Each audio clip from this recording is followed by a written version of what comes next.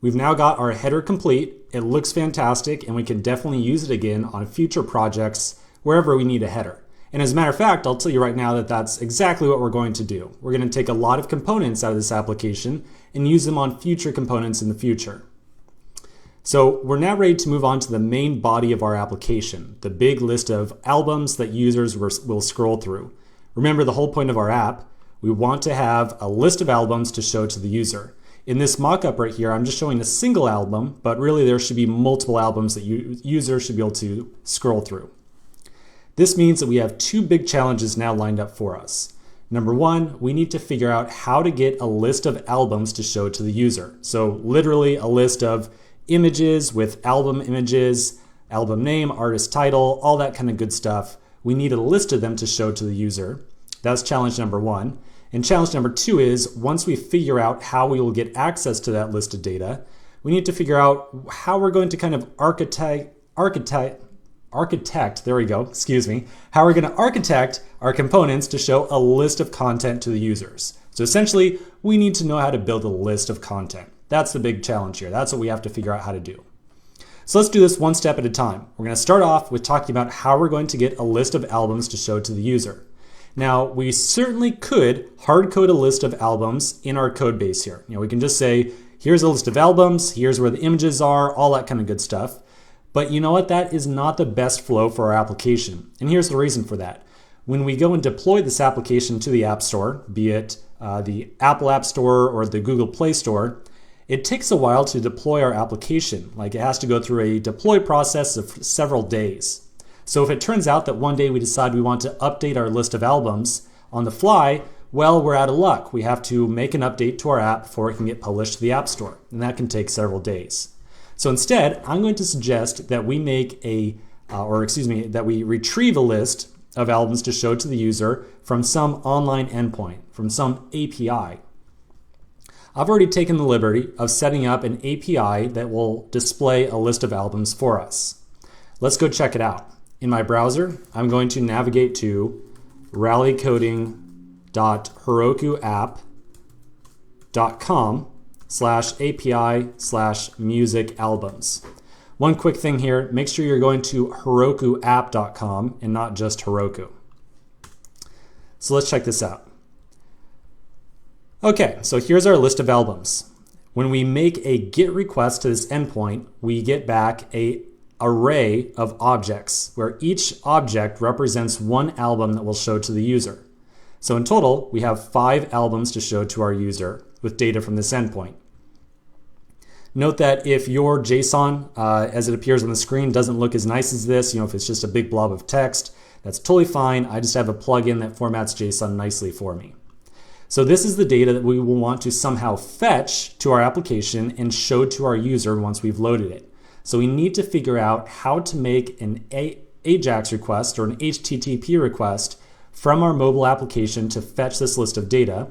And then more critically, once we have the list of data or all these different albums, we need to figure out a way to build a list out of all these different albums, all these different objects right here. So that's our goal for step 2. Once we fetch this data, we need to build a list of albums. Let's do a quick discussion about how we might design some components to do this. I'm going to suggest that we make 2 separate components to show this list of albums to our user. First, we'll make a single component called an album list. The purpose of album list will be to fetch the list of data, or fetch the list of albums, and then once it has been fetched, it will render several album detail components. So we'll have an album list and an album detail. The purpose of album detail right here is just to show a single card to our user. The thing that has the album name, the image, and the Buy Now button at the bottom. So album detail is about just showing a single album, whereas album list is about fetching that list of data and then rendering multiple album details.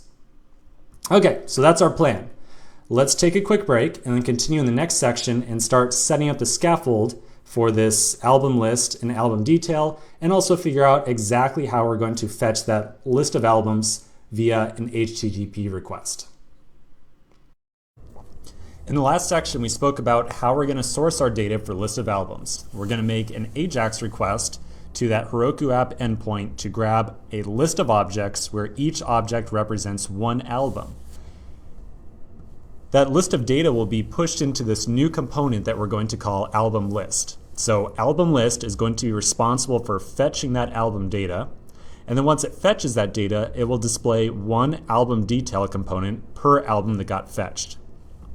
The album list will be a child of the app component, and the app component also right now is showing the header component as well. So I hope this is starting to give you a little bit better sense of how we start to nest and put views together, or excuse me, components, to form a larger, more complex application. So let's get started on our album list component. The first thing we're going to do is make this component. We're going to put some dummy text in there, and then we're going to make sure that it renders inside the app. After we put together some initial scaffold for the album list component, we're going to work on fetching our album data from that remote endpoint. So let's get to it. Inside of my project directory, I'm going to make a new file to house my album list component. Remember, one file, one component. So in my components directory, I'll make a new file called albumlist.js. Take note here that I'm using capitals for album and list. I made a little bit of a mistake in the past when I used a lowercase header here. So moving forward, we're going to have capital letters for all of our component names. If you want to go back and rename the header with the capital H, certainly go for it. I advocate that capitalization scheme, but I'm not going to take the time right now to go back and fix it up. So here's our album list. So inside of here, we'll put in some boilerplate and then just show it inside of our app component and call it good. So at the very top, we'll do the two imports for what we need with every component we place. First, we will import React from React. Then we will import, and I'm going to just assume right now that I'm going to want a view tag and a text tag from React Native. Next, we will create our actual component. So const album list, and this is going to return some amount of JSX. So for right now, I'm just going to return a view tag, and inside of this view tag, I'm going to place some text that just says album list. Just something to get us started. Finally, at the bottom of the file, I'll export this component that we just created. So export default album list. This right here, I'm going to refer to as our component boilerplate. It's something that we're going to be typing out again and again and again. I guarantee you are going to get this boilerplate down pat by the time you get through the end of this course, because we're going to make probably, I don't know, a dozen or two different components. So we're going to be writing this out a lot. All right, so here's our album list component. We now want to show it inside of the app component. So I'll save this file, and then we're going to flip back over to the file that has our app component, which for me is index.ios.js. If you are on Android or developing for Android, you will open up index.android.js. We will then import that component at the top. So we will import album list from, and then remember, because this is a component that we wrote, it's something that we authored, we are going to give the relative path to that file. So starting in the current directory, which I represent with a /, go into the source directory, go into components, and then get album list. So into source, components, album list. Because this is a JavaScript file ending in .js, I do not have to put on the file extension here. So I do not have to put on the .js. I can, but I don't have to. Okay, so here's our album list. We now want to show it within the app component. Here's a little trick about JSX, or maybe trick isn't the correct word. Maybe I need to say requirement. For any component that we create, we must return a single top-level JSX tag. So I can't just add in album list like so. This is not valid JSX because I'm trying to return two siblings at one time. This would be completely equivalent to returning something like, return 1 and then return 2. It doesn't work out. You're just going to try to return 1 and you're never going to reach return statement 2. That's more or less what is happening here with the JSX. So whenever I have multiple tags I want to return at the same time, I will instead wrap them with a single view tag. That means I will satisfy my requirement of returning a single top-level tag. So let's do that. Up at the top, at my import statement from React Native, I'm going to add in a view tag. And now I'm going to wrap my header and my album list with a single view tag. So I'll place a view, and then I'll close the view off, like so. Cool, so I'm returning one top level tag that contains two components inside of it. Like I said previously, view tags are without a doubt the Swiss Army knife of tags. We use them for all different types of utility, and over time you'll definitely get more used to, or at least more familiar with the different uses of the view tag. All right, let's test this out in our simulator just to make sure that we didn't make a typo or anything. I'll pop open my simulator, I'll refresh, and there's my album list text right here. Okay, so off to a great start. Let's continue in the next section and work on making an AJAX request from our album list component to fetch our list of items. We've now got a starting component put together for our album list, which means we now need to figure out somehow an album list to make an HTTP request to go and fetch our list of albums. To solve this problem, we're going to have to expand our knowledge of React in a pretty big way. So remember, the big challenge here is how to make an HTTP request with React. Up until this point, the components that we have made, we referred to as functional components. So all the components we made, we would refer to as functional components. That is, they are functions that return some amount of JSX to be displayed on the device. And so as we look at album list right here, it's a functional component. The only rule behind these is that they must return some amount of JSX. That's pretty much it. To handle fetching of data, we're going to have to use a second type of component, which is called a class-based component. So I'm now introducing a second type of component that we're going to be creating. Let's check out a diagram to look at some of the differences between functional components and class-based components. As I mentioned, we've been using functional components up to this point, and I've got an example one down here at the bottom. Functional components are great for introduction to React, but their functionality, so to speak, is a little bit limited. You can kind of view them as through an analogy of like a garden hose or a pipe.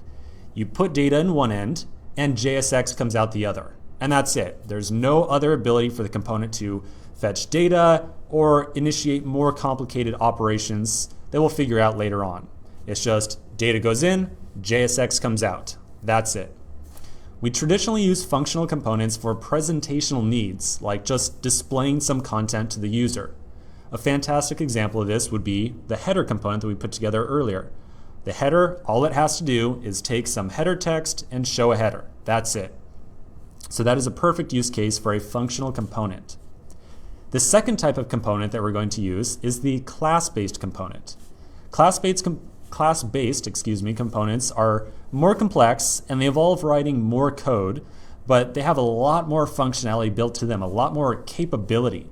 They can be used for fetching data, they're easier to use to write large components, and it's also easier to organize large amounts of code with them because we get a nice class type structure where we can add many helper methods in there.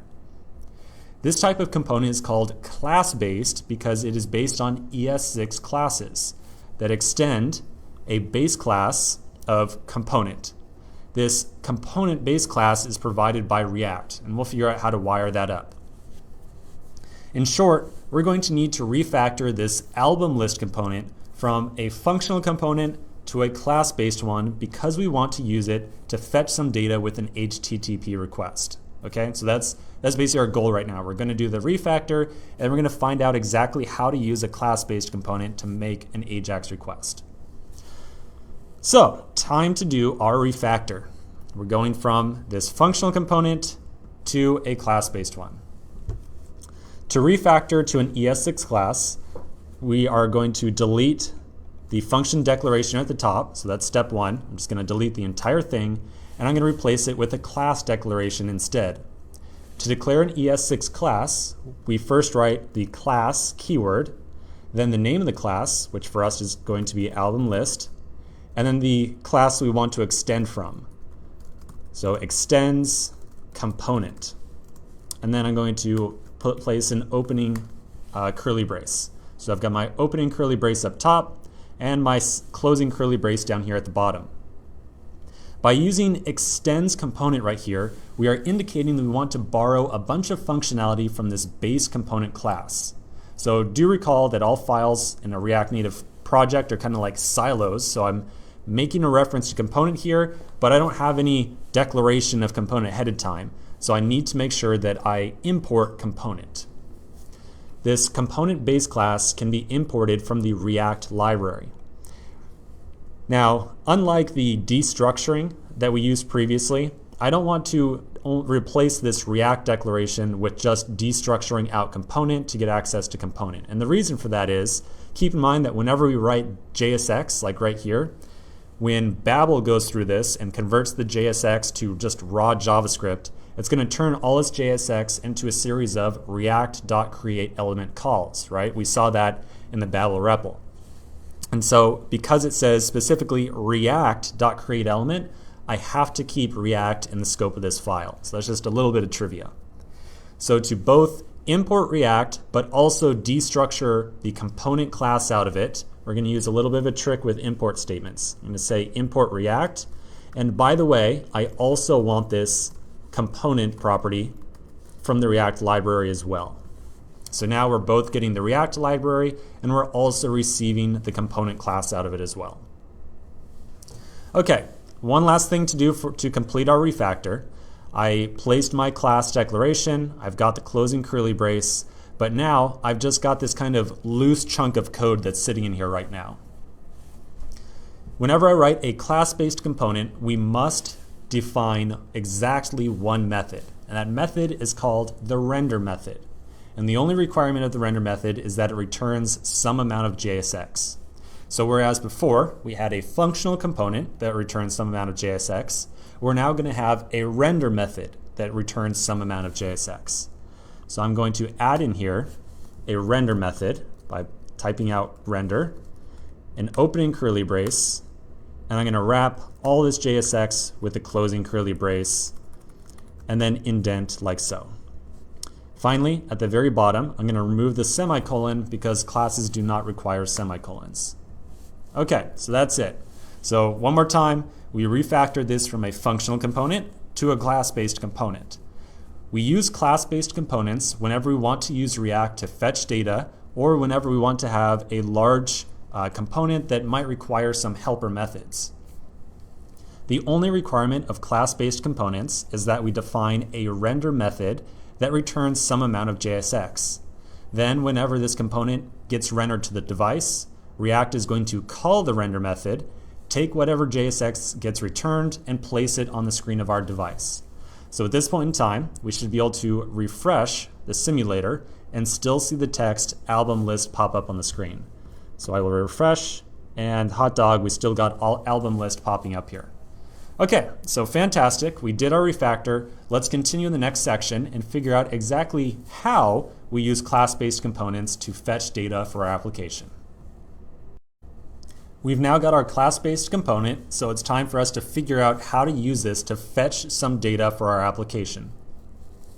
So the first question we must ask ourselves is, when exactly do we want to fetch some data from the API? Like when our program first boots up, when are we going to decide, hey, this is now the time for me to fetch some data from the API and get that list of albums?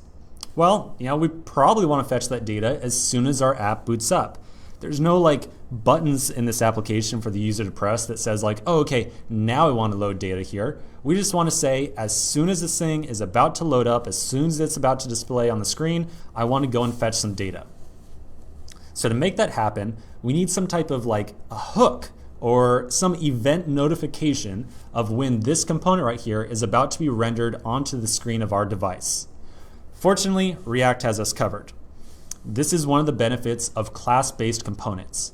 Class-based components have a unique advantage over functional components called lifecycle methods. So keyword term there, lifecycle methods.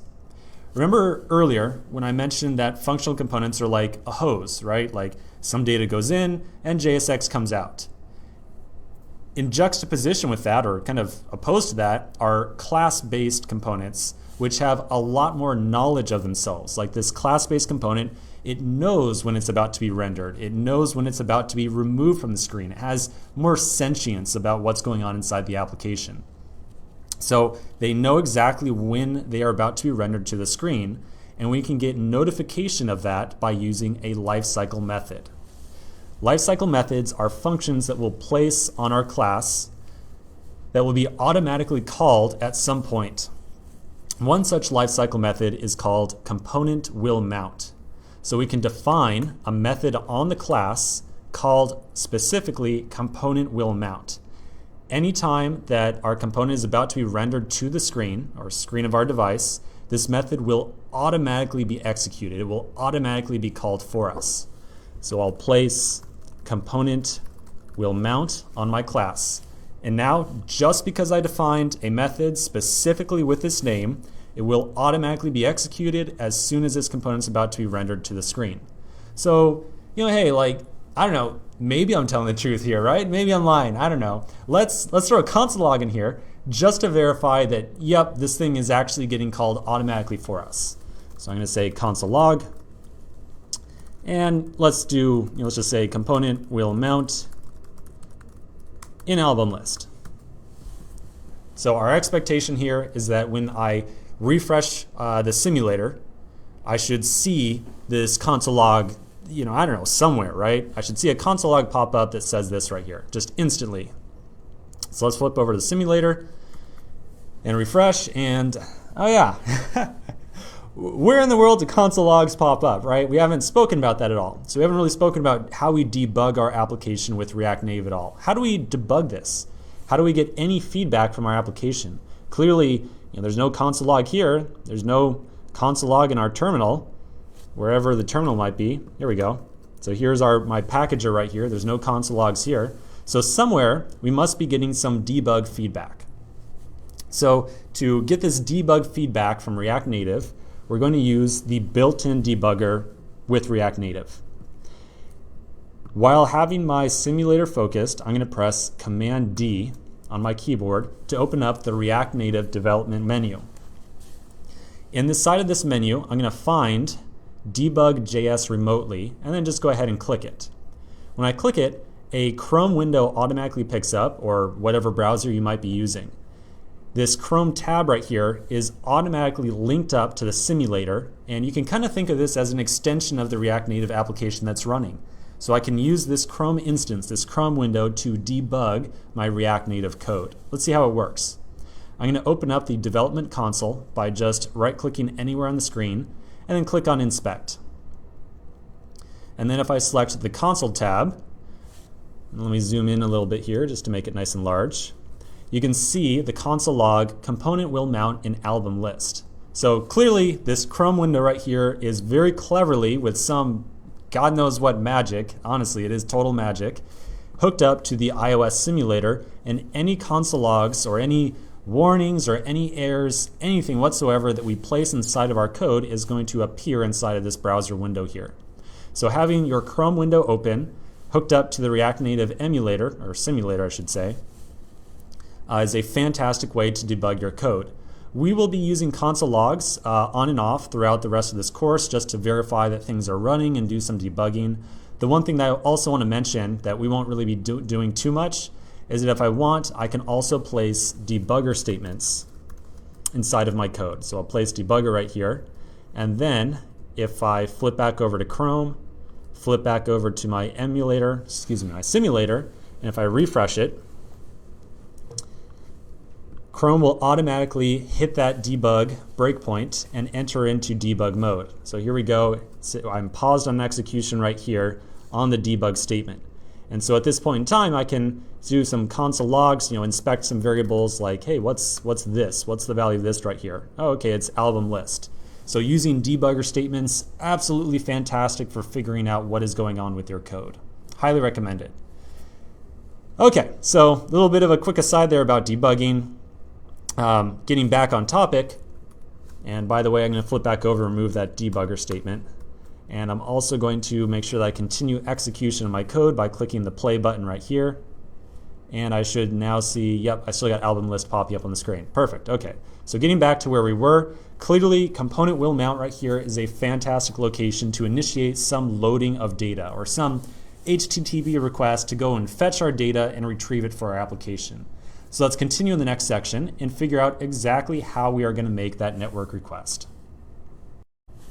We now have a class-based component which allows us access to lifecycle methods like component will mount.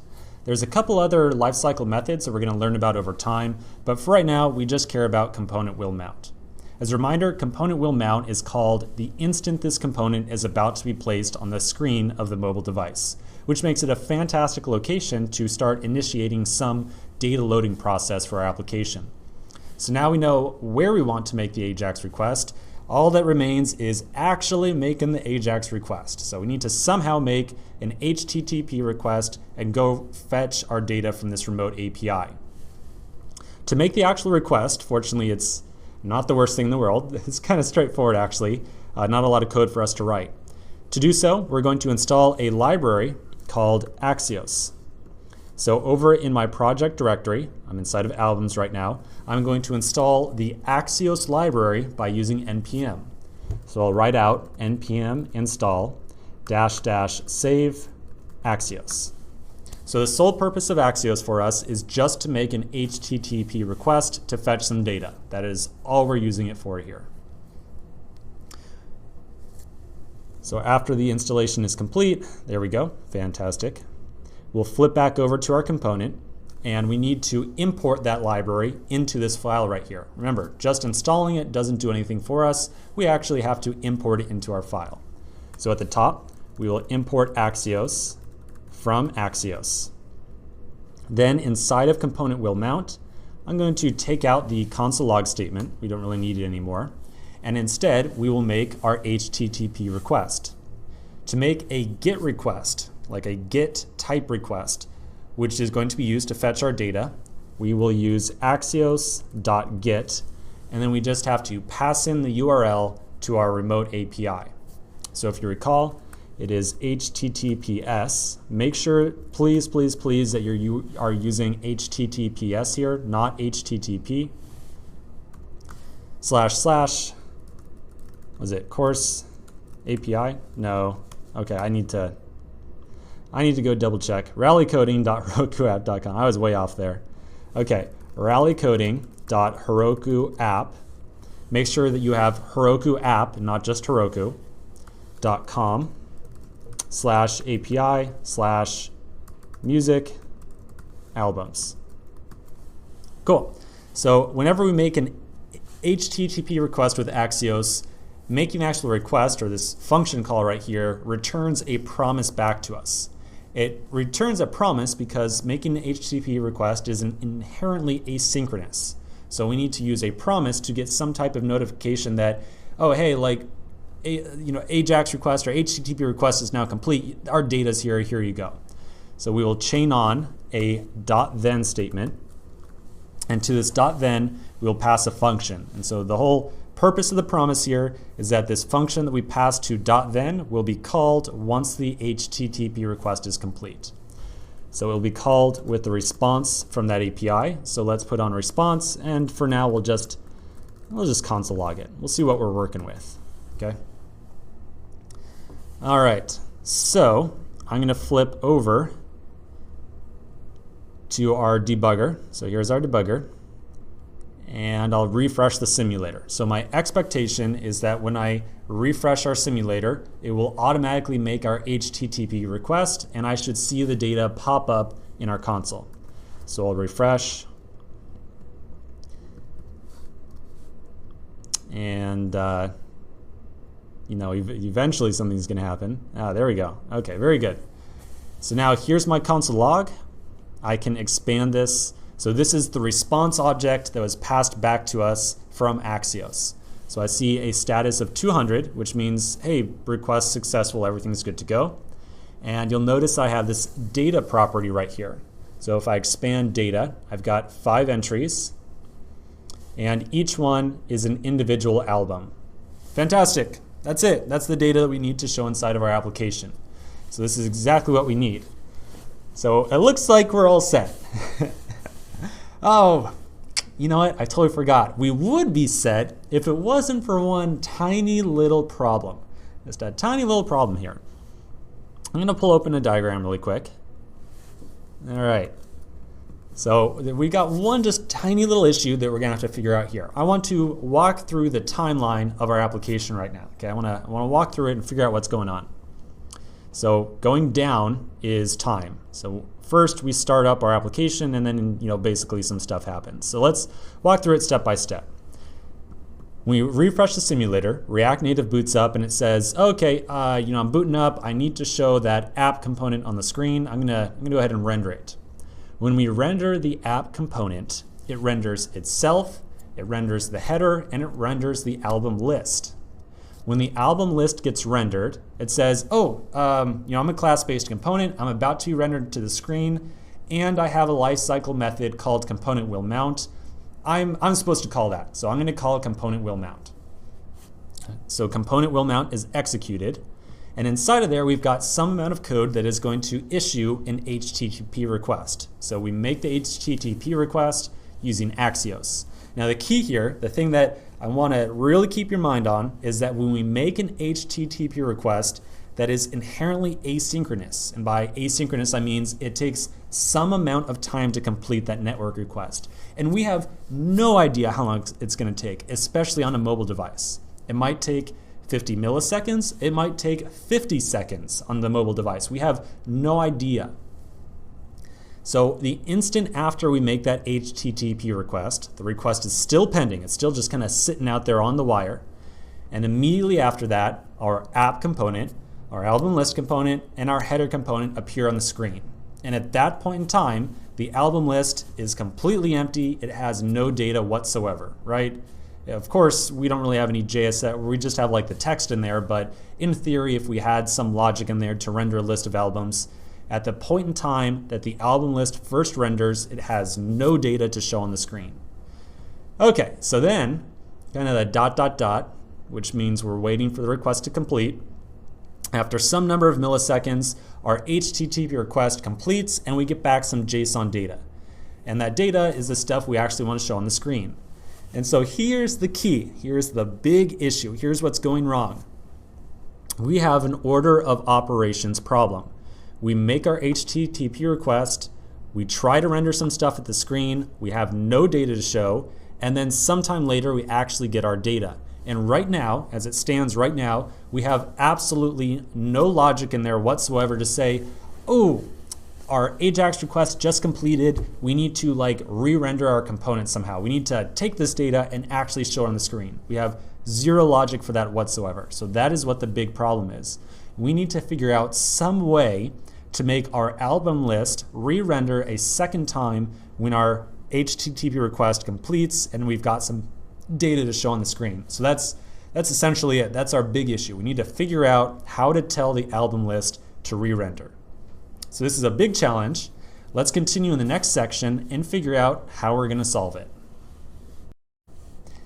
In the last section, we successfully fetched album data from our API, but we realized that there was a big fundamental flaw in the timeline of our app related to the order in which we fetch data and show content in the screen. By the time our data has been fetched, all of our components have already appeared on the screen, which is keeping us from having kind of any opportunity to show the data that we just fetched. So it's an order of operations problem. In this section, we'll figure out the best way for dealing with this issue. The technique we'll use to solve this timeline issue is called component state. State is how React handles changing the content that is shown on the screen. So let's look at a practical example of how this works. This diagram shows the two possible states of our album list component. It either has an empty list of albums, so we get no albums to show on the screen whatsoever, we haven't fetched our data yet, or we have some list of albums to show on the screen, so maybe like an array of objects where each album has like a name or something like that. The event that separates these two different states is fetching our data. So we either have data or we do not. In theory, when we have not fetched our data, we have kind of like an empty state or a lack of any albums. So this is just a little bit of the theory behind the term state. So let's pivot a little bit now and talk about how state works with React. With React components, we'll have the same type of migration of state. We will have this kind of empty list of albums, and we will have a full list of albums, two different possible states that our component will be in. In React, anytime that we change the state of our component will automatically re-render itself to the mobile device's screen, which is exactly the behavior we are looking for. So we are going to, in this section, walk through the process of enabling what is called component level state inside of our album list component. And the goal here is that we're going to use component level state to tell our component, hey, I just fetched a list of albums. Here they are. You need to re-render yourself with this new list of data. Okay, so fixing up our component, it's going to take 3 steps, exactly 3. First, we are going to set some default or initial state for our component. Second, when we fetch our data, we are going to tell our component state to update. And finally, we will make sure that our component makes use of the state. So it actually says like, oh, I've got this kind of state thing. I'm going to tweak my render method to make sure that I consume or make use of that state.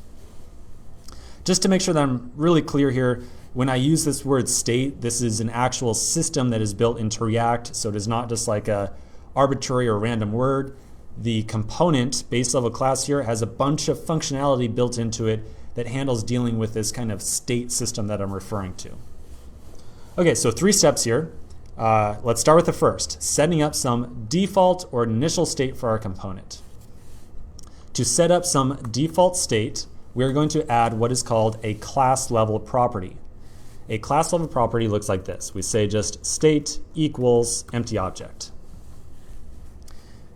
In the past, well, let me take a quick aside here and say that this state declaration I just added with React has gone through a lot of different iterations on exactly how you declare state or initialize it. So you might be used to seeing other tutorials where it uses the constructor or other tutorials where it uses a method called getInitialState. They're all doing essentially the same thing. They're just saying, hey, this component, when it gets created, has some initial empty state or some like initial base state.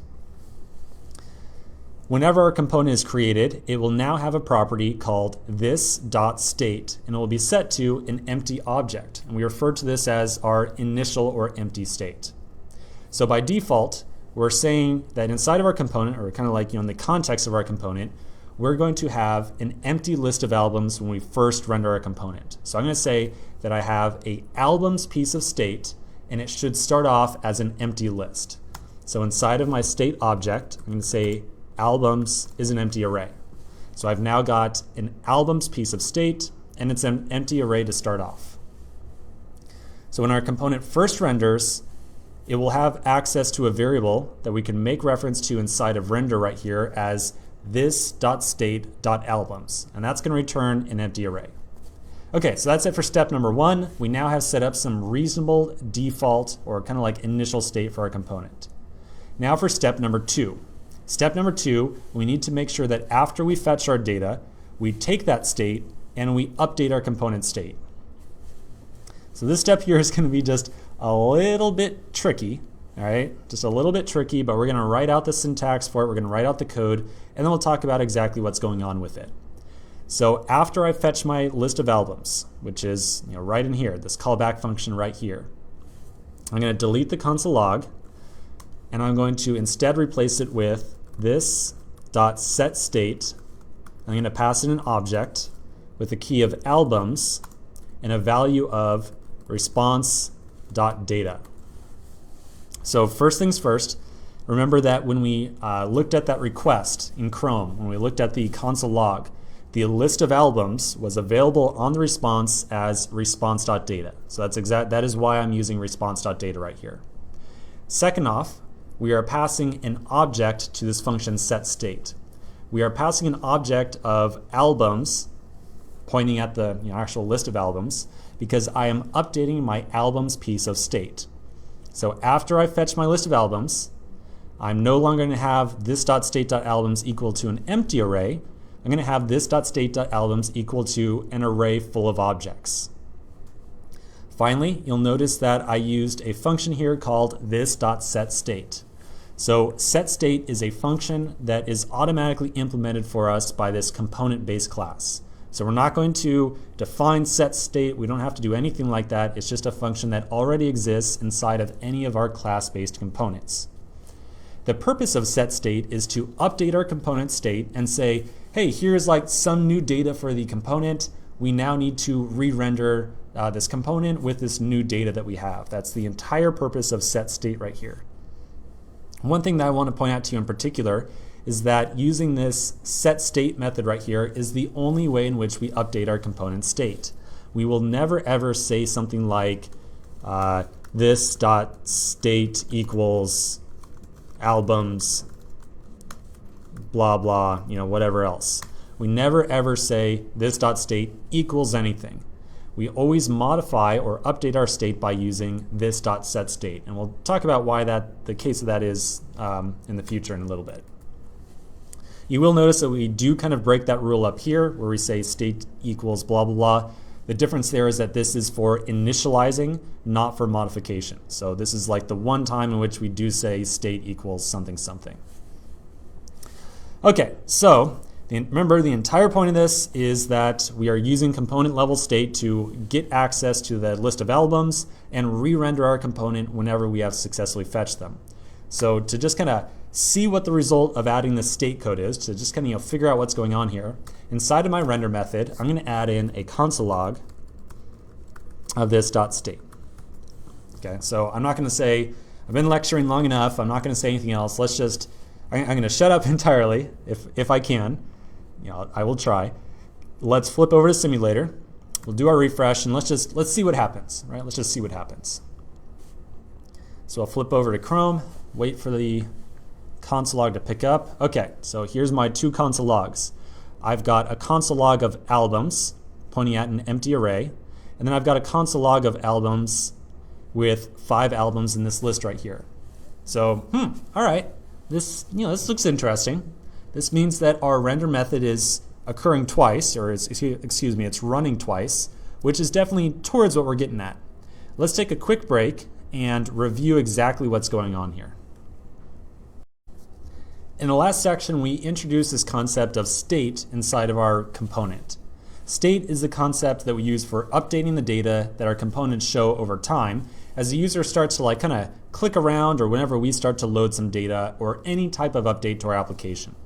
At this point, we've had a little bit of a discussion about state and written some code around it. In this section, I want to expand more on the idea of state and exactly how our component is now working now that we've introduced state. So let's pull up a diagram.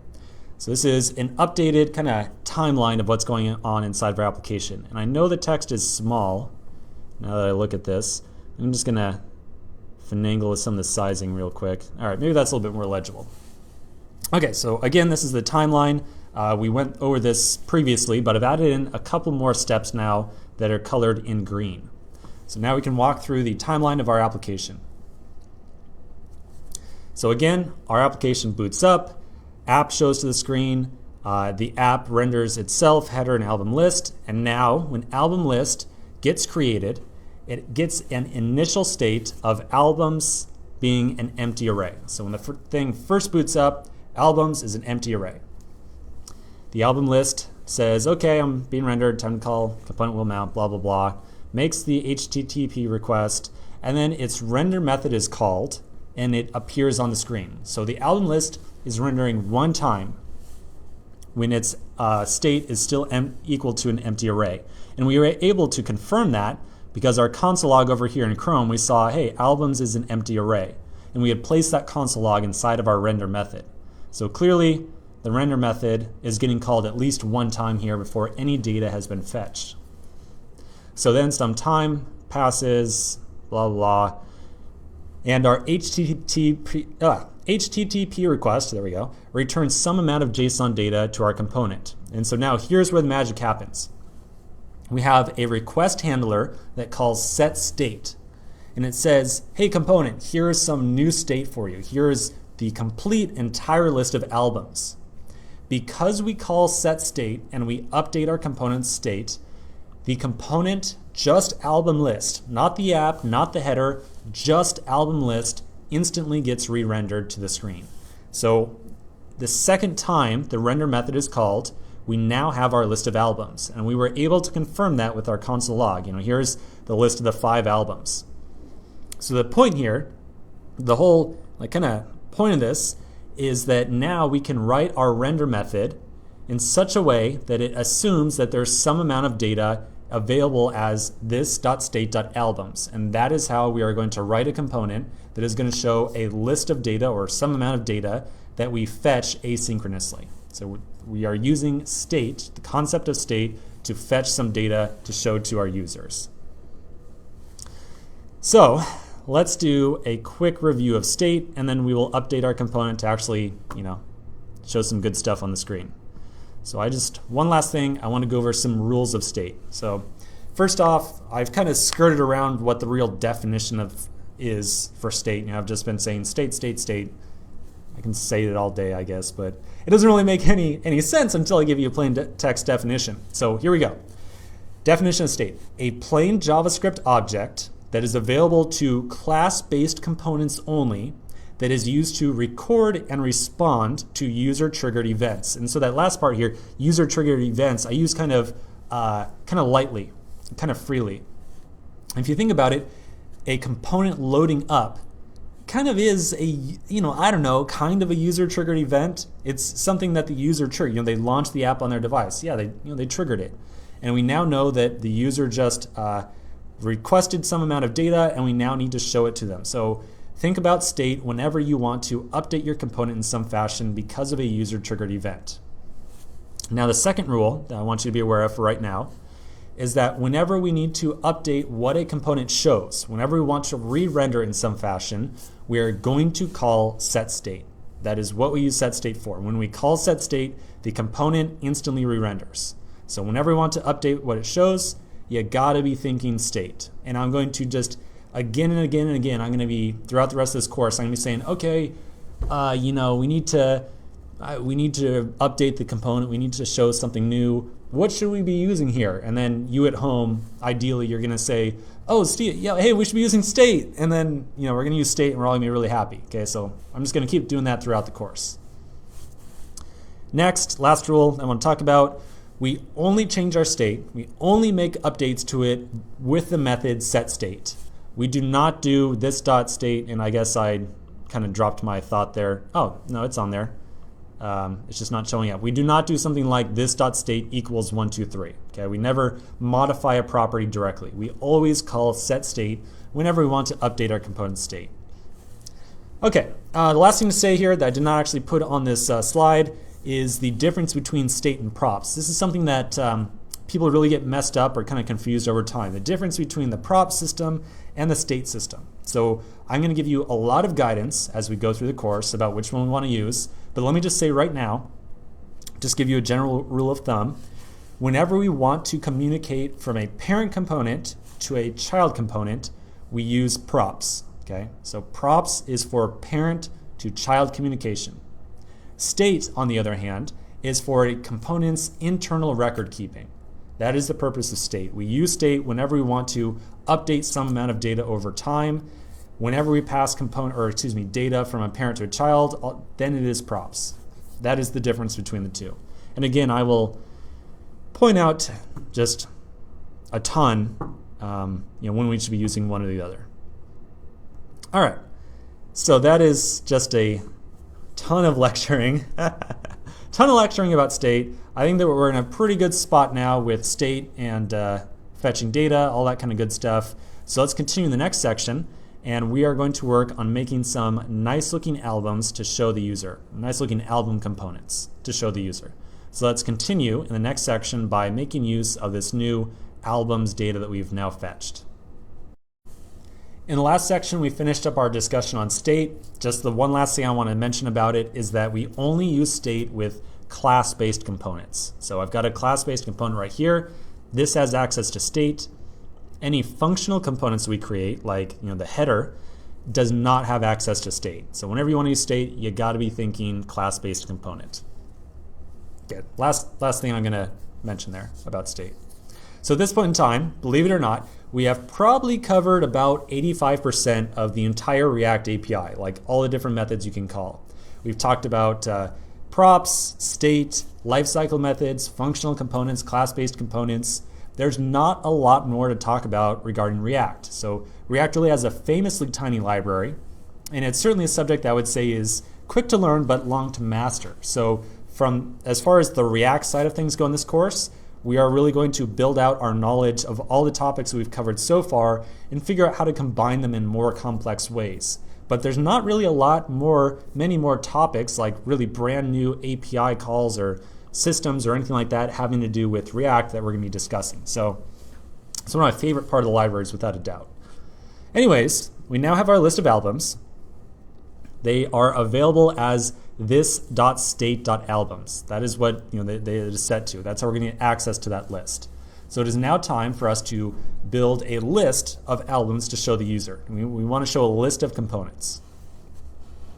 In particular, because we loaded up 5 different albums, we should now have 5 different album detail components. Remember, we said that the album detail component was going to be the component that would show just a single album.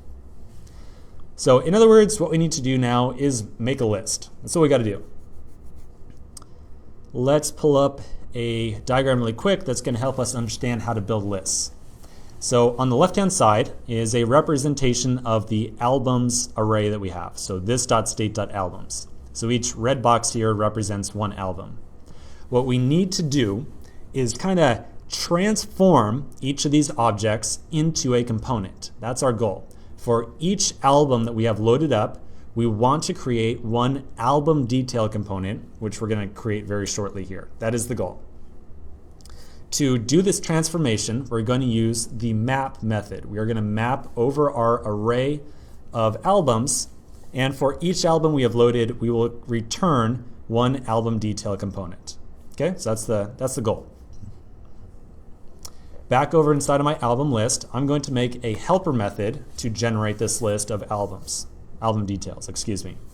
So I'm going to add a method in here called render albums.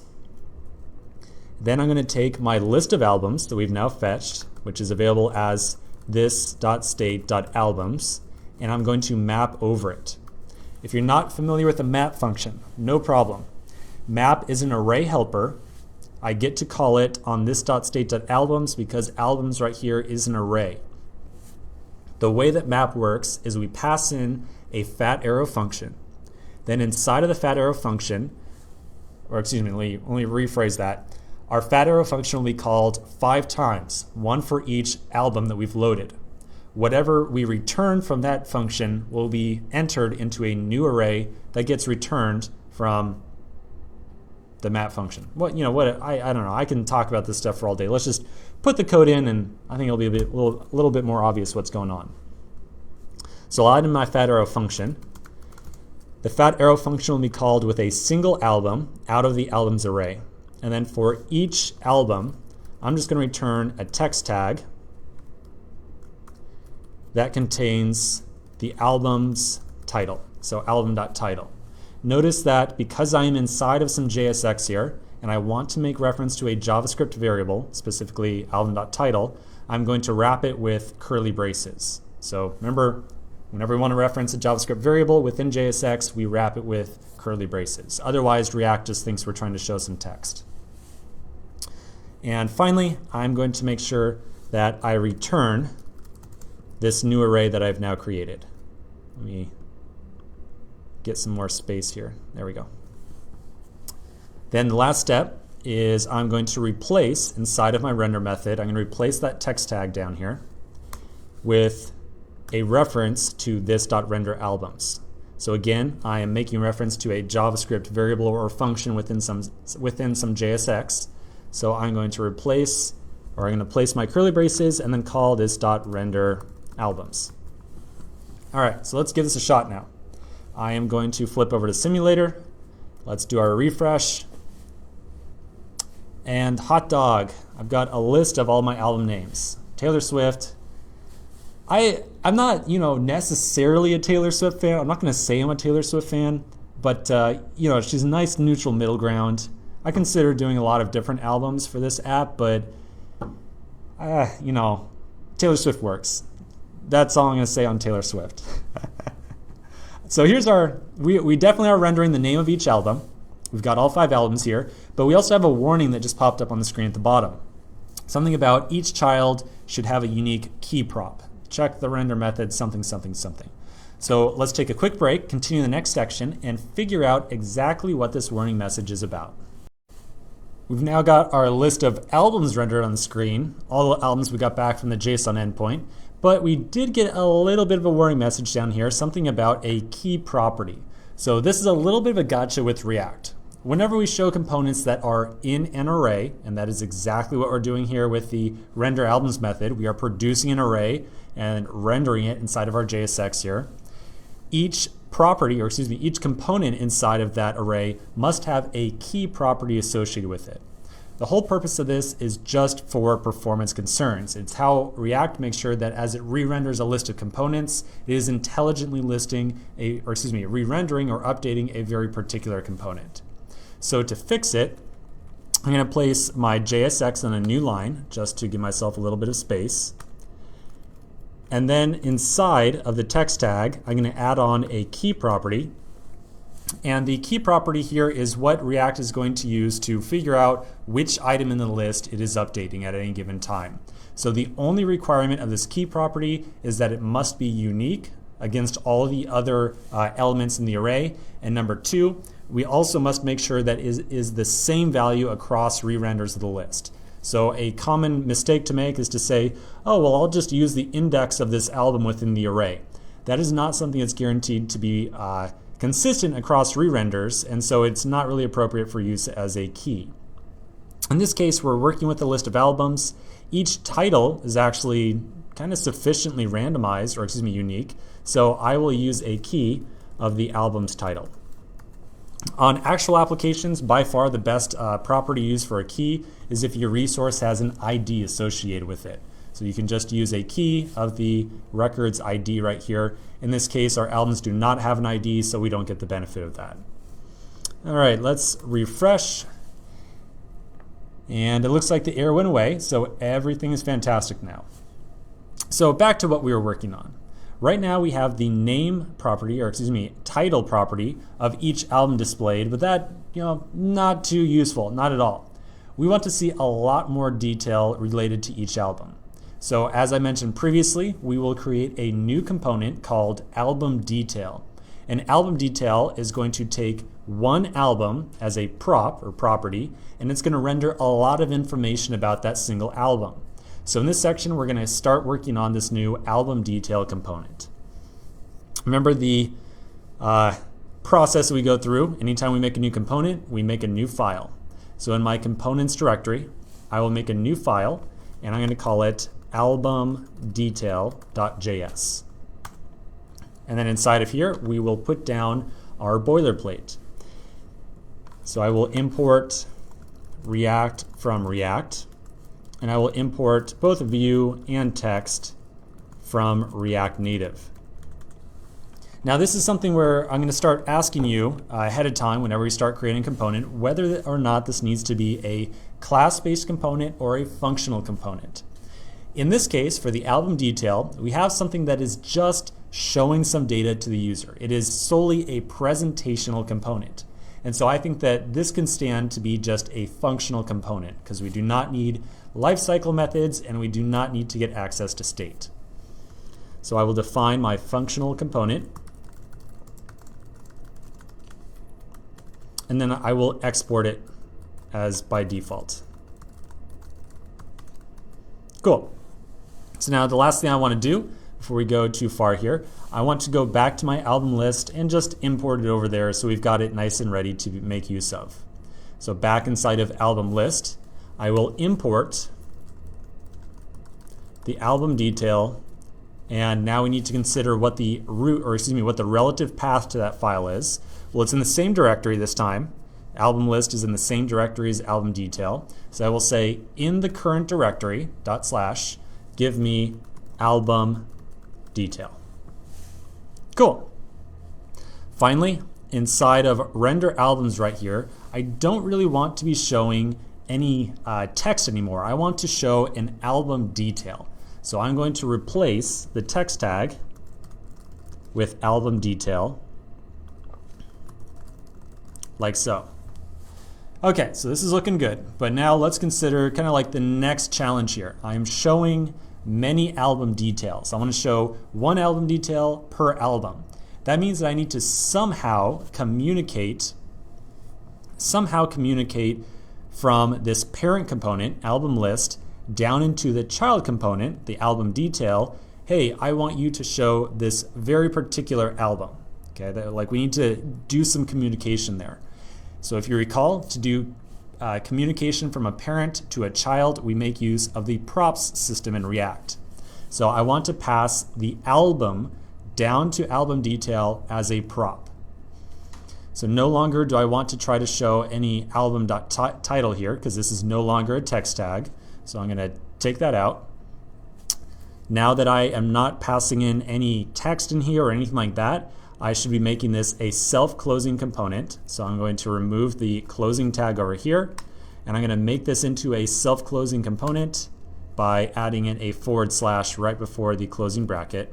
Finally, I need to pass down this album as a prop to album detail. Okay, I need to pass it down as a prop. So whenever I want to pass a prop, I will write out the name of the prop equals, and then inside of braces, I will list the variable that I want to pass down to the child. So album is album. Now inside of the album detail, I will have a prop of props.album, and that will be equal to my album. One thing I want to point out in great detail here, I'm going to point out several times, is that the name of the props, very much like the name of the state that we were working with earlier, is completely arbitrary. I do not have to call this thing right here, I do not have to call this album just because the variable is also called album. There is absolutely no tie between the property name and the variable. So this, instead of album, I could call it like record. And now inside of album detail, I would refer to props.record. Or it can be it could be like data. I don't know, anything we want. So just to make sure that it's really clear, the name of the variable up here does not have to match the name of the prop. It just ever so happens that with a lot of the code that I write, they generally end up as being the same. Cool, so this is looking pretty darn good. I think that in this component, album list, we are no longer making use of the text tag anymore up top. So I'm going to remove that text tag just to keep our imports nice and clean, make sure we're not importing anything that we don't need. Then, just to make sure that everything works a-okay, I'm going to flip back over to the album detail, and let's consume that prop that we just added. Okay, let's make sure that we're actually making use of that album. So inside of my album detail component, I'm going to return some amount of JSX. I'm going to suggest we return a view tag, and inside of that, I'll show some text. So I want to show, again, just to keep the implementation we had before without the album detail equal to what it is now with the album detail. I want to show just the name or the title of the album. So I need to receive the prop that we passed down from album list inside of album detail. So I'm going to receive my props object. On that props object, I will have access to props.album.title. And remember, it is specifically album that I'm making reference to here, because inside of album list, when I rendered the album detail, I said, hey, pass down this thing as a prop called album. All right. So this is looking pretty good. The only warning we have here, again, is because I'm returning some amount of JSX, or all I'm doing out of this fat arrow function is returning something. So it's saying, hey, if you're just returning something, don't use the curly braces with the return keyword. Again, purely stylistic. We are going to add in some other code inside of here in the future section. So for right now, I'm just going to kind of leave it as it is. Let's refresh our simulator and make sure everything is still working. So I'll refresh the simulator. And yep, we still got our list of albums appearing on the screen. So this looks perfect. We have now refactored our text tag inside of the album list to instead use this album detail component. let's continue the next section and focus on making this album detail look a lot better than how it already looks. In the last section, we created our album detail component. And the purpose of this thing is to show a nice looking summary of a single album. Something like, I don't know, that right there, exactly. So the album name, the artist name, some artwork cover image thing, and then the buy now button at the bottom. So this is the intent. This is what we're going towards. So before we get started on this, I want to kind of come up with a game plan on exactly how we're going to design and build this component right here. There's two different and distinct methodologies that we can take for building this. First, we might make a single kind of mega component, something that's going to, in one component, render this entire card right here. So we might end up with some JSX that looks like this right here on the right hand side. We'll have this kind of top level view for the overall card, like the border that really goes along the outside. And then we'll have 3 blocks inside of that, one for each section inside the card. And the purpose of like this view and right here that's going to contain the image and 2 text things, the purpose of this view right here will have some nice styling to make sure there's kind of like margin between the text and some nice like border here at the bottom between the image and the header. And this view, same thing, will have like a nice border and blah blah blah, nice border on there. So we'll have one single mega component that has all these different things to it, and most importantly, has all the styling associated with the overall card inside of this single component. Okay, so that is approach number 1. That is one direction we can go. Now, an alternative layout that we can take, something that's just a little bit different, and I know this looks nearly identical, but there is a very subtle difference. One different approach we can take is to make 2 reusable components that we will use inside of the album detail. So the 2 reusable components that we'll make are the card component and the card item component, or card section. That might be a reasonable name as well. The purpose of the card and card section components will be to just have some amount of, or just a component that will have some amount of built-in styling. So we will have styling that has the nice border that goes along the outside. It will have some nice margin to fit the content inside of it. And basically, you get the idea. It's going to have some nice styling that we are not going to locate inside of the album detail component that we've already created. Now, why might we do this? Why might we take this approach? Well, pretty much for what I just said.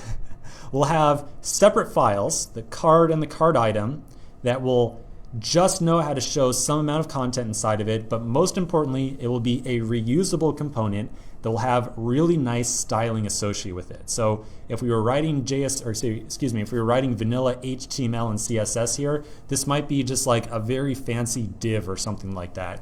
That we can swap out different detail in the future, like different image, different button, and still have a nice like card thing that looks really good. So I think that is the direction that we want to go. I want to make a card component and a card item, or we might call it card section, that will both be reusable, and all they're going to do, there's not going to be any fancy logic inside them, anything like that. The only purpose of the card and the card item is to have some nice styling associated with putting this card together here. So if this sounds a little bit strange, like, Stephen, why are we making these extra components? What is the point of this? Trust me, once we start putting the styling together, once you see the amount of styling it takes to get something that looks good, you're going to say, okay, yep, the good idea. Like, making this reusable is a fantastic idea, so we don't have to rewrite all these styling rules again in the future. That is the whole idea here. I want to just save out on the amount of styling we have to write.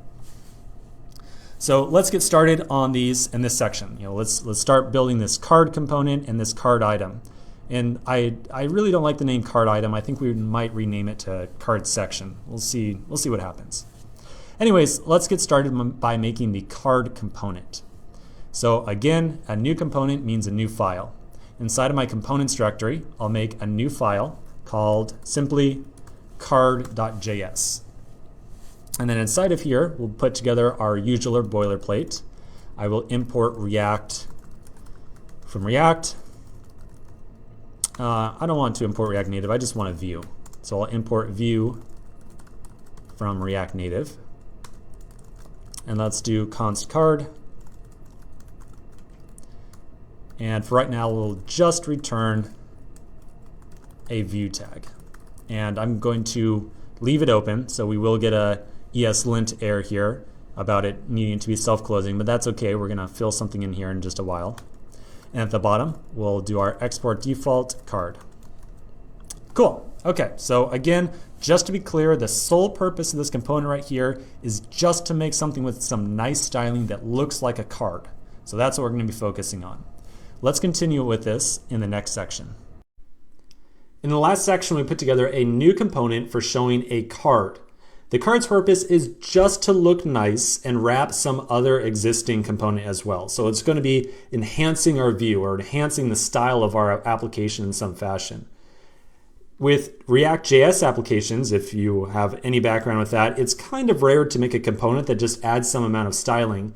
But in React Native, because we want to have some reuse of style throughout our code base, and we don't have the benefit of separate CSS files, it's a little bit more common to make standalone components whose sole purpose is to add some styling into the application. Okay, so let's add in some styling here. There we go.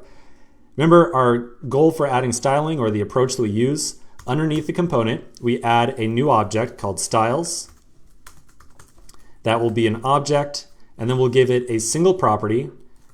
And in this case, I'm going to call it container style. Now I'm going to call this specifically container style because it's going to be some styling that we're adding to this view tag right here.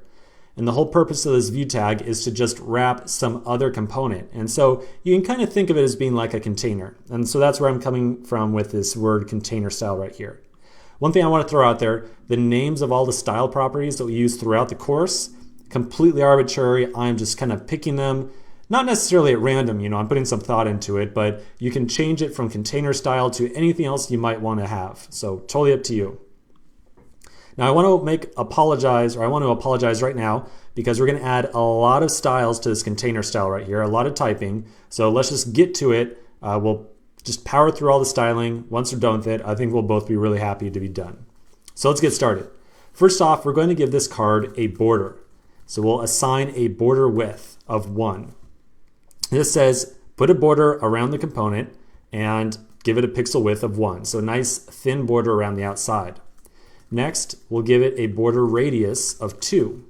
A border radius says at any corners of my component, round them off nicely. So give it just kind of rounded corners, excuse me.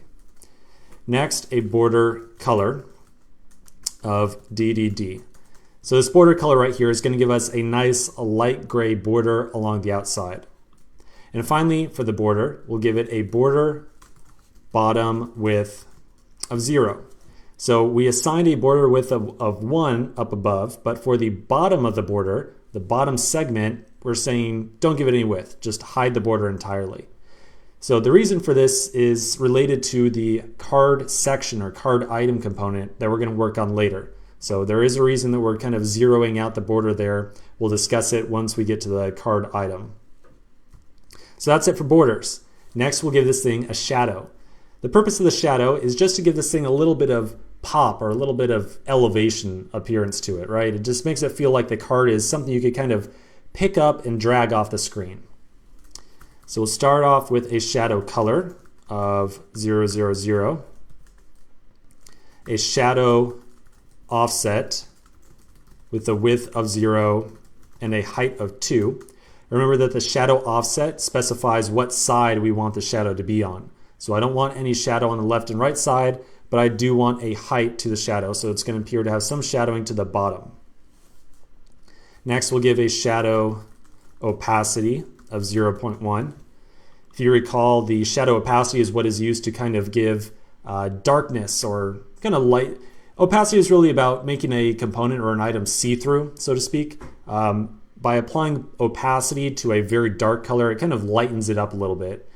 We can go anywhere from 0 to 1 with the opacity. Giving a 0.1 gives it just kind of very nice light gray color to it. Next, for the shadow radius, we'll give a 2, so 2 pixels for the radius. A shadow radius right here is just like the border radius. So at the corners of the shadow, it'll round them off nicely. And this is really important because it's going to map up nicely with the border radius as well. If we had a border radius of 2, but then the shadow was like, had square edges or square corners, it would just look really goofy. And so that's why we're assigning a shadow radius here as well. Next is the elevation. We'll talk about why we have elevation later on. And then we'll give some margin. So a margin left of 5, a margin right of 5, and a margin top, of 10.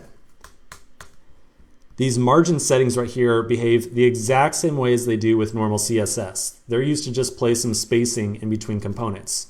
So a margin left and a margin right says, hey, give me some spacing against the left and right hand sides of the device, the actual screen.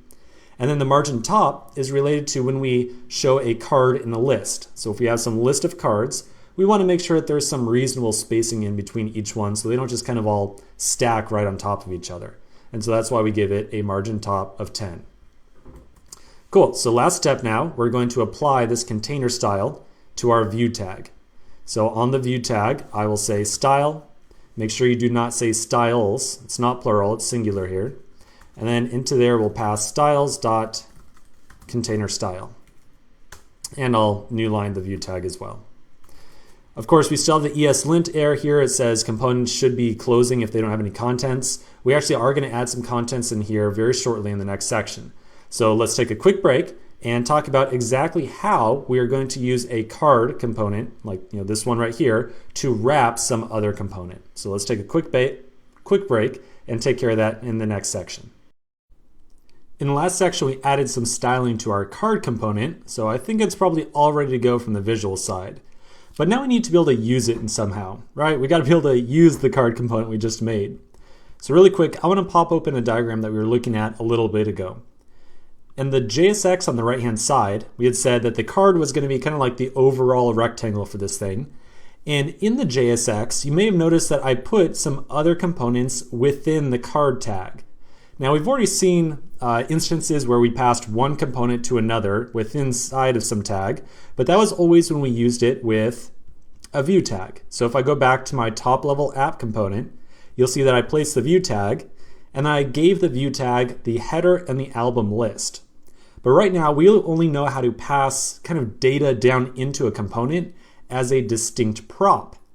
So we need to figure out some other different fashion to pass components around, so that one component can render another, much in the same way that the view tag renders the header and the album list. So it's kind of hard to give you a really nice lead-in into exactly how this works, so we're going to kind of just dive right in and I'm going to show you exactly how to do this. First, I'm going to find the component that I want to wrap with the card component, and so that's going to be our album detail. So inside the album detail, I'm going to import card from card.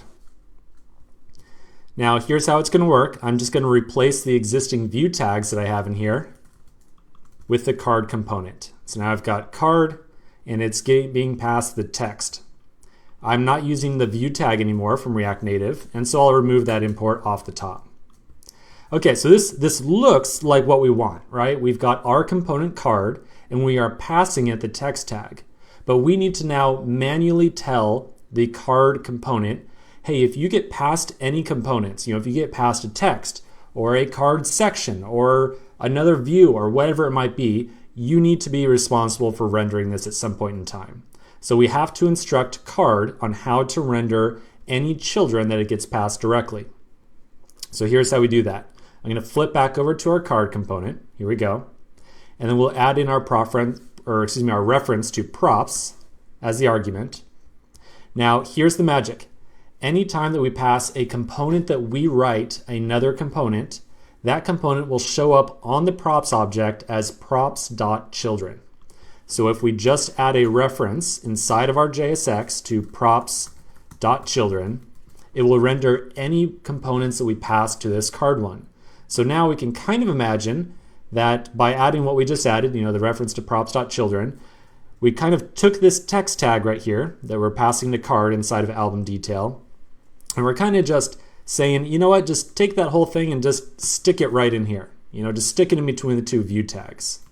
That's exactly what's going on by just adding this reference to props.children. Okay, so I think that we're now in a good spot to give this a good test inside the simulator. Let's pop open the simulator. We'll do our refresh. We're going to do a little bit of a reload. And there we go. All right. So we've got what looks like, all right, it's not super pretty just yet, but we definitely have the card component in there. We've got a nice outline on the top and a shadow on the bottom, and it appears that there is some margin on the left and right hand side. So you see that's the 5 picks that we add on either side. And then in between each card is the 10 of spacing. So the cards do not exactly butt up against each other. There's some kind of space there. You'll also notice we reclaim the space at the top for the shadow on the header. That was actually getting obstructed before with what we had previously. Okay, so this is looking pretty good. Our card component is now in use. Let's continue in the next section.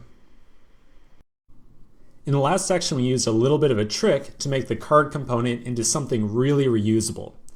First, inside of our album detail component, so here's our album detail, we passed the text tag as a component to the card component that we wrote. So we passed it inside of the card tag. Next, inside of the card component, we took our props object and then we added a reference to props.children inside of our JSX. Because we added props.children, our component that we added inside of album detail automatically showed what we passed to the card detail component. So I don't use the word component, I'm just throwing it around like candy over here, but I hope you get the idea. Basically, if we pass one component to another, it will show up in the parent as props.children. So we just have to provide a reference to props.children somewhere, and boom, we're good to go. Also, a little bit more importantly, we definitely got our card component up on the screen, so that is fantastic. We're going to move ahead now on to our next component, which will be the card item component. So the whole job of this thing is to make sure that we have some distinct sections within the card that make it, just look a little bit better than what we've got right now. Certainly if we have just text inside of this card item, I would at least expect it to be better formatted than what we've got right here. So that's the purpose of the card item. Again, I had mentioned a couple sections ago that we might rename this thing the card section. I don't know what it is, but I just feel like I'd be a little bit happier if I called this thing card section.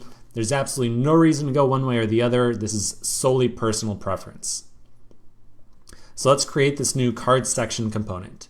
Inside of our components directory, I'll make a new file called cardsection.js. And then inside of here, we will throw in our boilerplate. So we'll import React from React. We'll import our view tag from React Native. And then we need to create our component. And again, we have to ask ourselves, as is our standard strategy right now, should this be a class-based or a functional component? So just like the card, this is solely something that is going to show some, basically a presentational component. It's just showing some information to the user. It doesn't need to have any lifecycle events or any data fetching, anything like that. It doesn't need access to state. So I think we're good to go with making this a functional component. So we'll make our card section component. By default, it will return a view tag. And at the bottom, we'll add our export statement. So there's our export statement at the bottom. Cool. So again, this is just like our card component. It is primarily going to be used for some styling. So again, we'll start off with adding some styling. We'll say const container style, const style. So here's our style object. And we'll add a container style to it. And again, inside of here, we'll pass in some styling. Definitely fewer rules this time around, so not quite as much typing, but definitely still a few. First off, we'll put on our border bottom width of 1. So if you recall, back inside of our card component, we specifically said, I want a border bottom width of 0. We turn the thing off. And the reason for that was that our card component is going to have a lot of these card sections. So if we had a card section inside of here, and we had both a border bottom on the card section and the card, we would be doubling up on the borders on the bottom. But still, we do have to have a border bottom on every card section to handle the case in which we've got, maybe a single card section up here. This thing definitely still needs to have a border on the bottom of it. So this whole border bottom thing is just to reconcile the issue between either a card or a card section having the border on the bottom. Next, we'll give it a padding of 5. This is just going to provide a little bit of spacing between whatever's inside the card section and the border around it. Next, a background color, and we're just going to be very specific about the color that we want, so FFF. And then we will add in some justify content rules, or I should say flexbox rules. So I don't want to talk too much exactly about the purpose of these particular 2 flexbox rules that we're using right now. We are going to come back a little bit later and talk about exactly why we are specifically specifying flex start and also an align, or excuse me, a flex direction of row. So again, we will come back and discuss why we are adding on this flex direction property here. Then we'll do a border color of DDD. And then I'm also going to give it a position of relative. And again, I'm sorry, one more property where we're just going to have to throw it on here, and we're going to come back and talk why we're adding on relative later on. Okay, so that's it for our styling this time around. Again, I encourage you to maybe pause the video really quick and just double check your spelling on all these property names. After that, we will add that style object to our view tag. So we'll say style should come from styles.container style. And you'll notice ESLint has very helpfully let me know that I made a little bit of a typo. I really want this object at the bottom to be styles, not just style. So I'll rename it to styles and we should be good to go. Cool. All right, so just like the last component we made, just like the card component, we also want this card section to contain some child components that we decide what they are on the fly, right? For the header, I want it to be an image and some text. Inside of the center section, I want to have an image. And at the bottom, I want to pass it a button of sorts. So again, we need to use that props.children reference inside of this component. So the cards.section component will add on a reference to the props argument. And then inside of the view tag, we will place props.children. Awesome. Okay, so let's give this thing a shot. To make use of the card section, we will go over to album detail. So the thought process here is that inside of album detail, we've got our card element, and we're going to give it a couple of different card sections as well. So we can add in immediately a card section to house the text that we've got right here. So we will import card section from card section. And then we will wrap our existing text tag with the card section component. So card section is going to wrap our text tag, like so. And I think that we're definitely at a good place to give a little test for our simulator. So let's flip over to the simulator. I'll refresh it. And all right, this is definitely a little bit of an improvement here. We have some definite padding around each element.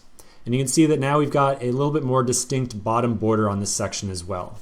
If we wanted to, just for fun, I might copy and paste this card section to duplicate it. So I'll just duplicate this thing, and let's see how it looks when we have multiple card sections.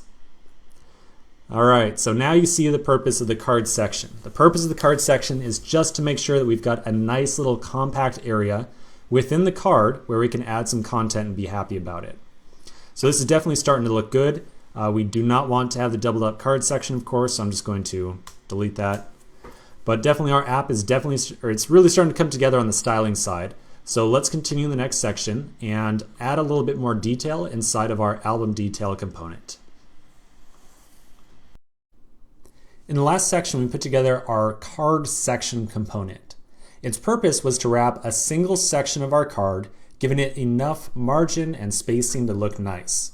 Now that we've got all the infrastructure we need, we can focus on building up each part of the card inside of album detail. So the header with the album info, the section with the image, and the Buy Now button at the bottom.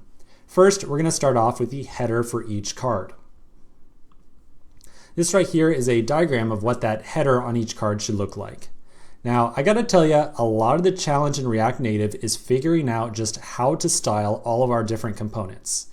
I found styling for web to be a lot easier, personally, just my own personal thought. Whereas with React Native, you have to spend a little bit more time planning out how you'll construct each component. And so that's exactly what we're going to do right now. We're going to plan exactly how we will build this header. So underneath the header is the JSX that we'll probably more or less end up using. This is kind of the bare minimum of what we want. On the left-hand side, we're going to have the artist's image, or their little headshot.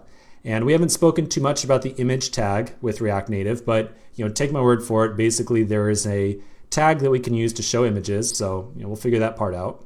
And then beneath it, we'll have one text tag for the album name, and then another one for the artist name as well. So this means that we have kind of a little bit of a layout issue here. We need to figure out how to tell the image tag to show itself on the left, and then the text tags to show itself to the right, but also those need to line up. So this is our big first layout challenge that we've come into. So we're going to spend a little bit of time to figure out the best way to get this layout right here. To solve our layout issues with React, the best tool that we have, and perhaps the only one I should say, is the Flexbox layout mechanism. We spent a little bit of time previously discussing Flexbox, but it was all in the context of figuring out how to get some content to center or line up a single item in a container. Flexbox is also used to lay out multiple items within a container as well, which is exactly what we need to do here.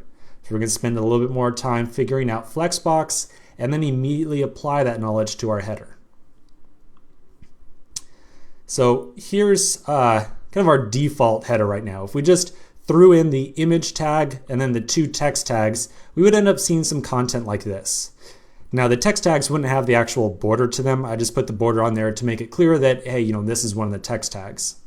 So with React Native, if we absolutely ignore styling and just toss tags into a container, they're all going to be placed on the upper left-hand side of the container and then line up vertically. That's how it works by default. Now we spoke about using Flexbox in the context of working with a single item previously, right? When we were talking about the actual header component, this one up here. But now we need to figure out how Flexbox works with multiple items as well. So all the properties we had previously discussed are still relevant. So we can still use justify content with flexend to move all these items to the bottom, or center to center it, whatever we might want to do.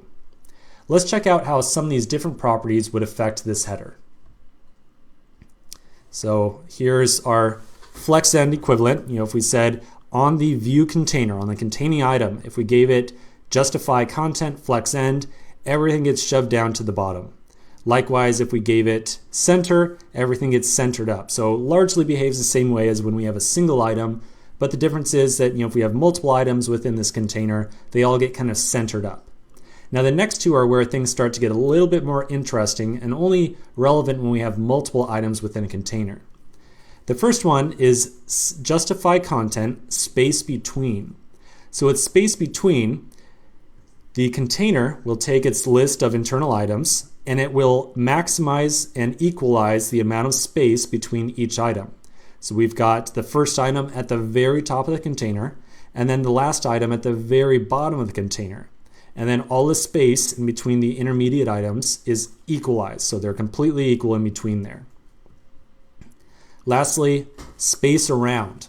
Space around is much like space between, but it also allocates item to the ahead of the very first item and after the very last item as well. So in theory, each of these white spaces in here, 1, 2, 3, and 4, should be completely equal whenever we're using space around. So as we've just seen, there's a lot of different rules available for justify content, and we'll certainly be using them, or a couple of them over time. But for right now, let's focus exactly on how to apply them to styling this header. Let's take a quick break and then come back and figure out how we will use justify content properties to style that header cell. So let's take a quick break and then figure that out. In the last section, we spoke a little bit more about justify content with Flexbox and what it does to some elements within a container. We spoke about flexend, center, space between, and then space around as well. So in this section, we're going to figure out how to actually apply these to our particular case, styling our header. So I'm going to go to the next slide here. So back on track, we're focusing on the header. We have our profile image on the left, which we still have to create these things, so don't worry, we'll get to that. And then we've also got some stacked content on the right-hand side, the 2 lines of text. So the interesting dynamic here is that we want to line up the 2 lines of text so they stack on top of each other, but both lines of text need to be next to the image. So as a solution, I'm going to suggest that we take the following approach. We'll wrap both the image and the text, the 2 text tags, with 2 separate views. So one view to wrap the image, and then one view to wrap the 2 text tags inside of here. Then we can use the justify content of flex start to get both these items to push up to the left-hand side of the container here. Just one quick issue though, Everything we've been discussing about justify content has mentioned that we use it for positioning elements in the vertical or up and down direction. So how are we going to use justify content right here to line up items on the left and right direction like I just suggested? And that's basically my lead in to one of the last confusing Flexbox items we need to discuss, the idea of flex direction. So first I want to very quickly remind you that back in one of the previous sections inside of our card section, we added on a property flex direction of row right here. So we've kind of already done the wire up for this, and now we're just kind of going back and discussing exactly why we did that. Okay, so flex direction property. So here's what flex direction does. The justify content rule can be used to apply to either vertical or horizontal layout, so either direction. The direction that it will apply to is determined by the flex direction rule. With React Native, the flex direction rule defaults to column. So by default, all of the justify content rules that we place all over the place apply to the vertical positioning of items. If we want to make it apply to the horizontal layout of items, however, we can change flex direction to row instead. When we change it to row, it then turns flex direction to spacing items in the horizontal direction. So this is exactly how we're going to solve our layout issue. So here's the plan. We're going to create 2 separate views for the header, like we previously discussed just a minute ago. One is going to wrap the image, and the second one is going to wrap the 2 text tags. Then on the card section, which we already created, we will give it the properties flex direction of row and justify content flex start. So flex direction row is going to say, hey, all of the items inside card section should lay themselves out going left to right instead of top to down, or top to bottom, excuse me. And then justify content of flex start will mean push those items all the way up to the start edge of the container, which will be the left-hand side in this case. So again, we have already gone ahead and added these 2 properties to our card section, so that is completely done. Everything should work as we expect because we added these 2 properties. One last thing, we also need to make sure that we know how to lay out our 2 lines of text vertically within the view. So that's one more little challenge we got to do. So we're going to also introduce the idea of a text container. So the text container is going to be just the view tag that we said we would use to wrap the 2 text tags. Then on the text container, we'll say that it should have a flex direction of column, so it should lay out its items top to bottom, and it should have a justify content of space around. And remember what space around does. It says lay out equal spacing between all of the elements within this container. So we have 2 text tags in here. We will take some equal amount of white space and allocate it between the top, the middle, and the bottom of those 2 text tags. So that's why we're going to use justify content of space around on that view container section. All right, so we've now spent a lot of time talking about Flexbox and how we're going to lay out this header. Again, Flexbox is really the one rule or the one great tool we have for doing layout with React Native. So it's very important that you have at least some reasonable idea of how Flexbox layout works. And that's why I wanted to have a little bit of an expanded lecture on it. So let's take all these rules, all these strategies that we've now looked at, and apply them to our header in the next section. We've now spent a lot of time discussing Flexbox, so it's time to apply this knowledge to our component. Recall that our goal that we established in the last section was to use a new view container, two of them in fact, that one is going to wrap the image to the left-hand side, and then another one is going to wrap the text to the right-hand side as well. So I call this text container. It is a view tag that is going to serve as a text container, just to be clear with the terminology there. That text container should have the rules flex direction column to make everything line up vertically, and also justify content of space around to make sure that we get equal spacing of our white space above the text tags, between them, and below as well. So let's get started with this. I'm in my album detail component right here, and here's the card section with our existing single text tag. So it is to this card section right here that we're going to want to add two new view tags. One for the image and then one for the the text as well. So we'll start off by importing view at the top from React Native, and then we'll also add in our two new view tags in here. So one that will eventually house the image that we still need to add, and then the second to wrap the two lines of text that we still need to place. So we've got the one existing text tag right here for our album title. We'll add in another text tag to show our artist name as well. If you recall the JSON data that we got back from our album, here it is right here, and I know it's kind of small, let me dial it up. There we go. So right now we're making use of the album title property. We also have access to the album artist property as well, and that's how we get the artist name. So inside of our component right here, if we reference props.album.artist, that will give the artist name inside of this text tag. So we'll say props.album.artist. And so now we would expect to have both our title of the album and the artist name in here as well.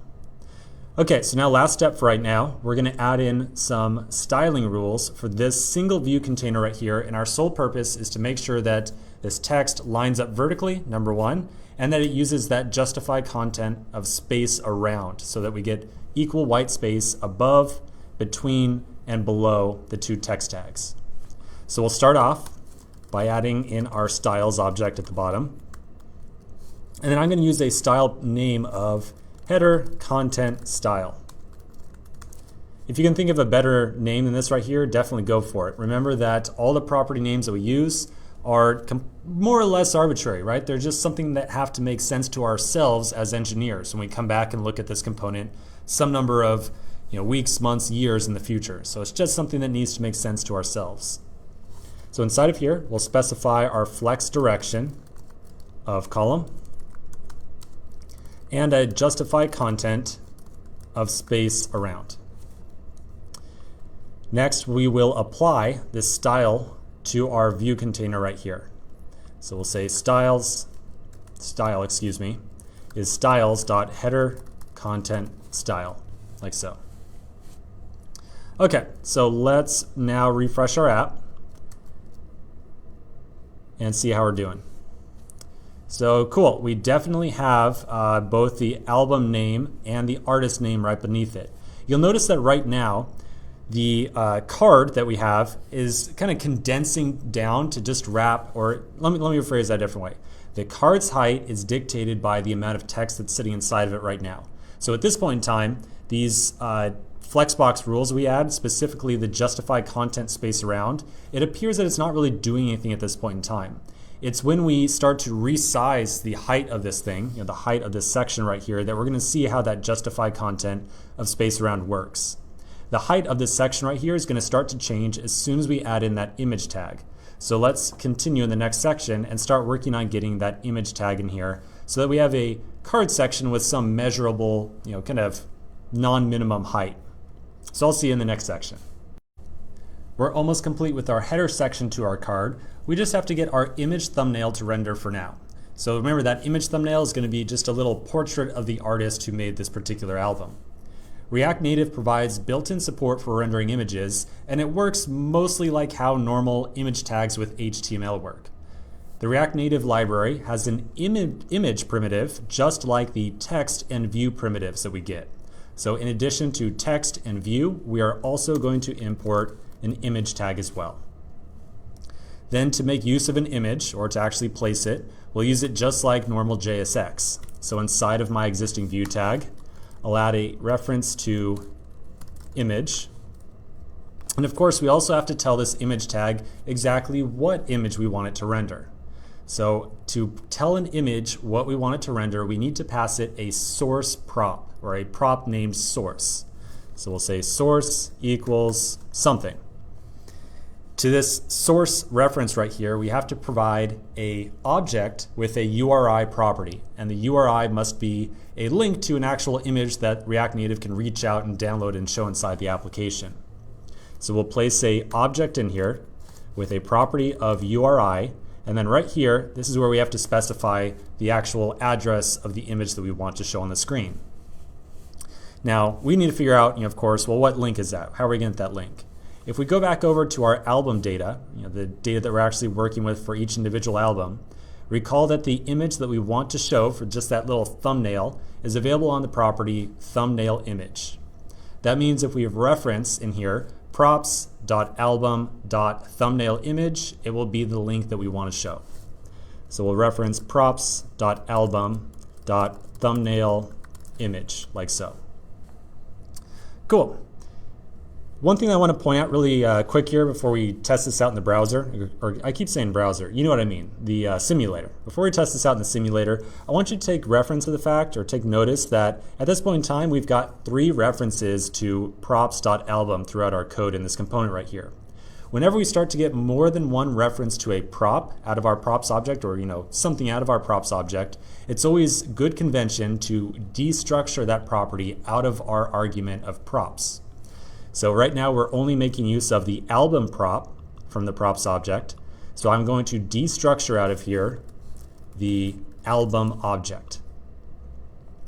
And then on top of that, you'll notice that I'm referencing the album object 3 times as well. So it might make sense to also destructure out thumbnail image, title, and artist. Now when I'm further destructuring out of an argument object like this, I can do it one of 2 ways. I can either destructure directly from the argument itself and say give me the title and the artist, but that starts to get really long for my argument list up here. And so I'm going to take a different approach. I'm going to destructure inside of the function body. So I'll say that I want my title, my artist, and my thumbnail image from the album object. Now inside of my JSX, I'm going to remove all the references to props.album. So I'll go down to just thumbnail image, just title, and just artist, like so. Okay, so that definitely cleans up our JSX a little bit. It certainly makes our method here a little bit more top heavy, you might say. But I find that this is usually a good approach whenever you start to make multiple references to your props object. Okay, went off the beaten path there just a little bit, but anyways, getting back on point, we've got our image tag in place right now, so we should be able to refresh our simulator and see the image pop up. So I'll refresh, and no success. Well, that's too bad. No image appears to pop up here. So this is a little gotcha with React Native and images. I mentioned earlier that images behave basically the same way as their HTML cousins, but that is really not quite true. When we use an image in React Native, the image will not expand to fill the space available to it by default. Instead, we have to manually add in a rule that tells the styling rule, that tells the image tag exactly how big the image should be. So again, the image technically is rendering here right now, but because we did not specify a height and a width for it, our image just appears to not exist. So to solve this, we must add a style for our image. So we'll flip on down to our styles object towards the bottom, and I'm going to add in another style property here that I'm going to call thumbnail style. And for thumbnail style, I'll give it a set height of 50 and a width of 50 as well. Now we're going to pass this thumbnail style directly to that image tag, and it should appear inside of our simulator as we would expect. Okay, so here's my image tag. I'm going to give this thing a new line just to make it a little bit more legible. So now I've got the opening image, some props, and the closing tag right here as well. Make sure that you did not lose the closing tag. Then we'll pass in a style of styles.thumbnail style. All right, so let's test this in the simulator again. I'll refresh. And now it appears that in fact we do have our image popping up. Perfect, so just what we expected. It does look a little bit creepy right now having 5 images in a row, but we'll fix it up. As soon as we start adding in the other content for the each card in here, trust me, it's gonna start to look really nice. You'll also notice that our styling rules, or the justify content rule of space around, started to kick in now that the header has some additional width to it. So we've got some white space before, between, and after each text tag, and it's all evenly distributed at this point. So that's our justify content rule in action. Okay, one last little refactor I want to do in here. Along the same veins as destructuring from our props object to reduce the references to props and album, we're now making 2 references to the styles object in here as well. So this is an optional refactor. It's totally up to you. It's something that I personally like to do, but it's not a necessity. Because we are referencing styles twice here, I might also choose to destructure from the styles object as well.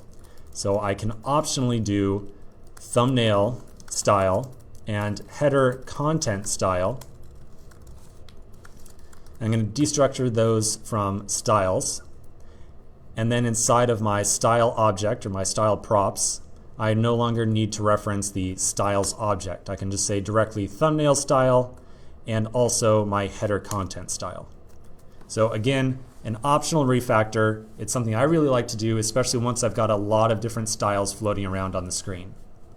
Okay, so we're definitely making progress here. We've got our image popping up, but the styling, it's still a little bit off. So let's finish up on the styling in the next section. We're definitely picking up inertia with our header tag here, so let's keep on rolling along and start fixing up some of the styling.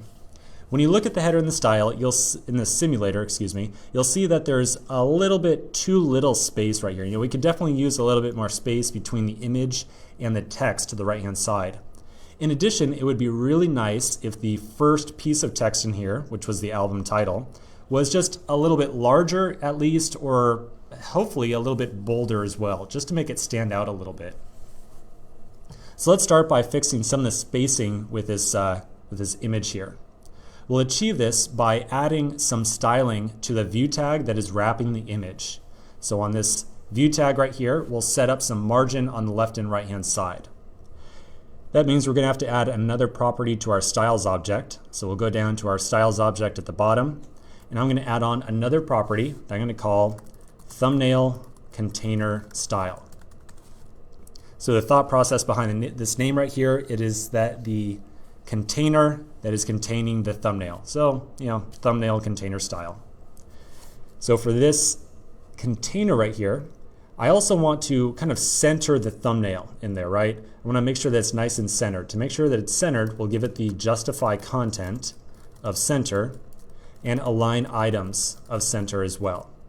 And then we'll give it some left and right hand spacing by giving it the margin left of 10 and a margin right of 10 as well. Now we can add this thumbnail container style to that view that we have up top. So I'll scroll back up. I'm going to put in some new lines here now that I've got a pretty good number of things I need to destructure out of my styles object. And then I will pull in my thumbnail container style. Then we're going to take that style and just use it on the view tag. So hey view, here you go, use your style. Thumbnail container style. Cool. Now remember, the other thing that I mentioned is I would really like if our header text, so the text tag that has the artist title or the album title, was a little bit larger and maybe bolded as well. Let's start off by just making it larger, and then we'll decide whether or not we want to bold it. So I'm going to scroll back down, and we're going to add another text rule in here. I'm going to put this one right underneath the header content style because this is the one that's holding the text style. I'm going to add a single rule to just add on to that text. So I'm going to call this one, let's do header text style. And I will give it a font size of 18. So now we'll place this text style as well. So we'll scroll back up, destructure it, and then add it to our first text tag. So here's the first text tag. It is the album title, and I'll give it the style of header text style. All right, time for the moment of truth. How are we doing? How are we doing? Let's check it out. Let's refresh the simulator. Okay, now this is starting to look pretty good right here. This is definitely coming along. We've got the nice, slightly larger, not too large, but just slightly larger album title at the top. We've got some spacing to the left and right hand side of the image, and the image is kind of centered vertically and horizontally inside of that view container as well. So this is definitely getting towards where we want to be. So let's now continue and start working on the body of each card. Remember, the body of each card, we want it to have the album artwork. And we've already got access to the album artwork on our album object. So if we go back to our album object, you'll recall that it's available as the image property. So here's image, image, image. Each one has the artwork image.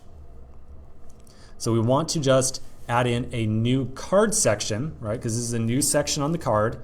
And inside of that card section, we just want to show this album cover, just the album cover, nothing else.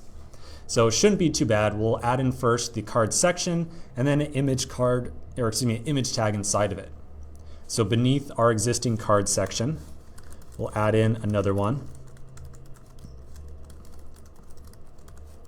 And then we can add in an image tag as well. Again, I'll give it the source property. Define URI, and if you recall that that image link, the actual thing we want to use here is available as props.album.image, but we are doing some destructuring, so I'm going to reference just image, and then I'll scroll back up to my album destructuring right here, and I'm also going to destructure out of my album. I'm going to destructure out the image property as well. So I've got my title, artist, thumbnail image, and image coming directly out of the album. So I'll go back down. Yep, we're all good to go. Let's refresh the simulator. And okay, yep, it looks like we definitely have the additional section on here, but as you might expect, we did not set a height or a width to the image right here. And so, yep, it didn't actually show up inside the simulator. Theoretically it's there, theoretically the image is there, but we did not give it a height or a width, so it gets condensed down to basically 0. This time around, however, when we decide on the dimensions of our image, things start to get a little bit interesting if you think about it. Remember, I said that we have to specify the height and the width of the image.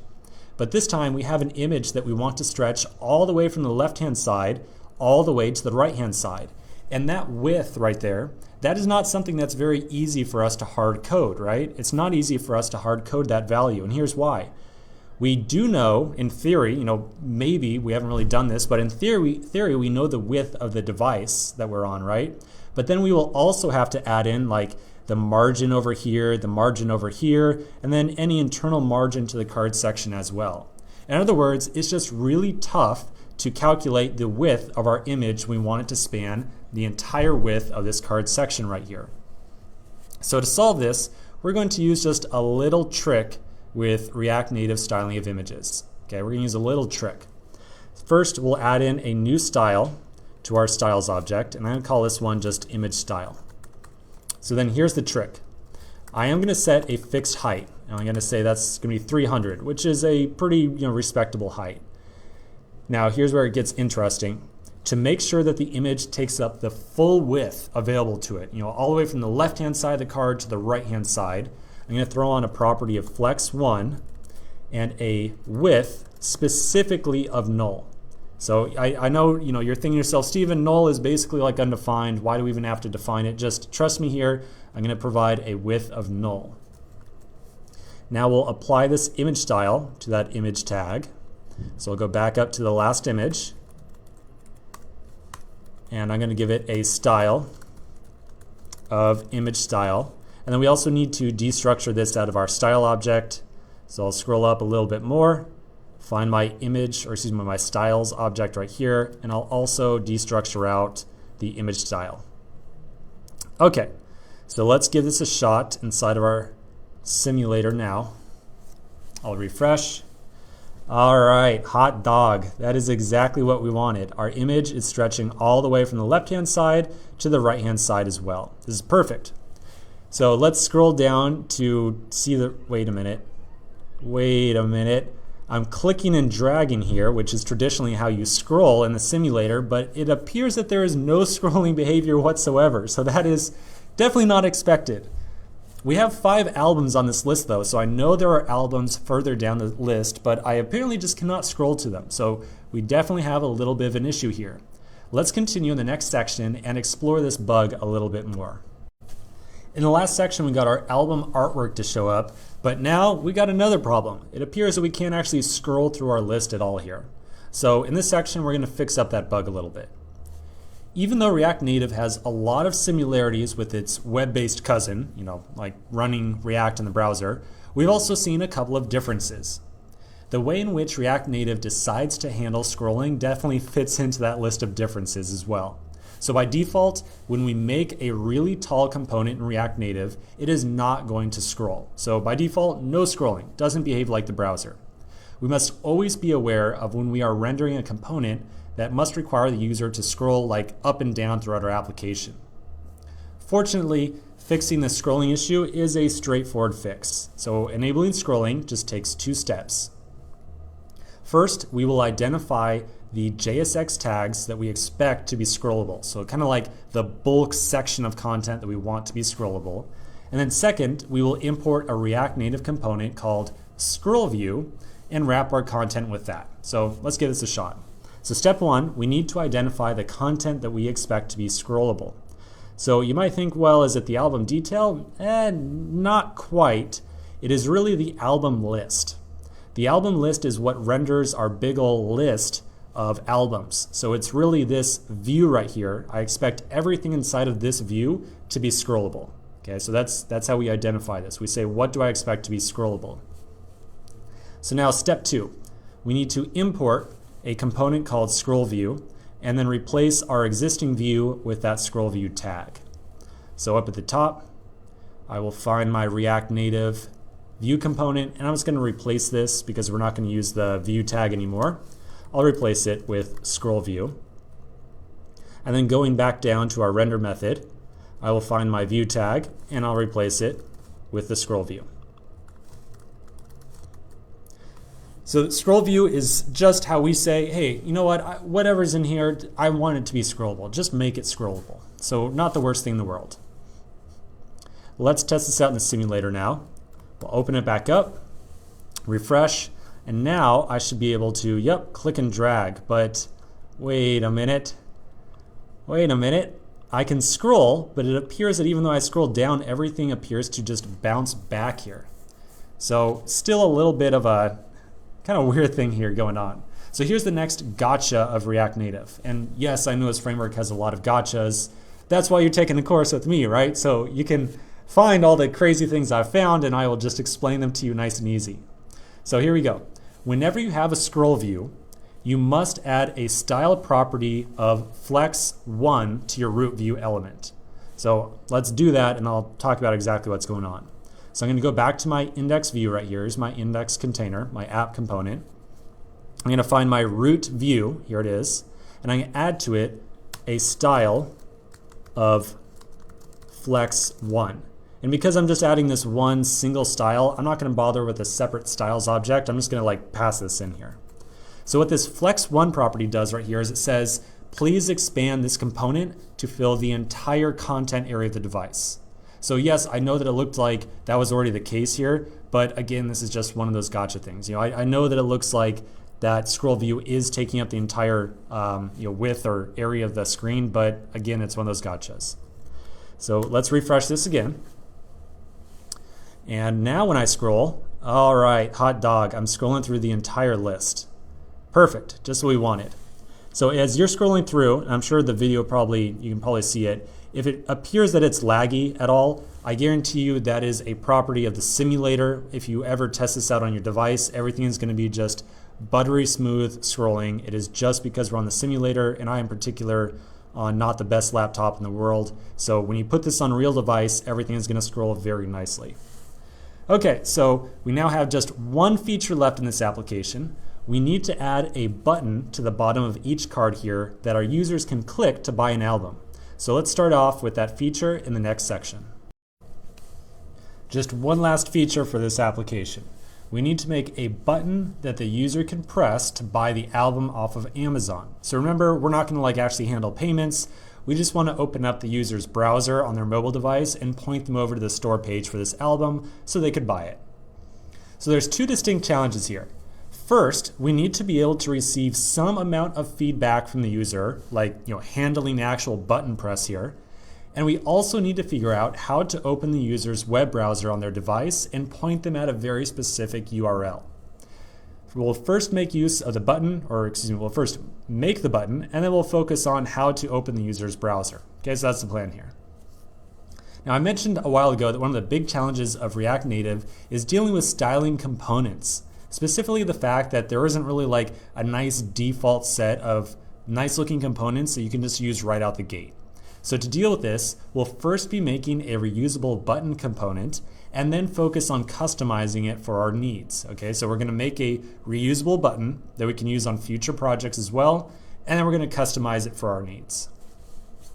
So you know what the next step is. We need to make a new file to house our button. So it's going to be button.js inside of our components directory. And inside of here, we're going to place our boilerplate.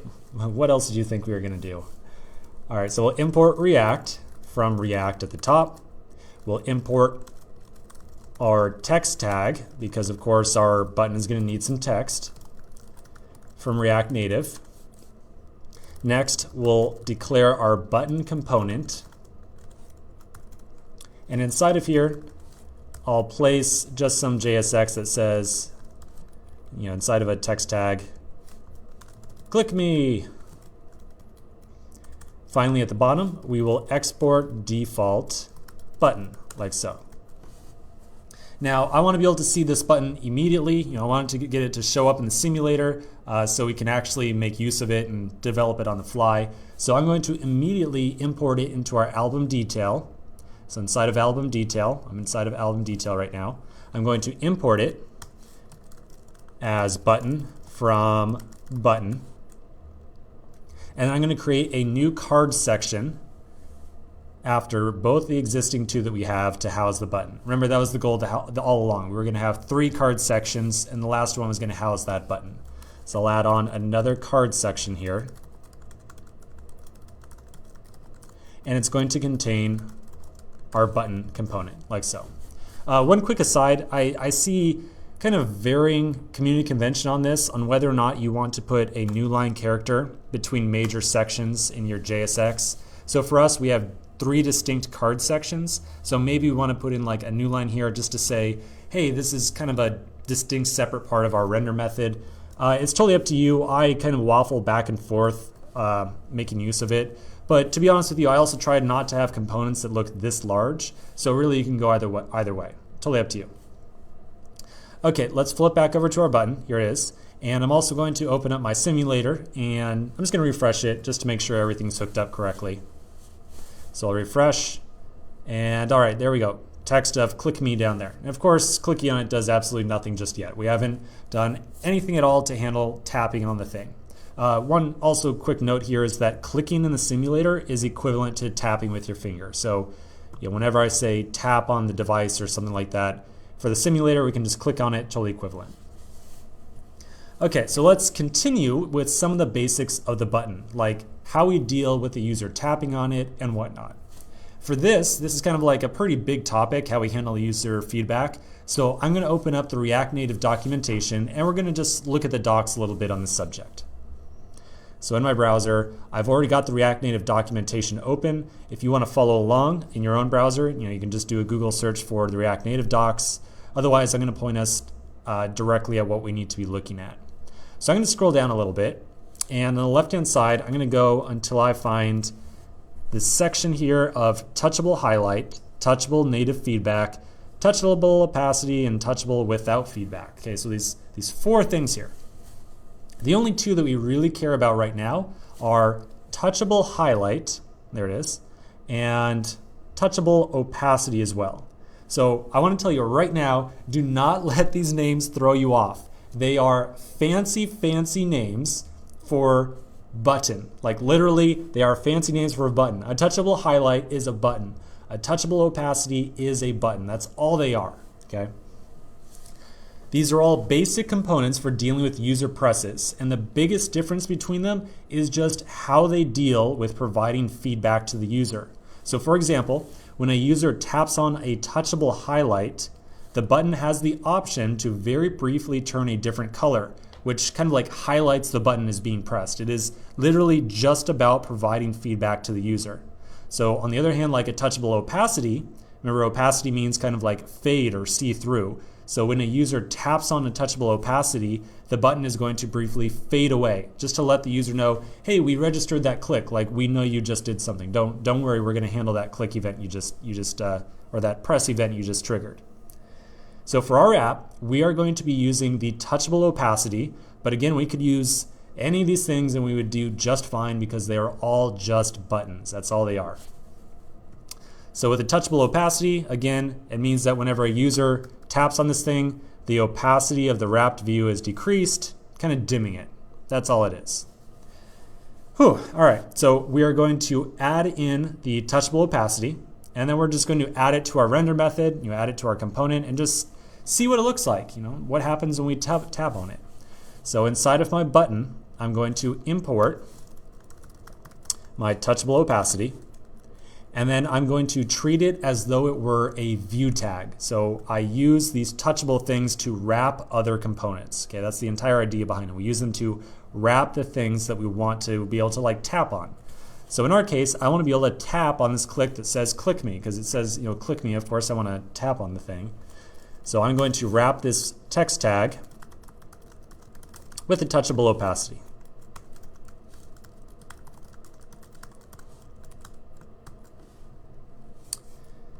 All right, so I'm going to now refresh the simulator, and let's see how this thing behaves. So I'm going to go down to click me, I'll tap on it, and lo and behold, it fades. Hooray! Remember, the entire goal of this right here is just to provide the user with some amount of feedback to say, hey, don't worry, the app is not like locked up, like we're not frozen here, something is happening. That's the entire point of these touchable objects. Okay, there's one other thing to be aware of though. They also give us the ability to like listen for an actual press. And so when a user presses on this thing, we have the option to execute some code. So let's continue in the next section and figure out how to wire up that kind of tap handler, or that thing that's going to execute when the user presses on this thing. So let's take a quick break, see you in the next section. In the last section, we created a new reusable button component and hooked it up with the touchable opacity tag. The touchable tag of all types are used for just two purposes. Remember, providing some feedback to the user that their tap was registered, and also giving us the ability to respond to these taps, like to run a callback or run some code where we can do something whenever the user taps on the button.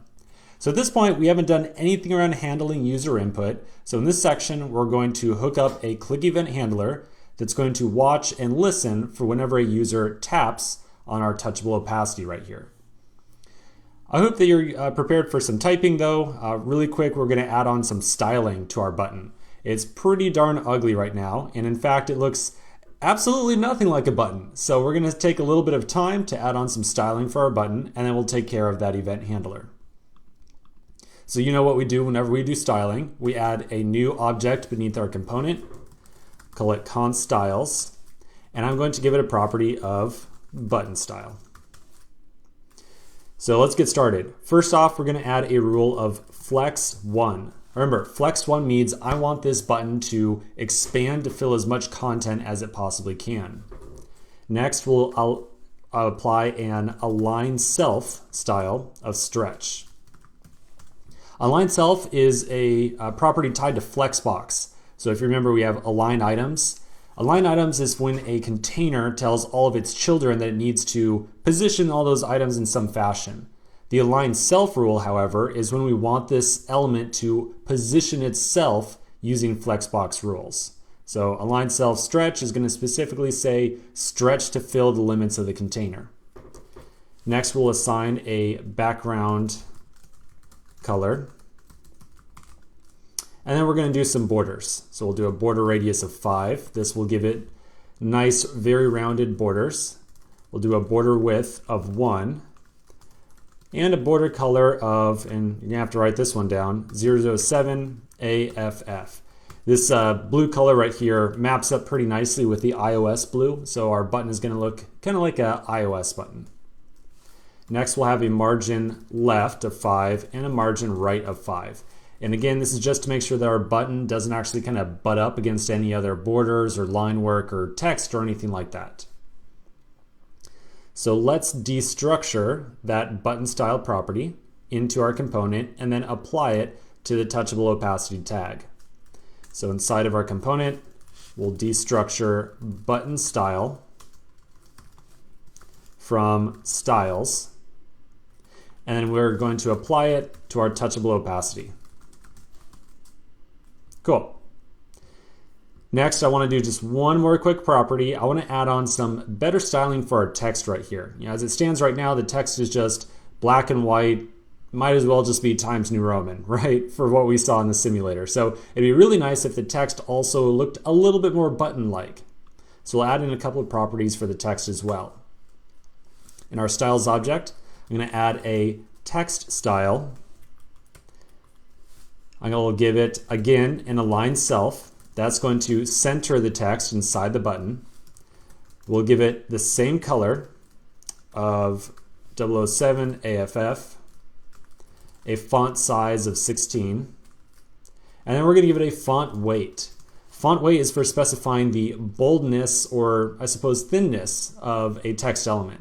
So we will specify a font weight of 600. They'll be pretty deep on the edge of font when it comes to boldness. So it's definitely going to appear to be some pretty bold text. Next, we want to make sure that the text is not really squished by the border on the touchable opacity. We want to have some space above and below the actual text element to make this thing really look like a button. So we'll give it a padding top of 10 and a padding bottom of 10 as well. And then just like we did with the button style, we will also destructure the text style out. And then we'll apply that to our text tag.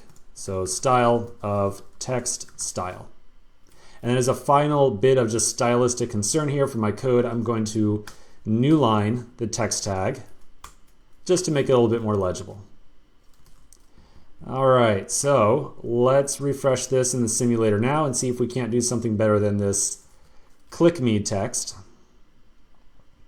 So we'll refresh, and all right, hot dog, that is looking pretty darn good. That's definitely looking good. And you'll notice that when we click it, oh, I still got a little bit of lag in my simulator. There we go.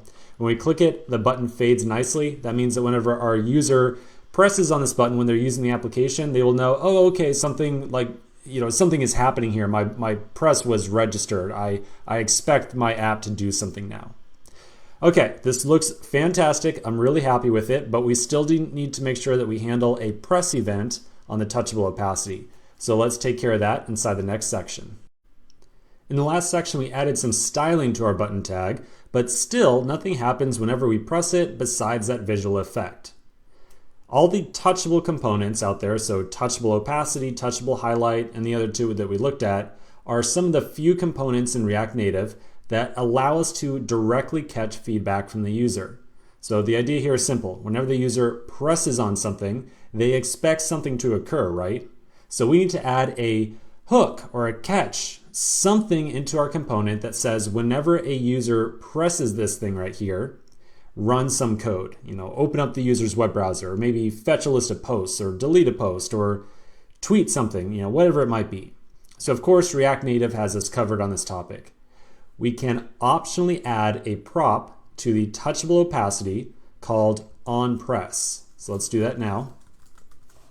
We pass a function to onPress, and then whenever the touchable opacity is pressed by the user, that function will be called. So let's just throw in some dummy function for right now. I'll throw in a console log of pressed, like so. So I passed a fat arrow function. So my expectation is that whenever a user presses on the touchable opacity, I should see a console log of pressed. So let's get this a shot out in the simulator. I'll first bring up my Chrome debugger, and then I'll refresh my simulator. So then I'll do my click here.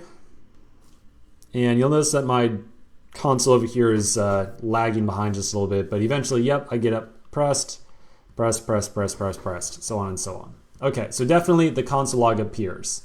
So the trick here, the real challenge, is just remembering a bit of trivia about how we handle user input. If we want to handle a tap event from the user, we can add a touchable highlight or a opacity tag, whichever one we might want, and create an onPress handler. The onPress handler will then be called whenever the user taps on the element. Okay, so that's like step one here. Now we know when a user is tapping on this thing. But we still have two more challenges. Remember, our ultimate goal is to direct the user to a website where they can actually buy this album. Second, right now we are creating this onClick handler inside of this component, this like button component, right? But we want this button to be reusable. So in other words, we don't want this button to know that, hey, whenever you are pressed, you should open like some website, because that would completely defeat the purpose of making a reusable component. If we put a function right here that said, whenever you're pressed, open up a website, it would be a very particular use case for a button. So instead, we need to have some way to make sure we've got very generic, very general logic inside of this button component right here, where we can reuse it with other components, completely different use cases in the future. So let's tackle that challenge first. Here's how we're going to take care of it. First, we're going to kind of walk through the code, and then we're going to talk about, or excuse me, we're going to write out the code, and then we'll talk about exactly what's going on. So first, I'm going to flip over to album detail. So here's album detail. I'm inside the render function, and I'm going to find our button tag towards the bottom. So here's my card section inside of album detail. Here's my button tag. I'm going to I'm going to provide a prop of onPress to this button. And inside of it, I'm going to console log the album's title. So remember, the album detail has a title property floating around, so I'm just going to console log that title. So now I am passing a prop called onPress to the button. One thing I want to make really clear here, this onPress is not going to be just like naturally, just magically consumed by the button. Okay, we have to make sure that we actually wire up this onPress prop inside the button. I could have just as easily called this thing when pressed or something. I could have called it anything I wanted. I'm just choosing to call the prop onPress. But the point I'm really trying to convey here is calling this function onPress is not the same as passing the touchable opacity in onPress prop. In the case of the touchable opacity, it is expecting a prop of onPress. But right now, as our button is put together, there's no concept of an onPress prop for the button. So we need to make sure that our button actually makes use of that onPress callback that we just added in here. So I'm going to go back to button, and I'm going to say, hey, touchable opacity, whenever you get pressed, whenever someone presses you, I want you to run a function that is provided by the parent component. And so that parent component, the thing that we want to run in here is coming from the props object. It's going to be props.onPress. So let's do a little bit of destructuring to get access to that callback. So here's onPress. And just to be really clear, this onPress reference right here is exactly equal to this fat arrow function inside of the album detail. So same exact function being passed down as a prop. Now inside the button, we'll say, hey, whenever you get pressed, I want you to run that function that was declared in the parent. That's it. That's all you have to do. So now our button should be a little bit more usable, but let's test this out in the simulator first, just to make sure it's working. So now our expectation is that whenever we press on that button, we should see the album's title be console logged. So I'm going to wait just a minute for my console to kind of warm up. There we go.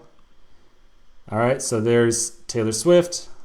I can go down to the next album, Fearless, Speak Now, and so on. Let's just, what the heck? Okay, 1989. There we go. You get the idea. You get the idea. Okay, so just to review one last time, this is how we make reusable components with React, or I should say this is another technique that we use for making reusable components with React Native. I realized that my button component right here needs to do something differently every single time that a user presses on it across, however many times I make a button component inside my application. So rather than telling the button, hey, whenever you're pressed, please open some website, in hard coding that inside of the button component, I instead decided to add in a prop of onPress, and then I told the button, hey, whenever you get called, call that parent prop that was passed, call that callback. And whatever specific behavior was in there, go ahead and let that thing run. Okay, so this is good call right here. Let's continue the next section, and we're going to figure out how to open a website whenever a user presses on that button. In the last section, we spent some time to make sure that we had a very reusable button component. So now we can place the button component, pass in a prop of onPress, and then whenever the user presses on it, boom, something different is going to happen, which is exactly what we want. So the next thing we need to do is figure out, okay, well, when a user does press this thing, how do we direct them over to their web browser and point them to a very specific URL? So if we were in the browser environment, if we were doing React.js here, we could put in an anchor tag or something like that and just say, okay, anchor tag, whenever someone clicks you, take the user here. There you go. Well, unfortunately with React Native, it's not quite as straightforward as that. There's no concept really of an anchor tag, any way of telling our app to just say like, oh yeah, just automatically pop open a browser. It's a little bit more complicated. Well, it's not that, let me tell you that, it's not that much more complicated, but it's not an anchor tag. So whatever, let's just get to it. Inside my browser, I'm going to pop open the React Native documentation. So here we are. And on the left-hand side, I'll scroll down until I find the section that contains APIs. So here's APIs right here. And I'm looking for a very particular API called linking. So here's linking. So the linking library, which is provided by React Native, is how we kind of interface our application with other apps that are running on a user's mobile device. Included in there, the user's browser. So whenever we want to kick a user over to their browser, we can make use of this linking library. And again, you can also read the documentation in here in case you're curious, and you can figure out how to kick the user over to other apps as well. So you might want to kick the user over to Uber so that they can request a ride, or their email client so they can write an email, or whatever other app the user might have on their device. This is how you interface with it, with the linking library. So for our use case, just sending the user over to a browser, it's not going to be too bad. Let's check out one method in the docs for this thing. I'm going to scroll back down, and you can find on here, linking library has a method called openURL. And basically, if we want to add or open up a website, web address, we can just call openURL with a plain text, normal, vanilla URL, like an HTTP type URL. And so that's exactly what we're going to do. Remember that in our albums object, we've already got the URL to the Amazon store available as the URL property. So basically, we need to call linking.openURL with this URL, and we should be good to go. So let's give this a shot.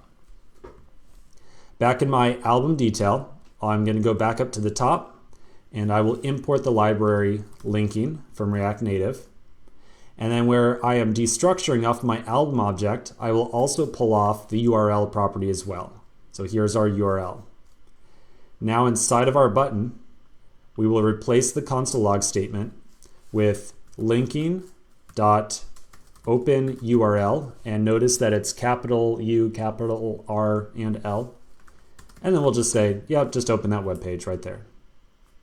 Okay, let's give this a shot in our simulator. And I will click the button. Oops. And you'll notice that I got kicked over to Amazon.com, and my simulator is a little bit laggy right now, but this music album. And automatically on the top left-hand side, I can click back to albums and go back to my application. And I could then go down to the next album, click that one, and there we go. Perfect. So this is exactly what we wanted. This is looking really fantastic. I think there's just one last thing we need to do.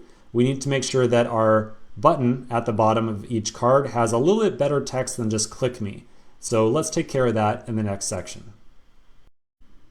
So our app looks pretty great at this point in time. I think there's just one last thing we need to do. We need to make sure that the button's text gets changed to something more reasonable than click me. So we could just change the text to something like buy now inside of our button component. Right now here is the hard-coded click me. But if we just change it to buy now, we're still kind of defeating the purpose of making a reusable button component. So I feel like this would be a great opportunity to pass in the text to show inside this button as a prop to the button. Now there's two ways we could do this. We can either add in a prop, just like the onPress one, of maybe something like, text. And it should say like buy now. That would be one approach. The second approach that I think might be a little bit, more fun with a button component, something like this, is to use that same props.children trick that we saw earlier. So let's do that instead. If you recall, if we expand out the button tag and then pass some text directly in here, we can then get a reference to this text as props.children inside of the button component. So now we can go back over to our button and replace click me with a reference to props.children. So notice that I don't have a props object or argument here. I'm destructuring out of the arguments list, so I will just destructure out children as well. And then in place of click me, I'll place children. Cool, so let's give this a test. And now we've got a much more reasonable buy now on our buttons. Perfect. So again, this is just a step to make sure that we've got a truly reusable component. Our button tag right now is 100% reusable all over the place. It is not tied to the implementation of the card section. And in fact, there is absolutely no reference in here whatsoever to any type of album or URL or artist name or anything like that. So we can definitely make reuse of this in future applications as well. Okay, so I think that's just about it for our first application. I gotta tell you, I'm really happy with how this thing looks. I think it looks really professional. So let's take a little minute in the next section to do a wrap up on all the topics that we spoke about. I know this app took quite a while to build, but like I mentioned several times, React Native introduces many new topics. So for the first time through, we took everything slow, and from here we'll pick up the pace, except of course when we cover a new topic. Before we finish this app, I want to discuss some of the major things we learned as we worked our way through it. First, we generated the project using the React Native CLI. This produced a new React Native project capable of running in either the Android or iOS simulators. Next, after we generated the project, we started up the simulator using either React Native Run iOS or React Native Run Android at the command line. Remember, that's how you start your application up in the simulator. Next, once we had our app running, we created quite a few different components. We found out that there were two different types of components inside of React Native. We've got our class-based components, which are components that have access to component level state and lifecycle methods. And then we also have access to functional components, which are largely presentational components that just produce some amount of JSX and show some data back to the user. Speaking of state, we use state inside of the album list component. State is a feature of React available only to class-based components. State is used to record and react to user interactions. So in our case, we fetched a list of albums, and then we assigned or updated our state using the setState call. Remember that we only ever update our state object with this.setState. We never do something like this.state equals blah, blah, blah. Because we call setState, our component instantly re-rendered and showed the list of albums that it had retrieved after we made our HTTP request. Next, we created an album detail component by mapping over our list of items. Here it is.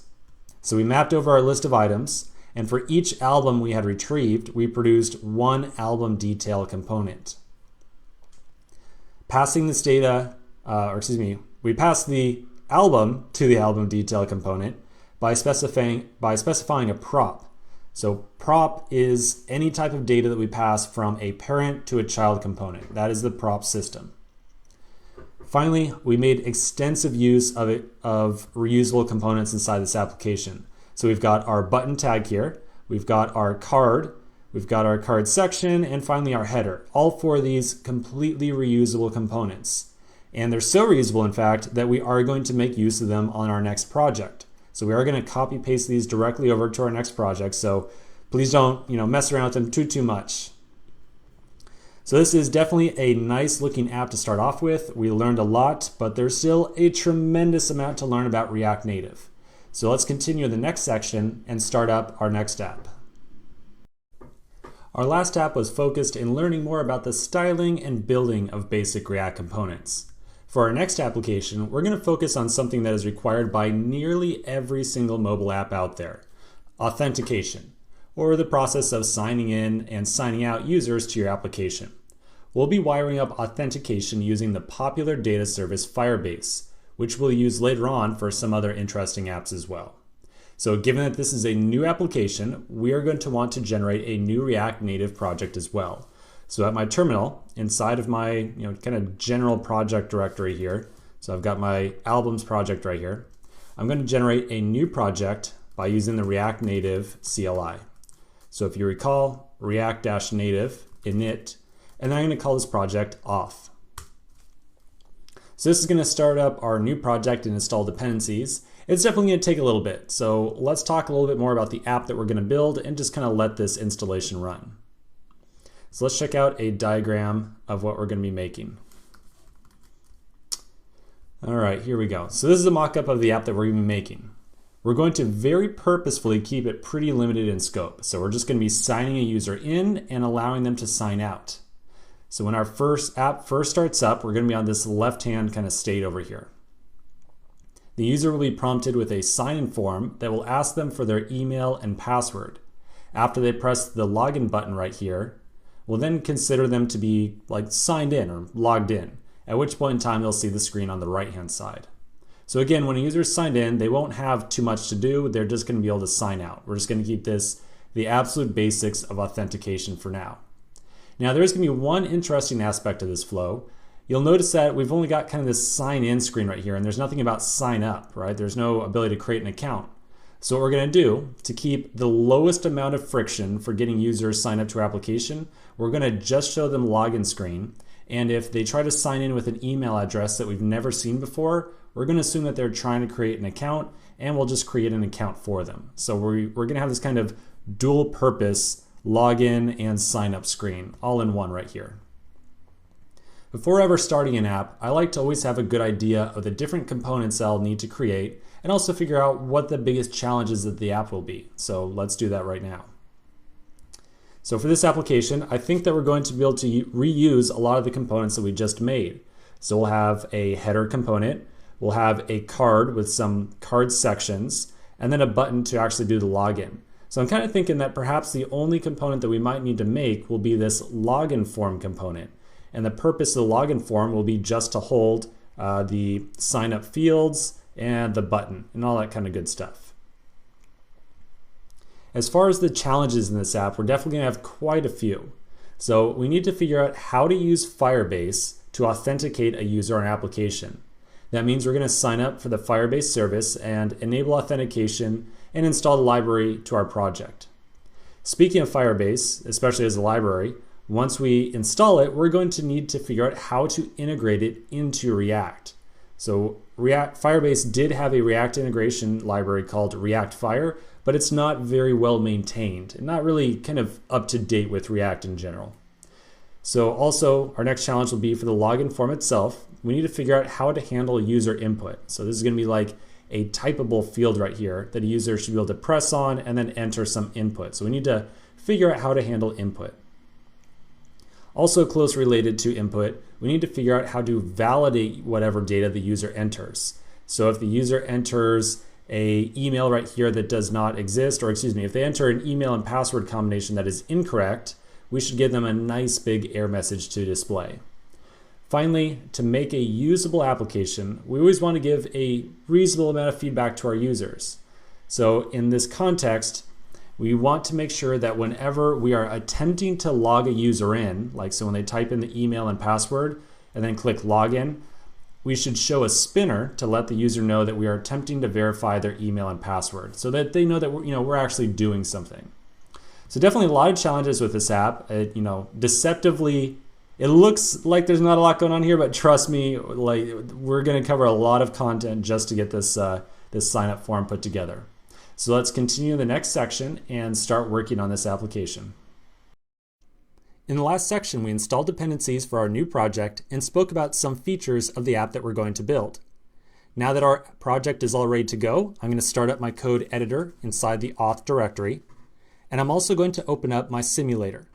Now, I've already taken the liberty of starting my simulator up. You'll see it right here. It's already running. I encourage you to pause the video right now. Remember, you can start up your simulator by running the command react-native run iOS or run Android if you are on Android. So let it do its thing and start up the simulator or emulator. All right, if you're still here, I'm going to assume that you have your simulator running, so let's keep going. Inside my code editor, I'll notice all the same files and folders that we had on the last app that we generated. So we still have the Android and iOS folders. We've got the Node modules directory. We've got a bunch of configuration stuff. And then we've also got our root file, the index.js file. Now, one thing that you might notice about this default React Native project is that it doesn't really give us a lot of project structure. In other words, let's imagine that at some point in time, if we are working with a ton of different components, there's not really any clear location on where we should stuff all those components or where we should really place them inside of our application. So I'm going to suggest that maybe we should create a new folder to house all the different components that you and I need to create for this project. So I'm going to do that right now. Inside my auth directory, I'm going to make a new folder called SRC. And we're going to say that we are going to put all of the custom code that we write for our application inside the SRC directory. The only thing that's going to stay outside will be the index.js file, because React Native requires there to be an index.js file in our root project directory in order to start up correctly.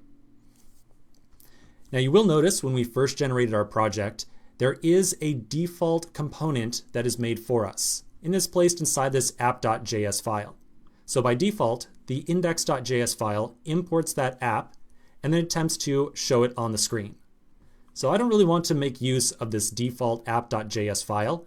I'm going to delete it and we're going to make our own, but this time we're going to place it inside of the SRC directory. So inside the SRC directory, I'm going to make a new file and I'm going to call it app.js as well. Inside of here, we're going to place some import statements and a new component to generate some content that we can show on the screen. So just a very simple little component, something to just get us started. Inside the app.js file, I'm going to first start off by importing React and component from the React library. And I'll also import the view and text tags from React Native as well. Then I will create my new app component. I'll say class app extends component. I'll define my render method inside of here. And inside there, I will return a little bit of just boilerplate tags. So I'll put a view, and inside the view, I'll place a text tag. And we'll say that this text tag says something like an app, whatever you want it to say. And then don't forget, at the bottom of the file, we need to export this component as well. So we'll export default app. Okay, the last thing we have to do is make sure that we import the correct file into our index.js file. So back inside of index.js, right now, this file is assuming that it can import the app component from an app file in the same root directory. And that's not the case anymore. We are now placing this app component inside of the SRC directory. So I'm going to fix up the path here by saying src/app, like so. We should now be able to save this file and then refresh our simulator, and we should see that new content appear on the screen. All right, so it is up here at the top left. We do have a little bit of an overlap issue, but it looks like it definitely works. So let's keep going in the next video. We've now centralized all the code for our application inside of our app.js file. So again, this has the benefit of allowing us to test against an Android or iOS build without having to worry about any platform-specific configuration. Thinking back to the mockups that we looked at for this app, let's pull those up real quick. There we go. So thinking back to these mockups, we definitely had a lot of components in here, such as the header, the buttons, and the card views. Rather than rebuild all these from scratch, I'm going to suggest that we just copy paste these files over from our last project. After all, that is the goal of reusable components. We want to be able to avoid having to remake the same elements over and over again. And I don't know about you, but if I had to make the header a second time inside this course, I wouldn't be terribly happy. But anyways, there's some really fancy ways to import code over or kind of share it between projects. And we certainly could, but we're going to keep things here just for the sake of this course. Very simple, very straightforward. We're just going to copy paste a few files. That's all we're going to do. So I want to copy paste a handful of components out of my previous project, our albums project, and then just drop them directly into this auth project. Okay, so not a lot of magic here. We're just going to do the copy paste. So inside my components directory, or excuse me, inside my source directory, we'll start by making a components folder. So I'll make my components folder like so. And then this time around, I'm going to make another folder inside of here, and I call it common. And the goal here is that any reusable components that I have inside my project, I'm going to place them all inside this common directory. And you'll see why in just a minute. This is going to be a really nice trick that we're going to use here for our reusable components. Okay, so this common folder right here is where I want to put my reusable components from the last section. So now we'll do a little bit of copy pasting. I'm going to open up my file explorer here, and honestly you can do this copy pasting process however you want. So you can use the terminal, you can use your code editor, however you want to get your files over here is totally fine by me.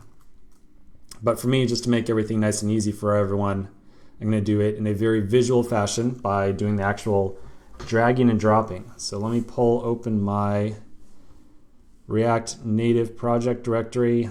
Here we go.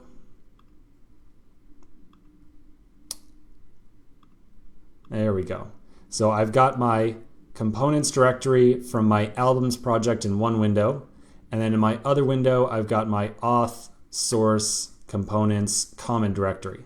So I'm just going to take my button, my card section, and my header components, and I'm going to just drop them all inside that common directory. And it should be a really fast copy paste over.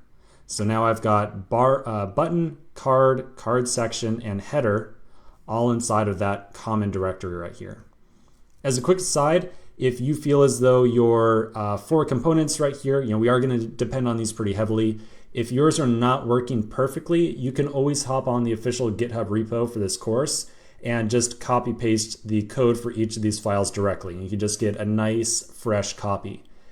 As a reminder, you can find the link to the GitHub repo in one of the very first sections inside this course. You just hop right on over there, go find these project files, and just copy them right into your project directory. Okay, so that's that. Inside, I'm going to pop my code editor back open here, and yep, now I can verify that I've got my 4 components inside the common directory.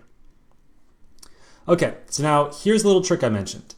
We know that components like the login form that we're going to create in a little bit, I've only vaguely mentioned the login form, but the login form is going to be the thing that's going to house the actual login form here. We know that it's going to need to require several different components out of that common directory, right? We know that it's definitely going to need the button, it's going to need the card, it's going to need the card section. We're going to need to import quite a few things out of that single directory right there. That means that we would have to stack up a bunch of import statements that all import stuff out of the same directory. And you know what? Having a ton of import statements at the top of your file, it gets a little bit tiresome to read, right? You don't want to see, whenever you open a file, something like that, right? It just gets old really quickly. So I'm going to suggest a little bit of a workaround, a nice little trick that's going to dramatically simplify the number of import statements that we have to use inside this application. So I'm going to pull a diagram up really quick of exactly how this is going to work. All right, so here's the strategy here. Inside of our common folder, we're going to create a new file called index.js. So don't confuse this with the top level index iOS.js and index Android.js files. This is a completely separate one, all right, completely separate index.js file. So inside of index.js, we will import the header, the button, the card section, and the card, and then we will immediately export them. Then when any other component that wants to use any of these files, or if I have a single component that wants to get access to the header and the button, we will be able to import both of those components from just components/common. Take note that the import string here in the diagram actually is correct. I have not actually specified a file here, but whenever we have a file called index.js inside of a directory, and I'm suggesting that we do, if we try to import from that directory without specifying a file, it will by default pick up that index file. Okay, so basically if we leave off any very particular file, we will get a default of index.js come back to us. As a quick aside, that's why you generally see the file name of index floating all over the place in really large or established React projects. Okay, so let's give this a shot. It really shouldn't be too bad.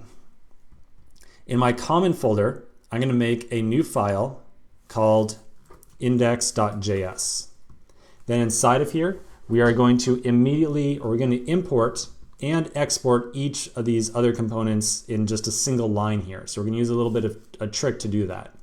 Normally, we might do something like, say, import button from button and then export button, right? Instead, we're going to do this entire step all in one line. To do so, we will write export star, that's Shift 8 on your keyboard, from button. So in a single line here, this imports and exports the button component. So then we will repeat the same step for our other files as well. Our card section. And we're going to, one thing that we made a mistake on much earlier, I used a lowercase on the header here. I'm going to fix that issue right now. So very important, I'm going to fix the header issue. I have capital H right here. I'm going to fix up my header file by just renaming it to use a capital H as well. So capital H header. Now everything across the board is nice and consistent. So again, the statement here, these statements, each of these, is essentially a pass-through. It can be read as take everything from the button file and export it from this one, like export it from index.js. One last thing though, you'll notice that each of these, I've got an ESLint error here, it says no named exports found in module button.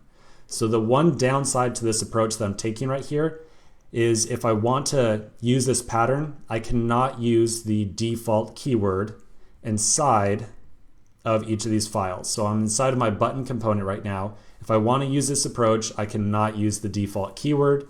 Instead, I have to export an object with a key of button. So I would have to do something like this. So I want to export an object with a key of button and a value of the actual component, which is button. And of course, you'll also notice that because I've got a key and a value that are identical, I can use a little bit of ES6 to condense this down to just button, like so. So again, the one twist here, if you're using this export star syntax, we have to make sure that we just export something without that default keyword. And when I save here, you'll see that that error now falls off. So we're going to repeat the same process in the other files as well. Inside of my card component, I will go down to the bottom. I'm going to take off the default keyword and wrap it with curly braces. I'm going to do the same thing for my card section. Replace it with curly braces, and then the same thing with the header as well.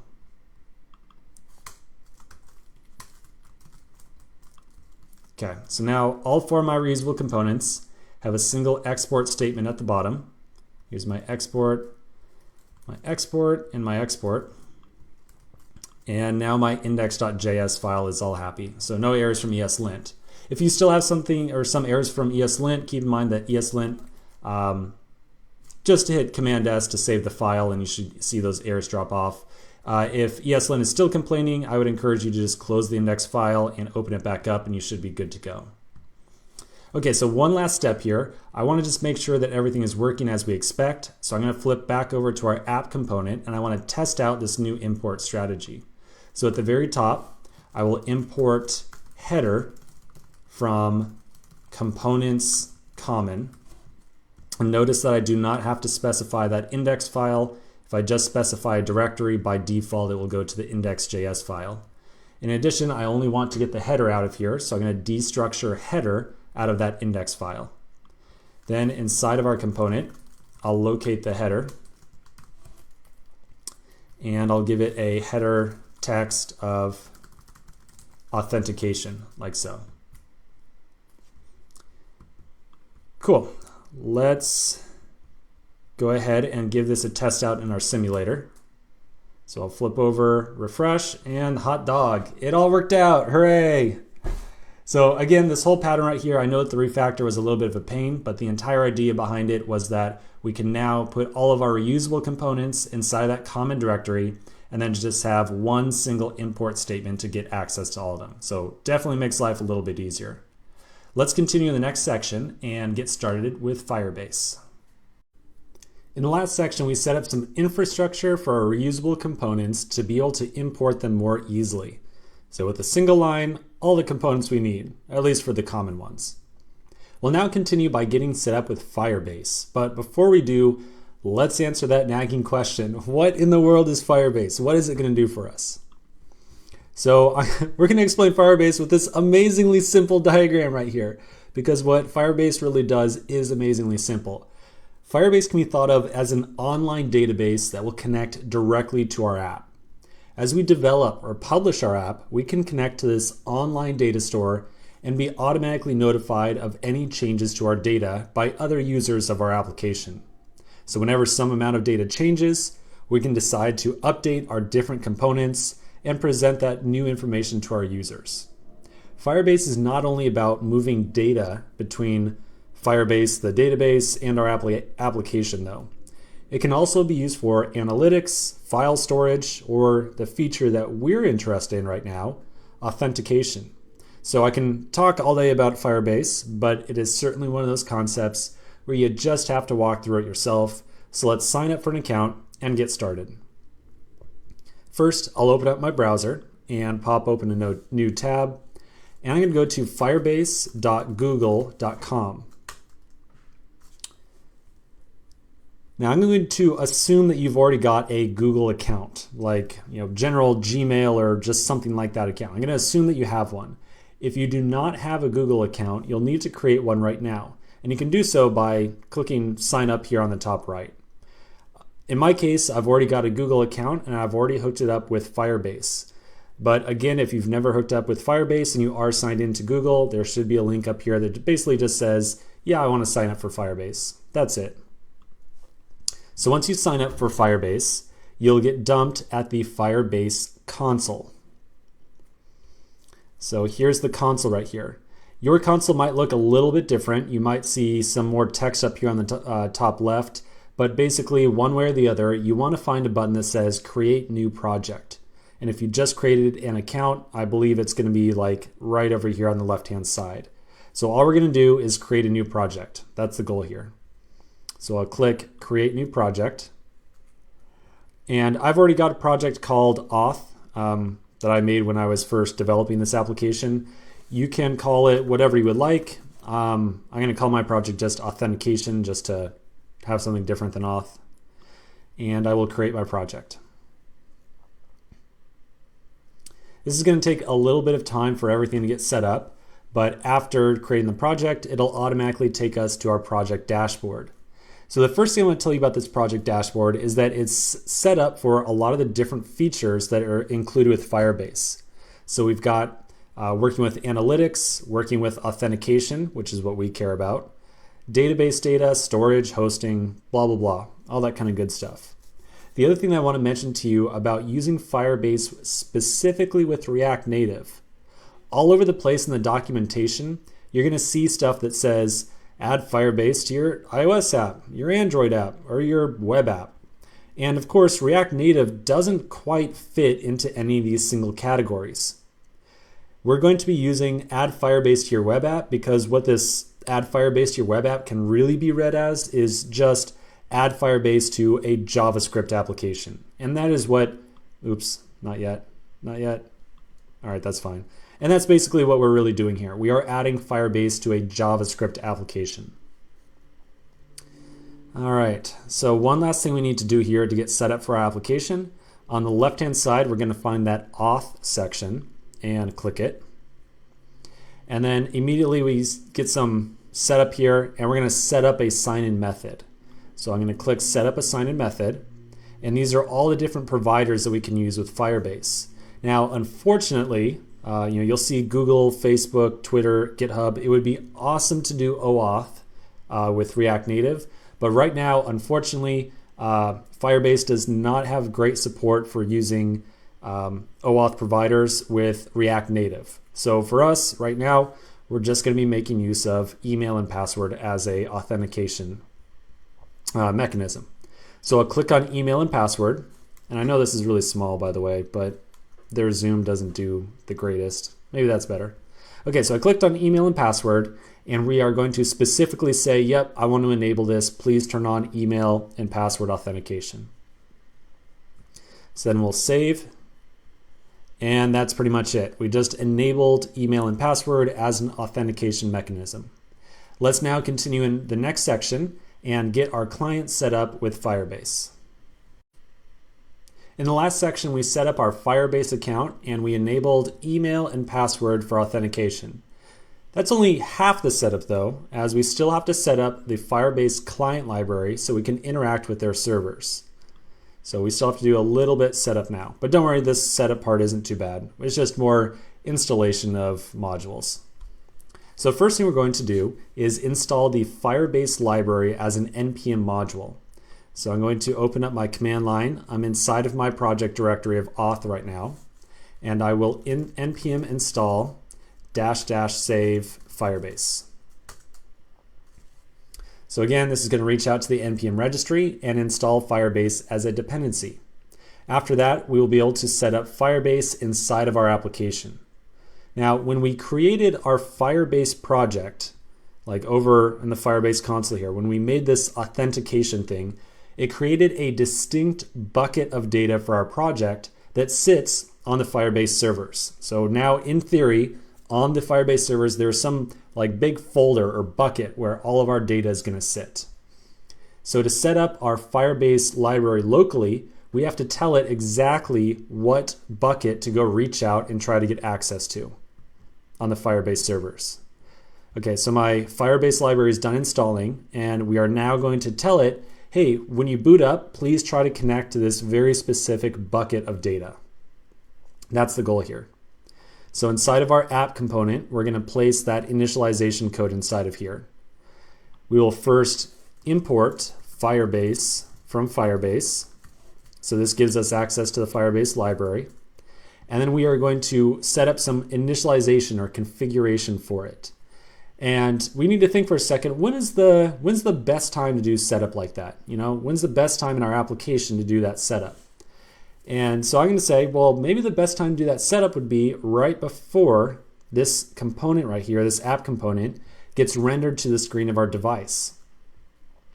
To get a handle or a hook on that, we can use a lifecycle method. So we'll add the lifecycle method, component will mount, and inside of here is where we will do our Firebase initialization. Remember that lifecycle methods are methods that are automatically invoked inside of our component. All we have to do is define the method, and if we define it, it will be automatically called. All right, so last step, we are going to go back over to Firebase, and on the right-hand top side here, you can find a button that says Web Setup. I'm going to click Web Setup, and this gives me a bunch of stuff to copy paste into my application. Note that this is all set up assuming that you're using a web, or like you're in a web environment. So it's got some script tags and all that kind of good stuff. And we're clearly not in a web environment. We're using React Native. So we're going to kind of just copy paste a section out of this. I'm going to grab just this configuration object right here. So just everything from the opening curly brace to the closing curly brace. And then I'm going to copy it. And we'll pull it back over to our component we'll mount. And inside of here, we'll call Firebase initialize app. And I'm going to paste in that configuration. And I'm also going to make sure I delete the dangling semicolon here. Okay, and the last thing is ESLint really wants to have single quotes, and I am happy to oblige. So I'm just going to replace all these with single quotes like so. Okay, one of the last thing, I put that import statement as the last statement.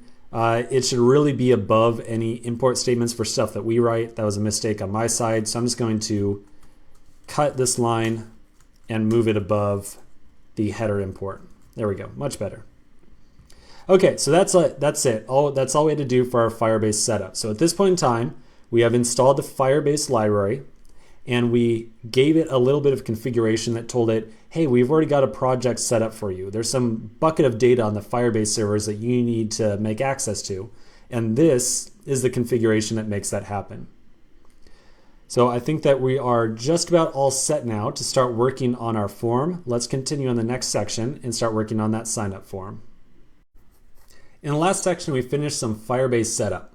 We're not going to come back to Firebase for a little bit. Instead, we're going to focus on putting together our sign-in form with some really good styling for now. And then we'll come back to Firebase and actually wrap up the authentication piece.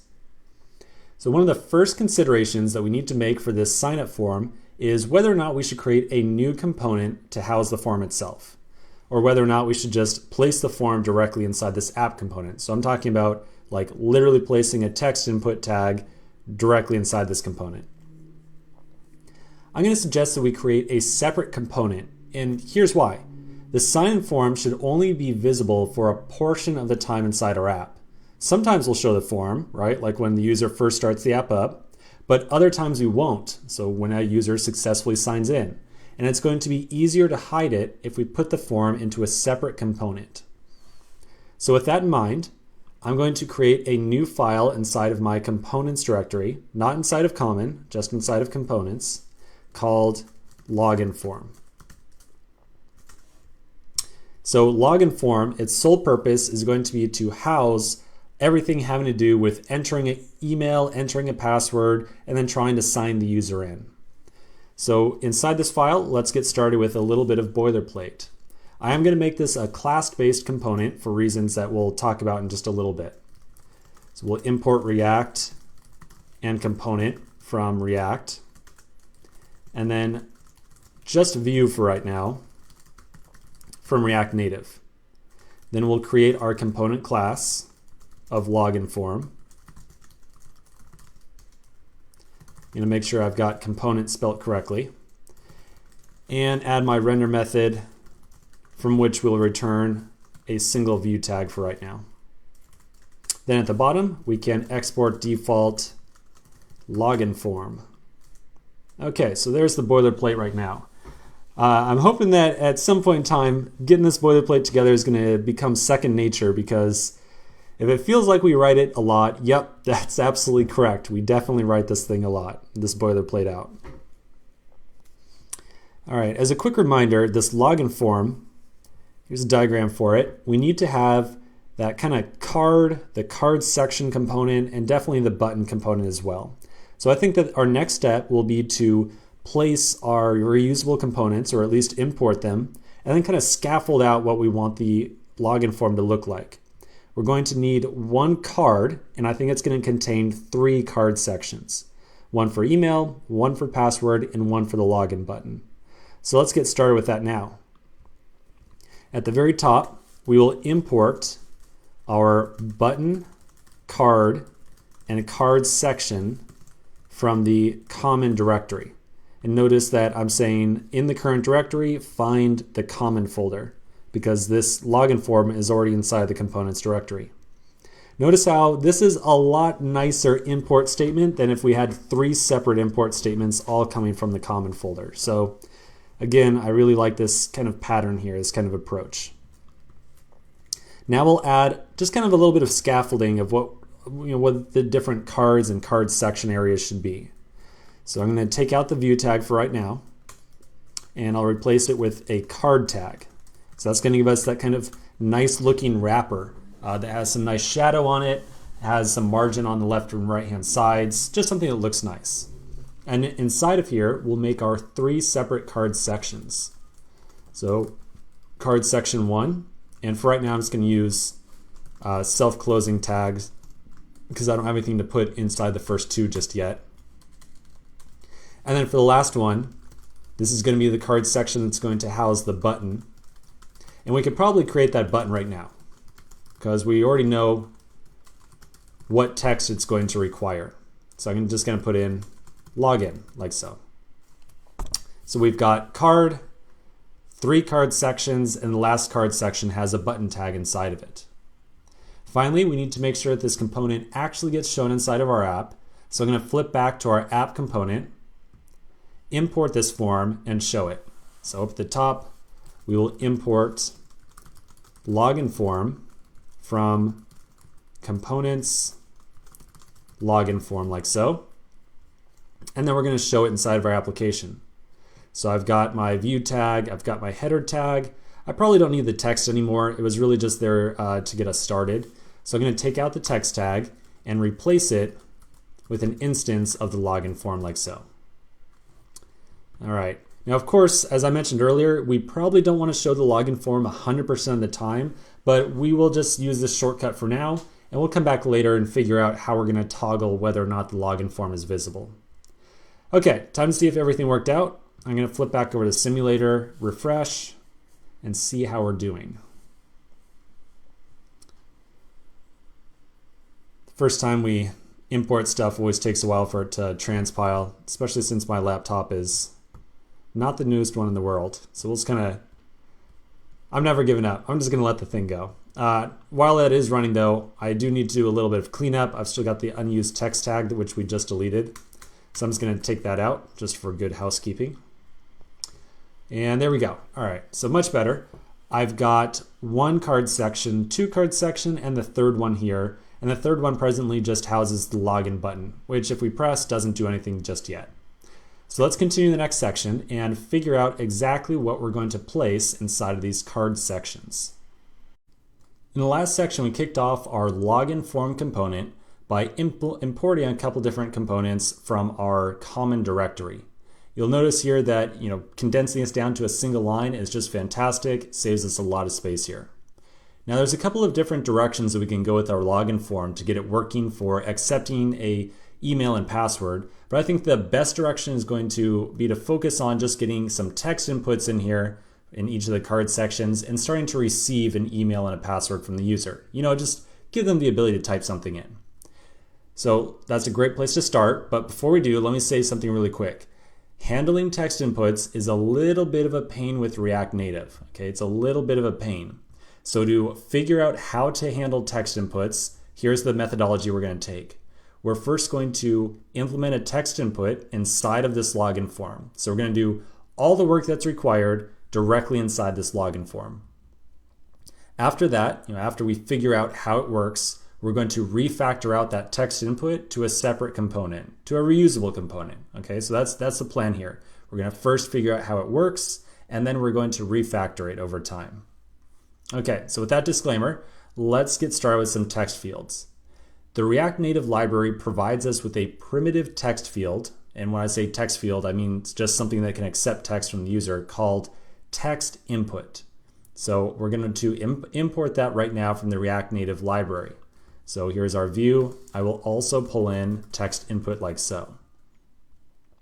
The text input, again, it's a primitive, it's a view tag, or a component that we can place anywhere inside of our render method.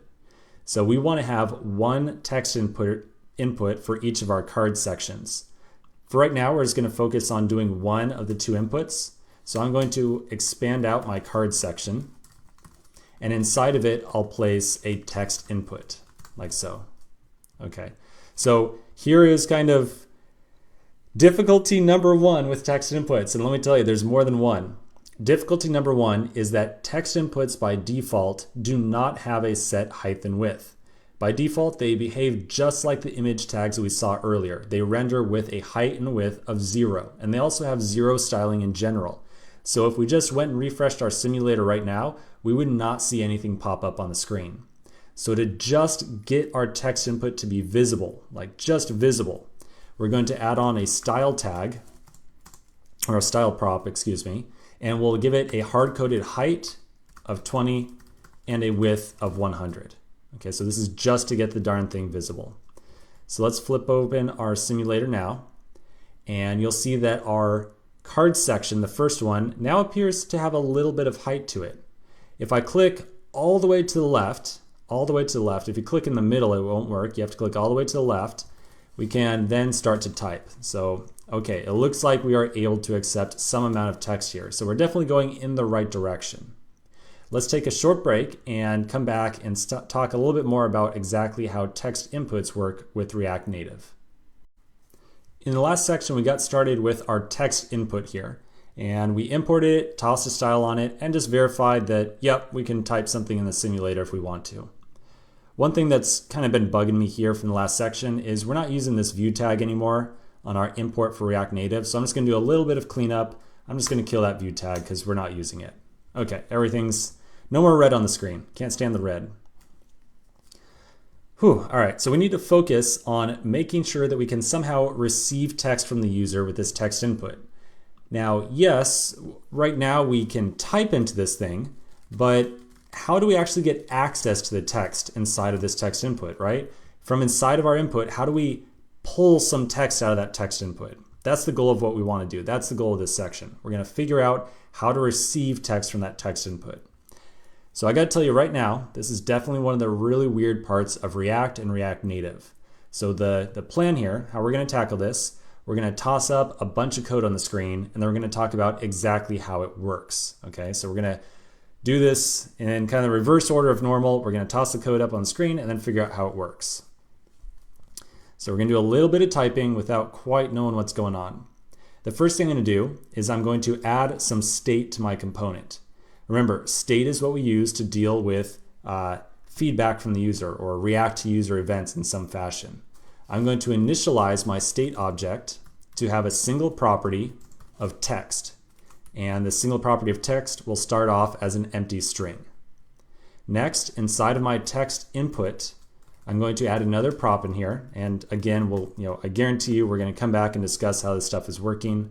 I'm going to add on another prop of onChangeText.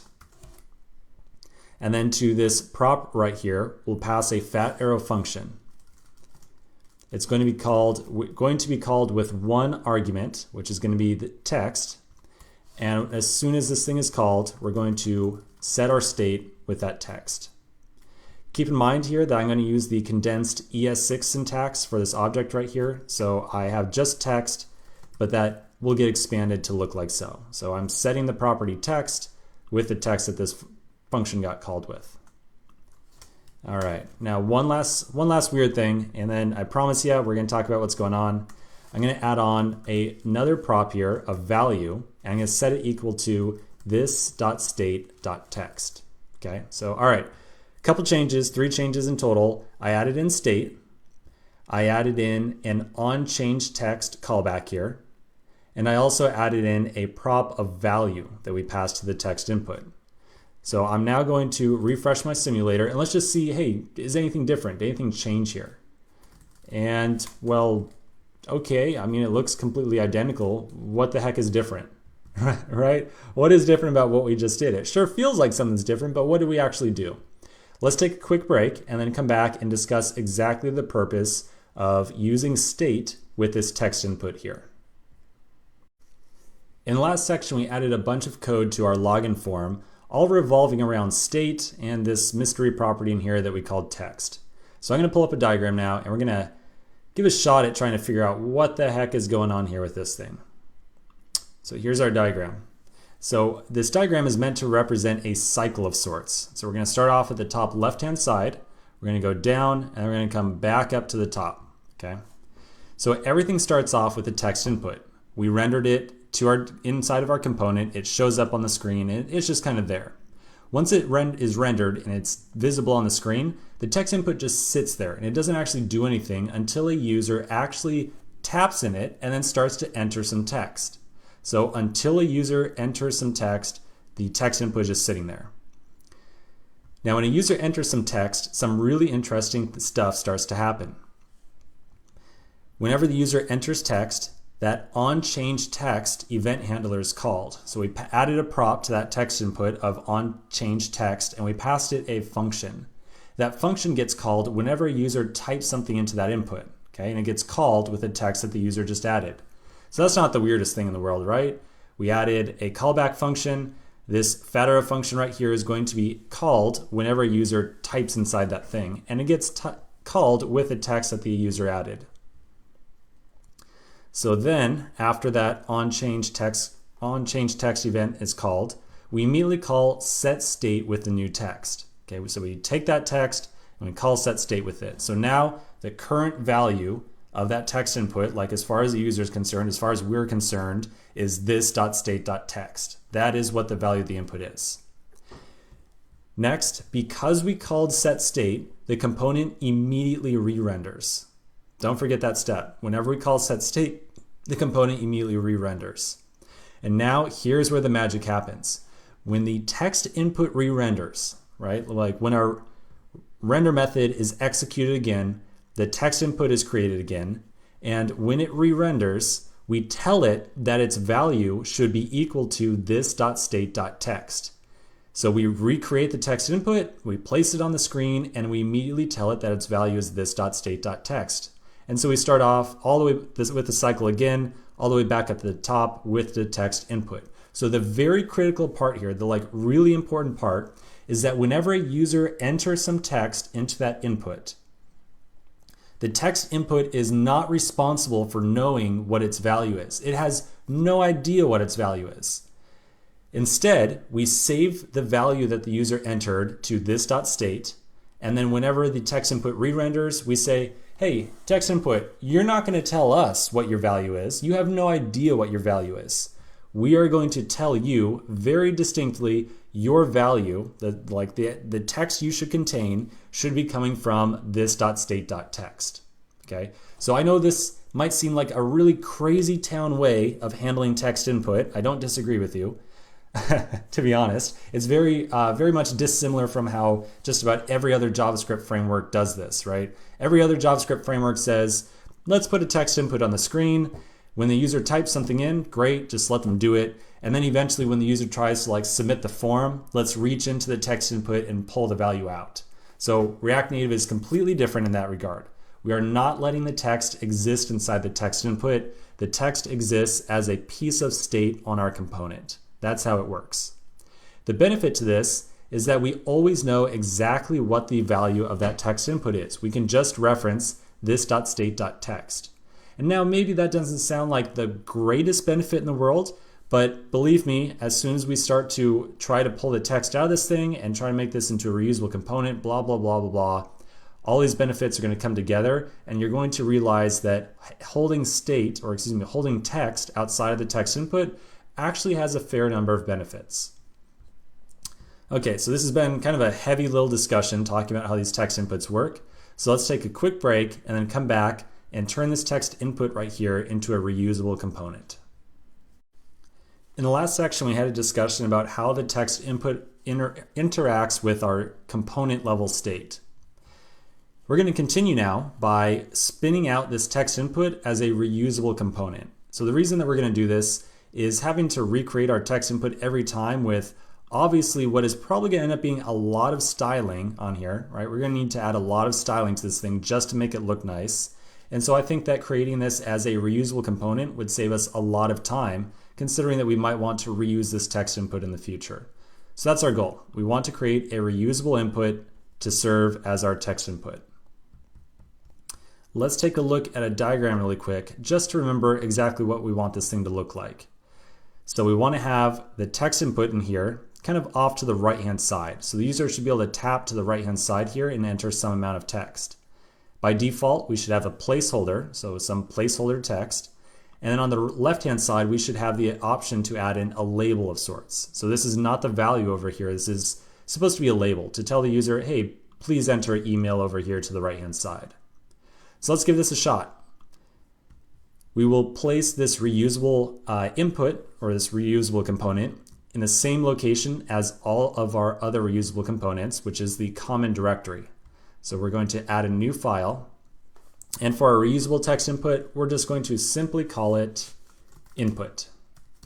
So input.js. And then inside of here, we're going to place our usual boilerplate. So I'll import React from React. We'll import a couple of helpers from React Native, our text input, a view tag, and a text tag.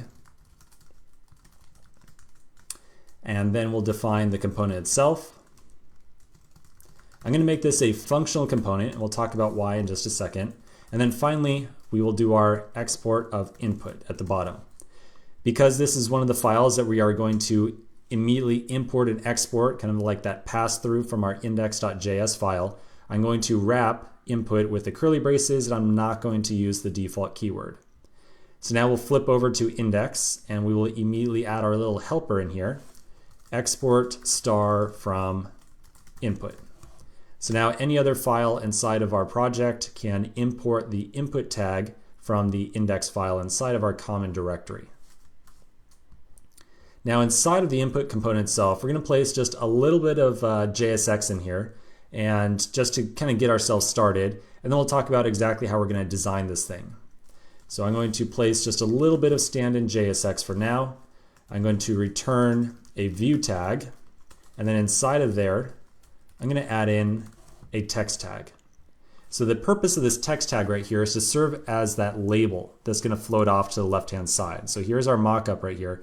I want to have some amount of text that's just going to float over to the left and tell the user, hey, here's what you're supposed to enter into this thing. So since we want this to be a reusable component, we're going to want to be able to reconfigure or determine what that label should be on the fly. So what I mean by that is I want to pass in the label text as a prop to this component. So I think we don't really need to beat around the bush here.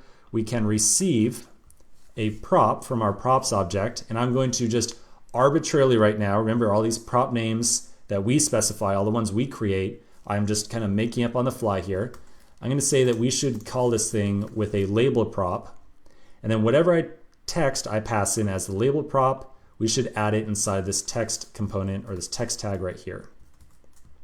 So now by default, if I use the input component somewhere, I can pass in a prop of label, and that label should show up inside of it.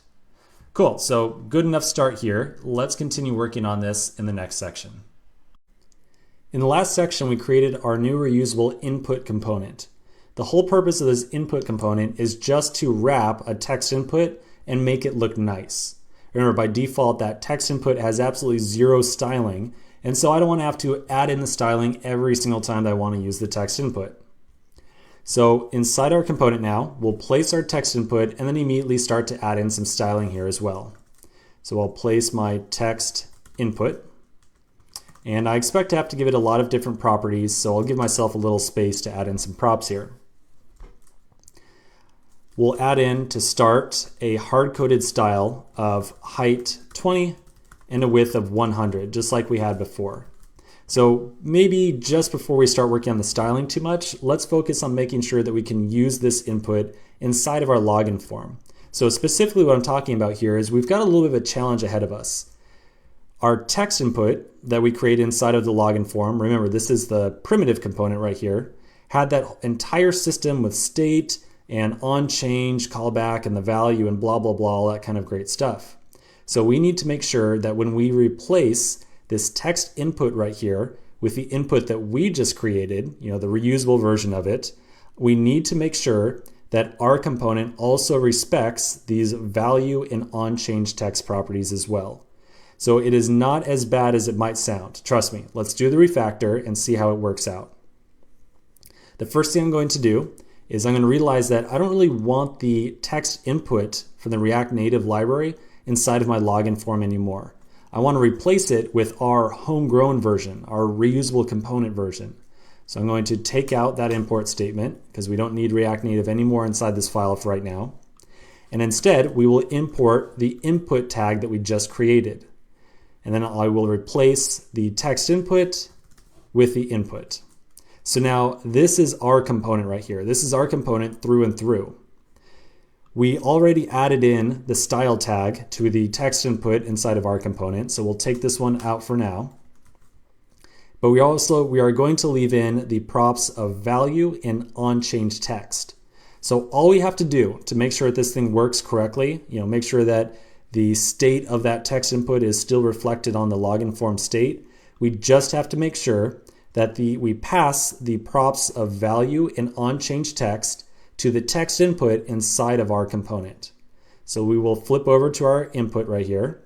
We will receive the value and onChange text props, and then we're going to pass them directly into the text input. So value is value, and onChange text is onChange text. So let me pause here for a second, and I want to acknowledge, yes, this last step probably seemed a little bit weird, a little bit strange, but I promise you it makes more sense than you might think if it seems confusing. Our login form is responsible for figuring out what the text input state is, right? Like what the actual field's text is, what its value is. So any single time that the user types inside that field, we want to invoke this fat-arrow function, right? Like that's the goal. So we are passing that fat-arrow function as a prop down into the input we created. Okay, we're passing it as a prop to the input we created. So now in our input, we are receiving that prop. So we're receiving the onChange text prop, and we're just passing it right along to the text input. And this text input right here is the primitive version of the input. It is the thing that's actually receiving text from the user. I feel like if there's probably one really confusing part about this, in my opinion, it's the fact that I chose a component name of input right here. If it makes more sense, you might think of this component instead as like field or something like that. Anything that kind of separates it in meaning from this text input. Okay, so enough lecturing about that. The last thing we have to do is work on the styling for the rest of this component right here. And maybe before that, let's just do a quick test to make sure everything is still working inside the simulator. So I can click in here. Yep, looks good. And yeah, I can still type stuff in here. You'll notice that there's a little bit of white margin up here as well right now that we didn't have before. That's being caused by the text tag. We're not passing a label to it right now, so it's just taking up some arbitrary white space up there. So we'll make sure that we will want to make sure that we also pass in a label from the login form as well at some point. Okay, let's take a quick break and then come back and finish up the styling on this entire input element. We're ready for our last step inside of our input component. All we have to do is add in some styling to style the view, the text, which is going to be our label, and the text input itself. So just a little bit more. To add in our styling, we'll do the same thing as previous. We'll add in a styles object at the bottom of the file. So we'll say const styles is an empty object. And I think that we're going to end up with 3 styles inside of here. We'll end up with one for our label, one for the text input, and one for the overall container, so the overall view tag right here. So I'm going to immediately place the names of these 3 styles that I expect to have. We'll have an input style. We will have a label style. And finally, a container style as well. All right, we got a decent amount of type-ins, so let's get to it. First off, our input style will have a color of 000. We'll give it a padding right of 5. So this is going to make sure that it stands off from the left-hand edge over here. We don't want it to butt up too closely, so we just want to make sure that it has a little bit of a standoff. We'll also do a padding left of 5. And then a font size of 18. This additional font size, or this larger font size right here, is going to make sure that the users can very clearly see the text that they're entering into this field. Next, we'll add in a line height of 23. The purpose of line height is not necessarily tied to the font size. It's about how much space is in between each line of text. So by increasing the line height here, it's going to make the text inside that input just kind of stand out a little bit more. Finally, and we're going to talk about exactly the purpose of this one right here, I'm going to add in a flex of 2. And we're going to come back to that in just a second, so bear with me. Next, our label style. Only a couple here. We will dial up the font size as well to 18. I'm going to add in a bunch of padding left to make sure that the label stands apart from the left-hand border over here. And then I'm going to give this a flex 1. So let's take a second and discuss these flex values. I want you to take notice that both the input and the text are children of the view tag right here. Okay, so they're both children. They're siblings of each other, might be a better way of putting it. Whenever we have siblings with a flex property designated on the style objects, the flex property is how we allocate or proportion available space to each one. So the rule that we use is we say for each sibling, in this case input style and label style, we add up the values of flex, so 2 plus 1, that totals 3. Now we take 2 divided by the total of 3. That means that 2/3 of the available space will be allocated to the input style, and 1 divided by 3, or 1/3, will be allocated to the label style. As soon as we render this inside the simulator, as soon as we test it out, I think it's going to start to make a lot of sense. So let's finish up the styling here and then see what it looks like.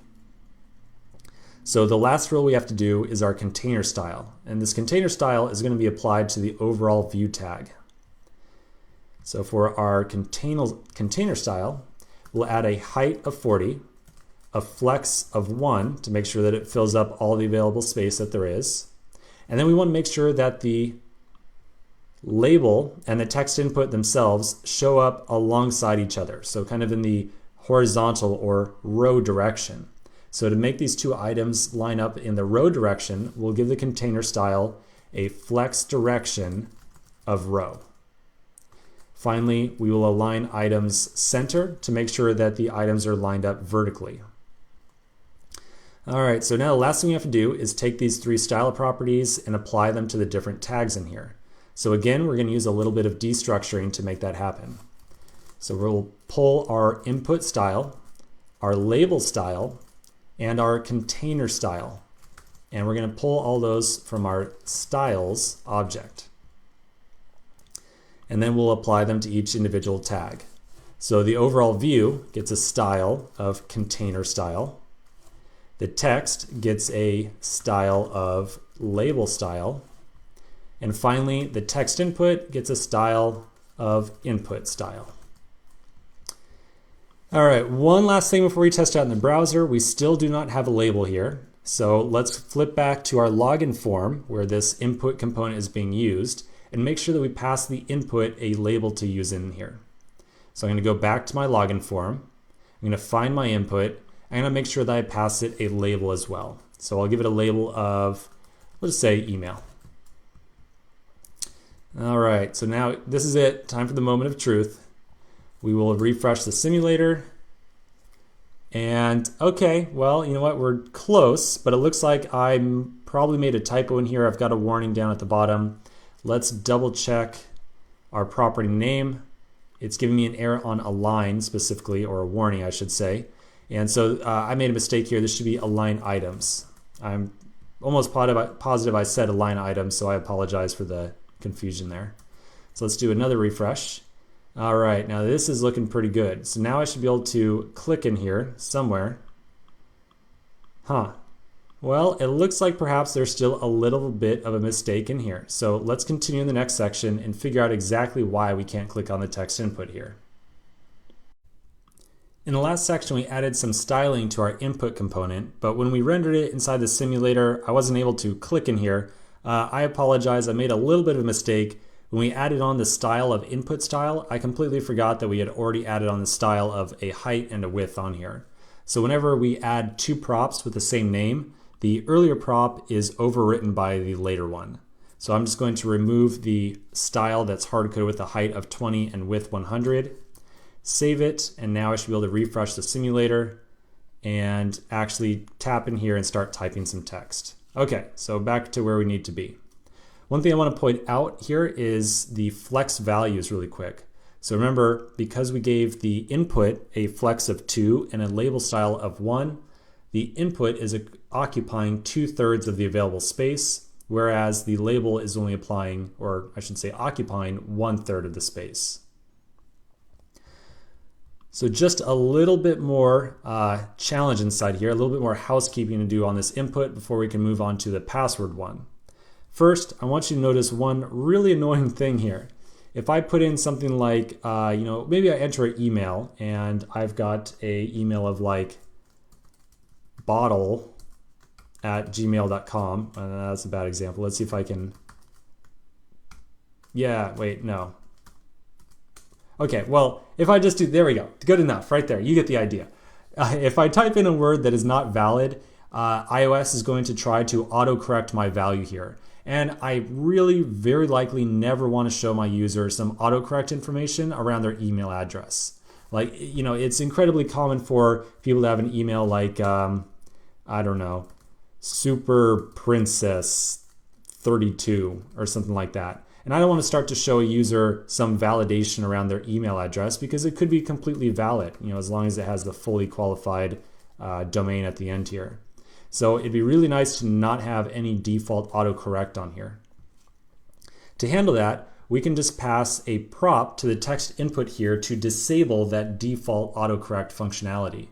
So I'm going to pass in an additional prop to the text input of autocorrect false. So this says, hey, don't try to autocorrect anything here. People are going to have crazy emails. Don't worry about it.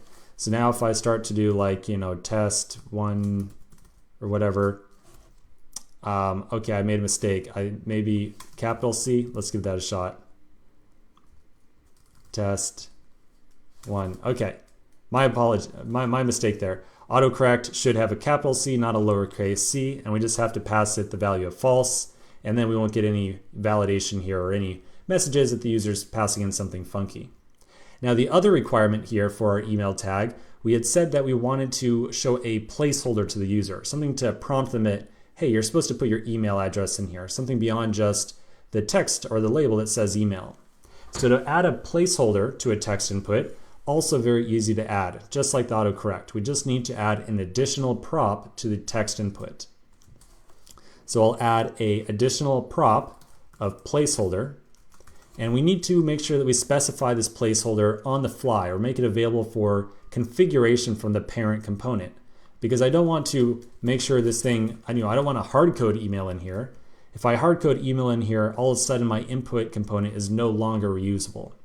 So instead, we will receive a placeholder prop from our parent component. So I'm going to add on to our props list right here a placeholder, like so. And then we're going to flip back over to our login form and make sure that we actually add that placeholder in. So here's my input. I will add in a placeholder. And you might think, well, let's put in a placeholder of like email or something like that. I love the pattern of placing in some realistic input for the user or some realistic prompt. So instead, I'll give them a kind of more realistic prompt of maybe your email looks like user@gmail.com. Just something to guide the user into thinking, oh, that's what the form of this input should be. It should be something that looks like an email address. So now if we refresh the simulator, we see, yep, we got a very nice looking placeholder in there right now.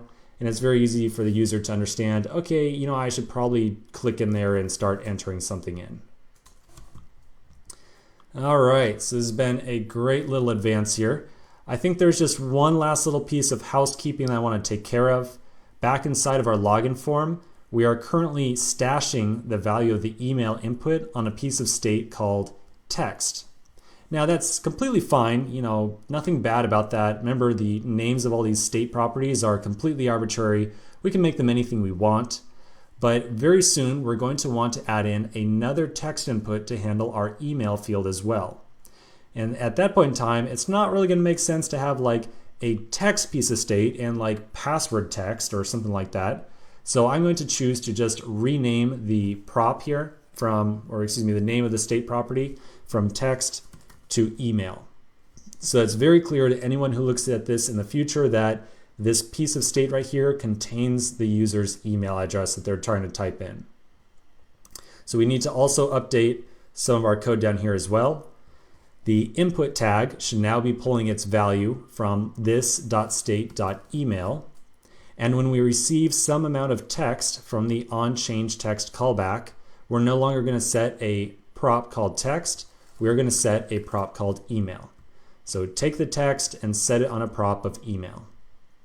One other thing, if you want to rename this prop to email as well and then maintain the shortened syntax, that's completely, definitely a good refactor as well. Let's go ahead and do that just for the sake of completion.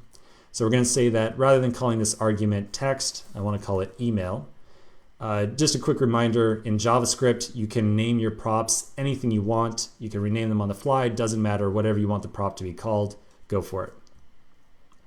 Or excuse me, argument. Did not mean to say prop. The argument can be whatever I want to call it.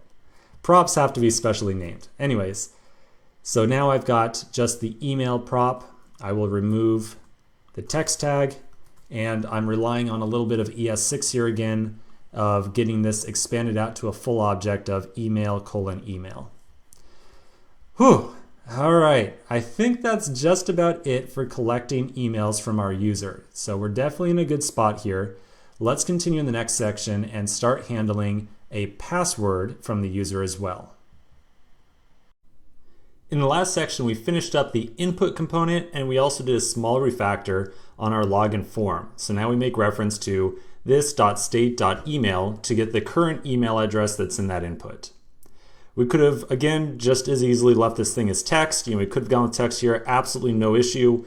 However, I find it a lot more clear to make sure that my property names match up to the actual meaning of the property as well. So in this case, this piece of state right here contains the email address. So this.state.email makes a lot more sense than this.state.text. Okay, we're going to move forward now, and we are going to focus on hooking up the password input. So we've already got our email, but we also need to receive a password as well. And that's the purpose of this card section component that we placed right here. It was going to wrap the password input. So we're going to use the same strategy as we did with the email. We are going to initialize a piece of state called password that is going to hold the password that's sitting inside the input. We will then create a new input tag and place it inside of this existing card section. So let's go ahead and get started. First, we will start off by initializing another piece of state called password. And it's just that easy. Next, we'll go on down to the kind of dangling card section that we've got. And I'm going to turn this into a expanded tag. And then inside of here, we'll place the input. So we'll say input, and then I will make it a multi-line tag like so, because I know that we're going to need to pass a lot of props. I'll give it a placeholder of lowercase password. Again, I like to make sure that the placeholders that I have for my inputs kind of look like what the user might enter into that field. So in the case of the email, having a placeholder of like user@gmail.com makes sense. For the password, the password's different for everyone. So I'm going to put lowercase password just to kind of make people think, okay, this is my password, whatever. Next, we will tell this input what its value is supposed to be. So we'll say, hey, your value is going to be this.state.password. And then we will add on the onChangeText event handler. So onChangeText. And remember, we pass this thing a function, and whatever we pass to it will be the text that the user just entered. So we'll enter in password as the argument.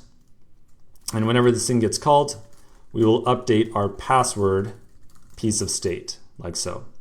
Again, I want to point out, and I know that I point this out all the time, but honestly, it leads to a lot of confusion. Just remember that the argument that I receive here, I'm calling it password, but it is the text that the user just entered. So I can call this password, I can call it text, I can call it new update, whatever I want to call it. I choose to call it password just to make sure that it's really clear, hey, this is the password that the user just typed in. Now the very last thing that we need to do is make sure that we pass in a label as well. So I'm going to add in a label property. And for this one, we'll just say, keep it nice and simple, just say password. That's all we really need here. All right, so let's test this out in the simulator. I will refresh. And all right, here's our password field. So let's now test it out. I'm going to click in and start typing out my secret. Oh, wait a minute. Uh-oh. Our password is being entered in plain text right here, which is definitely not the intent. We definitely don't want to make sure, we don't want our password to be available in plain text where, say, anyone looking over this person's shoulder is going to be able to see the entered password here. So we need to make sure instead that the password is going to show up as like stars or something to the user after they enter it. Fortunately, that text input tag that we've been using as kind of the primitive behind the input component supports secure text entry or kind of password input. All we have to do is pass a prop to our text input tag. By the way, I'm in my input component right now. So we'll pass an additional prop to the text input here and tell it, hey, you are made for showing a password. Please show all your characters with an asterisk or something like that, just to obstruct anyone from looking over this person's shoulder. So to do so, all we have to do is add in another property called secure text entry. If we pass in secure text entry of true, then the password will be, or basically the input is going to be obstructed, or it's going to be obfuscated. Now you'll notice that ESLint is complaining here. It says value must be omitted for Boolean attributes. So what this means to say is you'll notice that I am passing in a prop secure text entry of true. This is a little bit of a gotcha with JSX. Now, let me be very clear. This is valid JSX that we have right here, but by convention, whenever we have a Boolean property, so we're just passing in something as true, in this case, just flat out true, we can take a little bit of a shortcut by just listing the property. So just by listing secure text entry, this means that we're going to pass in true or false, whatever it might be. Now, we do want to make sure that our input is not always showing a secure text entry.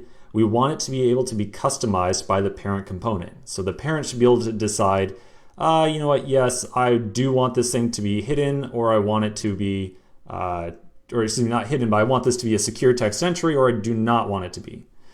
So to make sure that's the case, we will add in another prop to our input. We'll take secure text entry. So we're just going to call it the exact same thing. And now that we are going to use some prop here, okay, now we do in fact have to assign this to a prop. So I'm going to assign it the prop secure text entry. So now, if inside of our component, when we create an input tag, if we pass in secure text entry of true, that will be passed to our tag as true. And if we pass false or undefined for secure text entry, the thing is not going to consider itself to be a password input. So now all we have to do is flip back over to our login form, and we're going to decide of our two inputs which one needs to be secure text entry. So the email one probably doesn't need secure text entry. Like, we just want the user to see what the thing looks like, or what the actual value is that they've entered. So on this one, we will not enter in any property whatsoever. So when the input is created, it's going to consider secure text entry to be undefined. So we're going to pass undefined to this prop right here. And undefined with JSX is basically the same thing as false. So it's going to think that, okay, they must not want secure text entry. But in the case of our password field, we do want that secure text entry. We want to pass in secure text entry of true. So to do that, we can just say secure text entry. And again, by just listing this prop, it will show up inside of the input as being a value true. Like, just listing it means it's going to show up as the value true inside of this component. So now when we render this input, secure text entry is going to come in as true. We're going to pass true to the text input, and boom, there you go. Okay, let's test this out in the simulator now. I'll refresh, and I'll put in my user@gmail.com. Okay, that one looks good. And my password, and perfect. So it's nicely obfuscated, nice round dots, so anyone looking over our user's shoulder is not going to be able to see this person's password in plain text. Okay, this looks fantastic. I think we're just about done with the form. The last thing we need to do is check to see whether or not the user's email and password is correct, like whether or not they actually entered the correct login information. So let's continue the next section and start focus on doing the actual authentication part of our application. We've now got the ability to take a user's email and password from our form. We did this by creating two inputs for the email and the password. So now at any single point in time inside this component, whenever we want to, we can refer to this.state.email and this.state.password to get the email and password that the user entered. So I think that we're now ready to use that email and password to attempt to log our user in. Now we only want to attempt to we only want to log them in when they tap on our button. And if you recall, we deal with taps on buttons by adding a callback function to the button tag's onPress prop. So whenever the user taps the button, our callback function will be called. So that is going to be our opportunity to log the user in. So with that in mind, we will add in a callback to our button tag, and then inside the callback, we will attempt to log in the user. That's the goal here. So first, we will define our onPress prop, and then we will give it a callback function. I'm going to define it as a helper method on this component login form. So I'll say this.onButtonPress, and because we are passing this thing a callback function, because this is a function that will be called at some point in the future, I'm going to bind the context to this. Okay. So now we will define onButtonPress. I'm going to scroll back up to the top and add another helper method called onButtonPress. So inside of here, this is it. This is our point in time to actually log the user in. This is where we want to try to authenticate our user. To authenticate our user, we will import the Firebase framework, and then we will use a method off of Firebase to sign the user in. So at the top, I'm going to import Firebase from Firebase. And then I'll use a method on that Firebase object to authenticate our user. We'll call firebase.auth.signin with email and password. And then we need to pass this function our email and password. Well, remember, the email and the password is available on our state object. So we just have to refer to this.state.email and this.state.password. Because we want two properties off the same object, we're going to use a little bit of destructuring just to clean up our code. So we'll reference const email and password from this.state. So now we've got access to the email and password variables within this function. So we'll pass them to this method. So in short, sign my user in with an email and password, and here's the email and the password right here. Okay, let's pull up a diagram really quick to kind of figure out where we are. Like, hey, is signing user in just this easy? I mean, this seems really easy, right? Well, maybe it's as easy. Maybe it's a little bit harder. So let me pull up a diagram really quick here, if I can find it. Here we go. All right, so of course, signing in a user isn't as easy as you might think.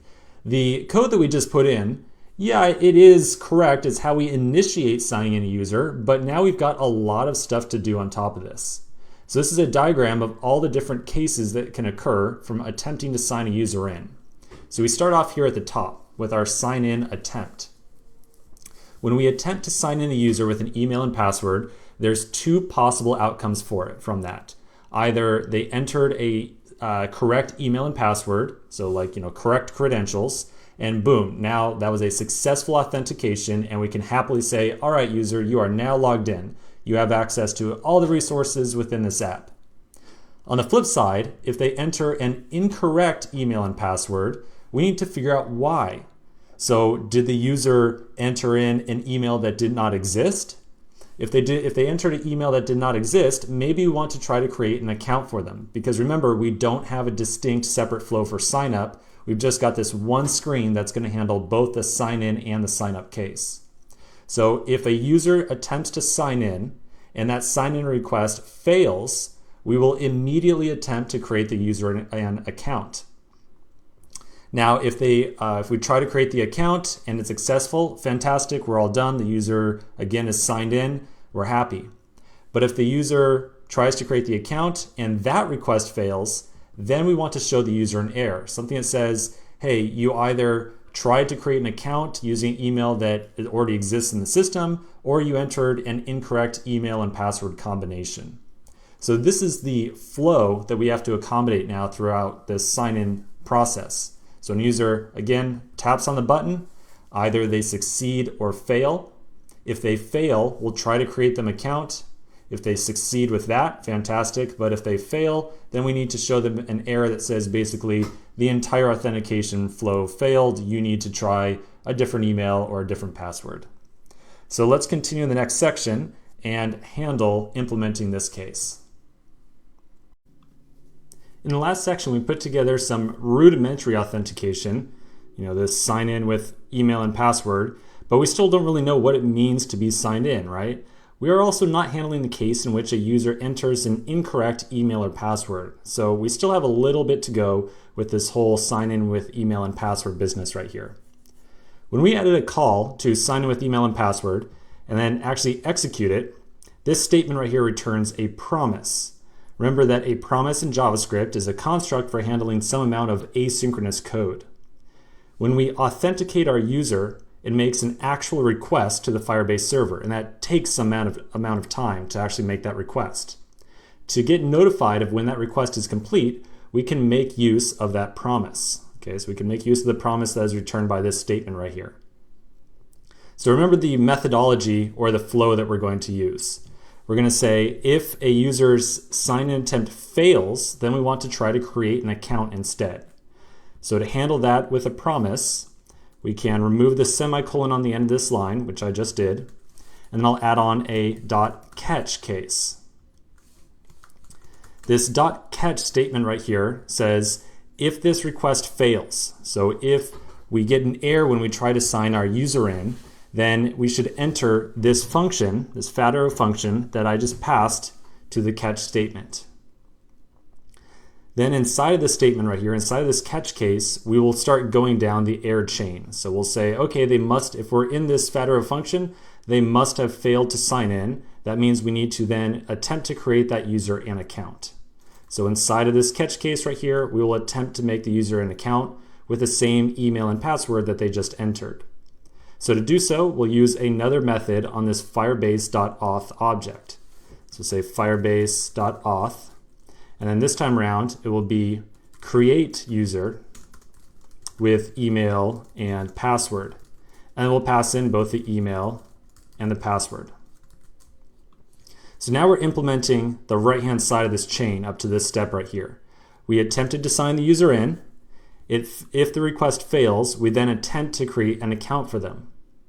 Now we're going to go further down the right-hand side and say, okay, we just attempted to create you an account. And if that fails, then we want to enter the final fail case. We want to say finally, okay, you know what? This really went downhill. We need to show an error on the screen.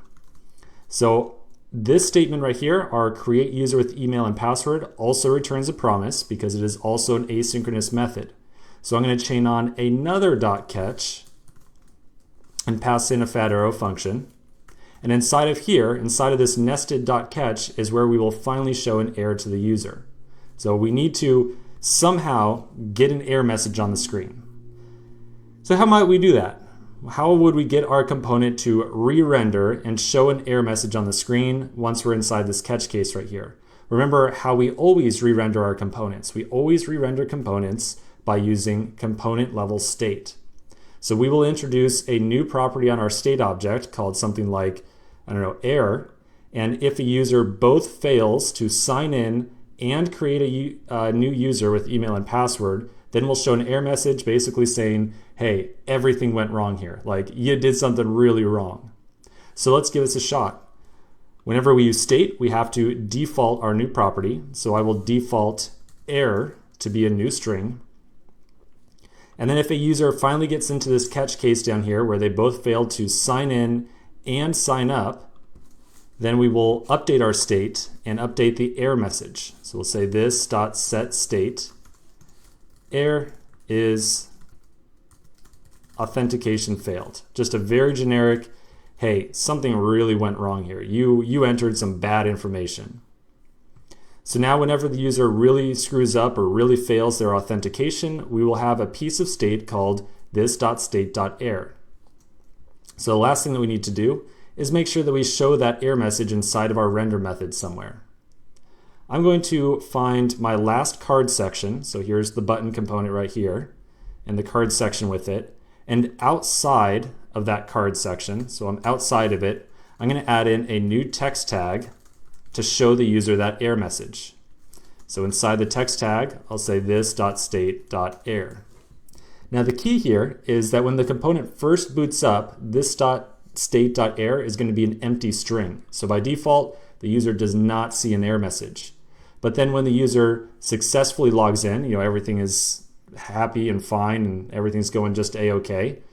Or no, reverse that. When the user attempts to log in and something goes wrong, this.state.error will be populated, there will be an error message in here, and the text tag will actually show up to the user. Note that we are not importing the text tag right now, so I'm going to scroll back up to the top to our React Native import, and I'm also going to import the text tag. And it looks like we removed that React Native import altogether, so I'll import it back in, and I'll pull out the text tag from React Native like so. And then the last thing I want to do is I want to add a little bit of styling to this text tag right here, just to make it nice and big and red, and really just shove it right in our user's face to let them know, hey, something really went wrong with authentication. So to add in a style, we're going to do the same thing we always do. We will add in a new styles object at the bottom, and I will give this a property of error text style. And then we'll tell it, hey, you know what, you need to be really big. So we'll give it a font size of 20. We will use the align self property to center the text on the screen. And then we'll set the color to red. So it's nice, big, and bright red. Then finally, we will apply this text style to the text tag that we just added. So here's the text tag. I'm going to apply a style of styles.error text style. All right, so again, because we're only using one property off the styles object right now, I'm not going to use destructuring. If it ends up that we need more properties off the styles object, then maybe we'll do some destructuring just to clean up our code. So in this section, we have implemented the first portion of our flow, like this entire right-hand side fail case. So if the user attempts to sign in with an email and password that does not exist, or if they attempt to sign in with an email and password that an email that does exist but the incorrect password, they will go down the full right-hand side and we will eventually show them an error message down here. So let's continue the next section and test out this flow. In the last section, we added some logic to handle the case in which our user both fails to sign in and sign up. Let's now test this out in the simulator and see if that error message is actually appearing. So I'm going to flip over to the simulator, I'll do my refresh, and then for my email, I'm going to put in an email of test@test.com and a password of password. So now when I click login, we're going to run that on button press handler right here. So we're going to run this code, and the first time that I log in, my expectations are going to be that I fail this case because I do not yet have an account with an email of test@test.com. But I expect that I will succeed in creating an account. So the first time I press this button, I expect basically nothing to happen.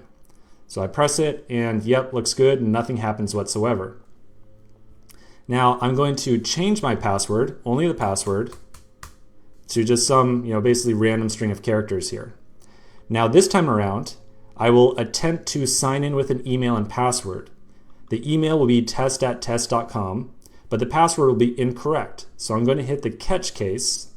I'm then going to try to create a user account with a test@test.com email. But this call right here is also going to fail because that email is already in use. And so I'm going to hit my second catch statement and I'll expect to see the error message. So let's test this out. All I have to do is click login.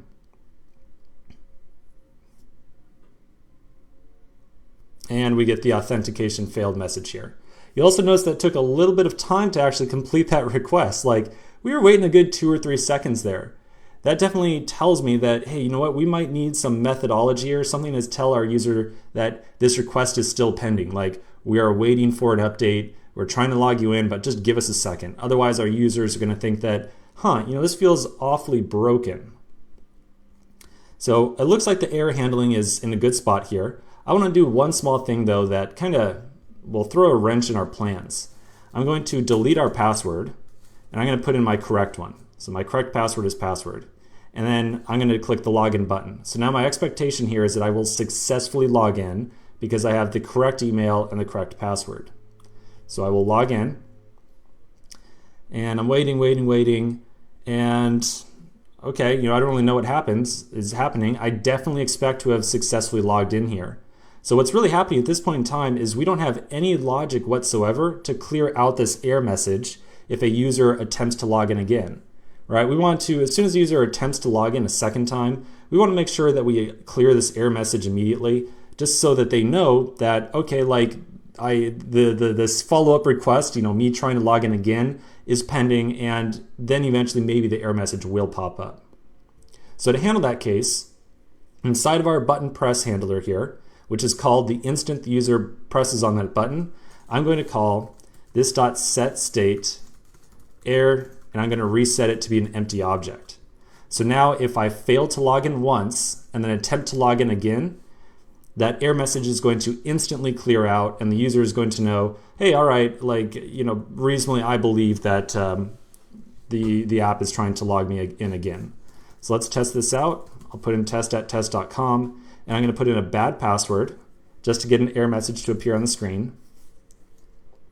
And now I'll replace it with a good password, and I'm going to click login, and the instant I click it, the error message goes away, exactly what I want. It lets the user know, okay, we acknowledge that you put in a new email and password and you are attempting to log in again. As a quick aside, I want to point out that this is a big difference between web development and mobile development. If you've got any type of background in web development, you know that sometimes we can kind of bend the rules when it comes to UX. Like on UX, maybe we wouldn't really have to throw in all this fancy error handling, show the user an error message and clear it out all the time, all this kind of stuff, or even have to show a spinner or anything like that. But with mobile, where we sometimes have awful internet connectivity or laggy mobile devices, giving strong feedback to the user is paramount. So we spend a lot more time with React Native than with React.js to make sure that we give our user a lot more signaling about the actions that they're committing inside of our app. So on that note, again, when I attempt to sign in, there's definitely a non-zero pause in here. Like there is some distinct pause as I attempt to authenticate myself, right? Like if I put in a bad password, I'm waiting, and there we go. Finally, I get that authentication failed message appearing. So you can imagine that if I'm on a 2G or a 3G network connection, this request is going to take quite some time. So with that in mind, I suggest that when a user presses the button to log in, we show a spinner instead of this login button right here, just so the user knows, hey, we got it, we're attempting to log you in. Then when the user successfully logs in or fails, whatever it might be, we should show the button again and hide the spinner. So basically we're talking about toggling the spinner a little bit. Now I expect that there will be several locations within our app that we're creating where we will want to show a spinner to the user. So I'm going to suggest that we make a standalone spinner component that can be reusable. Okay, so that's our goal here. We're going to create a spinner component that is reusable. You know what to do now whenever we make a reusable component. We'll make a new file inside of our components common directory. So I'm going to make a new file called spinner.js inside of that common directory. And then inside of here, we'll place some boilerplate for making a new component. So we'll place import React from React. I'll import Vue from React Native. And then I'm going to make my component. I expect this to just be a presentational component. Like I either want to show a spinner or I don't. So this component's not going to have any requirement for state, because basically if I try to render the spinner, the idea here is I should get a spinner on the screen. So I'll make a functional component, and from here I will return, right now, just a single view tag. And at the bottom, I'll place my export statement. Because this is one of our reusable components that we are rerouting through that index.js file, we use spinner with the braces in here. So speaking of which, let's hop over to the index file and make sure that we route that import statement through here. So we'll say export star from spinner.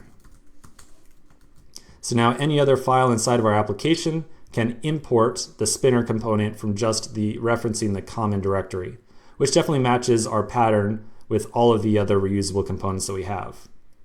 Okay, let's take a quick break and finish up with the spinner in the next section. In the last section, we decided to add a spinner component to our application that should appear whenever the user clicks the login button right here. Then when the login request is complete, we should restore the button and make the spinner go away. Because I expect to use the spinner in many different locations, I want to create it as a reusable component. That's why we're making a separate component here for the spinner. So fortunately, we don't have to make the whole animated spinner, the spinny thing from scratch. The React Native library includes a default spinner that we can use. So we're going to use a default spinner, and inside this component, we're just going to add on some additional styling on top of it to kind of further configure and style the spinner itself. So from the React Native library, we will import that default spinner as activity indicator. Indicator, there we go. Okay, so we've got our activity indicator. This is an actual spinner. If we placed on the screen, you're gonna see this kind of like a little dial thing moving around. Next, we're gonna place that spinner inside of our view here. So I'm still gonna keep the view tag. I'm going to keep the view tag around so we can position the activity indicator. So I'll keep the view and expand the tag and then place the activity indicator like so. Again, the whole purpose of keeping the view tag here is so that we can make this thing, or we can position the spinner nicely inside of it. Specifically, I want to be able to center the activity indicator or the spinner on the screen, and we're going to use the view tag to do that. So to make sure that the activity indicator is always centered on the screen, we'll add in a style tag that's going to put in some positioning properties on top of the view tag. Also, I think I missed a semicolon here, so I'm going to place that as well. So I'll place my styles object, const styles, at the bottom, and I'll give it a single property here called spinner style, like so. So this spinner style will be applied to the view tag, and its purpose is to make sure that the spinner is centered on the screen. So to make sure that view tag fills up the full width of the screen, I want it to fill up the full width, I'm going to give it a flex 1. And then to center the activity indicator itself, we'll use our justify content of center and align items of center as well. Finally, we will apply the spinner style to the view tag. So on the view tag, we'll say, hey, you should get your style from styles.spinner style. Okay, so this is pretty much all we need right now to at least get a spinner on the screen and make sure that it's nicely centered. There is one last thing that we need to do here. The activity indicator, by default, has two possible properties that you can assign to it. Well, actually, I should say one property, and that property has two different options to it. We can pass a size property to the activity indicator, and that indicates whether or not we want this to be large or small. So we can either say I want a large spinner, so something that takes up a decent amount of space on the screen, or I can pass in a small property here, in which case we'll get a much smaller spinner to appear. So we will assume that we will pass in the size of the spinner as a prop to this component. And we're going to pass it in as a prop called size. Remember, these prop names that I'm pulling out here are all completely arbitrary, completely random. I'm just deciding that I want to pass my component that I'm creating a prop called size. Now this size prop that I'm passing to the activity indicator, however, this is a special name here. This is a component that we did not create, we did not write. So it has some number of built-in or default props that we can pass it. one of which is called size. Now we're going to use a little bit of a trick here to assign the size property to the activity indicator. So let's write out the code for it first, and we'll talk about what it does. I'm going to write out size or large. What this does right here is it says if we pass in a size property when we create the spinner, then use that. Otherwise, if we did not pass in a size property, use the string large. So by default, if we do not specify the size for our spinner, we're going to get a large one. Otherwise, if we say specifically that we want a small one, we will get a small one. So this is just a little shortcut for handling that logic. All right, so I think we're just about done here. The last thing we have to do is wire this thing up inside of our login form. Let's take care of that in the next section. In the last section, we finished up our spinner component. So we can place the spinner anywhere, specify the size that we want, and the spinner should appear on the screen centered in the horizontal direction because we added in some styling to make sure that's the case. We'll now flip over to our login form file and make sure that we show the spinner inside of here. So now our goal, or what we have to figure out how to do, is we have to say that whenever a user clicks on the button, whenever they click on this thing attempting to log in, I want to hide this button, and instead I want to show that spinner. Okay, so that's the goal here. I need to either show this button or show the spinner. So what I'm really talking about doing here is I'm talking about kind of re-rendering the component on the fly with some amount of different content, right? And so again, whenever I say re-render, you got to be thinking about state. That is how we cause our component to re-render. So I'm going to suggest that we add in a new piece of state to this component called loading. And loading should be a Boolean. Whenever the Boolean loading is false, that means that we are not making a request, we're not trying to sign the user in, and so we should show the button on the screen. But whenever whenever the piece of state of loading is true, that means that we must be attempting to log the user in, and so we should show the spinner on the screen instead of the button. Okay, so that's going to be our goal here. So again, whenever we use state, we will first default our property. So I will add on a loading piece of state called false, or with a value of false, excuse me. So by default, I am not loading anything. I am not attempting to make a request. So by default, when the component first renders, we have loading of false. Next, when we start to issue our request, when the user presses the button, I want to make sure that I immediately show the spinner on the screen to let them know, yep, we are showing the spinner, we are trying to log you in right now. We want to give our user that feedback. So inside of on button press, I will want to update my state to have loading of true so that we can re-render the component and show the spinner instead of the button. So to update our piece of loading state, I do not need to create a separate set state call. I can change as many variables on my state object as I want inside of a single set state call. So I will also pass in here loading of true. So the instant that a user presses the button, we're going to clear out any existing errors that are on the screen, and we're also going to flip this loading flag to true. Now the last thing we have to do is figure out inside of our render method whether or not we should show this button or the spinner. So that's the last thing we have to do here. Whenever I kind of do this conditional rendering of sorts, either show this or show that, I like to extract this logic to a separate helper method to make the decision for me. So I'm going to create another helper method called render button. And inside of here, we will either return some amount of JSX to show the spinner, or we will show some amount of JSX to show the button tag. So I will say if this.state.loading. So if this.state.loading is true, because remember this is a Boolean right here, so we don't have to do like equals equals equals true. We don't have to do that. It can be just this.state.loading. Then I want to return my spinner. And I have not yet imported my spinner, but I will in just a second here. I also want to make sure that the spinner is small, so I'm going to pass in a size prop of small. Remember, we wired up this size prop just a moment ago. So if I'm currently loading, return the spinner. Otherwise, I want to return my button tag. So right here, we'll return the button. So I'm going to scroll on down to the button and we're going to cut and paste it up. So here's my button. I'm going to cut it and I'm going to scroll back up to my method. And in the return statement, I'll place the button here. Now notice that I'm using an if. I could be using an if-else statement here. So I could say if this.state.loading else do this. I kind of like this different syntax here, or this different pattern where I say if some condition, return immediately and with this object, otherwise just return this object by default.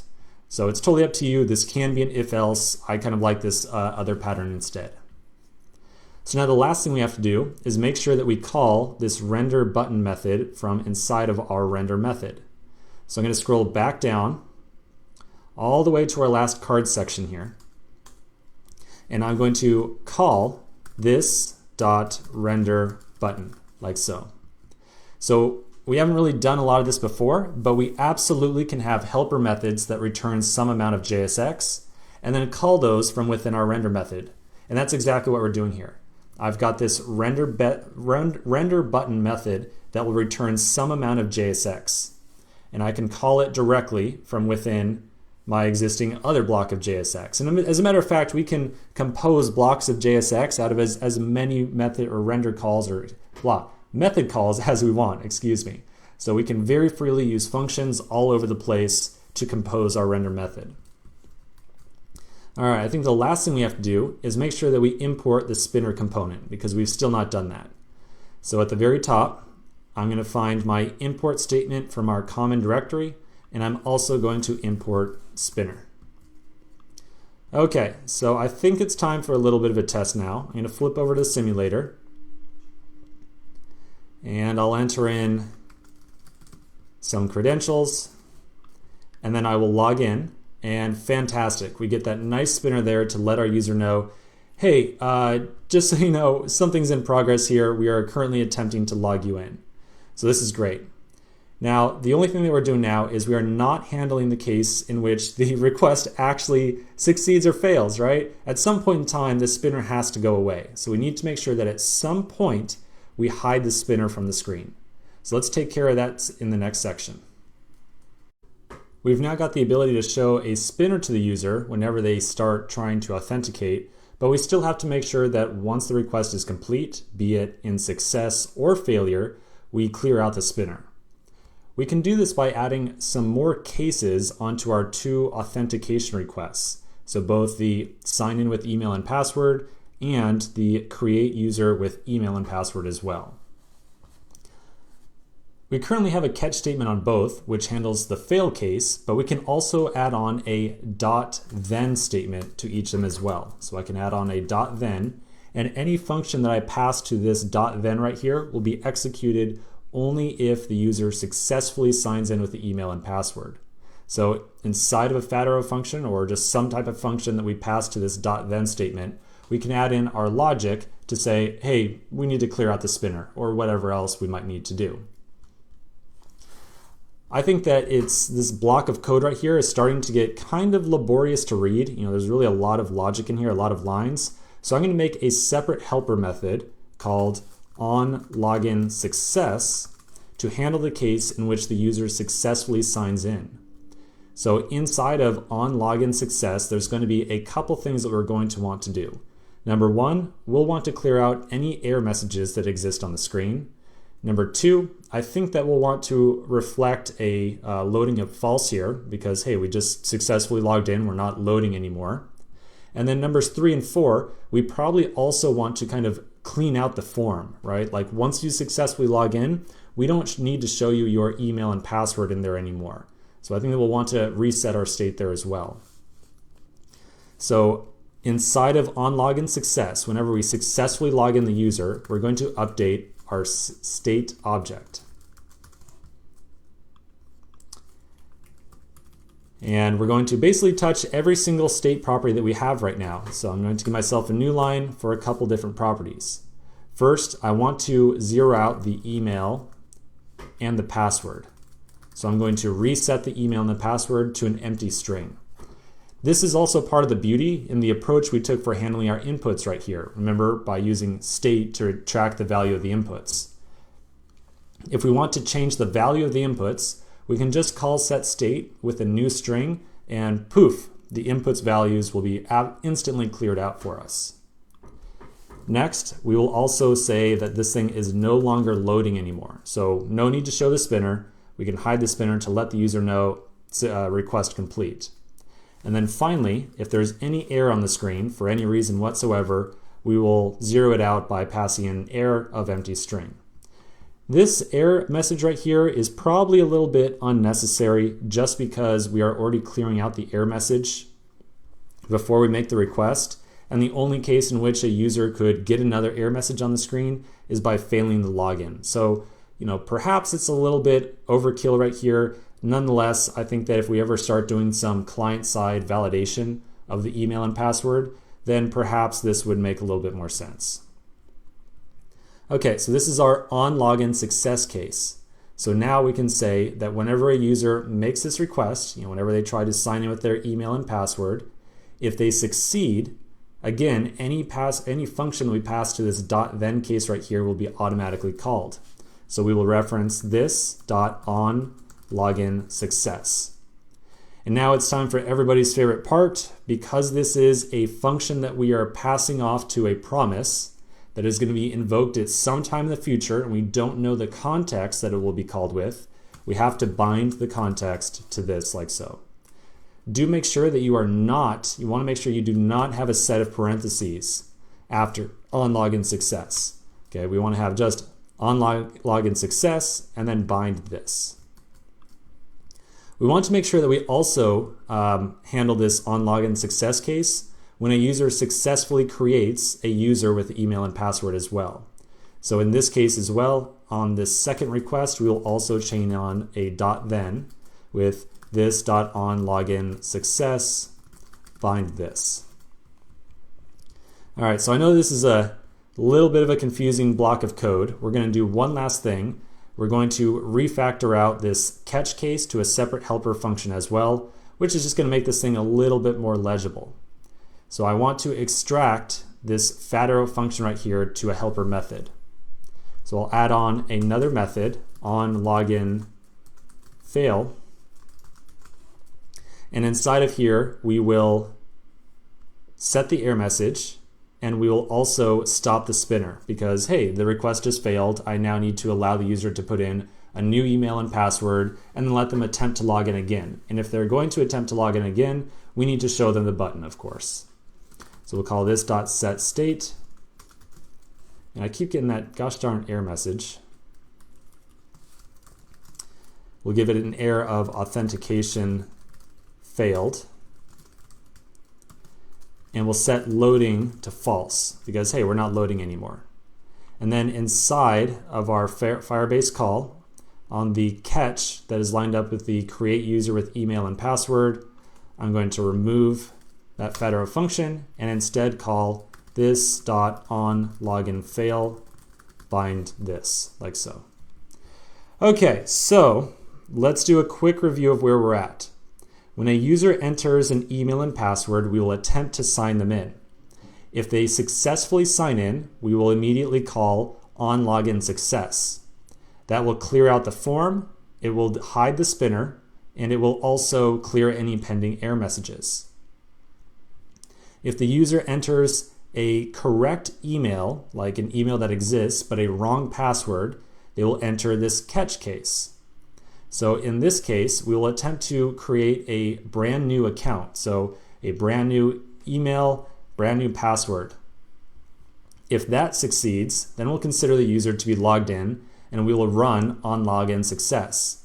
But if also that request fails, if they enter a valid email but an incorrect password, then we will call onLogin fail.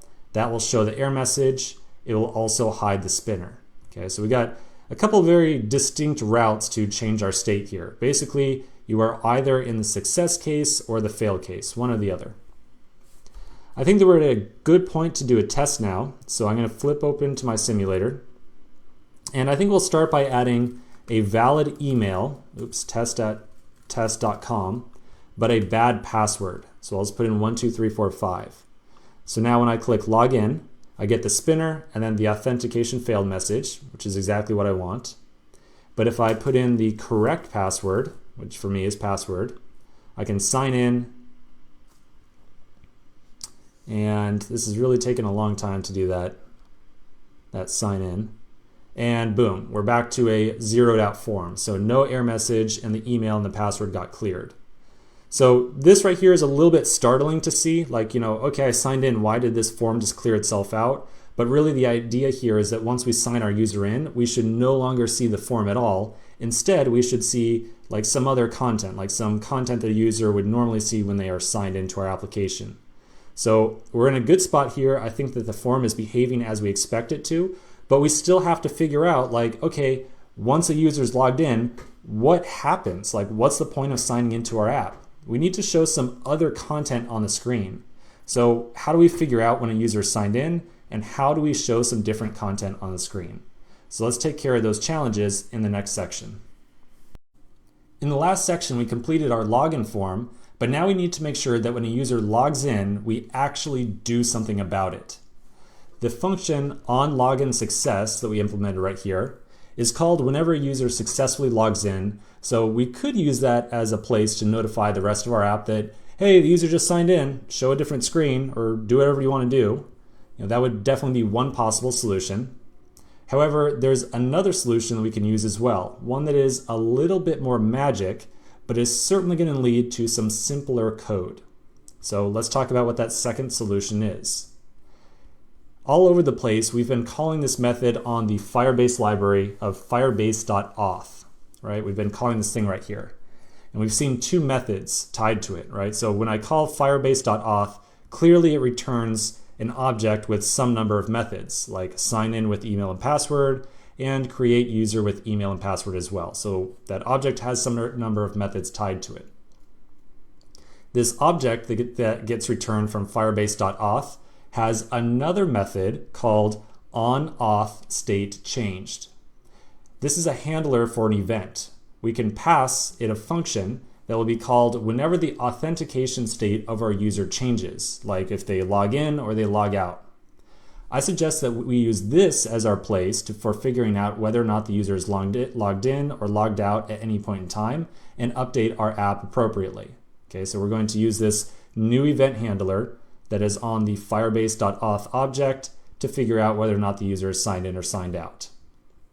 So to do so, we need a place to locate this code, right? We got to add some code in our application that's going to implement this event handler that I just mentioned. I think the best place to do that will be inside of our app component, and most specifically, component will mount. So inside of component will mount, I'm going to add in a function call. So we'll call firebase.auth.onAuthStateChanged. And this is a function, an event handler right here that accepts a function. So whenever the user signs in or signs out, as many times as they might do as we have our application opened, this fat-arrow function right here will be called. So if the user signs in, great, we will know inside this function. If they sign out, fantastic, that's just as good. This function right here, the fat-arrow function, will be called with a single argument that we're going to call user.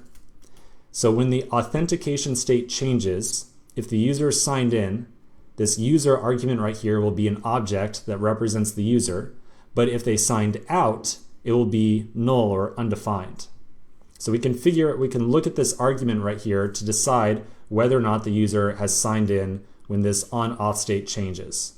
So I feel like the kind of key thing here that's kind of confusing about this concept is that this is one event handler right here for handling either signing in or signing out. So either one, our fat-arrow function right here will be called.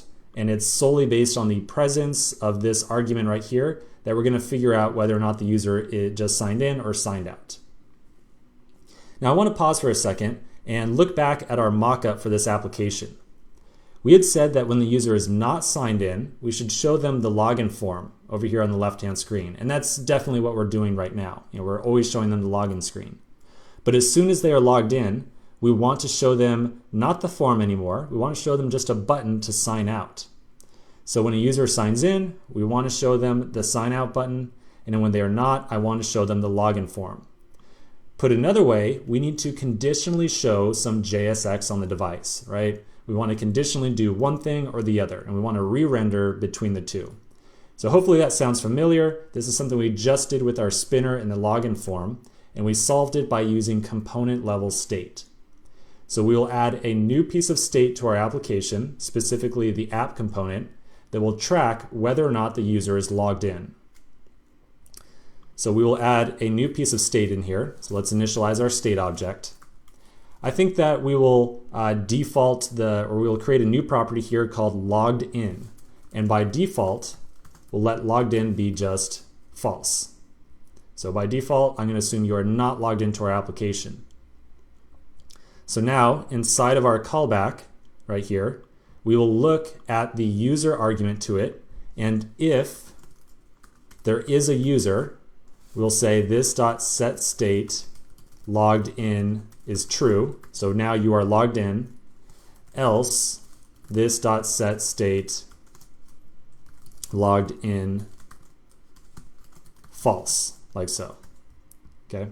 So either you are logged in or you are not logged in. We could probably condense this to just like set the user object on our state object, right? We could, oh, and I got a little bit of a typo there. I apologize. I want that to be a capital I. Logged in, like so.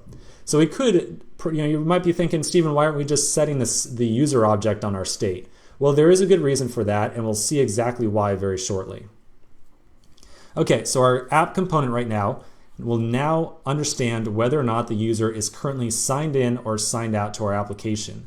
It does this by watching this onAuth state change callback from the Firebase library. So whenever the user toggles between one or the other, it will call its fat arrow function, and we will flip our state variable of logged in from either true to false. So like true to false, true, false, true, false. Let's use this piece of state now in the next section to figure out what content we want to show on the screen. We now have a piece of state on our app component called this.state.loggedIn to decide whether or not the user is currently logged in. So just to be clear, one last time, the onAuth state change function, the fat arrow function right here, can be called at any point in time inside of our application. So if the user logs in and backs out and logs out 10 times in a row, our state is just going to keep on flipping back and forth. We will now use the same methodology as we used in the login form to decide whether or not we want to show the login form or something that says like, hey, you're currently signed in, or whatever we might want to show. So we'll create a new helper function that will decide whether or not to show the login form or a button that allows the user to sign out. So first, I'll make a helper function, which I'm going to call render content. And inside of here, we'll look at this.state.loggedIn. And if the user is currently logged in, then I will return a button tag that just says something like, sign out. Actually, let's keep our terminology consistent. I'm going to say logout. Now, I haven't imported the button tag just yet. We'll do that in just a second. If the user is not logged in, we will return a different piece of JSX. We will return the login form itself. Finally, we will replace the login form down here with a call to render content. So we'll say this.render content. So now, at any given time, if the user is logged in, show a button to log out, otherwise allow them to sign in. That's it. That's all we want to do. So now I think the last thing we have to do is make sure that we import that button component. So I'll scroll back up to the top. We've already got an import statement from the common folder right here, so I will also import our button component as well.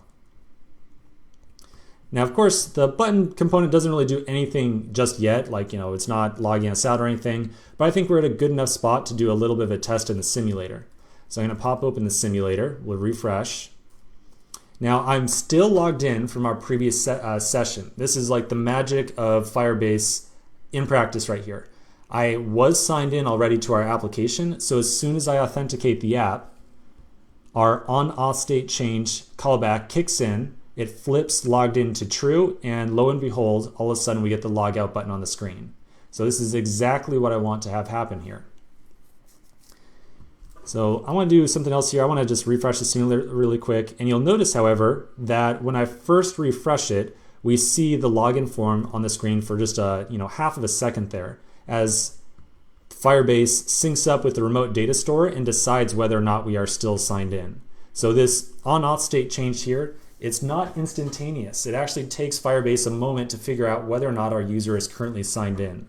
And that's why we see that login form appear on the screen for half a second.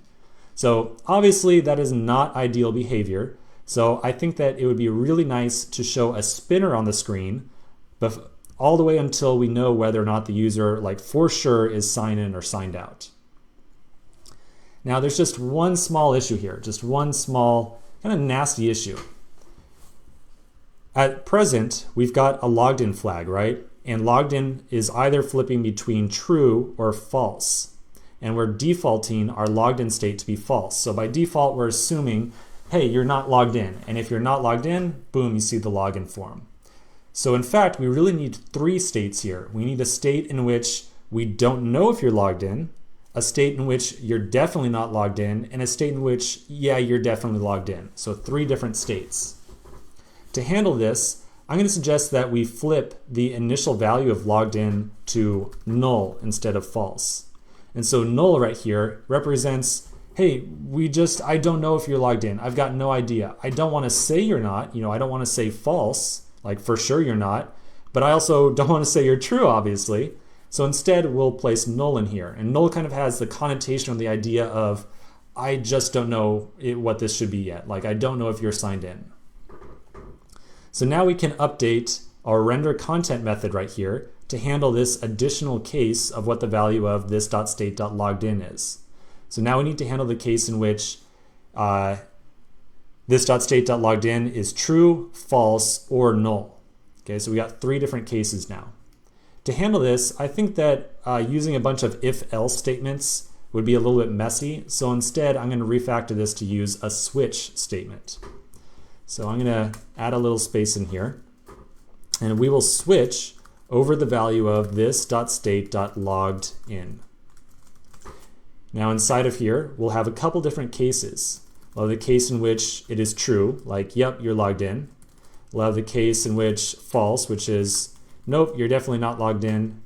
And a default case, which is really going to handle when this.state.loggedin is null. So that's going to be the purpose of default. So now inside of here, I'm going to just copy paste up the login form tag. So I'm going to cut this thing out. And if the user is not logged in, so false, I want to show the login form. If the user is logged in, then I want to show my button tag that allows them to log out. And now I can delete this if statement. And then finally, in the default case, I want to show the user a spinner. So I'll show a spinner instead. And I probably want this to be a nice big spinner, so I'm going to show it with a size of large. We also need to make sure that we import the spinner. So I'm going to make sure that I import spinner from our common directory. So inside of here, we'll get our spinner. All right, so I think we're in a great spot now. We're handling the 3 different cases of our application. The case in which you're logged in, case in which you're logged out, and the case in which we just don't know yet. So let's now test this out inside the simulator. I'll refresh, and I get that spinner on the screen for just half a second, which is a much nicer experience than showing the user that login form right away. You'll notice that it'd be kind of nice if the spinner was a little bit more centered on the screen overall. I'm going to allow that to be kind of a self-directed exercise. So if you want, you could wrap the spinner right here with a view tag and use that view tag to center it on the screen overall, as opposed to just letting it kind of butt up against the top here. Okay, so this looks fantastic. I think we're making great progress. The last thing we have to do for authentication is be able to log the user out by clicking the button right here. So let's take care of that implementation in the next section. In the last section, we took care of the case of our app first booting up when our Firebase library is deciding whether or not we are currently signed in or not. So I think the last thing we have to do is add some functionality to sign the user out whenever they click this log out button. We've already got a button tag in here, right here, and we know exactly how to add in some code to fire whenever the user presses this thing. Remember, we pass a prop of onPress to the button, and inside that onPress, we can pass a fat arrow function that will be ran whenever the user presses this thing. So I expect the button tag here to grow in size just a little bit. So I'm going to start by putting this thing on a new line, like so. And do make sure that you don't have a semicolon at the end of the button tag right here, otherwise you'll get a nice big error. Now we'll add on our onPress, and we'll pass it our event handler. So now inside of this fat arrow function, we have to figure out how to sign a user out. And I'm not gonna lie, it's not the worst thing we have to do, not the worst thing in the world. All we have to do is call firebase.auth.signout with a capital O. And that's it. I think I'll do another new line here just to make things look nice. Okay, so now let's test the simulator. I'll refresh, and now when I click this button, I should be signing my user out. The instant I sign my user out, I'm going to expect that my authentication state is changing, which means logged in should be getting flipped over to false, and I should be shown the login form again. So let's see if that's the case. Let's see if that's how this works. I'll click log out, and ta-da, I see the login form. And now I should be able to enter in test@test.com, a password of password, and sign back in. There we go. And again, I can log right back out. Perfect. So that is it for authentication. That's the whole flow. Now, of course, we're missing a little bit of critical parts in here, right? Once you actually sign in, it would be great to have some more useful content on the screen. But for the purposes of this application, I just want to show you the general idea behind authentication with Firebase and how to handle form input. We will definitely in the future come back to authentication and figure out how to build more complex applications where a user can sign in and sign out. So one last thing I want to do is just do one last walkthrough of this entire application. So inside this application, we learned about Firebase to start. We used Firebase to create a new project on the Firebase console. We installed the local Firebase library, and then we initialized it using some amount of configuration. This configuration right here told Firebase that we want to connect to a very specific project that we had created. After that, we learned about handling text input inside of our login form. And this is where things were pretty strange. Remember the interesting of the flow. We used our state object to tell our input what its value should be. So we were not at any point in time really kind of pulling the value out of the input. At all points in time, we were telling the input, hey, this is what your value currently is. And this is at great odds with how a lot of other JavaScript frameworks work. Normally, you'll just let a user type in the input, and then at some point in time, like when the user tries to submit the form, you'll pull the value out of that input. So React handles this a little bit differently. Creating inputs like this is referred to as creating controlled components inside of React. So just a little bit of terminology there for you. Next, we learned how to use conditional rendering to render different stuff inside of our components. So we added a helper method called renderButton, and then inside of renderButton, we decided whether or not we wanted to show a spinner or a button, one or the other. This is a super common pattern for handling showing users different content on the screen. So as time goes on, we'll probably end up with more and more helper functions to decide what content we want to show to our user. Fourth, we created two new reusable components, both the input component and the spinner. These are fantastic little components. We're definitely going to reuse them again in the future, so try not to mess around with them too much. Finally, the last thing we learned, and this is my favorite part of the app, we made sure to give the user a lot of feedback about the current state of the app that they were using. So by that, I mean that we were showing the user an error message, and we were showing them some nice spinners whenever we were making a request. So whenever we were making a request, if that's kind of like blocking the user experience, it's a really good use case to make sure that we show the user a nice spinner on the screen to kind of be like, hey, we acknowledge your action, but something's going on right now. Right now we're loading something or doing whatever. And while that's occurring, great practice to show a spinner to the user. All right, so this app was a lot of fun to build, and we've got a solid foundation now on the basics of React. Let's continue the next section where we're going to start getting a lot more familiar with Redux. We just finished up a great application and we're ready to steamroll forward right onto the next one. This next app that we're going to be focusing on is going to be using the Redux framework. Before we start talking about Redux though, we'll have a quick discussion on the app that we're going to build, just to kind of frame our discussion a little bit. That way we can then talk about Redux and then immediately jump into building our application without having to take a break to figure out, what we're building. So the next app that we're going to be working on is a little bit more simple than the one that we've been working on, or at least the one we just finished.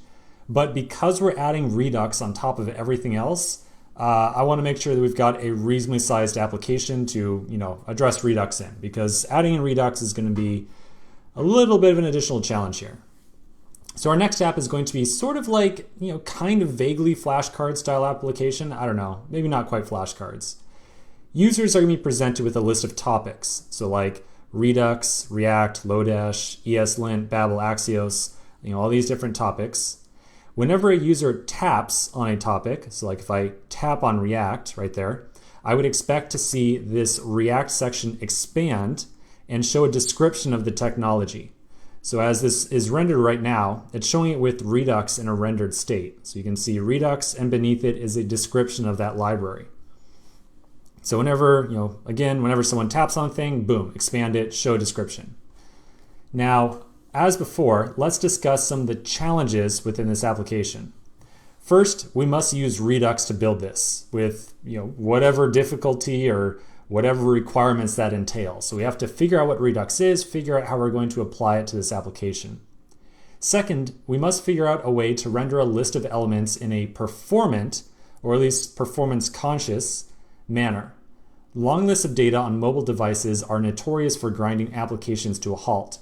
So we must figure out a way, like a super solid solution, for rendering a list of items that may be very, very long. In the past, we used that map function to make a short list, but map starts to slow down once we start to get a lot of items. So I want to figure out how to render a list in a very efficient fashion. Third, we have to figure out animations. I want to make sure that whenever a user taps on a given section, we shouldn't just see like a description just like pop up instantly out of nothingness. Instead, I want to make sure that when a user taps on a section, we get a very smooth animation of this kind of box right here opening up and have our description nicely appear inside of there. So I want to have a very smooth transition when any of these sections open up. And to do so, we're going to have to figure out how to use the animation API with React Native. Again, all this is going to be framed through the lens of figuring out how to use Redux. So the goal here, first and foremost, figure out how to use Redux. And then on top of that, just at the same time, we're going to be learning about lists and animations as well. Anyways, let's get rolling. First thing I want to do is create a new project directory with the React Native command line tool. We're just going to start the installation and then take a break and continue from there. So right now I'm inside of my kind of overall projects directory, and here's my albums project and my auth project. So inside of here, I'm going to create a new React Native project by running React Native init, and I'm going to call this one Tech Stack. It's called Tech Stack because, we're going to be rendering a list of different technologies kind of in a stack fashion. I don't know. It's the best name I could come up with, guys. Okay, this is going to be our installation. Let's take a quick break and continue the next section and start learning about Redux. In the last section, we spent a little bit of time to just look at the new application we're going to build and generate a new React Native project. In this section, we're going to spend some time learning more about Redux. And when I say Redux, I mean just Redux. We're not going to talk about React Native. We're not going to talk about React. We're focusing solely on Redux. That's all. So because we're only focusing on Redux, but we still want to be able to write some code, we're going to be using a really interesting little tool to just kind of experiment with some Redux code. I'm going to open up my web browser and then navigate to Stephen Greider, that's my name, .github.io/JS Playgrounds. Make sure that J, S, and P are all capitalized in here as well. And once I go there, I should see nice screen pop up here. On the left-hand side, I can enter in some amount of JavaScript. So I'm going to say like const pi is 3.14. And then if I print out any variable that can be printed out, it'll be automatically displayed on the left-hand side, or excuse me, on the right-hand side. So if I display pi or 2 times pi, I get 3.14 and 6.28. I can put any type of JavaScript in here. And let's say I'll do some string concatenation. So any type of JavaScript plus pi yields the statement any type of JavaScript 3.14. And then what's really interesting about this tool is I can change any value I want on the fly, and I automatically see the result recalculated on the right as well. Lastly, if I make any typo in here, so I'm just going to make a little typo like so, I'll get a note on the bottom right hand side that says, hey, you made a little bit of a mistake right here, go and fix it. So again, we're just using this tool to get some very live, very dynamic feedback on the Redux code that we're going to be writing here. Okay, so we're using this tool to learn about Redux. This tool is not required for Redux, it's just a place where we can mess around a little bit. So let's change gears now and talk a little bit more about Redux. This is a diagram of exactly how Redux works, and we don't really have any context on what's going on here at all. Let me lead this off by saying right now, crystal clear, plain as day, Redux has a lot of fancy terminology, but it is all language that obscures or obstructs otherwise straightforward concepts. So I don't know about you, but I've heard just tons and tons of people say, when they're talking about Redux, they say, oh, Redux is so simple. It's amazingly simple. Well, yeah, of course it's simple when you understand the confusing terminology. And so that's our goal. We want to master the confusing terminology and put plain English definitions to all the different parts of the library. Okay? So with that in mind, I have 4 words on the screen right now. Store, action, reducer, and state. 4 words. I want to put a plain English definition to each of these words right here. So here's my plain English definition for each of these words. And I'm going to be repeating these definitions over and over and over through the next couple of sections. Now I know that you can, read from the screen here, but I'm going to walk through the definitions anyways because I need something to say when I'm recording a video. Let's start off first with this one in the middle, very center, the reducer. This is probably the best example in Redux of something with a name that is just too complicated, just way too complicated. So here's my plain English definition. A reducer is a function that produces some amount of data. That's it. That's all it is. It is a function that produces some amount of data. Next, an action. An action is a plain JavaScript object. And when I say plain JavaScript object, I'm talking about curly braces, like an object, that's it. It is a plain JavaScript object that tells the reducer how to modify its data. Okay? The action only has one requirement. It must have a type property. And we're going to discuss more about that in a minute. Again, I'm just trying to get these words in your head right now, just the very vague general concepts in your head. Next, on the far right hand, state. State is our application's data.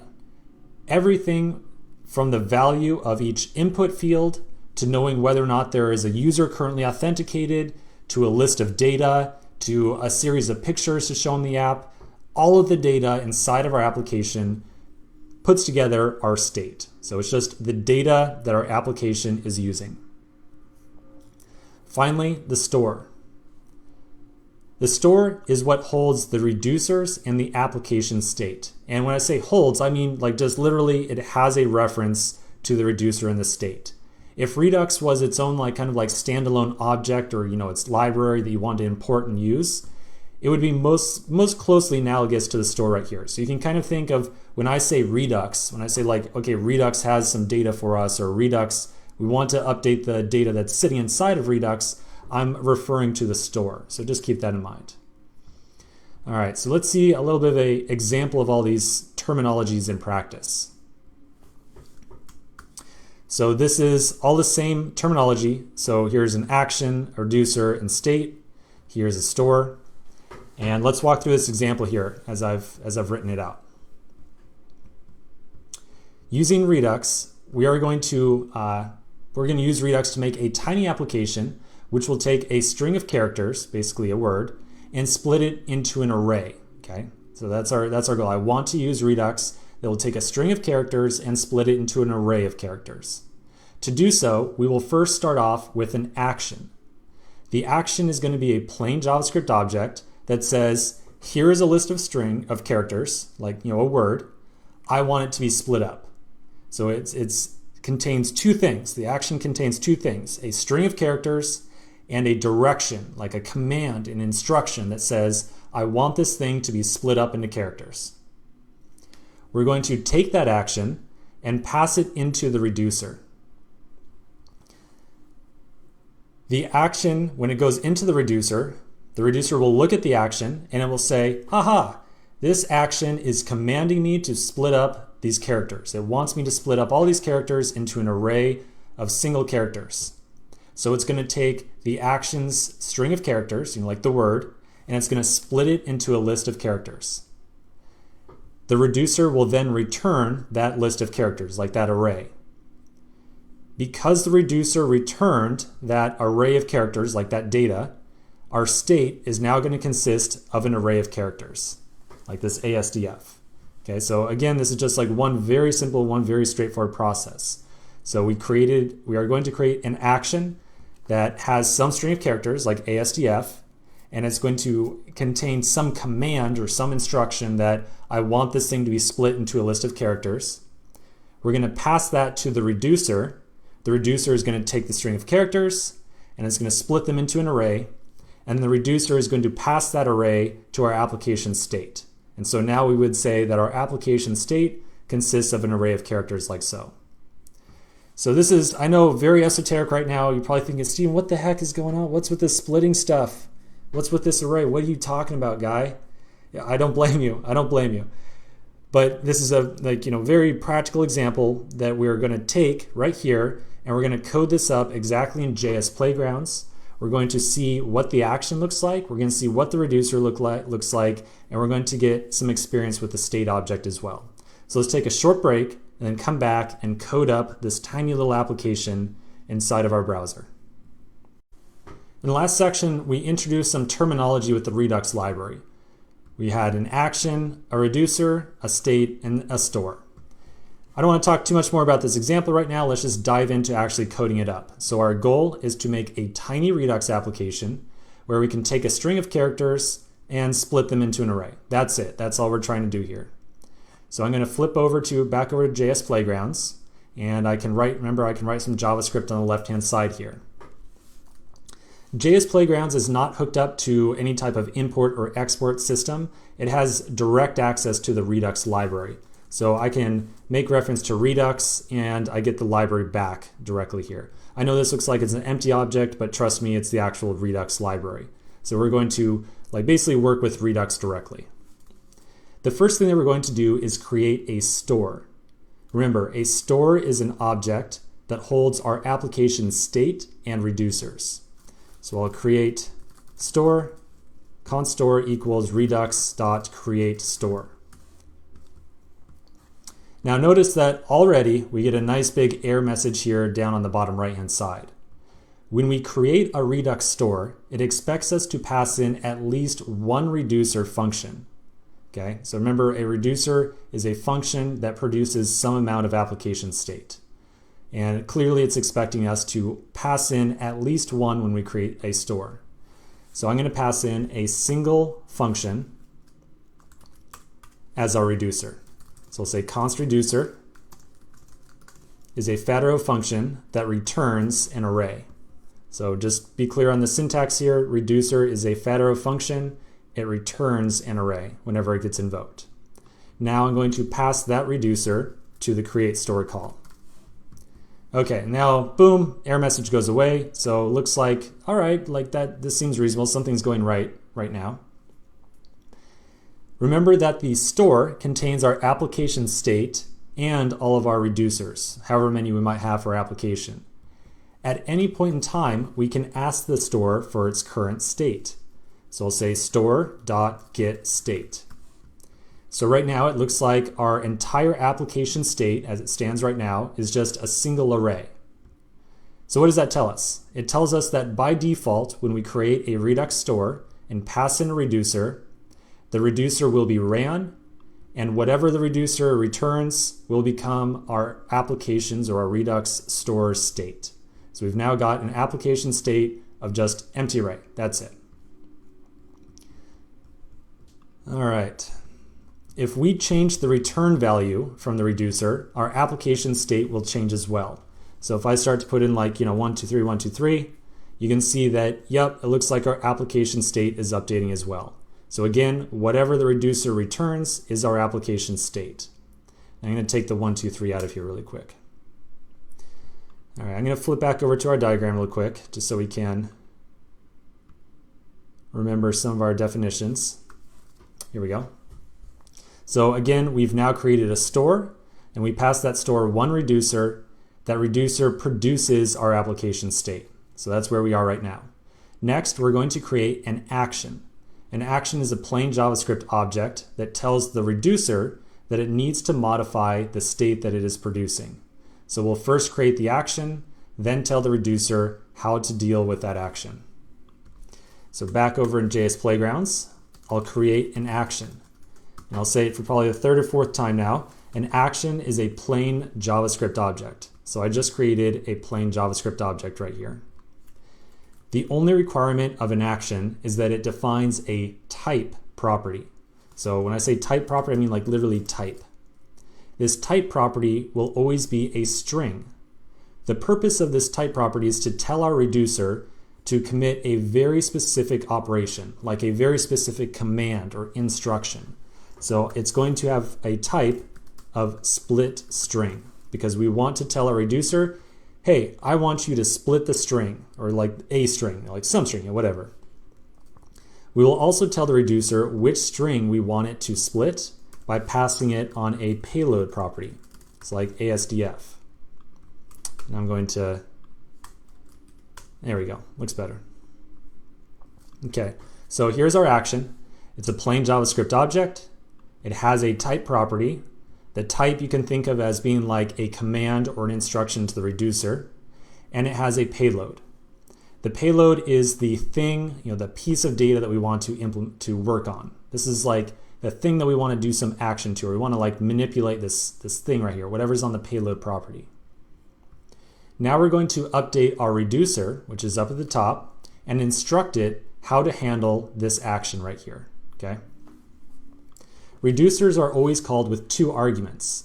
The first is the current state that it has produced, and I know that's very confusing, we will come back to that. And the second is an action. So just bear with me for a second here, we're going to put some code on the screen and then discuss it. I'm going to say state is an empty array, an action, and then I'm going to put down a fat arrow function body.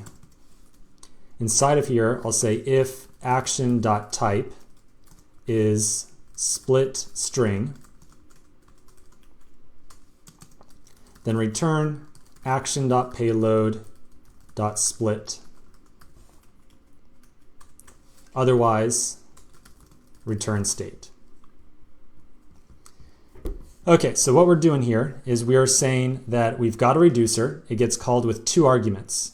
For right now, we're going to just ignore that first argument.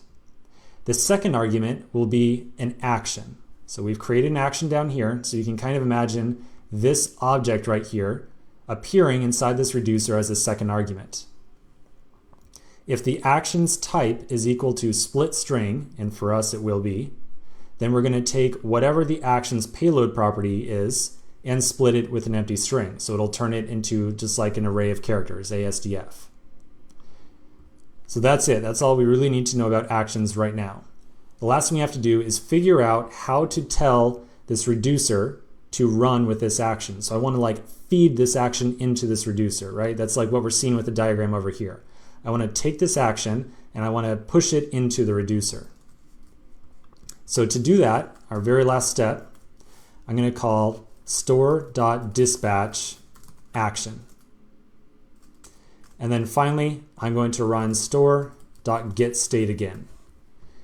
So now when I run my getState method a second time, you'll see that, okay, it looks like for some reason we had an empty array before, but now we've got an array of characters here, like ASDF. Okay, this has been a really long section, so let's take a quick break and then come back and discuss the absolute minutia of all this code that we just added in. In the last section, we had a long demo of Redux. We're going to continue in this section by trying to answer that one burning question that might be in your head, which is, why in the world would we ever write code like this? What's the point? Why do we have actions and reducers and stuff? Why don't I just split this string and be done with it? Hey, that's a fantastic question, and that's probably the most important question there is with Redux. All these actions, reducers, store stuff, what is the point of it? Let me tell you what the point is in one sentence, and I'm going to try the rest of this course to convince you of this one point. Redux is one of the best libraries in existence for scaling an application to be very large with the least amount of code complexity.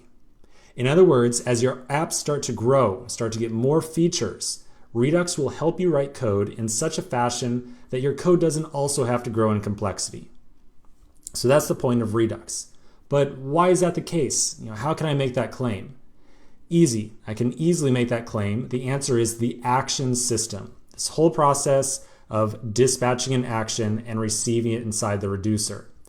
With Redux, actions give us the ability to make predictable changes to the state of our application. We will never ever reach directly into our store, reach directly into this thing and start messing around with a state that is contained within it. Instead, we will create an action, and actions modify our state in one very particular way. That means that we can only modify our application state in a very finite number of ways. Now at this point in the app, I can only change my state, my state object, which I retrieve via store.getState, in exactly one fashion, via the action that we wrote right here, the action with type split string. Because I only have one action, I know without a fact, with absolute guaranteed certainty, that my application will always have a state of either empty array or, and I think I lost a get state on here. Let me throw it back in really quick. My state is always going to be either an empty array or an array with some strings inside of it. That's it. My state will never be an object, a string, a number, a Boolean, nothing else. I will only ever have an array or an array of characters. That's it. Now that's my case for using Redux. But for right now, we should be a lot more concerned with exactly how it works. So let's review the code that we've got so far. First, we created a reducer. Lost my spot. There we go. First, we created a reducer. A reducer is a function that produces some amount of state, remember? Then we created a store and passed it that one reducer. So we now have an instance of a store that contains one reducer and the state that that one reducer produces. So by default, if we call getState on that store, we got back an empty array because that is what the reducer produced. Next, we made an action.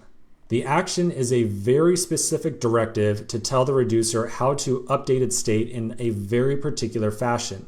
So our action was of type split string. The type right here you can think of as being like the command or the direction that we're issuing to the reducer. And then we also passed along a payload property. The payload property is the data that we want to communicate to the reducer. So we can read this action in plain text more or less as, hey reducer, please split the string, and here's the string that I want you to split. Next, we sent that string off, or that action off to all of our reducers by calling store.dispatch with the action. When we dispatch an action, as we refer to it, the action will get automatically sent to all of the different reducers inside our application. So let's experiment now by adding another action. I want to make an action that will take my current array of characters, which is ASDF, and I want to just add another character at the end of this array. So I just want to have an action that modifies my state by adding another character to the end of the array. So first we will define an action. So I'll write out my new action, and I'm going to call it very simply action 2. Remember that actions are objects. They must have a type property. I'm going to give this one a type property of add character, and then a payload of A. So if I read this read this in a very literal fashion, I would read this action 2 as meaning please add another character to the end of my state array, and that character to add should be A. Okay, so that's basically the idea here. So now we're going to dispatch this action.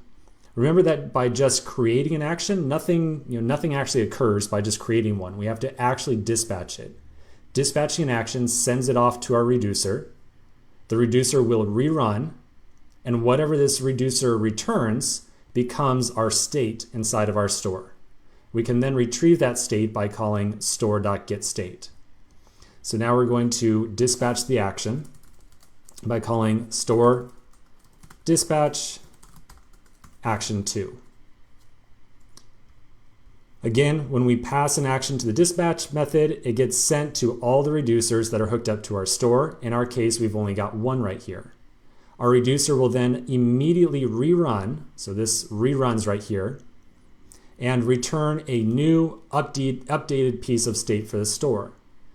Notice though that even though we added in another dispatch, let's check our state really quick. If I call it store.getState, my state inside of my store has not actually changed. So nothing has occurred yet. I still just have a state of ASDF. That's all there is right now. So notice our reducer has decided that it does not care about the action that was dispatched, so it just ignored it entirely. This is a really important fact. It means that if we have multiple reducers in our application, each reducer will be called with every dispatched action. So it's up to us to make sure that this reducer right here watches for actions of a very particular type. So in our case, we want to make sure that this reducer also responds to an action of type add character. So to do so, we'll add another if statement in here, or another catch. We'll say else if action.type equals add character. Then I want to add that character to the end of my array of characters right here. Okay, so like this ASDF. That means that I need to already know what this reducer returned the last time it ran, right? I need to know, okay, I already dispatched one action and my current state is ASDF, and now I intend to add on a character to the end of that array, a character A. So how do we get access to that previous array? How do we get access to like that previously calculated piece of state? That is the job of the first argument to the reducer, which we have labeled as state here. Reducers rerun many times throughout our application, and each time they are called, they are passed the result of the last time they were called as the first element, which we, by convention, refer to as state. So again, each time we dispatch an action, we are making an incremental change to the state of our application. So now inside of here, we'll take our state and we'll push on action.payload and then return that modified state. Now our getState call returns ASDF and A. So A is the new character that was appended at the end. Let me pause for a moment though, and I want to say that I just made a huge error in the code that I just added right here, something that is very subtle. I want you to take a look at the two lines that I just added. I took my current state object and then I added in another character to it using push, and then I returned that object. Now, sure, this seems like an okay thing to do, right? Like, Stephen, you said we need to add in a character to the end here. Not quite. So this is the one big rule of reducers.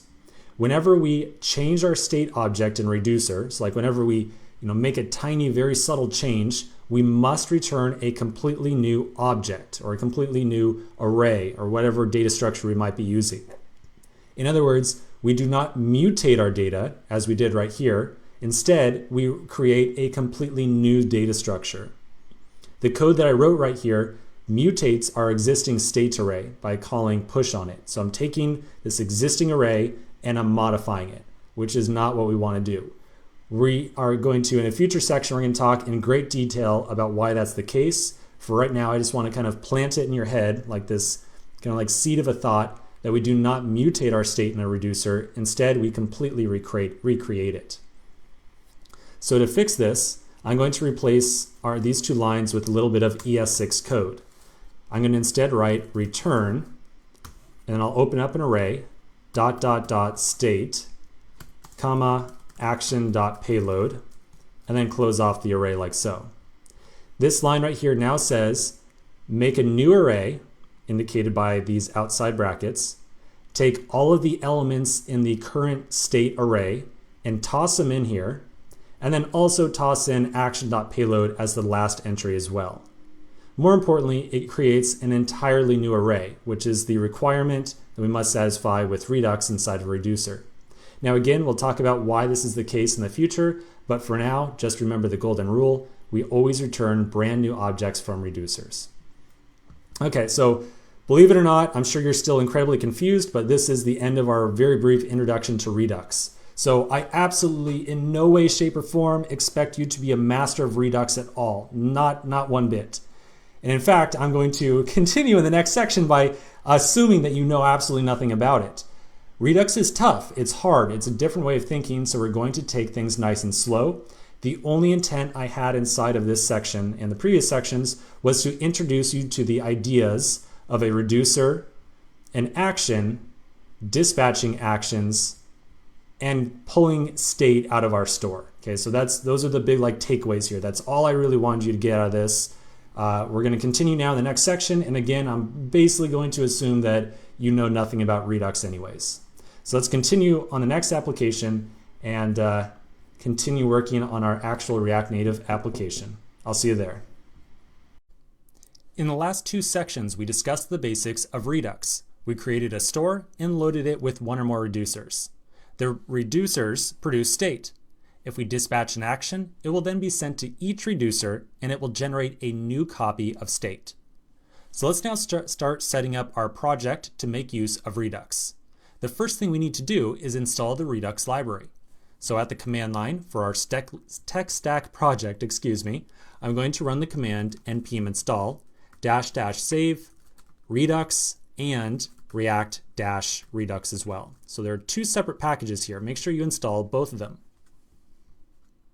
Now they're both tiny little packages, so they will install quite quickly. As that's going on, I'm also going to open up my code editor inside of our tech stack directory. And we're going to do a little bit of setup inside of our project. This is going to be some of the same setup that we had done previously on our last application. So inside of our tech stack directory, as soon as this thing boots up, it always takes slightly longer than I expect. Here's our index.js file. We're going to create a new src directory and then set up our root component inside there. So I'll make a new folder called src. I'll make a new file inside of here called app.js. Inside of here, we will import the React library and a Vue tag from React Native. Just the bare bones stuff to get our application running in the simulator. So I'll import React from React. I'll import Vue from React Native. I'll create an app component, and this time I'm just going to make it a functional component, from which I will return the Vue tag. Nothing else. Right now we just want to put something together. And then at the bottom, I will export default the app. Now there is one last quick thing we need to remember to do. Inside of our index.js file, we do need to update the import path for our app component. So we want to import our app component from /src/app, like so. All right, so at this point, we have something that can, in theory, be ran in the simulator. There's no content yet, but right now it's going to be all 100% React Native code, no Redux whatsoever. Let's take a quick break and then continue with our setup in the next section. In the last section, we put together a little bit of boilerplate for our application, and I also just set up ESLint, and I'm so happy I did. This is a fantastic example of the tiny mistakes that it keeps you from making. You'll notice that in the path inside of my index files, I listed app with a capital A, when in fact we created the file with a lowercase a. So I'm just going to go with the lowercase version. So inside of index.ios.js, I'll fix up the path to be src/app. And inside of my Android.js, I'll make sure I do the same. Okay, so just a little bit of a typo there. Cool. So in this section, we're going to set up the Redux side of things inside of our application. Now, I want to tell you right now that unfortunately setting up the Redux side of things requires typing out a pretty good amount of code where it's just going to look kind of mysterious to us, okay? So generally when I teach Redux, I love to give people or beginners a kind of boilerplate application, you know, something with a very low level Redux code already put together, just because it helps us from getting really caught in the weeds right at the get-go. But since with React Native, we generate a new project on the fly, it kind of makes it a little bit harder to start off with like, you know, some pre-built application that I've worked on. Anyways, the point of what I'm saying here is we're going to go through a little bit of setup. I don't think it's going to be that painful, but we are going to see a pretty decent amount of code for stuff that we haven't really touched on before. Let's just get to it, and you guys can let me know if it's, in retrospect, if it's really crazy or not. We'll see how it turns out. So I'm going to be giving some amount of discussion about what's going on, but for the most part, we're going to kind of try to get through the setup and then focus on learning what's going on. I'm inside of my app file right now, and at the very top, I'm going to import two things. I'm going to import provider from React Redux, and I'm going to import create store from Redux. Notice that the last three import statements that I have right now all have curly braces around them. Okay, so curly braces around provider, curly braces around create store as well. Now the create store function right here probably looks a little bit familiar, right? We got that from Redux, we tested it out inside the browser. It is what creates our store object, but the provider object certainly is not. And in addition, this whole library of React Redux, you know, what the heck is that? I thought we were just doing Redux. Well, let's just add a little bit more code, and then we'll discuss about what each of these is doing. So inside of my app component, I'm going to wrap the view tag right here with the provider tag. So that thing that we just imported, it is a JSX component, so I can render it as the provider. Next, I'm going to pass the provider a store. So I'm going to just put in here create store. And for right now, I'm not going to call create store, I'm just going to pass it the method, just like so, just this right here. So let's talk about what the provider tag right here does. I'm going to pull up a diagram to help us out with that definition a little bit. The provider tag works together with the store. Each of them has a very specific job. So the store is what actually holds our application state, you know, like all the data within our application. So in this diagram right here, I've got the store sitting right here, and I'm saying that it has like basically pieces of state called state 1, state 2, state 3, state 4, okay? The purpose of the provider, on the other hand, is what translates all the data in that store into something that can be used by the React side of our application. So the store is the thing that holds our state, while the provider is communication glue with React. You may have noticed that when we were working with Redux over in the browser, we didn't touch a single thing that said React anywhere, right? Like there wasn't a single thing that we were working with on the Redux side that said, oh yeah, hook up to React at this point in time. Like that never ever happened. So the real truth behind Redux as a library is, yeah, it was definitely made with React in mind, right? Like the author wrote it with React in mind, but they did not design the library. Redux was not designed to only work with React. It doesn't really have any React specific bindings to it whatsoever, nothing that makes it work nicely with React. That's the job of the React Redux library that we just installed. So this React Redux library is the communication glue between Redux and React. It's what makes them play nicely together. So at this point in time, we've got some amount of boilerplate on here. We've got our create store call. The next thing that we're going to do is we're going to create a reducer, and we're going to pass it to this create store right here. So remember, when we were in the browser, when we tried to create a store, and we just said like create store, we got an error message thrown back to us that said, hey, you have to throw in at least one reducer here. So we're going to create one reducer and then pass it into the store. The only kind of flip here, the only kind of The way in which I'm going to make things really confusing, let me just be blunt about that, is that we're going to do it in we're going to create this reducer in a slightly different way than how we made the last one. So just bear with me for a moment. Inside of my source directory, I'm going to make a new folder called reducers. And then inside of here, I'm going to make a new file called index.js. So index.js right here, remember that shares the same pattern as that like common components folder that we had before. So in theory, we might have many other reducers inside this file, but they will all be imported into this index file right here. So this index file is kind of like the window to the rest of the world as far as reducers go. So now here's the kind of weird part that I mentioned. We're going to say import combine reducers from Redux.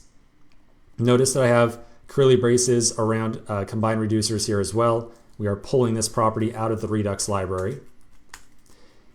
Now we had previously created a Redux store with just one reducer, but in the vast majority of apps, you'll want to have multiple reducers, okay, like multiple different pieces of state. To make all these different reducers play nicely together, we use this combine reducers function from the Redux library. We'll shortly see the impact that combine reducers has on our application state. For right now, let's just get our example working. I'm going to put down export default combine reducers, and I'm going to pass it an object. It's going to have a single key of libraries, and that's going to return an empty array for right now. So at this point, we created one reducer. It's going to have the name libraries, and by default, that reducer always returns an array, no matter what. So even if an action comes through this reducer, we are always going to get an array returned. Finally, we need to wire this reducer up, as simple and non-functional as it is, I suppose, to our create store call. So we need to get that reducer over to create store right here. So inside of our app file, I will import reducers from in the current directory, get the reducers folder. So in the current directory, get the reducers folder. And I don't have to put on /index here because just by importing the folder, it's implied that I want the index file. And finally, I'll pass in reducers to the create store call. So reducers. There we go. Whew, that's it. That is the bare minimum amount of Redux it takes to set up an application. We created a store and passed it to the provider tag. We also created one reducer and we passed it to the store when we created it. So this is a good start. Let's continue going in the next section. Let's take a bit of a break from Redux for a moment and focus a bit more on the rest of our application. Now, based on the mockups that we've looked at previously, we certainly know that we're going to need a header component and a list component of sorts, right? Something to render the list of all the different topics that we're going to have. Now, we've already got a header component built from our previous projects, so I think we should take the same approach as last time. We're going to copy and paste over all of the common components that we had used. Okay, so again, there is some fancier ways of sharing code across projects, but just for the sake of this application, kind of in the context of this tutorial, we're going to take the easy way out and just kind of copy paste some components over. So the first thing we'll do is inside of our tech stack project, we'll make a new folder to hold all of our components. So inside my source directory, I'm going to make a components folder, and then inside of there, I will again make my common folder. So I've got components common. And just to be clear, the idea behind the name common is these components are common to many different parts of the application. That's the idea behind common. Okay, so now we're going to copy and paste our components over. Inside my console, I'm just going to go ahead and pull up my project directory and pull up a second window. Actually, let me do this from the command line.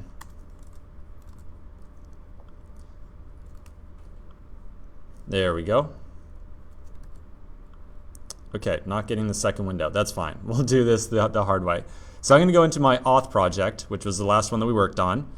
My source folder, components folder, common folder.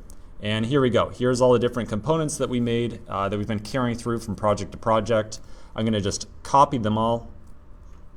And then I'll go back to my tech stack project, which is the one that we're working on right now. I'll go into my source directory, components directory, common directory, and boom, paste them all right in there. So again, however you want to do this, you can copy from the command line, you can copy from the file explorer, whatever way you want. Basically, we just want this set of components inside of our common directory.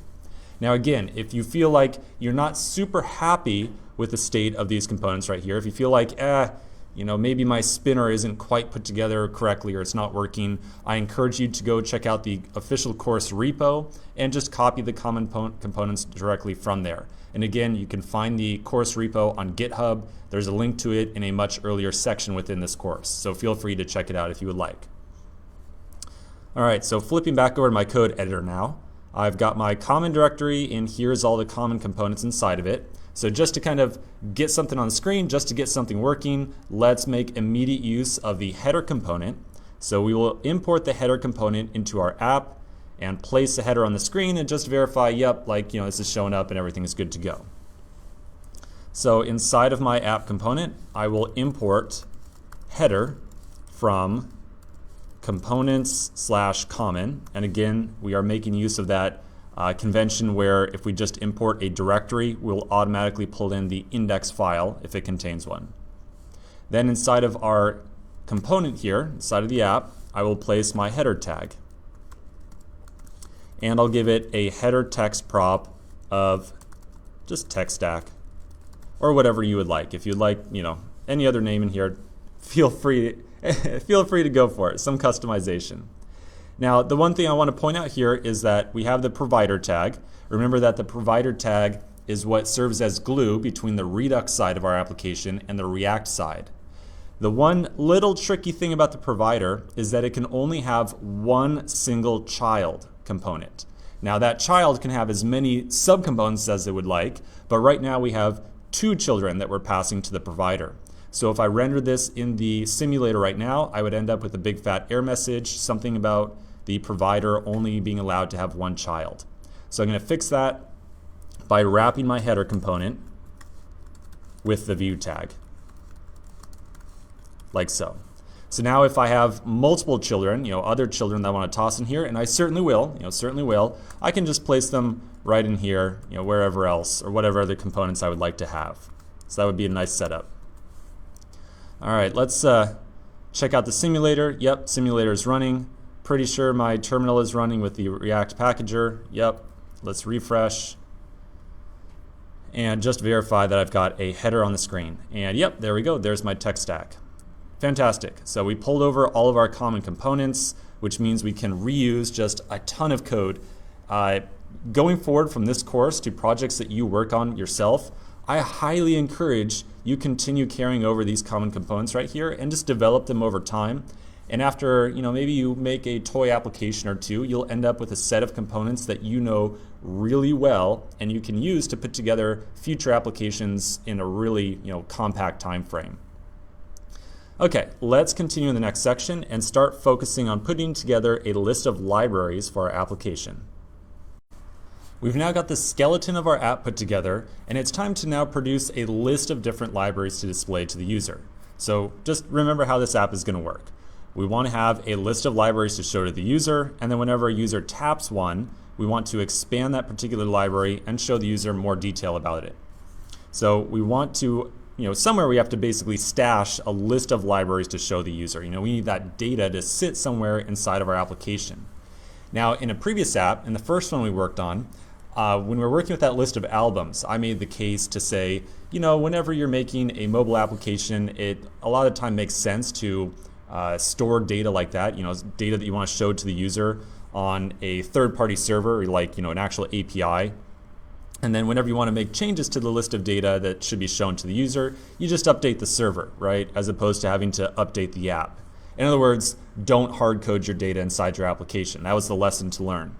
For this app right here, just for the purposes of getting a really solid foundation in Redux, we're going to break that rule a little bit, and we're just going to say for this application, we're going to hard code a list of libraries inside our application. So like we will have a file in our project, right, somewhere in here, a file that says specifically, show this list of libraries to the user.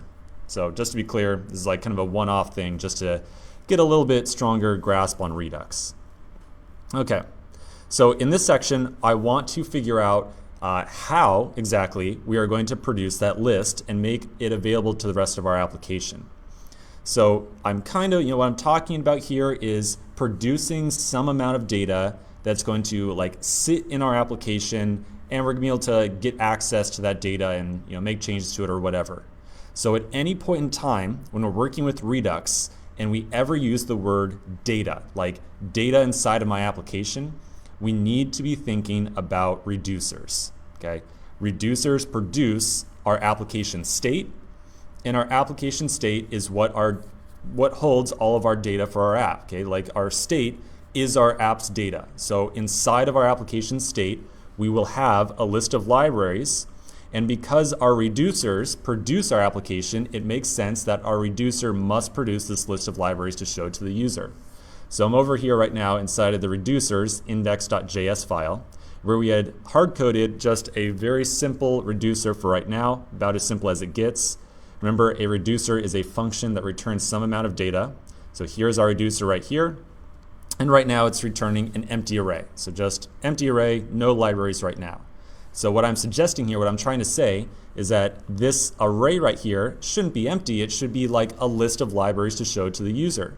So whenever this reducer runs, it will return a list of libraries to show to the user. That's like the goal here. That's our plan.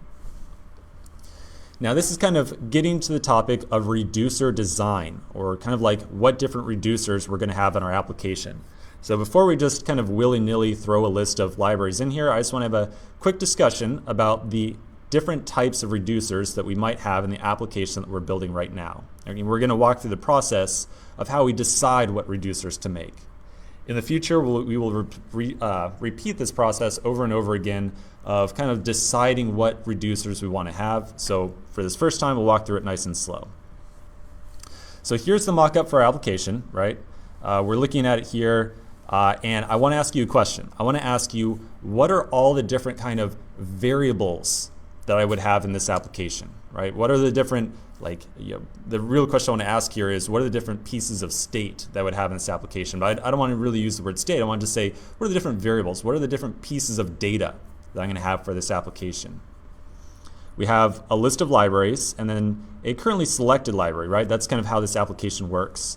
So I'm going to suggest that really we have two separate pieces of state inside this reducer. We have a list of libraries to show to the user, right? That's one distinct piece of state. And then we also have a separate piece of state, which is the currently selected library. So like the most recent one that the user tapped, the one that the user tapped to select, and that's the one that we want to expand and show with more detail to the user.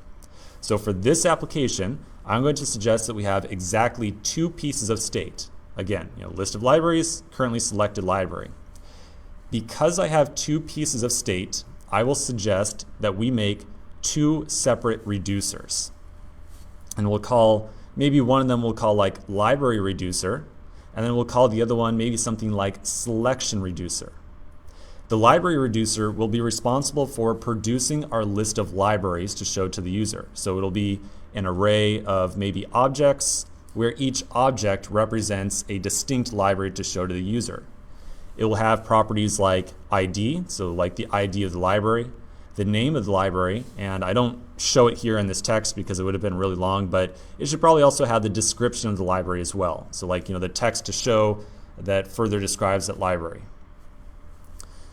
Then on this second reducer that I'm going to suggest that we have, we might call it the selection reducer, and you can see in here that I just have this very simple value for it of 1. So what is this right here? Well, for this selection reducer, I'm saying that we will have a reducer that just keeps tracks of what the currently expanded library is to show to the user. And the way that it's going to work is it will record the ID of the library to show more detail of, or the one to expand. So right now, the selection reducer has a piece of state of 1, or like a value of 1. That means the user wants to expand and see more detail about the library with ID 1, which is the React library. So that is how we're going to kind of piece together the state inside this application. We're going to have a library reducer and a selection reducer. The library reducer produces the list of libraries to show the user. Selection reducer keeps track of the current library that should be expanded to show more detail. Okay, so that's it. That's the goal here. Whew, a lot of talking. So let's take a quick break, and in the next section, we will start implementing our library reducer. In the last section, we went through the process of designing the different reducers inside our application, and we ended up deciding on having two separate reducers. A reducer that's going to return our list of libraries to show to the user, and a selection reducer, which is going to keep track of the currently expanded or kind of selected reducer or library, So in this section, we're going to work on the design of our library reducer. So we need to create a new reducer, and it should always return a very static list of libraries to show to our user. Okay, so that's our goal. I'm going to flip back over to our reducers index.js file. Remember, inside of here right now, we've got that single dummy reducer. By convention, we usually locate one reducer in one file, so like a one-to-one mapping, just the same way as we have with our components. So inside of my reducers directory, I will make a new file that is going to house all the code having to do with our library reducer. So I will make a new file in the reducers folder, and I'm going to call it libraryreducer.js. And then inside of here, for right now, I'm just going to put in some boilerplate. So a very, again, simple reducer. Whenever it runs, it will always return an array. And I'm going to flip back over to the index.js file, and I'm going to wire it up to the rest of my application here. So remember the very overriding theme of Redux, nothing is done automatically for you, right? Like just making a function inside of a file called library reducer does not do anything. We have to very explicitly wire it up, okay? So inside of this index.js file, I will import library reducer from library reducer. And then instead of using a very simple dummy function right here, we will say library reducer. Okay, so just as a quick reminder, and we are going to just really, I'm going to really drive this home, next point home to you in the coming sections here, because it's one of the, what I think is the most confusing points of Redux, and maybe because I'm going to make such a big deal about it, maybe it won't be quite as confusing, but whatever, let's just go through it. We have said many times that reducers produce our application state, right? A reducer runs, it returns a value, and boom, that is our application state.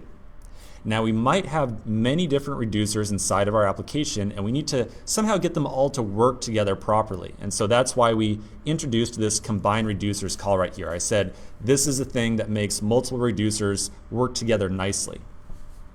So the thing that I really want to point out to you here, and again I will just harp on this repeatedly, we now have one reducer called the library reducer. Inside of my combine reducers call, I assigned this reducer to a key called libraries. Okay, libraries right here. Like super special note, like just stare at that word, libraries. Because I assigned the library reducer to this libraries key right now, if I ever console log my state object, like console log store.getState, which we had done several times previously, I would expect the response to be, or the result, the console log to be libraries is an empty array. Okay, so our library reducer right now always returns an empty array, and because I assigned that reducer to a key of libraries, my application state will now be an object that has a key libraries with a value of whatever got returned from that reducer. So again, like the whole point here is, because I assigned the library reducer to the libraries key, my application state has a key of libraries. That's it. That's it. I know a lot of talking just to convey that point, but again, this is something that I have found can be very, very confusing. And once we start making use of our state object in practice, again, I will come back and harp on this some more, because I'm sure you love being lectured endlessly, right? All right, no, I'm just kidding. Okay, so here's our library reducer. Again, right now, very simple, very straightforward, not really doing anything, but we want it to return our list of libraries, like the list of all the data showed to our user. And we agreed, or maybe I just dictated, one or the other, that the data structure for this list of libraries should be an array of objects where each object represents one single library. So what I want to do now is I want to say, instead of returning just a completely empty array, I want to return a list of objects that is going to represent all the different libraries to show to the user. Okay, that's it. So rather than kind of, inside this reducer typing out all these different libraries to show to the user, just to keep this reducer nice and clean, I'm going to make a separate file to house this list of libraries, because I expect there's going to be many of them that I want to show. So inside of my reducers directory, I'm going to make a new file called librarylist.json. Take special note of the file extension here. It is JSON, it is not JS. So this JSON file right here is going to be a dummy data file, like just going to have data. It is a JSON file, which means I should place JSON data in here. It is not a JavaScript file. I cannot locate JavaScript code inside of here. So I can place an array in here and then an object. And inside this object, I will put all the properties I need for my library. So again, keep in mind, this is JSON data. It is not JavaScript, so I do not have to use an export statement here at all. Just have to put JSON, that's it. Okay, now I have already created a big list of libraries that I am going to copy paste into this file right here. So I'm going to flip over to this code editor over here where I just have this data file already located, and I'm going to paste it all. And I'm doing this intentionally very quickly because I don't want you to have to go through all this typing of all these different libraries in here. So in the next section that you're going to see inside this course, you're going to have some amount, it's going to be basically like a text section, and it's going to have the contents of this file right here. So you can just go ahead, copy paste it, and paste it into this library.json file. One thing I want to point out here is that because it is a JSON file, all values or all string values, all text values have to be wrapped with double quotes. So absolutely feel free to change the value of any of these libraries, right? If you want to add some to the end of your list, or you want to use completely different titles or different descriptions, absolutely feel free to modify this as much as you want. Just make sure that any modifications you make, both the key and the value have to be wrapped with double quotes. So the last thing I'm going to do, and again, well, you know what, tell you what, how about let's take a quick pause. I'll let you copy paste this file over, and then we will actually make use of it inside this reducer. So again, let's take a quick break, copy paste the stuff in here, and we will return and make use of it. All right, hopefully you have now copy pasted the contents of all these libraries into the librarylist.json file.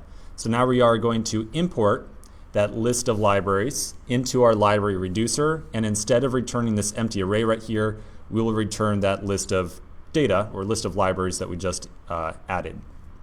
So at the top of my library reducer file, I will import we'll call it just simply data from librarylist.json. And take special note, because it is a file extension with .json instead of JS, I have to specify it here. The packager, Webpack, that we're using, kind of behind the scenes here, behind the scenes of React Native, by default, it will assume that all your files end with .js. So if I want to use .json or like a different file extension, I have to be very explicit about it. All right, so now this data variable right here, this import, should be an array of objects, where again, each object represents a single library. So now inside of my reducer, I'm going to say that whenever this reducer runs, whenever this thing runs, I will always return my list of libraries. So now my expectation is that because I hooked up my library reducer to the library's piece of state, if I were to ever call console.log store.getState, I should get back something that looks like libraries, that is an array with ID of 1, title of Webpack, description of, so on, whatever, and then all the other libraries that are in here as well, okay? Because this reducer is not looking at any action, right? It's not like looking at the different actions, any instruction or something like that. It is always going to return the list of data. So as many actions as we might dispatch, remember actions is how we update the data that is inside of our reducers. No matter how many actions we dispatch, we will always have this static list of data coming back from this reducer. All right, so I'm going to clean up the console log here just because I don't really want to see it. So this is our list of data. Hey, we've got something, right? Hooray. Or in theory we do, I guess. I mean, we haven't really used it just yet.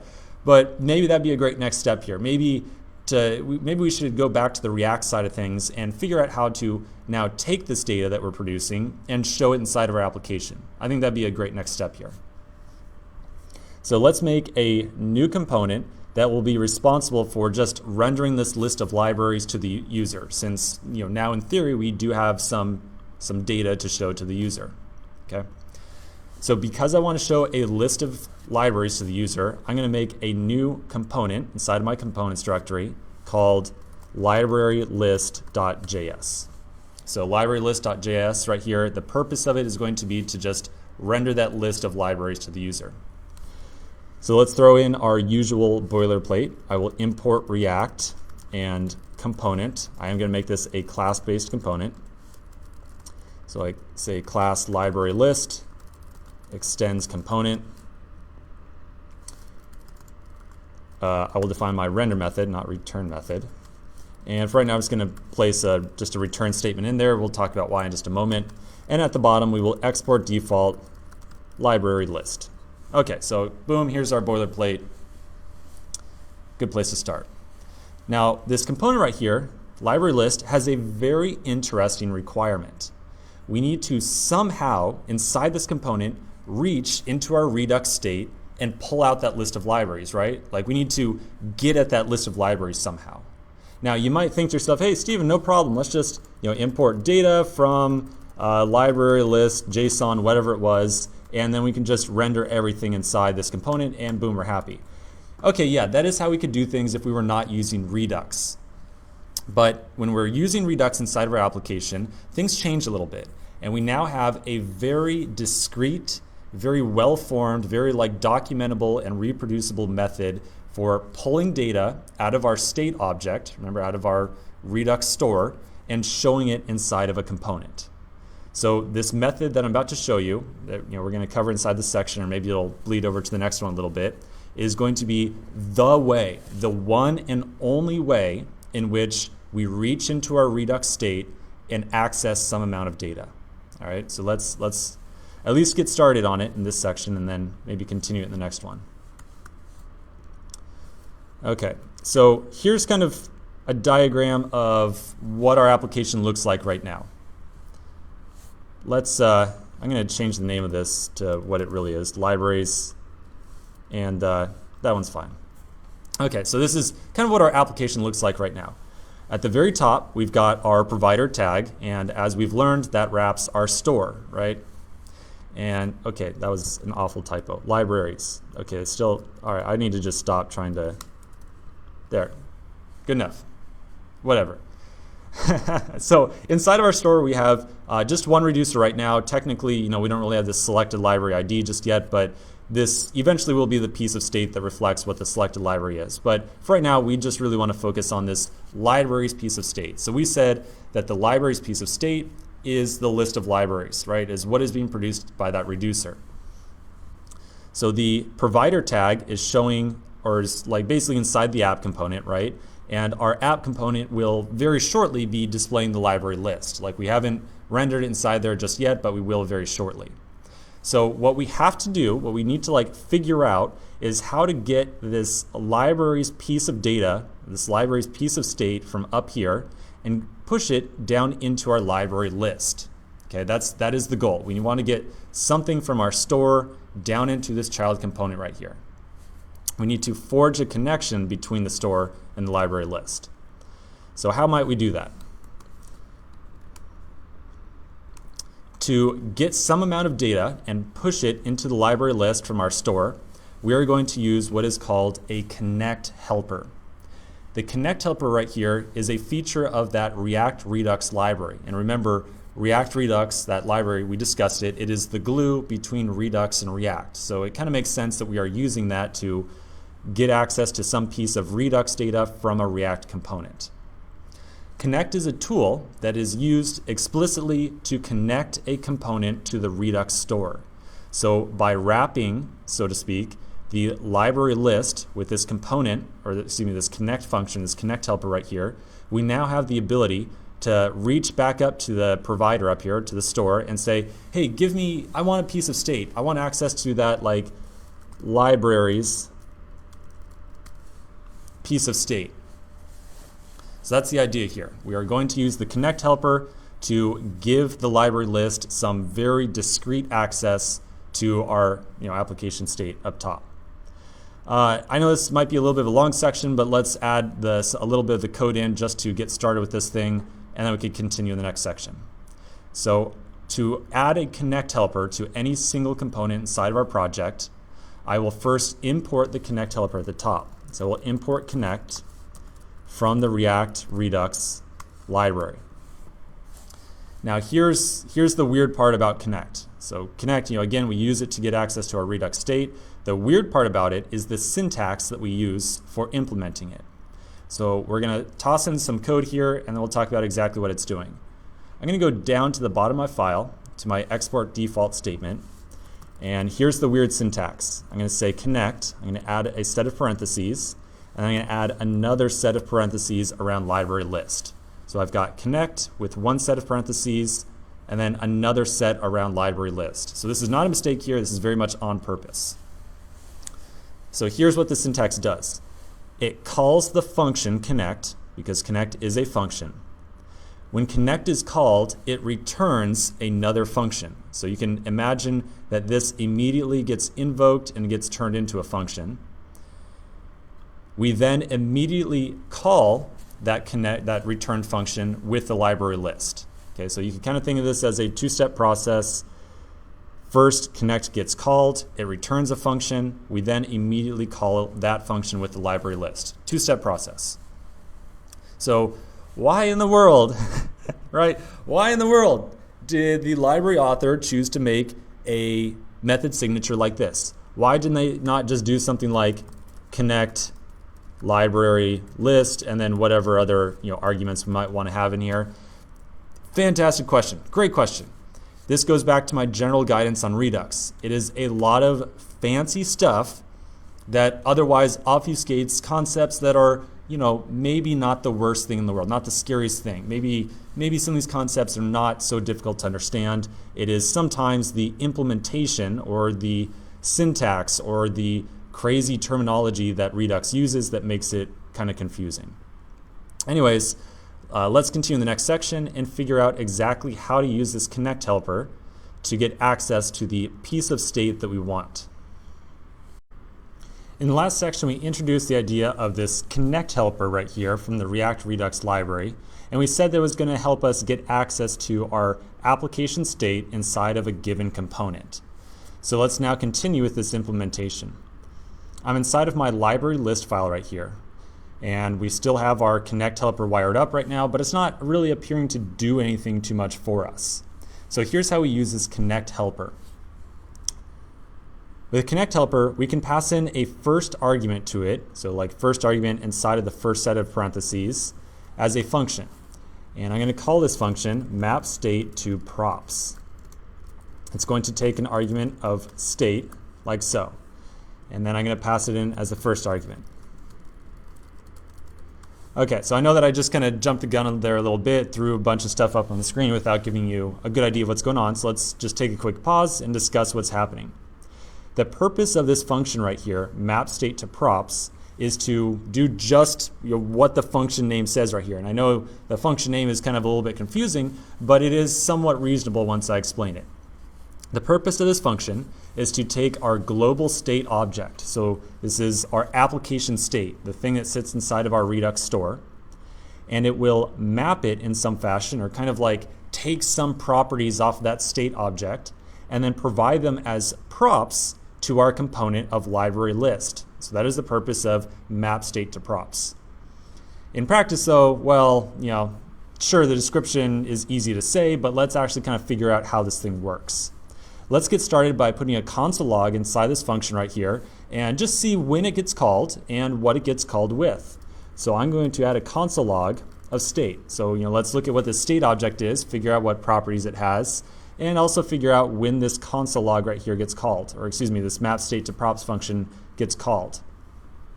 Now, before I can refresh the simulator and run this code right here, if you recall, we are not actually showing the library list anywhere inside of our application right now.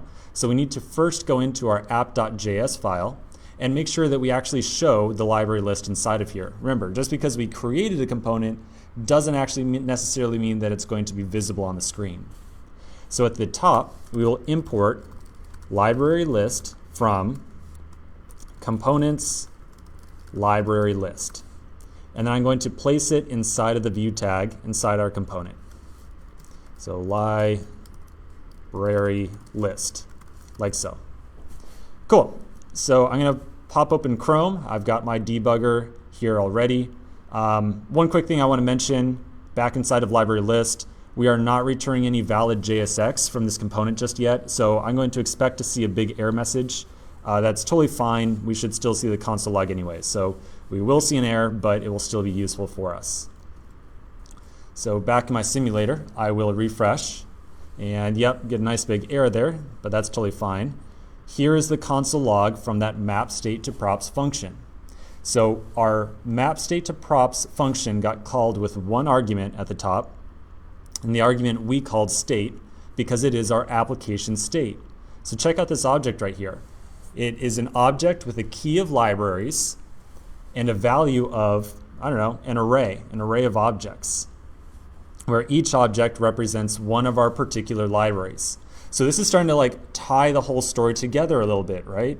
We now have, if I flip over to my reducers file, index.js, I had said that our state object will have a key of libraries and a value of the list of libraries produced by our library reducer.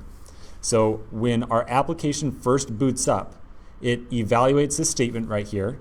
It executes the library reducer one time to get some like initial state put together. And therefore, our initial state object, when our app first boots up, is an object with a key of libraries and a value of whatever got produced from the library reducer. So then when our map state to props function is executed, with the first argument being our application state, we saw that console log, and yep, it definitely was our application state. Okay, but that's just kind of step one right here. All right, that's step one. We have now verified that map state to props is called. This function right here gets called, and the first argument is state. But again, I had said we're going to use connect to somehow get access to our state object or some properties out of it and pass them to the library list. That was the whole goal here, communicate the list of libraries to the library list component. And so right now we're not quite doing that. We've got access to the state object inside of map state to props, but how do I actually communicate any data from this function into this component? Well, to do so, here's kind of the magic of map state to props. If I return a function, or excuse me, if I return an object from this function right here, that object will show up as props to my component library list. Okay, so let's see what that looks like in practice. If I return an object from this function right here, it will show up as props to library list. So I'm going to make an object with a key of libraries and a value of state.libraries. Remember, state.libraries would be a reference to my array of libraries, so it should have like 9 objects inside of it. So now I'm going to expect that my component library list has a prop of libraries and a value of the array of libraries. I know that library word is just flying all over the place here. Hopefully we can keep that word in check at least somewhat. So just as a test, inside my render method, I'm going to put in a console log of this.props. So my expectation now is that my props object should have a libraries property to it with a value of the list of libraries, like the array of all those objects.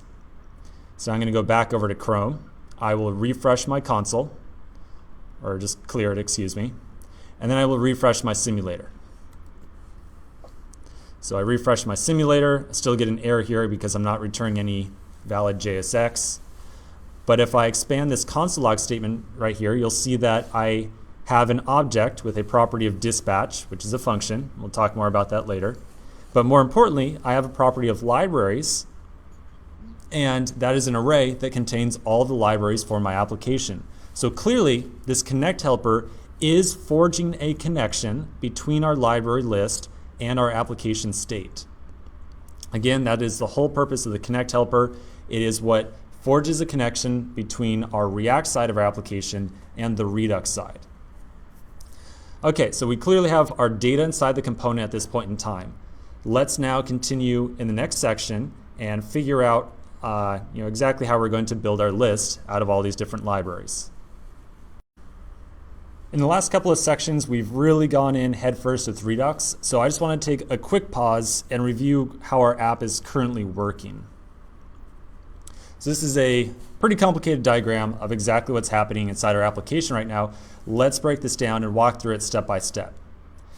First, when our app first boots up, Redux creates a new store, right, with that create store call, using the libraries reducer. The instant the store is created, it runs this reducer one time. So we get a piece of state called libraries, which is an array containing a list of objects. The reducer itself, when it runs, returns that array of objects, and each object represents one library that we eventually want to show up on our screen.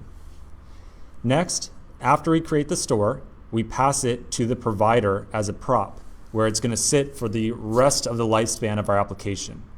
The provider is a React component that aids in communication between React and Redux.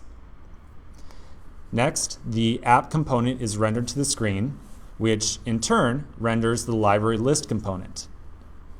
The instant that the library list component is about to render or about to appear on the screen, the connect function, which we just added in, so that connect helper right here, boots up and it says, okay, time for me to do my thing. The component that I'm wrapping is about to render.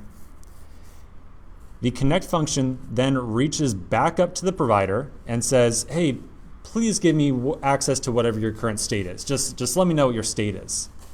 The provider gives up the state that is contained within the store, and then the connect tag pumps it down into the library list after filtering it through map state to props. Okay, so again, that's a lot of steps right there. Let me just break that down one more time.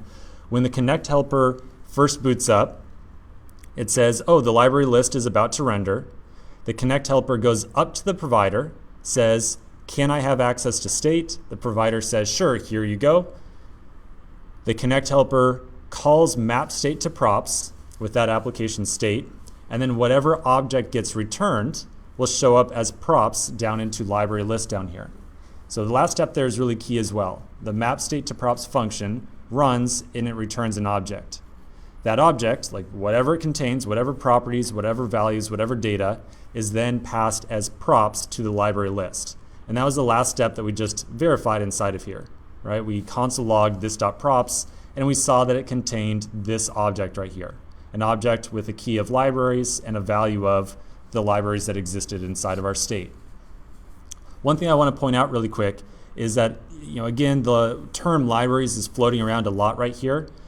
This object right here that we returned when it showed up as props to our component, it had the key of libraries. It did not, this key right here can be absolutely anything that we want. So it can be libraries, it can be data, it can be data to show, whatever we want it to be. It does not necessarily have to be libraries just because the piece of state that we want to reference is state.libraries. I just chose to call it libraries because that is a very reasonable name for the prop. On the other hand, on our state object, we have a very distinct property called libraries. So I could not say, of course, right here like state.data because our state object does not have a data property. I have to very specifically say state.libraries. Okay, so that's pretty much where we are at inside of our application right now. I feel like there might be a confusing item or two in this process, so I want to provide just a little bit of clarity on them.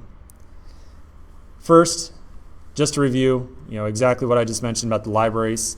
And second, the second interesting piece I want to draw your attention to here is that our reducer had produced some amount of state inside our app, even though we did not dispatch an action, right? So when our app first booted up and we console logged our state inside of map state to props, and then we later console logged it inside of our function right here, this library's piece of state that came from our reducer, our library reducer over here, already had some data inside of it. So when our Redux application first boots up, it will automatically run all the registered reducers to accumulate some amount of initial state. So we always have to design our reducers assuming that they will be called like over and over and over again and at random points at time. So that's why that whole type system that we saw earlier is so important. The reducer needs to only change its data whenever it sees an action with a type that it cares about.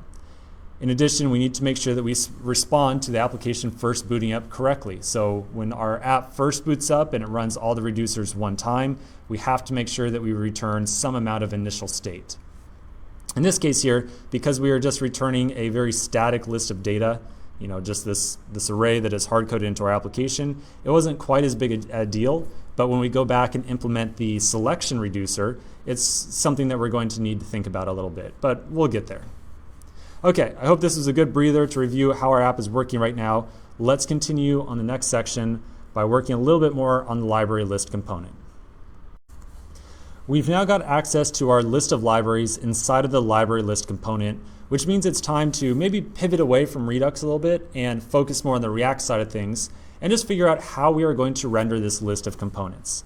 Now in the past, we have already figured out how to make a list. We did so by using the map function to turn a list of data objects into a list of components. Now this is a fine approach for small lists, like limited lists of data. But as soon as we start trying to render like dozens of items or hundreds or even thousands of items, we need a better approach when it comes to the performance side of our application. Now I want to preface all this by saying, yes, our list of libraries is very small. We've only got like 9 right now. Yes, it is a small list. But I still want to pretend as though maybe it's a very large list of libraries, right? And I want to figure out how we can render this very large list of libraries appropriately. So here's how we're going to tackle this. First, we're going to look at the theory behind rendering a large list of items, and then we're going to implement it inside of our component. So I'm going to pull a diagram up on the screen really quick. I know this is kind of a nasty one, but just bear with me. In the background, I've got a mobile device. So we're going to pretend for a second that I've got a mobile device that's running an app that is trying to show a list of items, right? And maybe I've got so many items that some number of them are visible on the screen, like the top half right here, and it's not until I scroll down, so click here and then drag up, right, that I'm going to scroll these bottom items into view. But you can kind of imagine that perhaps these items are there, they're just off the screen of the device, and it's not until I scroll that they kind of move up and appear on the screen. Okay, so that's the idea behind this diagram right here.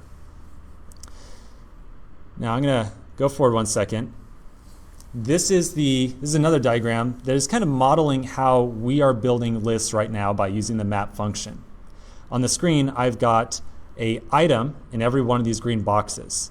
So the box that says item represents like a JavaScript object, like for us, a single album or a single library or whatever object it might be. And then the green box around it represents a React component. So with our current approach of rendering lists, we take every single item in the list and we instantly map it and create a distinct component, right? Like we instantly create one component for every item we have. So if we have a list of like 100 items or 100 books or libraries or whatever it might be, we create 100 components in memory to show every single one of those the instant we go to create our list. So what's the downside to this approach? The downside is that even if our user can only see 4 or 5 components on the screen at a time, we still have to go through all that upfront work of rendering 100 different items, and then those 100 different items, 100 different components, might be just sitting there in memory.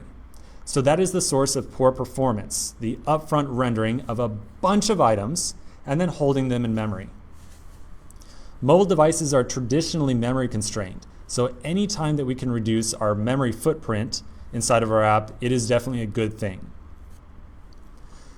Just to be really clear one more time, I just want to echo it again. The reason that mapping over a list of items to build a list is bad for performance is that for every item in that list, we are instantaneously creating one component. So 100 items in a list equals 100 components that we have to create up front.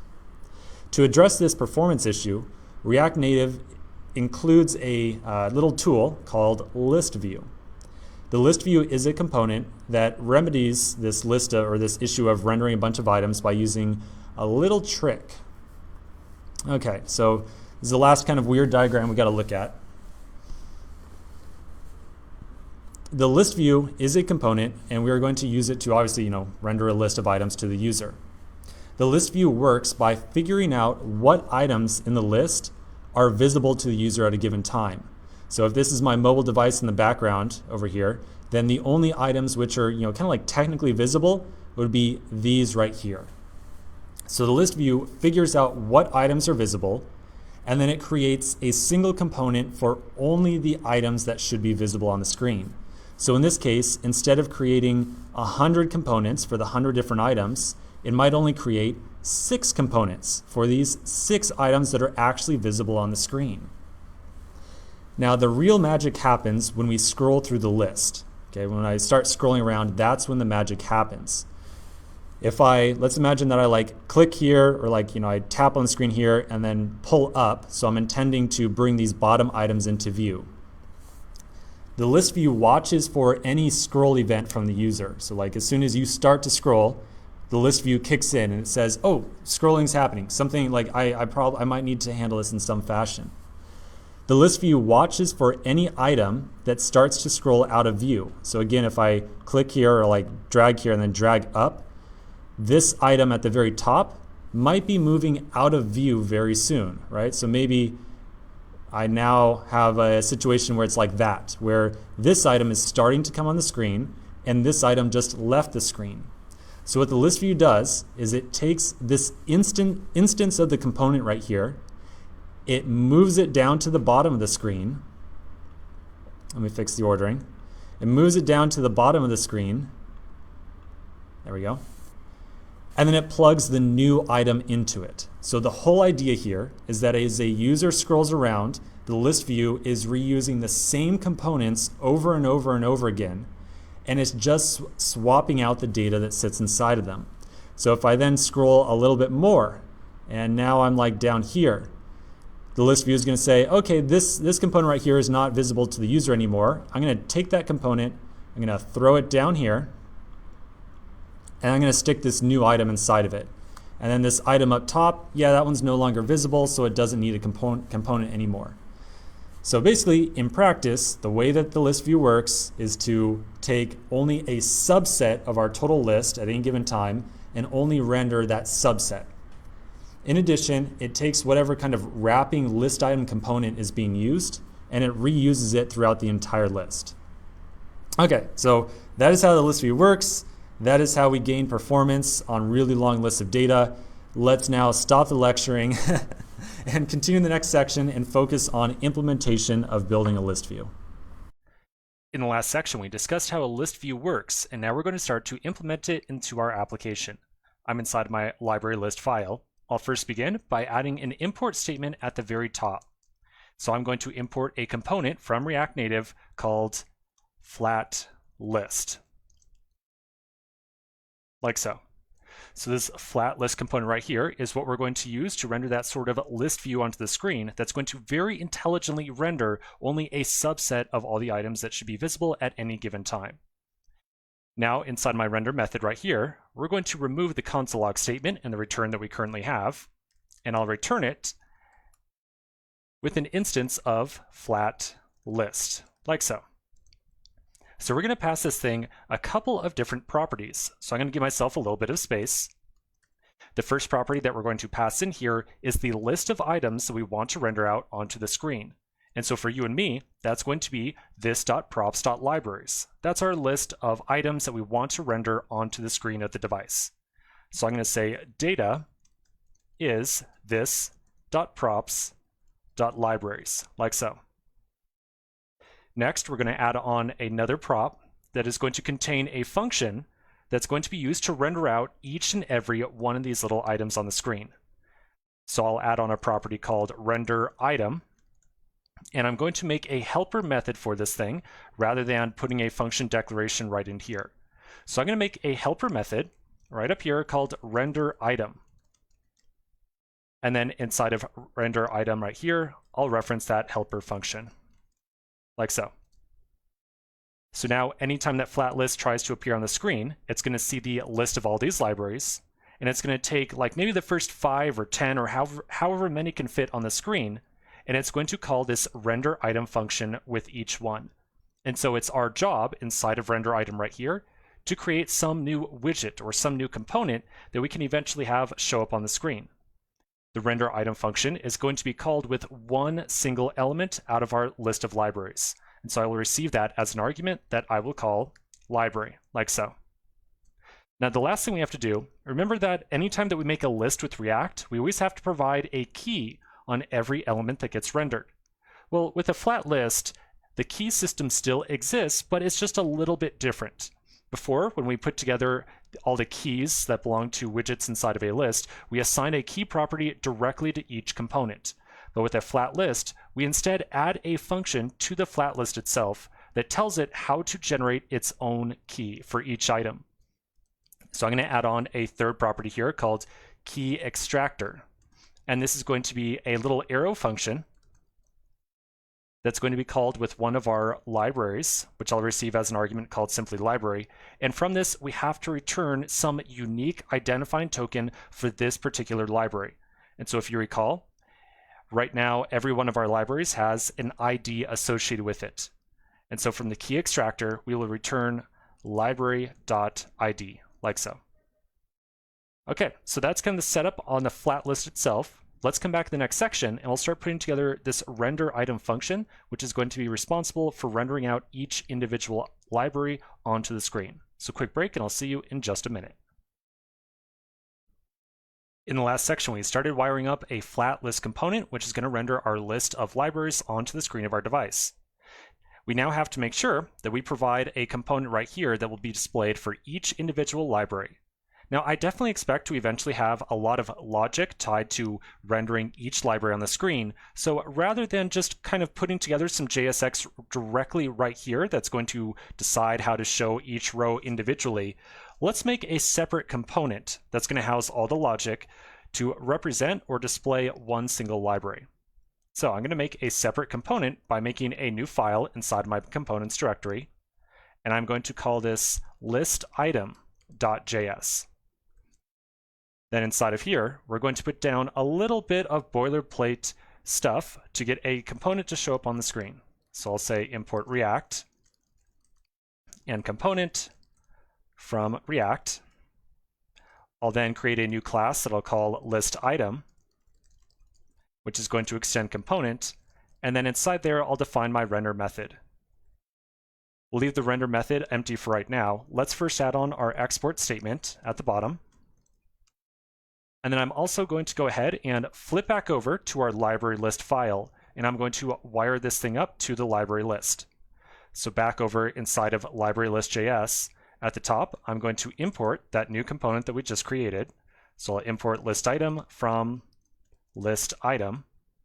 And then inside of render item right here, we're going to return an instance of listitem.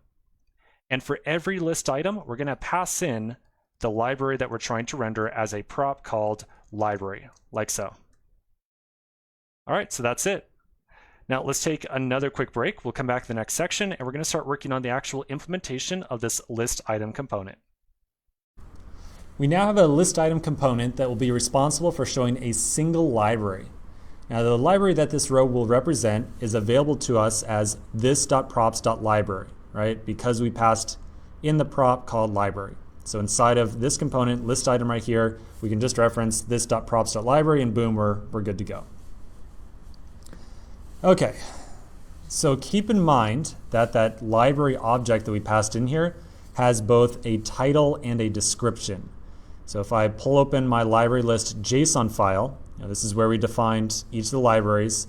It has a title, a description, and of course it has the ID as well. So we need to basically add some JSX into our render method that shows the title and the description, because that's what we really want to show to the user. That's what we want to communicate.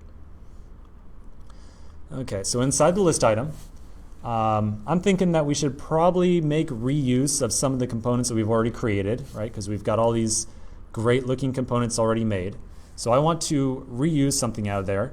I'm going to suggest that we show a card section component and put the name of the library inside of it. Then whenever a user taps that card, we'll expand with a second card section with the library's description. Okay, so whenever a user taps on this thing, that's when we want to expand it and show the library's description. Now note that I said that we only want to use the card section component here instead of the card as well. And you'll see exactly why that is when we check this out inside the simulator. Okay. So first we will import the card section at the top. So I will import card section from the common folder. Then I will place it inside the render method. So I will return a card section like so.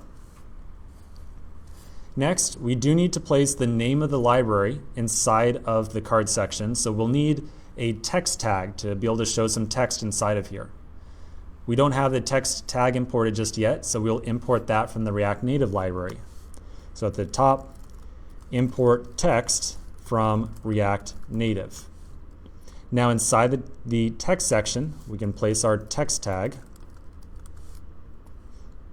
And inside the text tag, I will reference this.props.library.title. Remember, the library is passed in as a prop called title, and the library, has a prop called library, and the library itself has a property called title. So that's why we have this.props.library.title right here. Okay, probably a good time to check this out in the simulator. Let's see how we're doing, make sure everything works. So I'm going to flip back over to the simulator. Let's refresh. And all right, hot dog, that does not look half bad. Definitely does not look half bad. You'll notice that because we are using the list view component, by default we get some nice scrolling behavior. Of course, it looks like when I scroll down, the width of the list stops right here, which is maybe not intended. You see how it's kind of cut off right there? So maybe we'll need to do a little bit of work on that front.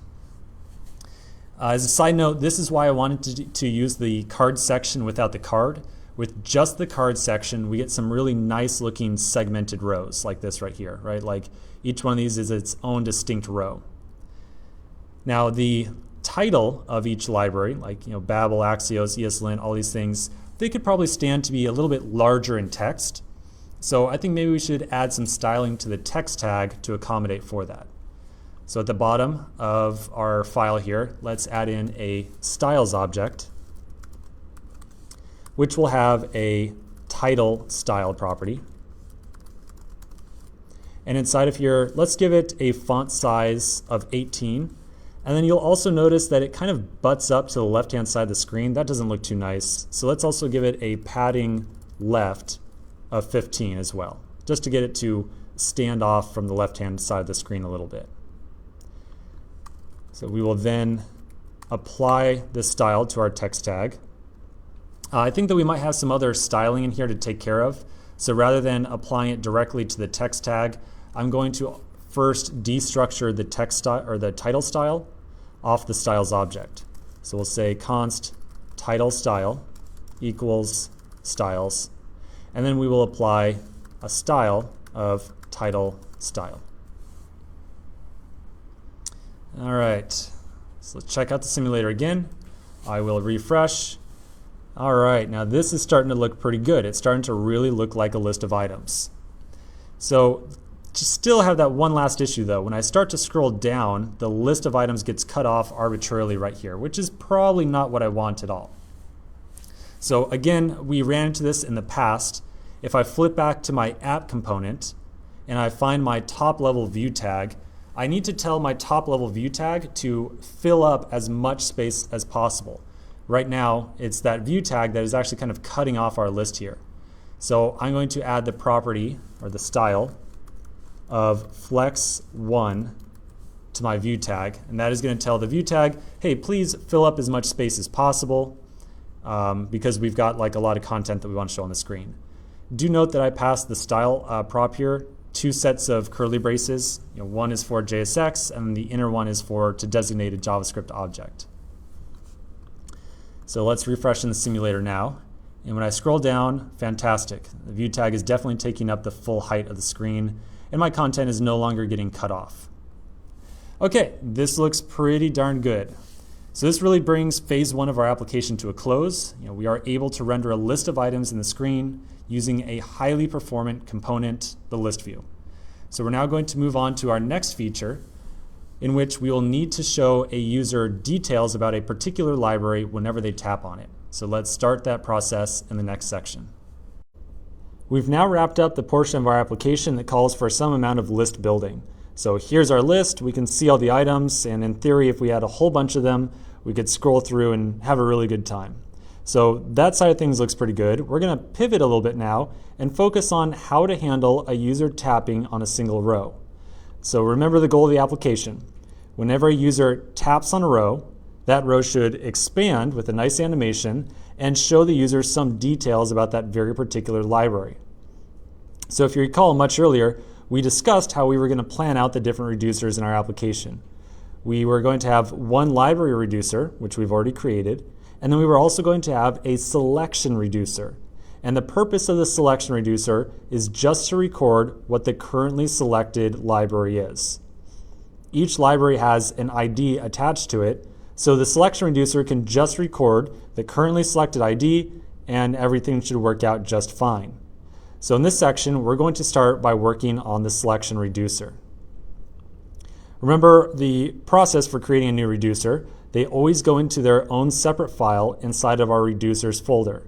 So in the reducers folder, I'll create a new file called selection reducer.js. Then inside of here, we need to declare basically our starting reducer. So I will export default a fat arrow function. And this fat arrow function is going to serve as our reducer. Now we need to have some initial state for this application. We need to have some initial value that the reducer will return when our Redux app first boots up.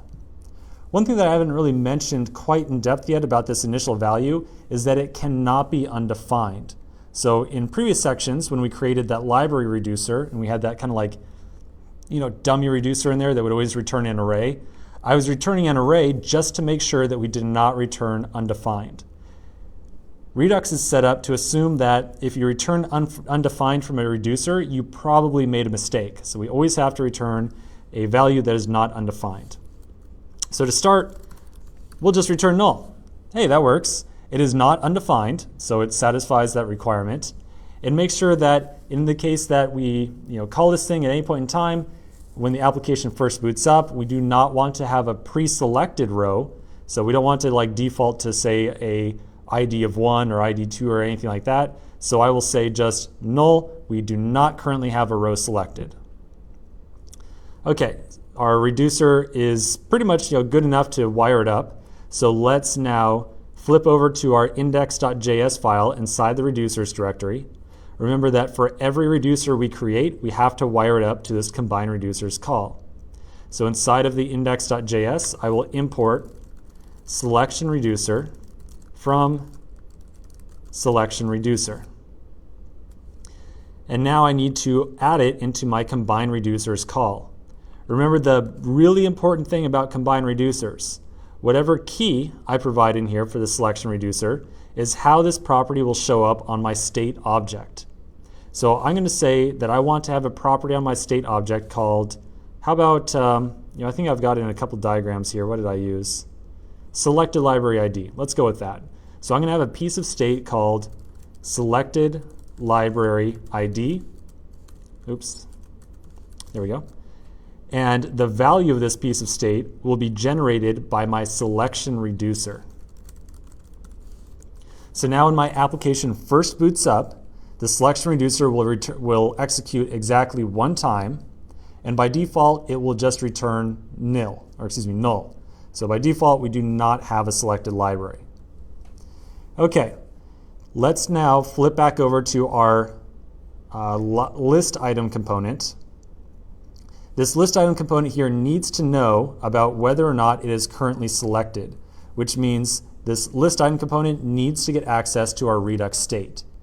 Once we get access to Redux state inside this component, we can compare the value of that selected library ID to this.props.library ID. And if they are equal, that means that this particular library is currently selected. So that'll be our next step. Let's take care of that in the next section. In the last section, we added in another reducer whose purpose was to record whether or not a particular row was selected or not.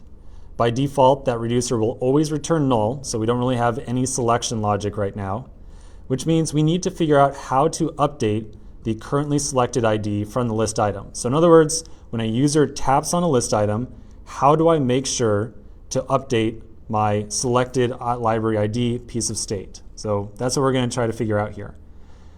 At this point in time, we have not really made use of any actions inside this component just yet, so we're going to have to remember from our very brief walkthrough on Redux exactly how we update any piece of state inside our application. So I'm going to pull up a diagram really quick. And here we go. Okay, so if you recall, we had introduced the concept of actions in addition to our reducers much previously. So forget these two squares over to the left-hand side. Let's just focus on the right-hand side. An action is a plain JavaScript object that has a type property. This type property can be thought of as like a command or a direction, like an instruction, to be passed off to the reducer. So in our case, we might create an action of type, I don't know, maybe like select library or something like that, and pass along the ID of the library to be selected. Then inside of our selection reducer, we should record that very particular ID, right? We should like say, okay, this is now the ID that is selected. But we're missing a little bit of a piece of the puzzle there. We are inside of a component, so how exactly do we create or dispatch an action from inside of a component? Well, I'm going to throw another piece of Redux terminology at you now. Obviously, it is the extra square on this diagram here. We're going to create what is called an action creator. So inside of the previous example with Redux we created an action and then called store.dispatch to send off that action to all of our reducers.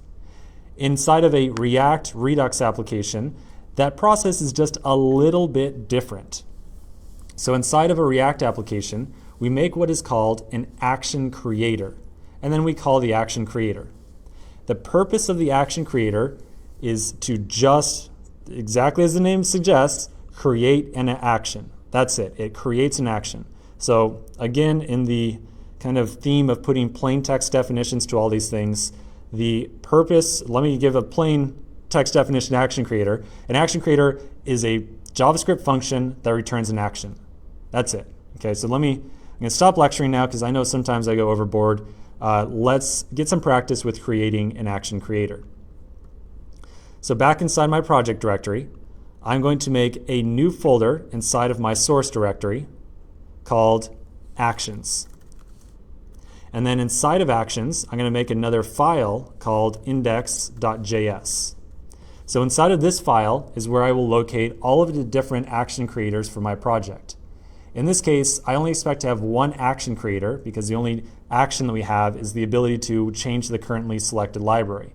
So I expect to just have one single action creator inside this file for right now. Remember that an action creator is a JavaScript function. So I'm going to create a function and immediately export it. So I'm going to say export const select library, and that is going to be a function like so. Then inside of here, I will return my action.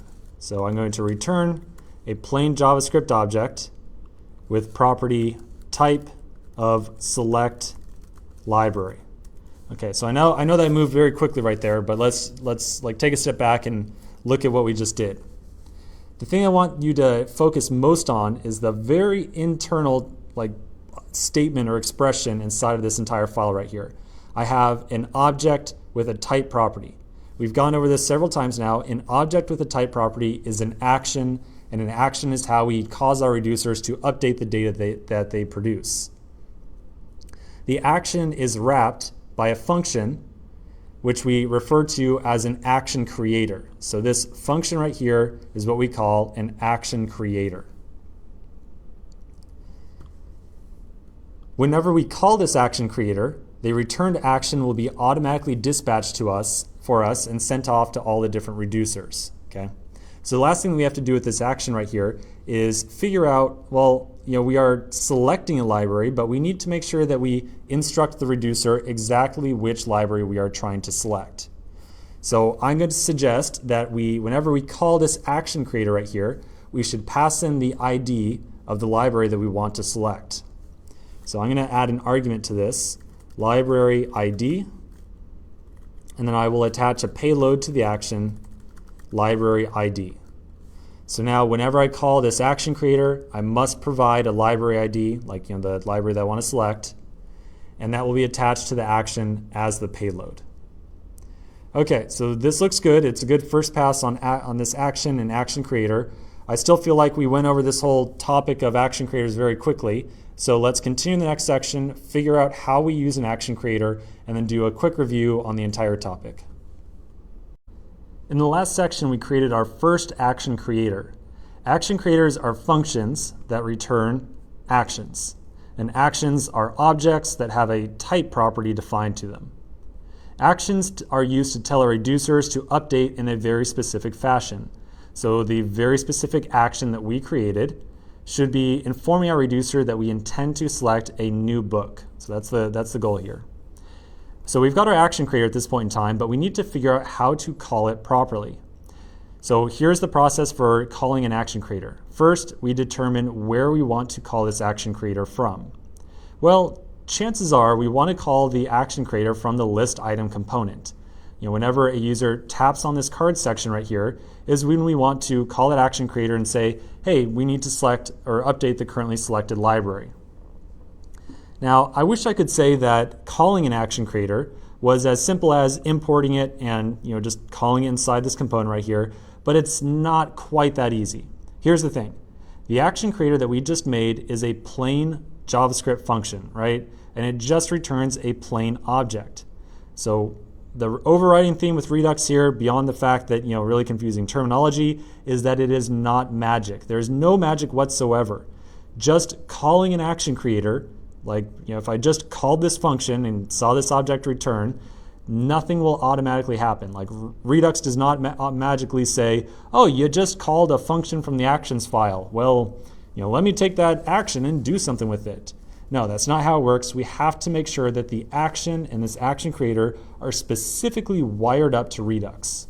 So again, general rule of thumb, remember that for every part of a Redux application that we build, from the components to the actions to the reducers, they all have to be wired up at some point.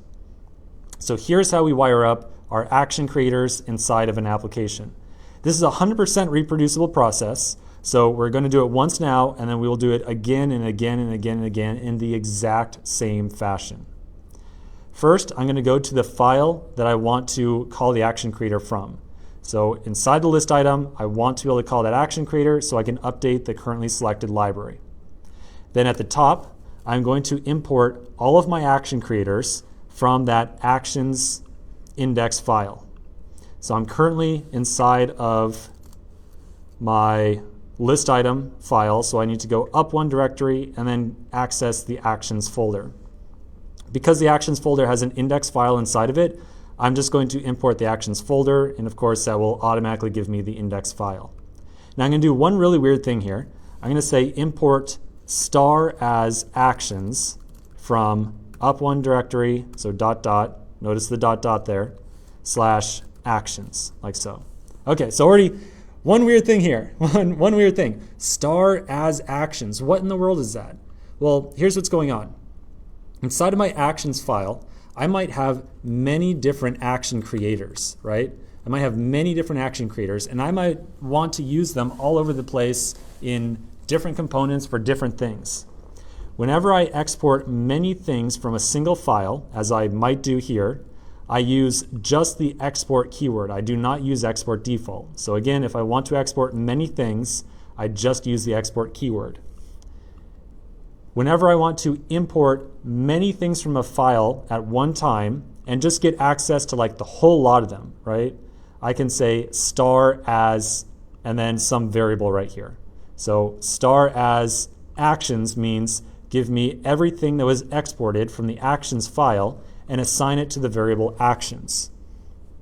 I could have done the same exact thing with the React Native import right here as well. I could have said, something like star as components and gotten access to like the text tag, the view tag, the text input, all those different primitive tags that are provided by React Native. But in React Native's case, I just wanted the text tag. In the actions case, I wanted all of my available action creators. Okay, so quick aside there. So that's step one for calling an action creator. Step two is to import the connect helper from React Redux. So up here, I will import connect from React Redux. Remember, connect is our kind of like window to the whole world of Redux from the React side of things. We used it previously to get access to our application state, but we can also use the connect helper to call an action creator. Finally, we will set up that connect helper at the bottom of our file again. So here's my export default statement. I will add in the connect helper with one set of parentheses, and then wrap the list item with a second set. Now, when we last used the connect helper, we passed the function map state to props as the first argument. That is the purpose of the first argument to connect right here. Like the first argument must be the map state to props function. The purpose of the second argument, however, is to bind action creators to this component. Now, because we do not have any map state to props that we want to pass to this, I'm going to pass in null as the first argument. Again, the first argument is explicitly for map state to props. So if I don't want to map state to props, I have to pass in null here. Then as the second argument, I will pass in my entire actions object. This says, take these action creators, whatever's in here, in this case we only have one right now, and make sure that whenever they are called, the actions go to the right place, and then pass these actions down into the component as props. So this right here is doing two things. First off, it is turning, it's kind of like mutating this action creator right here from a kind of dumb function that just returns a action, just like a silly object, doesn't really do anything with it. It mutates this function into something special where whenever it is called, it will be the returned action will be automatically dispatched to the Redux store, which is exactly what we want. The second thing that it does is it takes all of the actions that are inside this object, which again in our case we have just one, and it passes them all to our component as props. Okay, so very common theme that you might see arising here. Whenever we use the connect helper, it is modifying what data is going to show up to our list item as props. So just to make sure that's the case, I'm going to add a console log statement inside of my component, and I'm going to console log props. And I don't know why this error message keeps on popping up there. Anyways, so I've got a console log here. I'm just going to console log my props object. Let's now flip over to my console here. I will also open my simulator. Let's do a refresh. And very interestingly, you will notice that because my component is rendered 9 times here, I get 9 separate console logs. And if I expand any of these, you'll see that my props object now has an argument called select library. So this is my action creator right here. I can now call this action creator. I can pass in the ID of the library that I want to select. That will generate an action. So here's my select library action right here. It will generate this action and it will automatically dispatch it to all the different reducers in my application. So in practice, when we had previously worked with Redux and we called store.dispatch ourselves, in practice, we do not have to call dispatch ourselves from our components. We use this kind of automatic binding with the connect helper to do it for us. Okay, so at this point in time, we've now got access to our action creator select library inside of our component. All we have to do is call it with the very particular library's ID that we want to select. There's just one little problem here. We don't yet have anything to receive a touch event. Okay, like nothing to receive a press event like we did previously with a button. Remember, only touchable components can receive tap events. So we're going to need to import one into this component to receive a tap event. Let's take care of that in the next section and then do a big review on how all these action creators work. In the last section, we wired up our action creator to the list item component. So we did run up a little bit short as we didn't really have any component inside of here that was capable of receiving an onPress event. So we did not really have any way to make sure that we could actually call that action creator when a user tapped on the row. For that, we're going to need to import a touchable component. Now, when we previously looked at our documentation for all those touchable things, we saw that there were 4 types of touchable components. And at the end of the day, we used one inside of our button component. So if I open up my button here, you'll see we use the touchable opacity. Each of those touchable components are designed to just handle touch feedback from users. One of those 4 types is going to be very handy for us here. It is called touchable without feedback. This component is designed to register a press event but not give any feedback to the user when it occurs. And that's actually perfect for our use case because the feedback that the user is going to get is the row expanding. So we really don't need to show a highlight or a fancy opacity change, nothing like that. We just have to expand the row, and that is going to be our feedback to the user, like the response to show like, yes, we received your tap. So let's import that touchable without feedback component and make use of it inside of ours. So up at the React Native library, we will import touchable without feedback. And I'm also going to import the view tag as well. So now we can wrap our entire JSX block with that touchable without feedback component. And then whenever someone taps on the text or the card section, whatever it might be, we can register a press event and call our action creator to select this very particular library.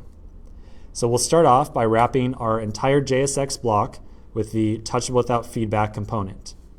So we'll say touchable without feedback. I'll do a little bit of indenting and then close the tag off.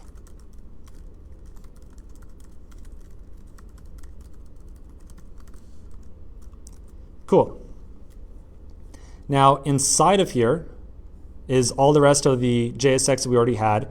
Because I expect to have a second card section that's going to show the description of my application, I'm going to do just a little bit of work right now. I'm going to wrap this with a view tag so that when we come back through later and add in the second card section as a sibling to this one, it'll be just a little bit easier. So I've now got my touchable without feedback, I've got my view tag, and then my card section. So now we need to hook up an onPress handler to the touchable without feedback so that we know whenever a user touches this thing right here. So I'm going to pass a prop called onPress. Remember, that's how we register a callback with a touchable without feedback. Into that, I will pass a fat arrow function. So inside this fat arrow function is the code that will execute whenever a user taps on this row. So inside of here is exactly where we want to call our action creator. I want to call my select library action creator, and I want to pass it this very particular library's ID, the library that maps up to this list item, so that I can select that very particular library. So inside of here, we will call this.props.selectLibrary, and we'll pass in the ID. Notice that I don't have a reference to ID just yet. We're going to do a little bit of destructuring off of the library to get access to that ID. So I'm going to clean up the console log here because we probably don't need it anymore. And I'll replace it with a little bit of destructuring. I'm going to pull off the ID and title properties from this.props.library. So now when I call my onPress, I'm going to call the select library action creator with this particular ID. And then notice that down here as well at this.props.library.title, since I'm destructuring the title up here, I can just condense this down to just the title. There we go, just the title by itself. Okay, so remember the idea behind action creators after we've bound them with that connect helper at the bottom. In theory, whenever the action creator is called, it will return an action that gets sent off to all of our reducers in our application. So I think that at this point in time, we should add a console log statement to our selection reducer. I've got my selection reducer open right now. let's add a console log to this thing to make sure that the action is showing up inside this. Okay, let's try it out. Inside of here, I'm going to console log, and I need to add on the arguments that the reducer is called for. Remember, reducers are always called with the state object, which is the state that was returned the last time this reducer was executed, and a second argument of action. So whenever I dispatch an action, it will show up as the second argument. So let's just log that action. Okay, so I'm going to flip over to my Chrome or my Chrome console, refresh my simulator, and wow, that was interesting. Look how we instantly got some console logs in here. It looks like our reducer, as we've mentioned many times previously, whenever our application first boots up and Redux first starts up, it runs all of our reducers at least one time to assemble some type of initial state for our application. So this is that kind of boot up action that's coming through here. Now I should be able to tap on any row here and see an action flow through that reducer. And in fact, I do. I get an action of type select library, and it appears to have a payload attached to it, which should be the ID of the library that I just clicked on. So Webpack had an ID of 0. If I click on it, I get a payload of 0, yep. And then Axios at the very end has a payload of 8 because it has ID of 8. Awesome, this looks perfect right here. The last thing we have to do, now that we are receiving this action inside of our reducer, is make sure that our reducer watches for an action of type select library, and whenever it sees that, it should return the selected library's ID, and that way this reducer will create the selected library ID piece of state. So let's take care of that in the next section. In the last section, we verified that whenever we called our action creator from our list item component, we saw the action appear inside of our selection reducer. So now it's just up to us to make sure that whenever this thing sees an action of type select library, it will return the action's payload, which is the library's ID, instead of null. Okay, so that's all we have to do. I'm going to remove the 2 lines I have in here right now, and instead I'm going to replace this with some boilerplate that we're going to see for just about every single reducer that we ever create. Okay. By convention, every reducer that we create is going to have a switch statement inside of it that is going to switch over the action's type. So the reason that we do this is to have one very nice, very easy to read statement to figure out what this reducer does, and more importantly, what actions it responds to. In our case, our reducer needs to respond to an action of type select library.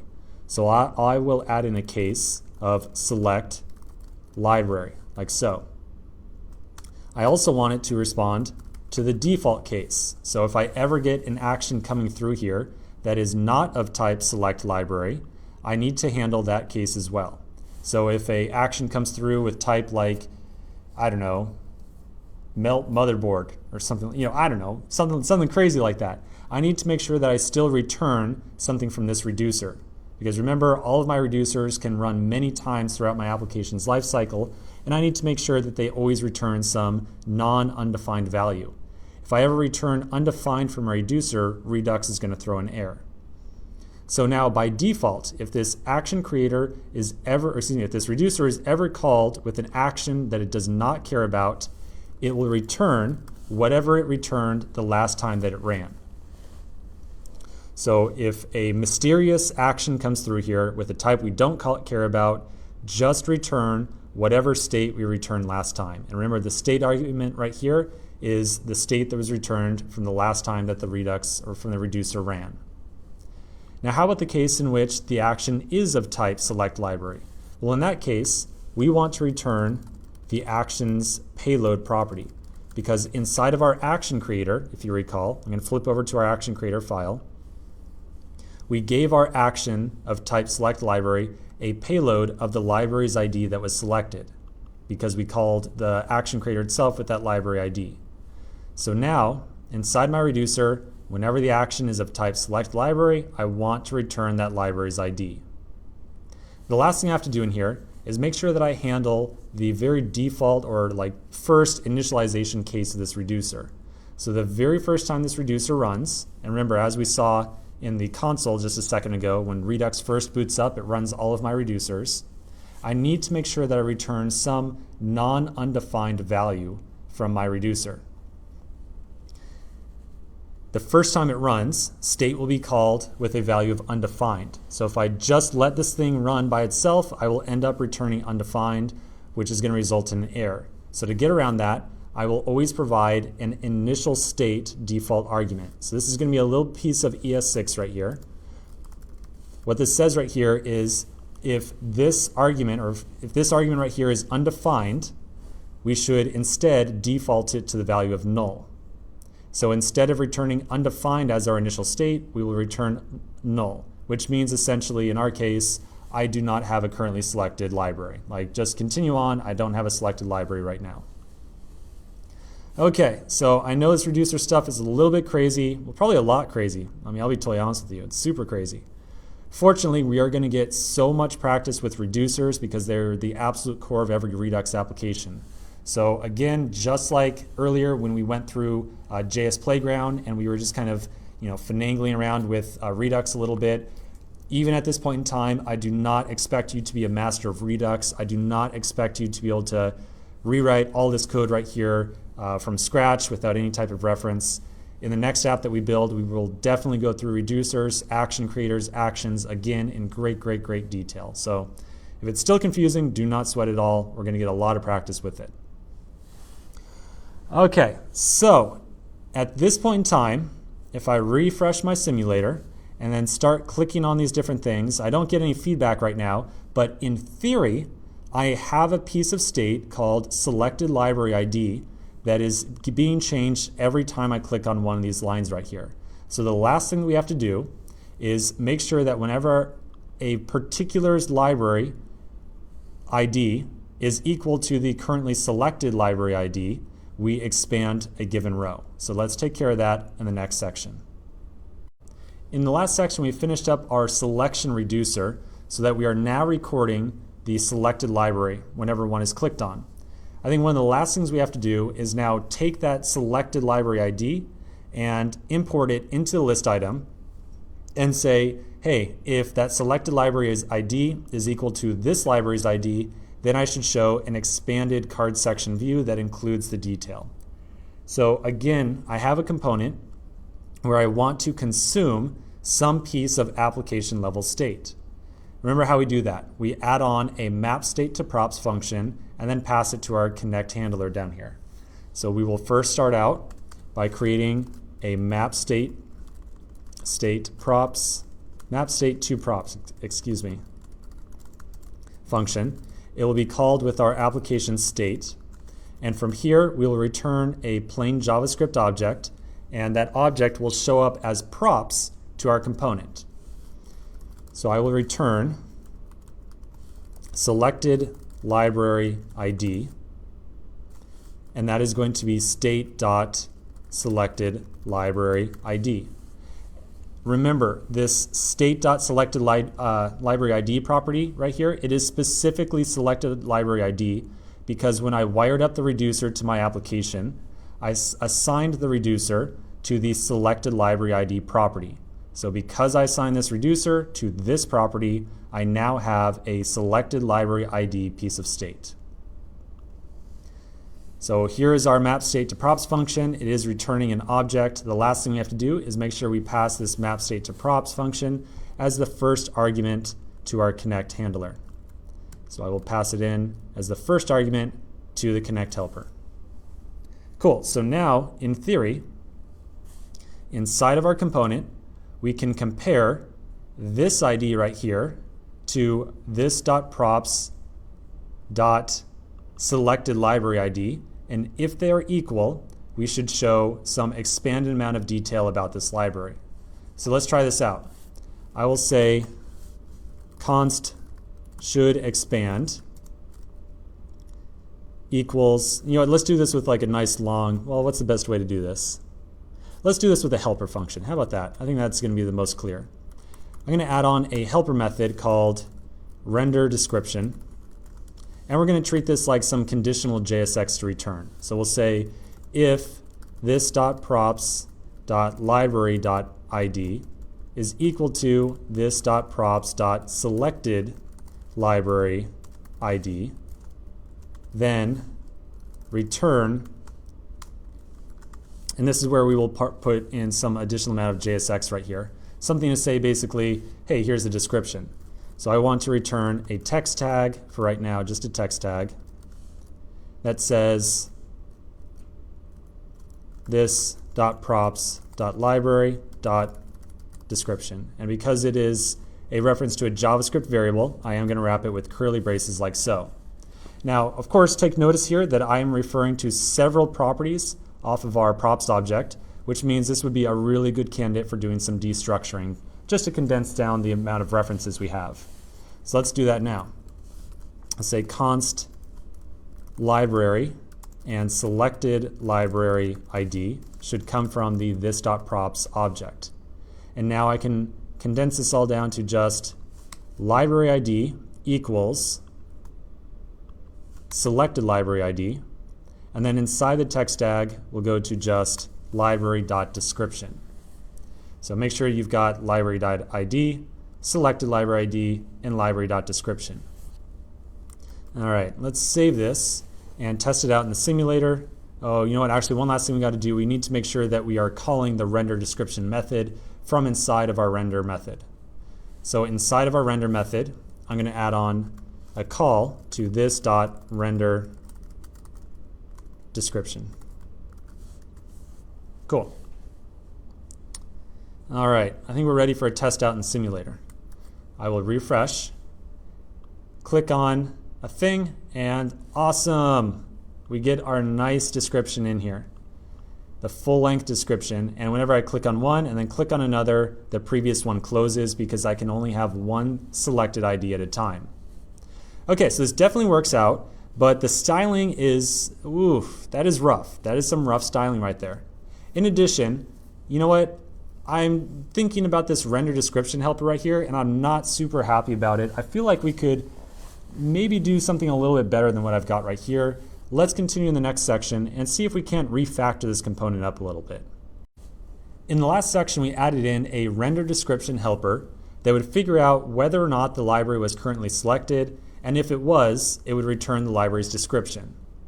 And that definitely had good results inside of our simulator, but you'll notice that this thing, woof, it's kind of rough right now. We could definitely use some styling on that thing. In addition, I want to point out that our render description method right here, you know, there's something about it that just, it makes me really unhappy. And that is in this like tiny helper method right here that nobody is ever really going to look at, we make this very critical decision, like this statement right here, this if statement, this very critical decision where we say, if this library is currently selected, then do this thing. And so I've got this very critical logic that's just kind of tucked away inside of my component. I would feel a lot better about this component's design if we instead just passed in a single prop of something like, you know, I don't know, expanded, like this.props.expanded. And that would be either true or false, and that would determine whether or not I want to show the library's description. So what I'm saying here is it would be really nice if I could pull out this logic here, the logic to decide whether or not this component is expanded to some other location. It would just allow my component to end up being that much simpler. So I think that would be a great place to start inside this section. I want to relocate this logic right here to decide whether or not this component is selected. And so you might be asking yourself, well, Stephen, where in the world else would we do that? We can't, we could do it in the parent, but is that the best place for it? Then the parent just knows about whether or not this thing is selected. I don't know. Well, I'm going to suggest maybe the best place to do this would be in the map state to props function right here, because this component doesn't really care about what the meaning of selected library ID is. The component just cares about whether or not it should show the expanded view.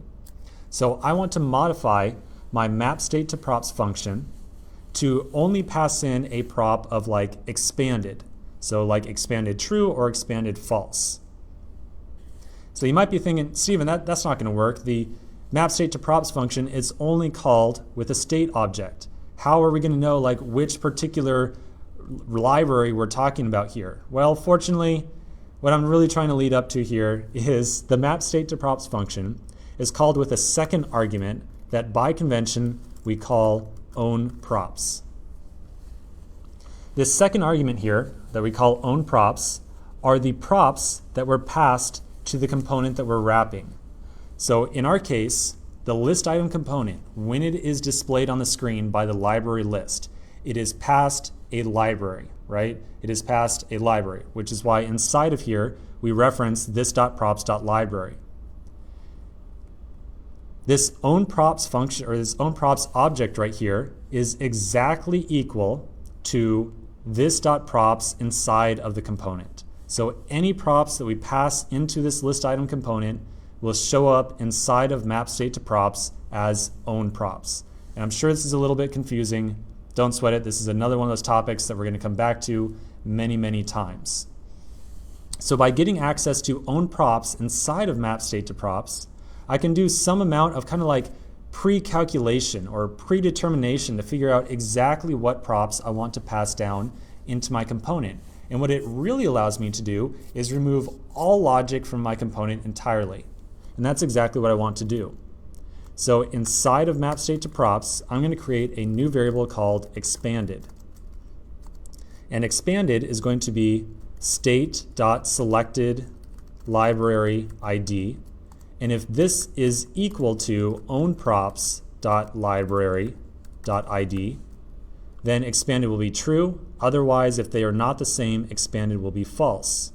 And then finally, instead of having to communicate to the component what the currently selected library ID is, I can just say whether or not it should be expanded.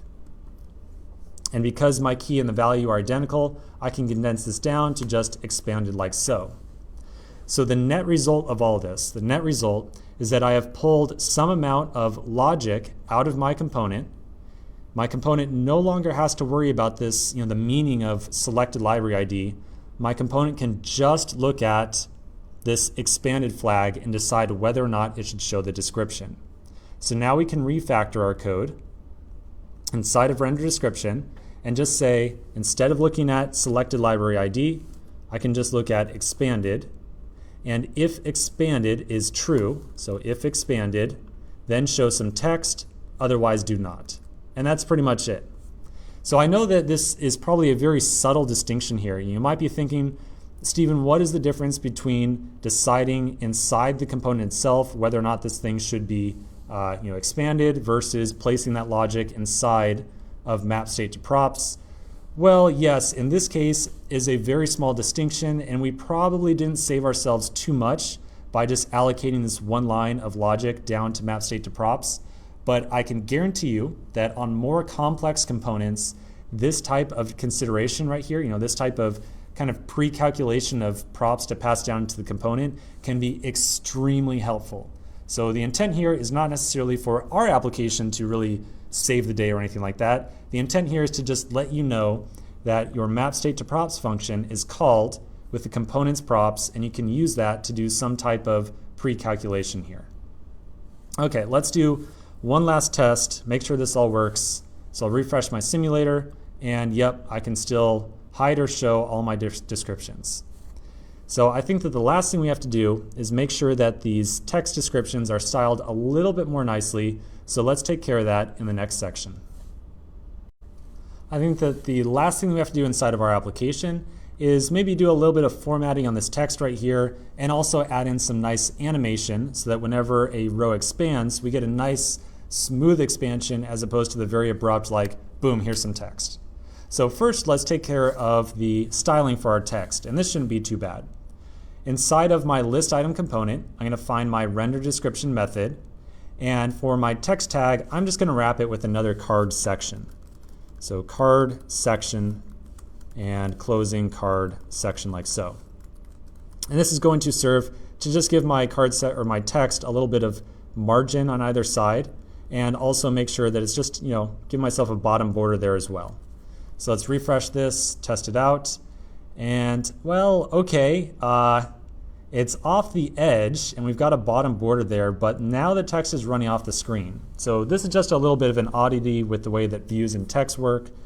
We can fix this by adding on a style property to the text tag itself.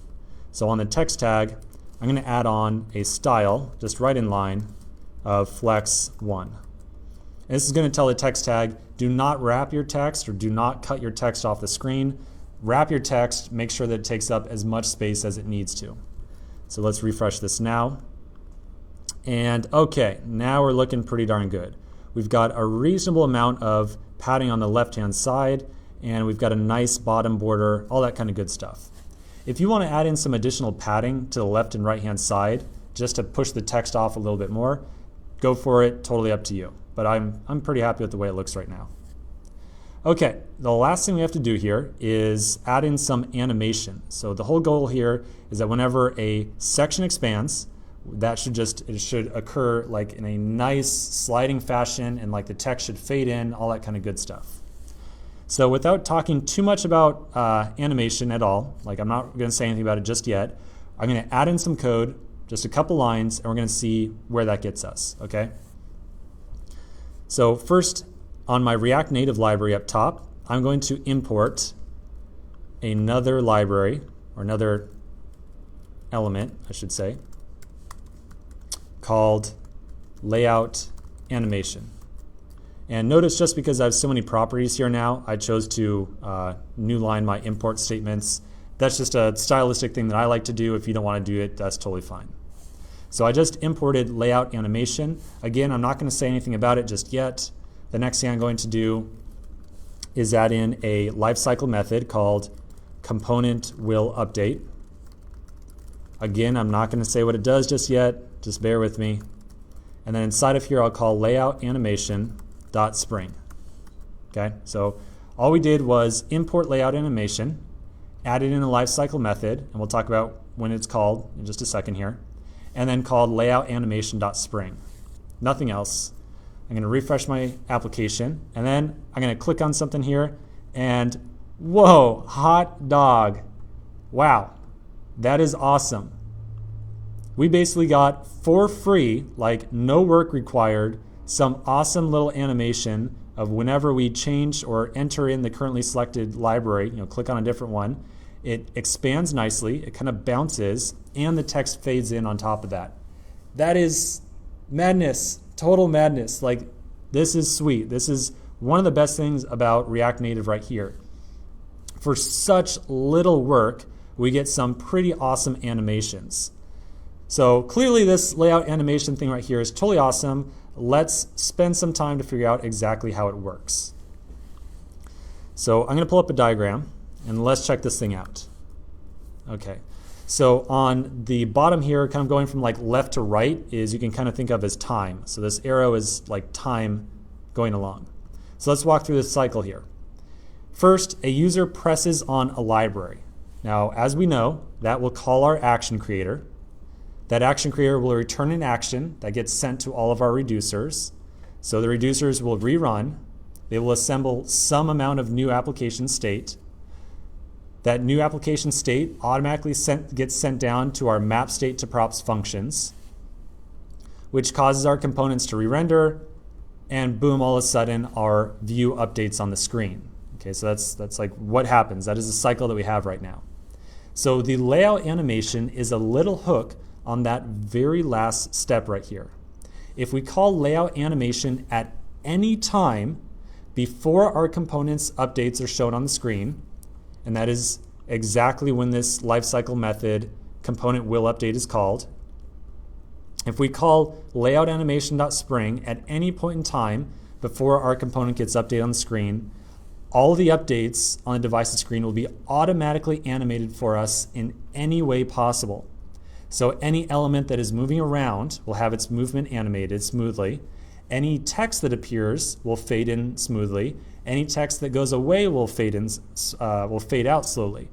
All we have to do is make sure that we call the layout animation.spring method before this update takes place. And that's pretty much it. It is incredibly easy to get some animation going within your apps, so I really suggest you call layout animation.spring within reason, don't go overboard. The only downside that we saw to our animation here was that if you'll notice, if I've got one open up top and then like I open one at the bottom and then open another one up top again, the text kind of like, bounces through at the bottom there. Yeah, definitely funky. Unfortunately, there's not exactly an easy workaround for us. And so that's why layout animation is not always a catch-all solution. It's not always going to do the perfectly nice looking thing for us. Nonetheless, as an engineer, I personally love that we have smooth animations here, even though we didn't have to spend a lot of time putting it together. So I think that I can deal with that kind of weird aspect to it if I could eventually figure out a workaround. Okay, last thing I want to do is just make sure that it's clear, this lifecycle method right here. Remember, lifecycle methods, all we have to do is define them, and then they will automatically be called for us. So this particular one, component will update, is called whenever the component is about to be re-rendered to the device. That's pretty much it. All right, our app is looking fantastic. Let's do a review of everything in the next section. We've now got a pretty awesome looking application, especially considering that it was our first taste of Redux. So remember the benefits of Redux. As our app starts to get more complicated, our code does not necessarily have to be complicated as well. So if this app felt like a pain to build, having to wire up Redux throughout all of it, that is absolutely okay, because Redux is not really designed for use in apps with just like two pieces of state as we had here. It is designed for apps with many different pieces of state, many different action creators, many different reducers. As we move on to our next app, we'll have a more complicated state object that is going to come up with a lot more problems that we're going to have to solve, and that's where we're going to see where Redux starts to get really helpful. Anyways, let's review what we learned inside this application. First and foremost, Redux, obviously. We start off inside of our app component where we created the provider tag and passed it an instance of our Redux store. The provider tag is all about facilitating communication between React and Redux. Remember, they are two separate libraries, and it is through the React Redux library that we get them to work together nicely. After we created the Redux store, we created two different reducers. The two reducers were wired together inside of our reducers index.js file, where we combine them together using the combine reducers helper from the Redux library. We created two separate reducers, the library reducer and the selection reducer. Each of them were assigned to a very particular key in the object that we handed off to combine reducers. The key that we assign these reducers to determines how our application state object looks, or how it gets formed up. Looking at a very particular reducer, let's check out our selection reducer. This is a very common structure for our reducer, and we're going to see this exact same structure over and over and over again. So we will create a function, we will export it by default. The function will contain a single switch statement, and inside of there, we will switch over our actions type and decide whether or not we want to respond to this particular action. Speaking of actions, let's review our actions file. So I'm going to go to my actions index.js file. Inside of here, we made exactly one action creator. The action creator has exactly one job, and that is to create an action. They are plain JavaScript functions that return actions. The action creator has no logic in it whatsoever right now, but as we start to make more complicated applications, we're going to add more and more logic to our action creators. Next, our action itself. Remember that actions are plain JavaScript objects. They have a type property, which we can think of as being like the command or the instruction to our reducer. So in theory, when we get more complicated reducers, they might respond to several different types. And for each type, we will want that reducer to do something slightly different. All right, the last thing that I want to make sure is really clear, because I did not necessarily touch on it too often. I'm going to open up my list item file, and I'm going to scroll down to the map state to props function at the bottom. Remember that map state to props here is our ability to interface from the Redux state, or our application level state, down to the component level. So it's where we kind of pluck properties off of our state object and inject them into our components. Now, the one thing that I wanted to make sure is really clear, because I did not explicitly mention it, is that whenever our application state changes, our map state to props function will rerun, pass in a new set of props to our component, which causes our component to re-render. And that's why we saw whenever we click on something here, our application does in fact re-render. So whenever we call an action creator, that dispatches an action, reducers rerun, state recalculated, state flows into map state to props, new props show up inside the component, and our entire application will re-render. So I did not make that like explicitly clear. I just want to kind of throw it here on top just to make sure, just to mention it. All right, so again, Redux is a tough topic. It is not easy. If you still feel shaky on any particular subject, even every subject, even everything about it, do not worry about it. We're going to be working through another app to get more experience with Redux. So I hope that you enjoyed putting this app together. Let's continue in the next section and kick off our next project. We've now got an introduction to Redux, so it's time to make a little bit more, complex application, something that we'd be proud to deploy to the App Store. Now, there's one major feature that we still don't really know how to handle yet, something that is absolutely necessary for being able to make a compelling application, and that is navigation, the ability for a user to move around to different pages in our app and see different content as they navigate around. Now, we did already kind of toggle in and out some components when we were working on the authentication app, but that was a little hackish. We had like an if statement and we conditionally returned some amount of JSX. Now that's okay for very simple navigation, but I want to make something that will scale to a very large application. So we need a better solution for navigation. We need one that is going to scale to an app of many different pages. So that's going to be the focus of the next app we're going to work on. We're going to figure out how to navigate a user around in our application correctly. So let's start the application or the installation of a new React Native project, and then we'll discuss the app that we're going to be making. So I'm inside of my general workspace directory here, and I'm going to make a new project by using the React Native CLI. So I'll use React Native init, and I'm going to call this app Manager. So while that installs, let's take a look at a mock-up for the application that we're going to build. All right, here we go.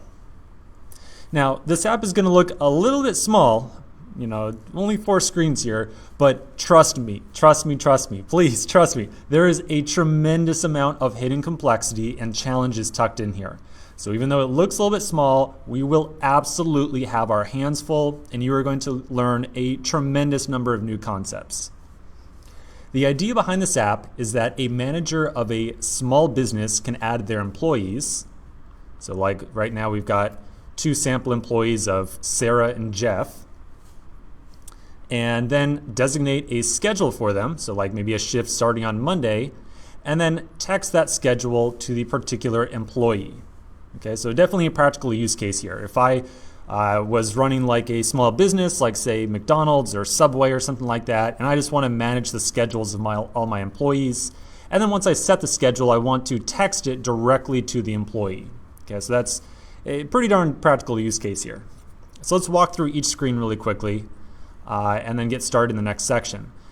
So on the first screen, we have the login screen. Yep, we're going to tackle authentication here. So the login screen is going to be just like the one that we made previously. A user has to enter an email and password. We're going to reuse the same trick we had before, where we don't have a separate sign-up screen. We're just going to have a single login form, and if the user doesn't have an account, then we'll just make one for them right away. After a user logs in, they should be presented with a list of all the different employees that they have. So of course this list screen right here, this employee list, is going to start off as empty because by default a user does not have any employees. Only over time, after they start adding employees, will they be able to see some number appear here on this screen on the list. The third screen here has a little bit of a dual purpose, and this is going to be a point of just a tremendous amount of discussion here. this third screen is going to be used kind of used for both creating and editing employees. Okay, so like kind of one form that is responsible for creating an employee and also editing an employee as well. And again, we're going to have a lot of discussion about how to best handle creation and editing of resources. Finally, a manager sometimes, they got to make the tough decisions. And so if they decide that they want to remove an employee or kind of like fire them via the fire button down here, we're going to show a big modal message to the user and say, hey, are you sure you want to fire this person? And they're going to have to click, yes or no to actually remove the employee. Okay, again, this might seem like a small application, but believe me, there is really a lot of hidden complexity in here, a lot of very good lessons to learn. So let's continue the next section and we'll discuss what some of these challenges are. In the last section, we took a look at the next app that we're going to be building. Let's continue now by discussing what some of the big challenges of this app are. So we're going to try to break down what the challenges are and what we're going to really be focusing on as we work on this application. So there's definitely a hefty number of little challenges in here. Again, a lot of hidden complexity going on. So we're going to go kind of from left to right. Okay, kind of from left to right. So first off, we're going to start with the login form over here. Now, yes, we've already made a login form previously, but that was a standalone React component that had no basis of touching Redux whatsoever. Like it really didn't have any concept of Redux. So we need to ask ourselves, do we have to make changes to the login form to suit how Redux works? I don't know, maybe. We'll decide if we have to modify our login form at all to make it Redux friendly, or if we can just leave it as is. So that's definitely a key concern. Next, our application has several different screens, right? Like 1, 2, 3, 4. If you want to count this modal screen over here, this kind of pop up as a separate screen. So definitely different screens. How do we navigate between them? Again, that's like the big focus of this application. We're going to spend a lot of time to figure out how we're going to navigate around the application. Third, looking at the header here where it says employees, it looks like over time we've got like a header that says login, a header that says employees, and then a header that says just like singular employee over here. So the header certainly is changing over time depending on what screen we're looking at. Now, yeah, that's probably not too bad, right? We can probably easily use that header text prop on the header that we had made previously to change the content in there. But well, I want you to notice one thing in particular. Notice in the third panel, we're also showing a back button in here, which presumably should take someone from looking at an individual employee back to like the list of employees, right? Like go back a screen, show me all the list of employees over here. So clearly some further customization of the header is required. Now, believe it or not, managing that header right there in a React Native app is a little bit harder than you'd think. So we're going to have to spend a little bit more time to walk through the challenges there. Fourth, and this is definitely another big challenge of this application, each user who installs our application should have their own private list of employees, right? Like if I'm running a Subway franchise and I've got my 5 employees, I don't want the guy who's running Burger King across the street to also log in the app and see my list of employees. And so we need to spend some time of figuring out however we're going to persist this data, however we're going to save these employees. We need to make sure that we've got a airtight layer of security in there. We need to make sure that users of this application, like different users, can't see each other's employees and can't modify them in any way. So in short, we need to store this list of employees somewhere and make sure that we have really airtight, solid security around it. All right, just two more, bear with me. So fifth, we need to interface with our phone's device somehow to be able to send a text message. Okay, so like again, one of the big features of this is that after a employee gets a shift set, and you were just kind of imagining they're going to work a singular day here, we need to be able to interface with the phone to be able to send a text message out. Now this is going to be a little bit easier than you might think. It's really going to be not that bad. It's definitely one of those things where you kind of see how it's done once and you say, oh well, okay, sure, that's how you'd send a text message. So it won't be that challenging, but we do have to figure it out. Now finally, last one over here, we need a kind of a big full screen overlay, like a modal, a pop-up, something to prompt a user and ask them to confirm some big change or something like that. Now, our iOS and Android devices have some default confirm messages that we could use. You know, those like messages where it's like on iOS, certainly, like whenever there's a new operating system update, it says like, hey, do you want to update this thing? You know, you update your version of iOS. You always see that inside of the default modal. I think that we can do better than that. I think that we could probably figure out how to style like, you know, a very nice looking modal and not rely on the system default one. Whenever you've got the system default one, it kind of pulls a user out of the experience of your application. And so I think there's a lot of value to be able to customize how this pop-up is going to look and really have it suit your application. Okay, so that's it. That's the big challenges of our app. You know, I really like laying out these, you know, what we're going to focus on here, because essentially we're going to spend a lot of time to focus on each and every one of these different challenges in here. And again, I think that you're really going to enjoy this application. I had a very pleasurable time putting it together. A lot of interesting lessons throughout here. Anyways, enough hedging around. Let's get started in the next section. We've now done a whole bunch of discussion about the app that we're going to build, you know, talked about challenges around it, and I don't think we can put it off any longer. I think it's really time to start working on this application. So in the last section, we did start up the installation of our new app. So my installation is complete here. I'm going to change into my project directory, and I'm calling the app manager. So you know, I'm changing into the manager project folder. I'm going to start up my code editor. Now our goal in this section is to get through a whole bunch of setup. Okay, so we've kind of got a real big stack of setup to do. We have to install React, we have to install Redux, we have to hook up those index files, we have to bring over our default components. Definitely a hefty little bit of setup here. I know that the setup can get a little bit tedious, but you know, there's a lot of just having mastery over that default setup, I think, is very valuable. And so even though this is like the fourth time that we're going through the setup, I really think it is a valuable exercise to just figure out how this stuff is all put together from scratch. Okay, so with that in mind, let's get to it. I don't really necessarily have any set order of, you know, what the best way to go about this is, so I think we're just going to kind of do this on you know, whatever's easiest to get started sort of way. So I think first we'll install some dependencies, then we'll set up our boilerplate, and then we'll bring over some default components. So the first thing we're going to do is install the Redux and React Redux libraries. So I'm back at the command line. I'll run npm install -- save React Redux and Redux.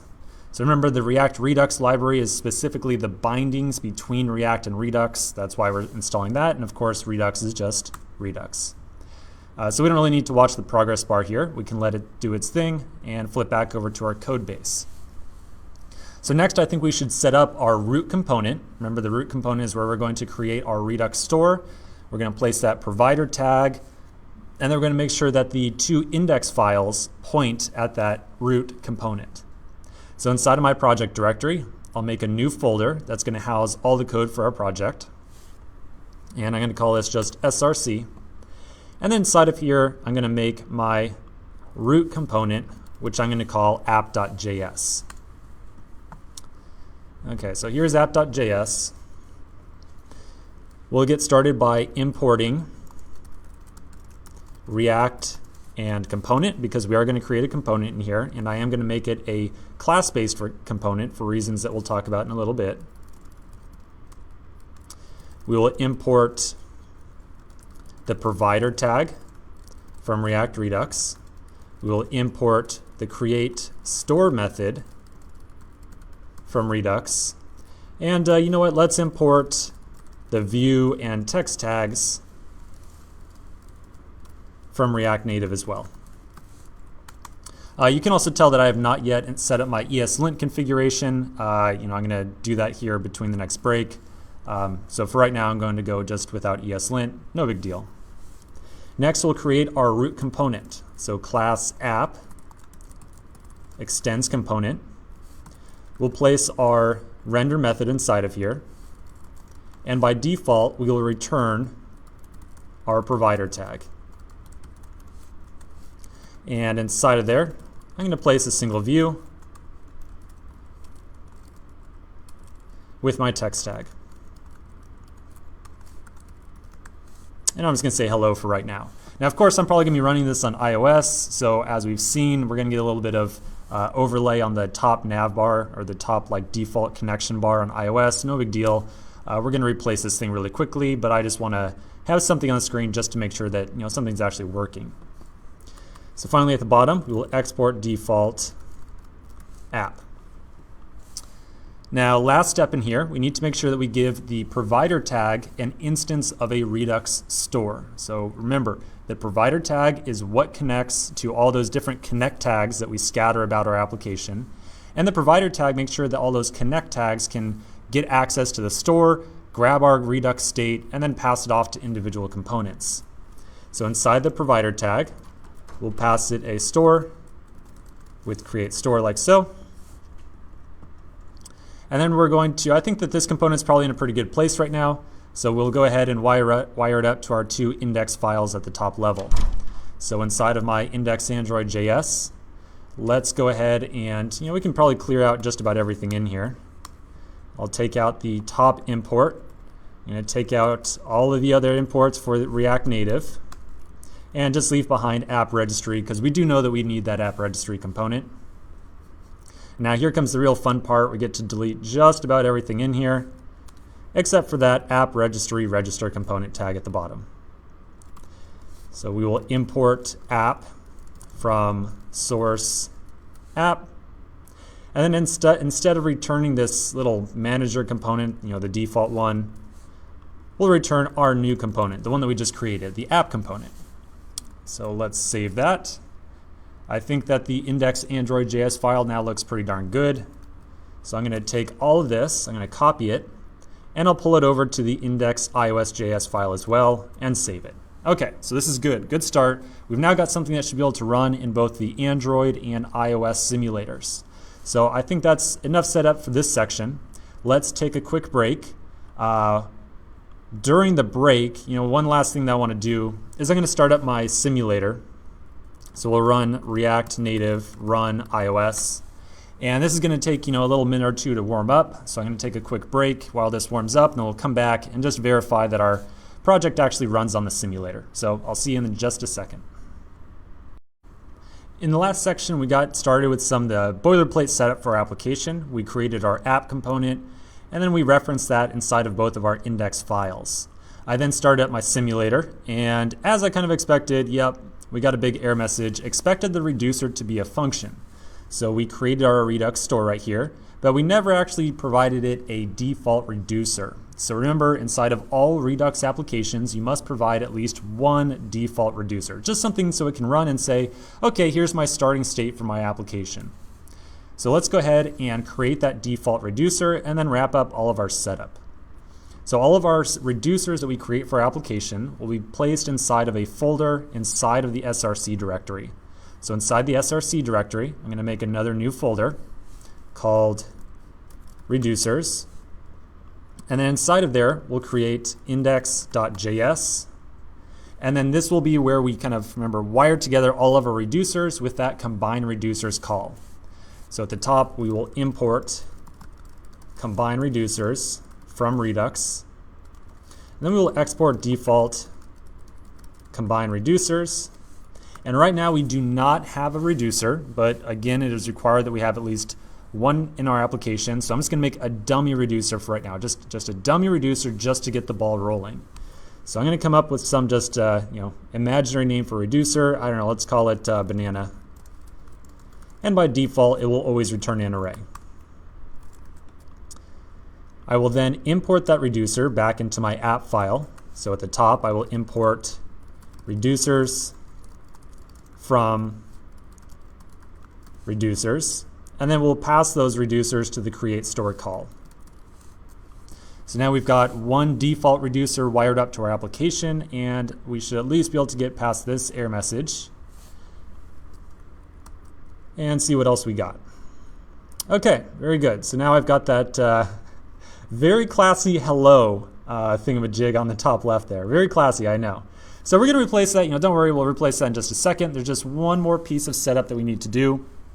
Of course, because we are using Firebase for authentication in this app again, we need to set up our default Firebase configuration, and we also need to make a new Firebase project over on the Firebase console. So we'll do this in 2 steps.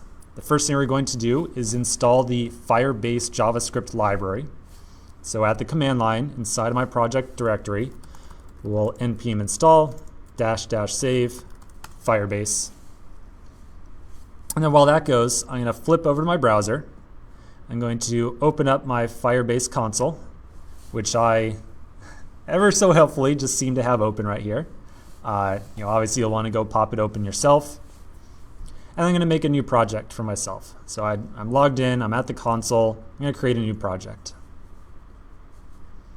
And I think I'll call this one, you can call it employees, you can call it manager, whatever you want to call it. Let's call it just manager. And then I'll create the project. So we need to do 2 things right here. We need to make sure that we enable authentication for our app and make sure that we say, hey, email and password sign in is a valid way to get started here. And then the other thing we need to do is copy paste that default setup, the project linking stuff, all the code and all that kind of good stuff. So let's get started with the authentication first. On the left-hand side, we'll find the auth section. And then we'll set up our sign-in method. And again, we've gone through this before. You have to specifically say, yes, I want to enable email and password authentication inside my application. So we'll click on email password, enable it, save. Cool, that's pretty much it. And then on the top right, again, we'll hit web setup. Here's all the default information to get started with Firebase inside our application. So I'm going to just copy this big block right here.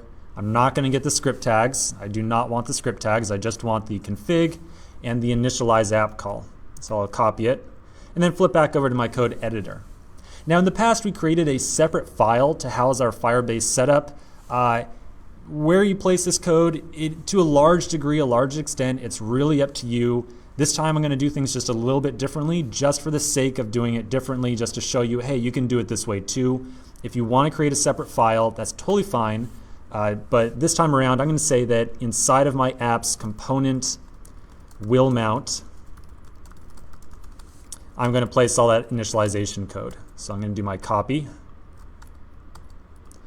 By default, we get a var here. Of course, we want to prefer a const instead. And then I also get a lot of complaining about single quotes versus double quotes. Hey, let's just go ahead and fix that up real quick.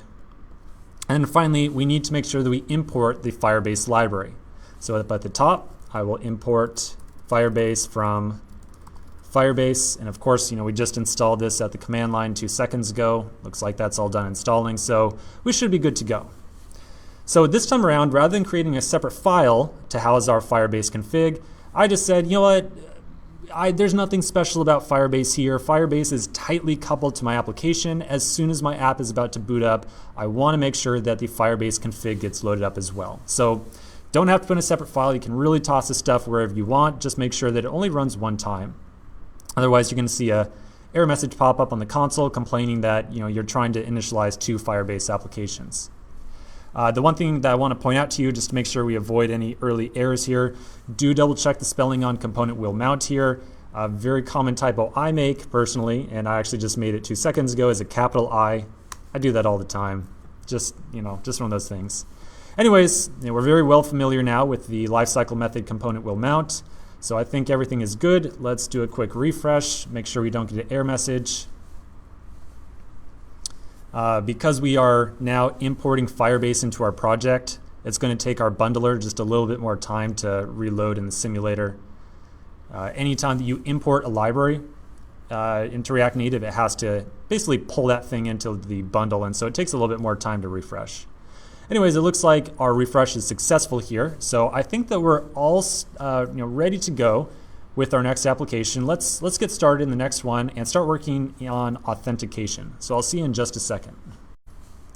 I think we're in a pretty good place with our boilerplate setup right now. We've got certainly some text showing up on the screen. I don't have any error messages, nothing like that.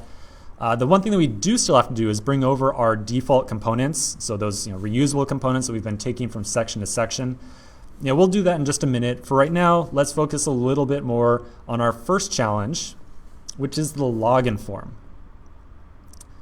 So we're going to do a little bit of time travel for a minute and think back to the login form that we had created in that previous section. When we made it, we had 4 separate pieces of state inside that login form, right? We had the email, password, a loading Boolean, and the error message as well. So we definitely know that we're going to need to show a login form to the user so that they can sign into our application. The real question, the real challenge here is deciding whether or not we have to modify this thing to work in a Redux world. Okay, that's the big question. Do we need to modify this thing to work with Redux? So I want to just give you a very straightforward, very simple answer to that. One that maybe is a little bit surprising, I guess, coming from me. But I'm going to say, no, we don't have to. We don't. React can work without Redux. And we have absolutely seen that in the first 2 apps that we built in this course, right? Like, we made a login form. It worked. We didn't need Redux to do it. We are going to choose that, maybe it's going to make sense to refactor our appliation a little bit or refactor this login form to work with Redux, because maybe it's going to make some more challenging aspects of the login form work a little bit more nicely, right? Or maybe as we start to increase the complexity of our application, maybe we're going to find that using Redux to manage our login form is actually going to be kind of a good idea. So again, I'm going to tell you, we don't have to do this. We're going to choose to do it because at some point in time, our application is probably going to grow in complexity, especially on the login side or the authentication side, and maybe keeping track of everything having to do with authentication in the Redux store is going to end up working to our advantage. So as we work throughout this application, we're going to see that rather than holding these pieces of Redux, these pieces of state at the component level, it actually starts to make a little bit more sense to hold them at the Redux level or the application state level. As we start to bring Redux into our application, and we're going to use it very heavily within this app here, we're going to learn that we start to move components, like the login form, away from very intelligent little pieces of software that know how to manage all these different pieces of state into very simple components that behave a lot more like templates, where they just take some amount of data and spit out some amount of JSX. All right, so that's kind of our end goal here. We want to pull as much logic and keeping track of state as possible away from the component level and push it to Redux instead. All right, so let's take a look at some diagrams. It's kind of going to explain or help us understand what the login form is going to be responsible for and what Redux is going to be responsible for. So this is what the login form is doing right now, or what it was doing previously. The login form would take an email and password, it would attempt to log in, and then it would produce a loading and error piece of state. And then we would figure out, hey, okay, is the user actually logged in? Do we need to show them an error message? Should we be showing them a spinner? Whatever it might be. So again, the login form was just generally very intelligent. Once we start to bring Redux onto the scene, however, this is the thought process that we want to have going through our head moving forward. We want to minimize the responsibilities of any one of our components. So the login form, rather than being in track of that big old flow of email, password, loading, error, all that stuff, we want to make the component as just simple and dumb as possible. So the login form, all it's going to do is show a form. Whenever a user types something like the email or the password, or they tap on a button, the login form will show an action creator. So we still do need that level of glue in there. We do still need to have the login form say like, oh, I just got tapped on, or a user just pressed a button. We still have to have that minimum amount of logic. But as far as deciding what to do about that tap or what to do about that email that was just entered, that is something that we're going to move off to being managed completely by Redux instead. So only when a user starts to tap on something or do something on the screen, that's when the login form says, okay, I need to respond to this in some fashion. We can't completely make the login form too dumb.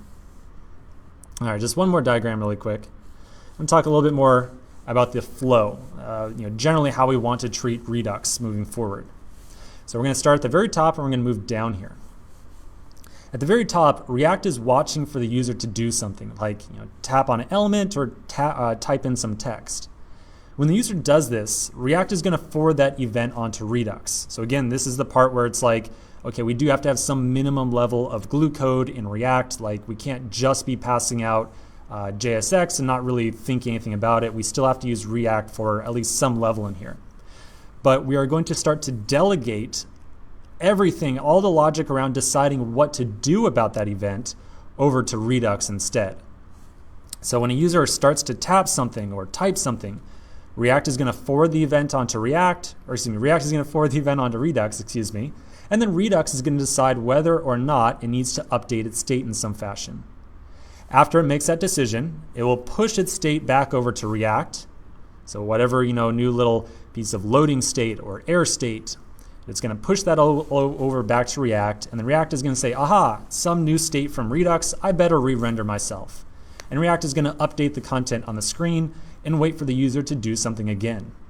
So our overall goal here, especially with the login form in mind, is to shift all of our record keeping, all the side effects, all the actually really doing something over to Redux, and we are only really going to depend on React for producing content on the screen and getting some notification about when a user does something. Okay, so this is how these two pieces fit together and how we're going to treat them moving forward. React is all about just showing something on the screen and watching for user events, whereas Redux is all about actually keeping track of the state of our application and deciding how to interpret or handle these events that are coming into our application. Okay, so with this kind of paradigm shift in mind, let's continue on to the next section and start wiring up our login form. In the last section, we spoke a little bit about the behavior or the purpose of React as it relates to Redux in this application we're about to build. So we're going to treat React much more like just layer that produces JSX and content. Like that's it. That's all we want React to do from now on. And we're going to depend on Redux for handling all the decision making inside our application. So with that in mind, we're going to get started on our login form in this section. The first thing we need to do is make sure that we pull over all those default reusable components that we've been carting around all over the place. So again, there are fancier ways to do this by using npm or git submodules, but we're going to do it in the simplest way possible. We're just going to copy paste a directory full of all those common components. So inside my source directory, I'm going to make a new folder called components, and then I'm going to open up my current directory. So here is my manager project. And then I'm also going to open up a second window here just so I can be very explicit about what's going on. Let's go over to my workspace. I'm going to find my last project that I worked on, which was the tech stack project. I'm going to go in there and find my common directory. So here's my button, card section, blah, blah, blah. I'm going to copy this. So I'm going to copy the directory. I'm going to come over to my manager application and drop it into the in the components directory. There we go. There we go. Okay, so in components, I've got my common folder, and inside of there, button, card section, blah, blah, all that good stuff. All right, so we've now got our kind of starter pack of components, something to very quickly get started with our application. Again, with React Native, so fantastic to have reusable components like this. It really speeds up development. So let's get started with our login form. We're going to create a new folder, a new file inside the components directory called login form. So because we are going to be making a standalone component this time, one that depends way more on Redux, I'm not going to copy paste over my existing login form. We're going to do this from scratch and say, okay, how do we make a login form that works nicely with Redux? And then we're going to be able to kind of juxtapose the React-based approach with the React with Redux approach instead. So let's kind of get a better sense of what the difference is between these two different approaches. So let's put in some boilerplate for our login form. At the top, we'll import React and component from React. And we'll get started with just the card component from common, so one of our common components. Then we'll make our login form. We'll place our render method and we'll return a default card component for right now. And at the bottom, we'll export default login form, like so. And then just to get something to show up on the screen of our application, I'm going to flip back over to the app component. I'm going to import the login form at the top from components, login form. And then I'm going to replace my text tag and my view tag inside the render method with this login form. Okay, so it looks like I got a little typo on the path there. So import login form from components. That's better. Okay, so nothing special going on so far. Again, just our very standard boilerplate in here just yet. Do take note that I'm not worrying about navigation yet. So there's no concept of showing different content to the user yet. We're always going to show the login form to them for right now.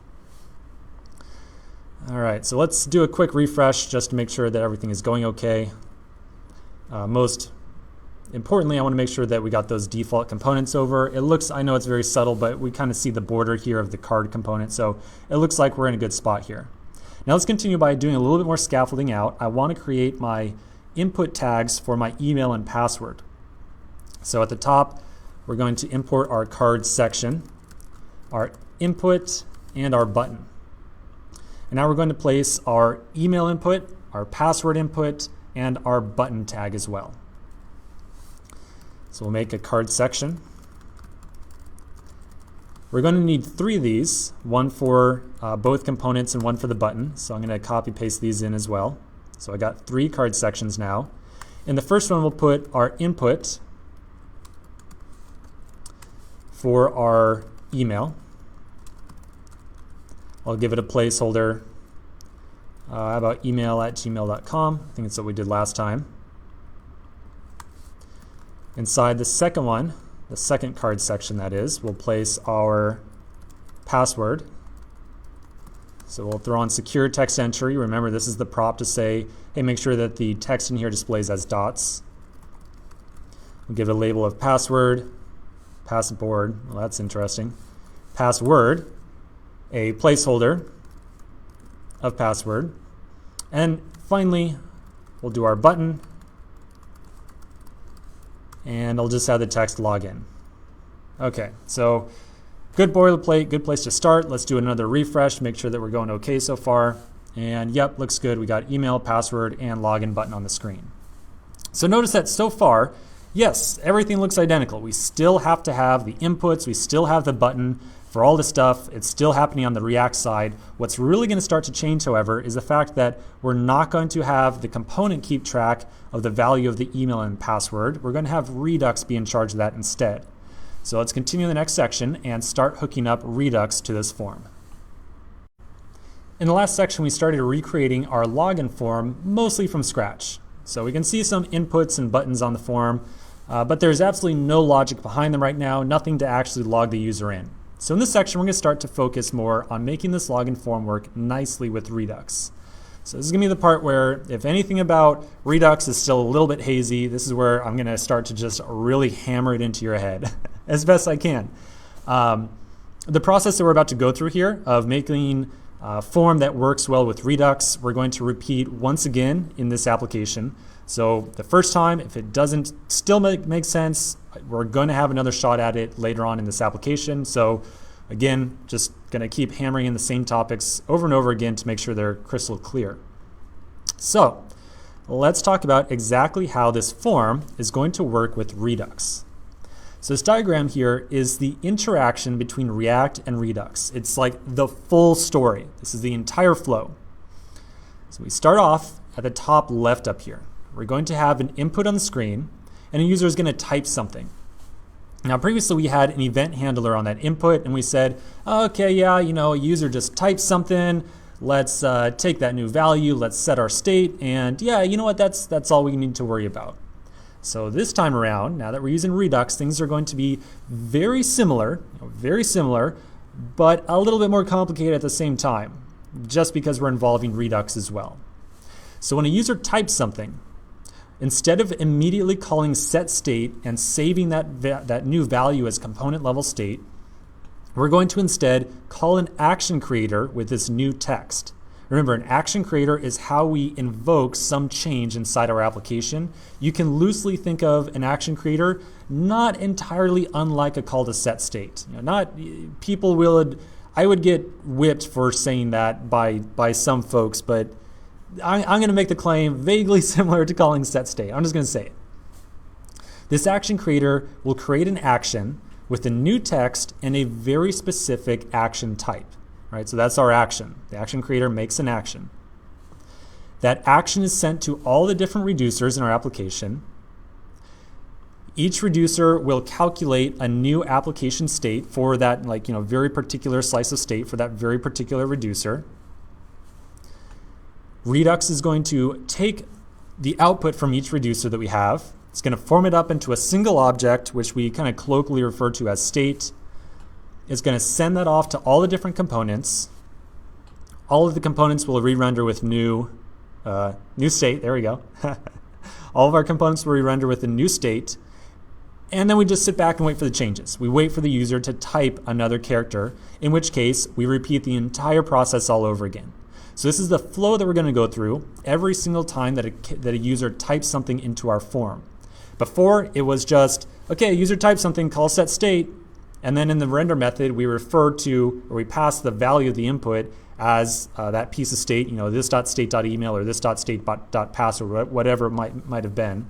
But now that we're using Redux, we wait for the user to type something, we update our application level state, we pass that application level state back into the component, and we tell the the input, here's your value. And then we sit back and wait for the new change again. So very similar flow that we had before as far as handling text input. The difference is we're handling it at the application state level. Now, if you weren't saying this before, I really bet you're saying it now. Steven, oh my God, why? Why are we doing this? Why do we have to do these 5 steps? Because what I'm telling you right now is that we're going to make an action creator to handle text updates.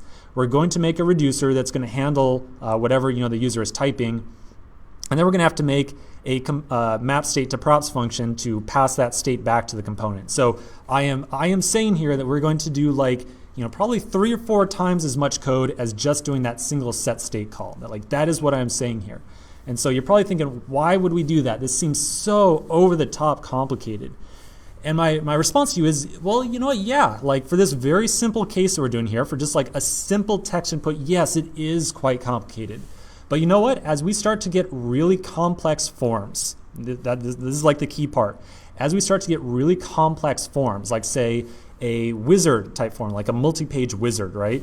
Or anytime that we have to do a lot of validation, or anytime we have to take some user input and then do maybe an AJAX request to validate that it's a valid username or something like that. Anytime that we want to start introducing complexity here, this approach is going to be a lot easier for adding complexity on as opposed to that single set state call. All right, so that is why we're doing this. It is because even though this makes things a little bit more challenging for our simple applications, for complex applications, this makes life a lot easier, all right?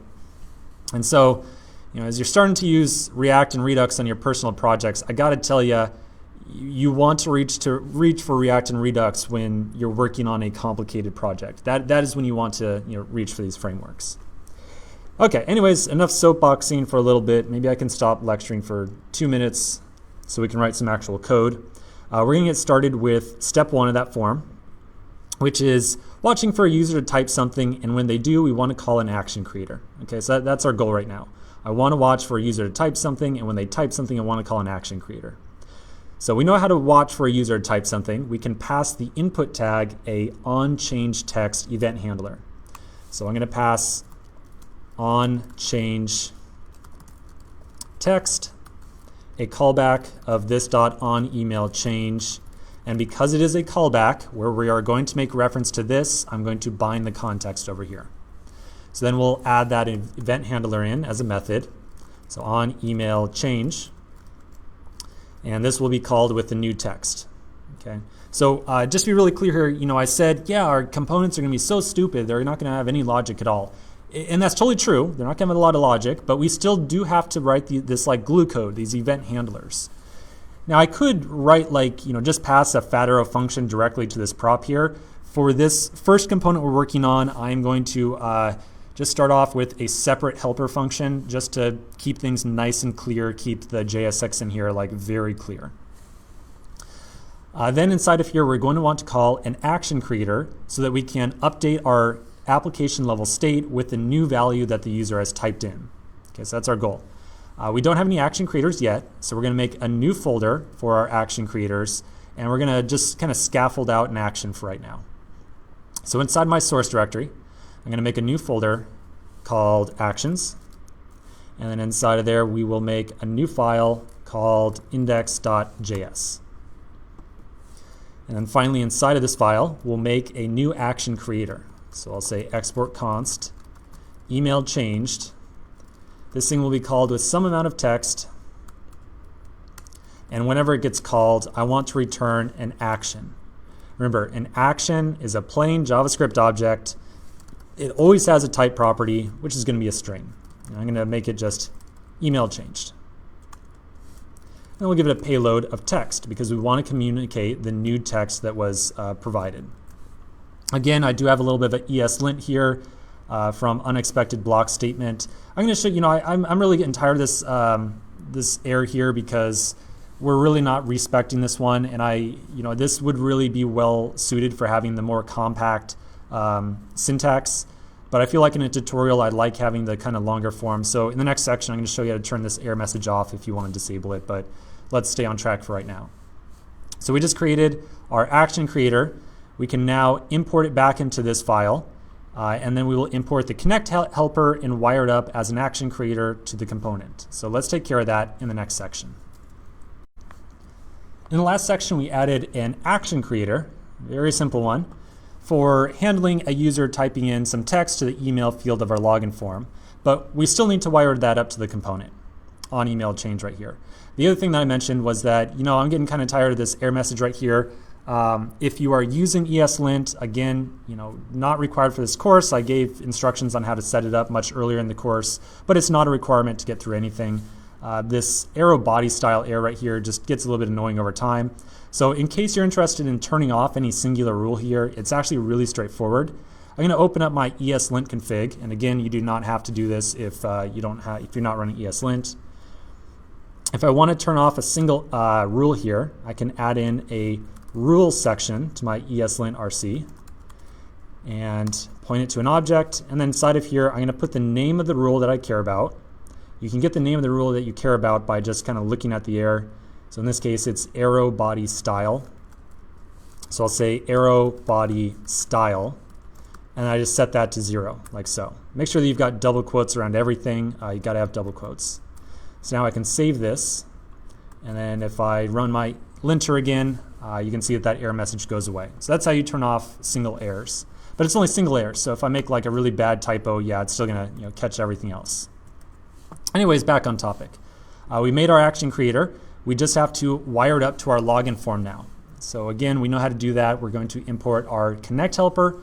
We're going to import our action creator and then hook it up to our component with the connect helper. So at the top, let's do our import for connect from React to Redux.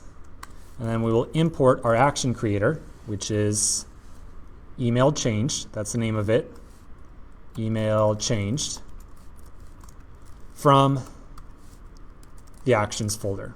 And because, again, I've said this so many times, because this is the index file, we can get it just by referring to the actions directory. So now down at the bottom, we can hook up our action creator with the connect helper. I'll say connect, and then a separate set of parentheses for the login form. We do not have a map state to props function yet, so that will be null for right now. But then the second argument is going to be the action creator that we want to bind to our function, or excuse me, our component. So we'll say email changed, like so. Now, because we wired up our action creator, we now have access to a prop inside our component called this.props.emailChanged. So we can call this.props.emailChanged with the text that the user entered. So remember, again, this is behaving the exact same way as when we were using our set state call before. And this is kind of where we're at right now. The green is, well, I should be really clear. The green is the steps that we're on. The white is what we still have to implement. So we're now at a point where a user types something that's going to call our event handler, and our event handler calls that action creator with the new text. The action creator is going to return an action, and that action is going to be sent to all the different reducers inside our application. So we don't have a reducer yet to really receive this action and do anything with it. Right now we just have that single dummy reducer that we put together inside of our reducers file, which is, I guess, banana for whatever. I don't know who thought banana up. That's just ridiculous. Anyways, we want to replace this with a real reducer, something to catch that email changed action and actually, like do something with it, like record it or whatever it should be. I don't know. So we're going to want to create a new reducer to handle that action. I'm going to make a new reducers file to handle our new reducer. So inside of our reducers directory, I'll make a new file, and I'm going to call this one authreducer.js. I'm going to call it authreducer specifically because I want this single reducer to handle everything having to do with authentication inside my application. So it's going to handle the email and the password that's going to be entered. It's going to decide whether or not there's currently an error with authentication. It's also going to decide on whether or not we should show a spinner to the user. So one reducer responsible for all things authentication. So now that I've got my auth reducer file, before I forget, because I always forget it, I want to make sure that I wire it up to my combine reducers call. So inside of my reducers index.js file, I will import auth reducer from auth reducer. And then I'm going to place it into my combine reducers call. Remember, the key here, like the key, what I'm about to type right here, is going to be the property of state that I'm producing. So I could call this something like authentication, like full form. In practice, authentication is just a really long word. I know that's a really lame excuse, but honestly, I really like to just have auth, very simple, very straightforward. Everybody knows what it's talking about. So we'll say that the auth piece of state is produced by the auth reducer. Cool. So now that our reducer is wired up, we have to actually put the reducer together. So let's put together our boilerplate for reducer. Remember how that goes. We're going to create a function that has 2 arguments, and we're going to export it by default. So we'll export default, and then our reducer. The first argument is our state. The second is our action. And then we've got the body of the reducer. We always have the exact same format for every reducer we write. We always have a switch statement, which is going to switch over the action's type. And depending on the type of the action, we'll decide what to do with it. But we do always have the default case, which is the case in which an action came across that we just don't care about, in which case we will default to just returning our state. Then the last thing to keep in mind is that we can never return undefined from a reducer. So the very first time the reducer is called, we have to have some initial or default state. So a common pattern that I really like to use is to make a variable that is just very clearly the initial state for this reducer. For me, it's going to be an object. And because my reducer is going to record the email that is being typed into that email field, I'm going to have an email piece of state, which by default is going to be a string. So this is a line right here that should really remind you back to that login form. Remember, we had the login form with that piece of state of email that was just an empty string. That is exactly what this is doing right here. This is supposed to be the value of the input. Like, this is what the user is actually typing. So by default, we'll use that initial state. Cool. So this is looking pretty good here. At this point in time, we now have one piece of state inside our entire application when our application first boots up. That is going to be state.auth.email, and that's going to be an empty string.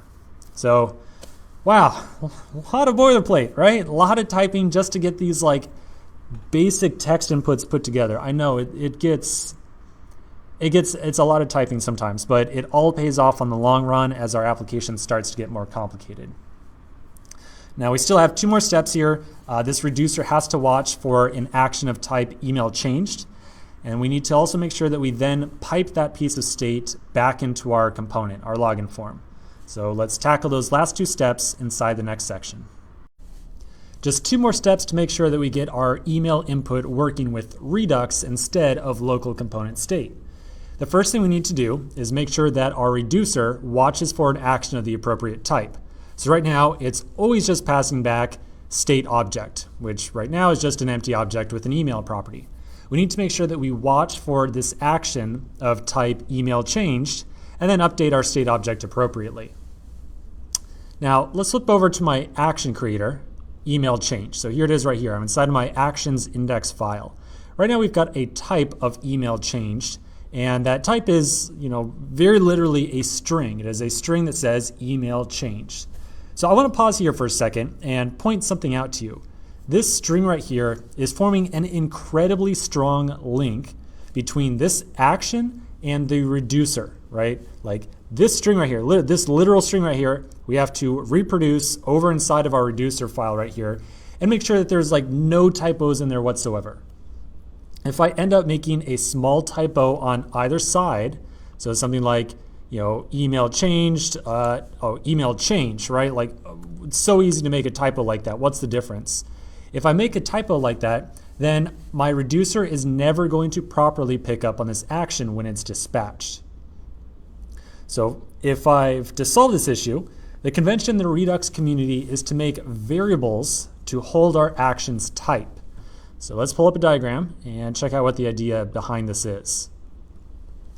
Okay, so we're going to make a new file called types.js. So a new file just called types. Inside of this file, we're going to make a set of constant variables and assign them a string. So we will create a variable like capital email changed equals email changed, or another one like password underscore changed equals password changed. So these 2 variable names, email changed and password changed, and we're going to assign them a string. Then we're going to import that into both our reducer and our action. And we're going to use that variable as opposed to just a raw string. So the point here, the idea behind this, is that we're going to avoid making any very small typo like, accidentally dropping off the D or the I or, whatever it might be in that literal string that we're typing out.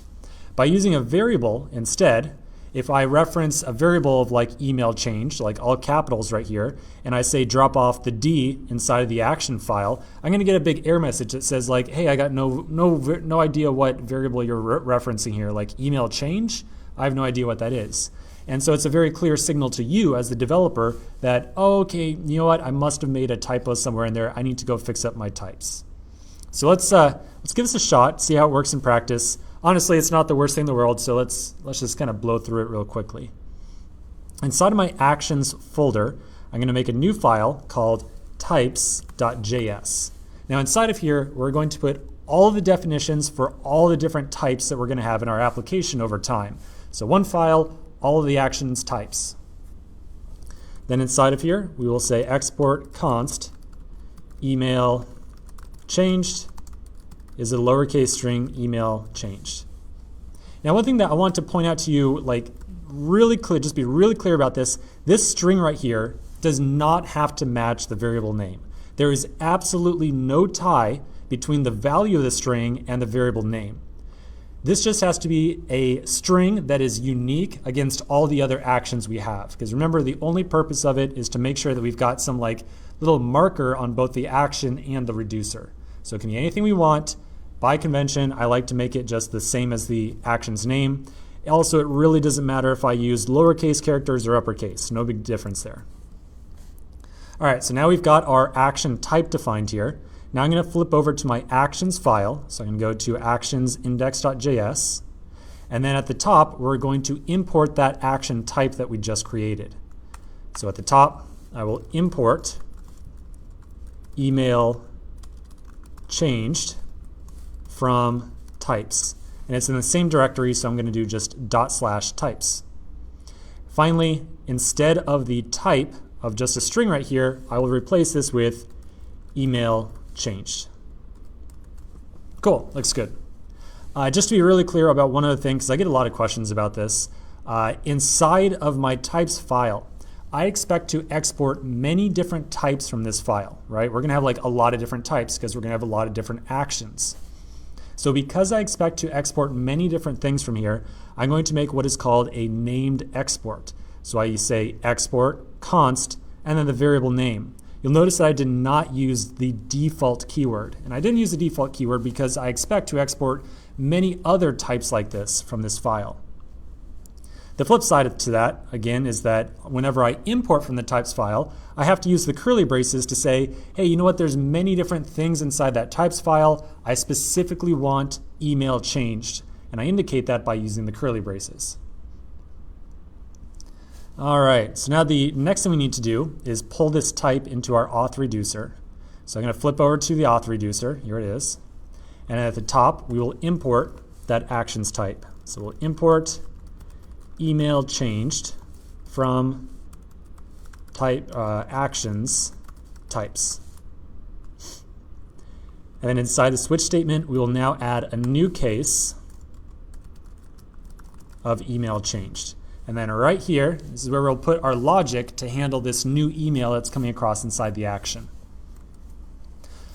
One other very common error that, let me just tell you, this is by far the most common error that I see in any Redux application. Any question I get, like, it's probably a 10% chance it's tied to this bug that I'm about to tell you right now.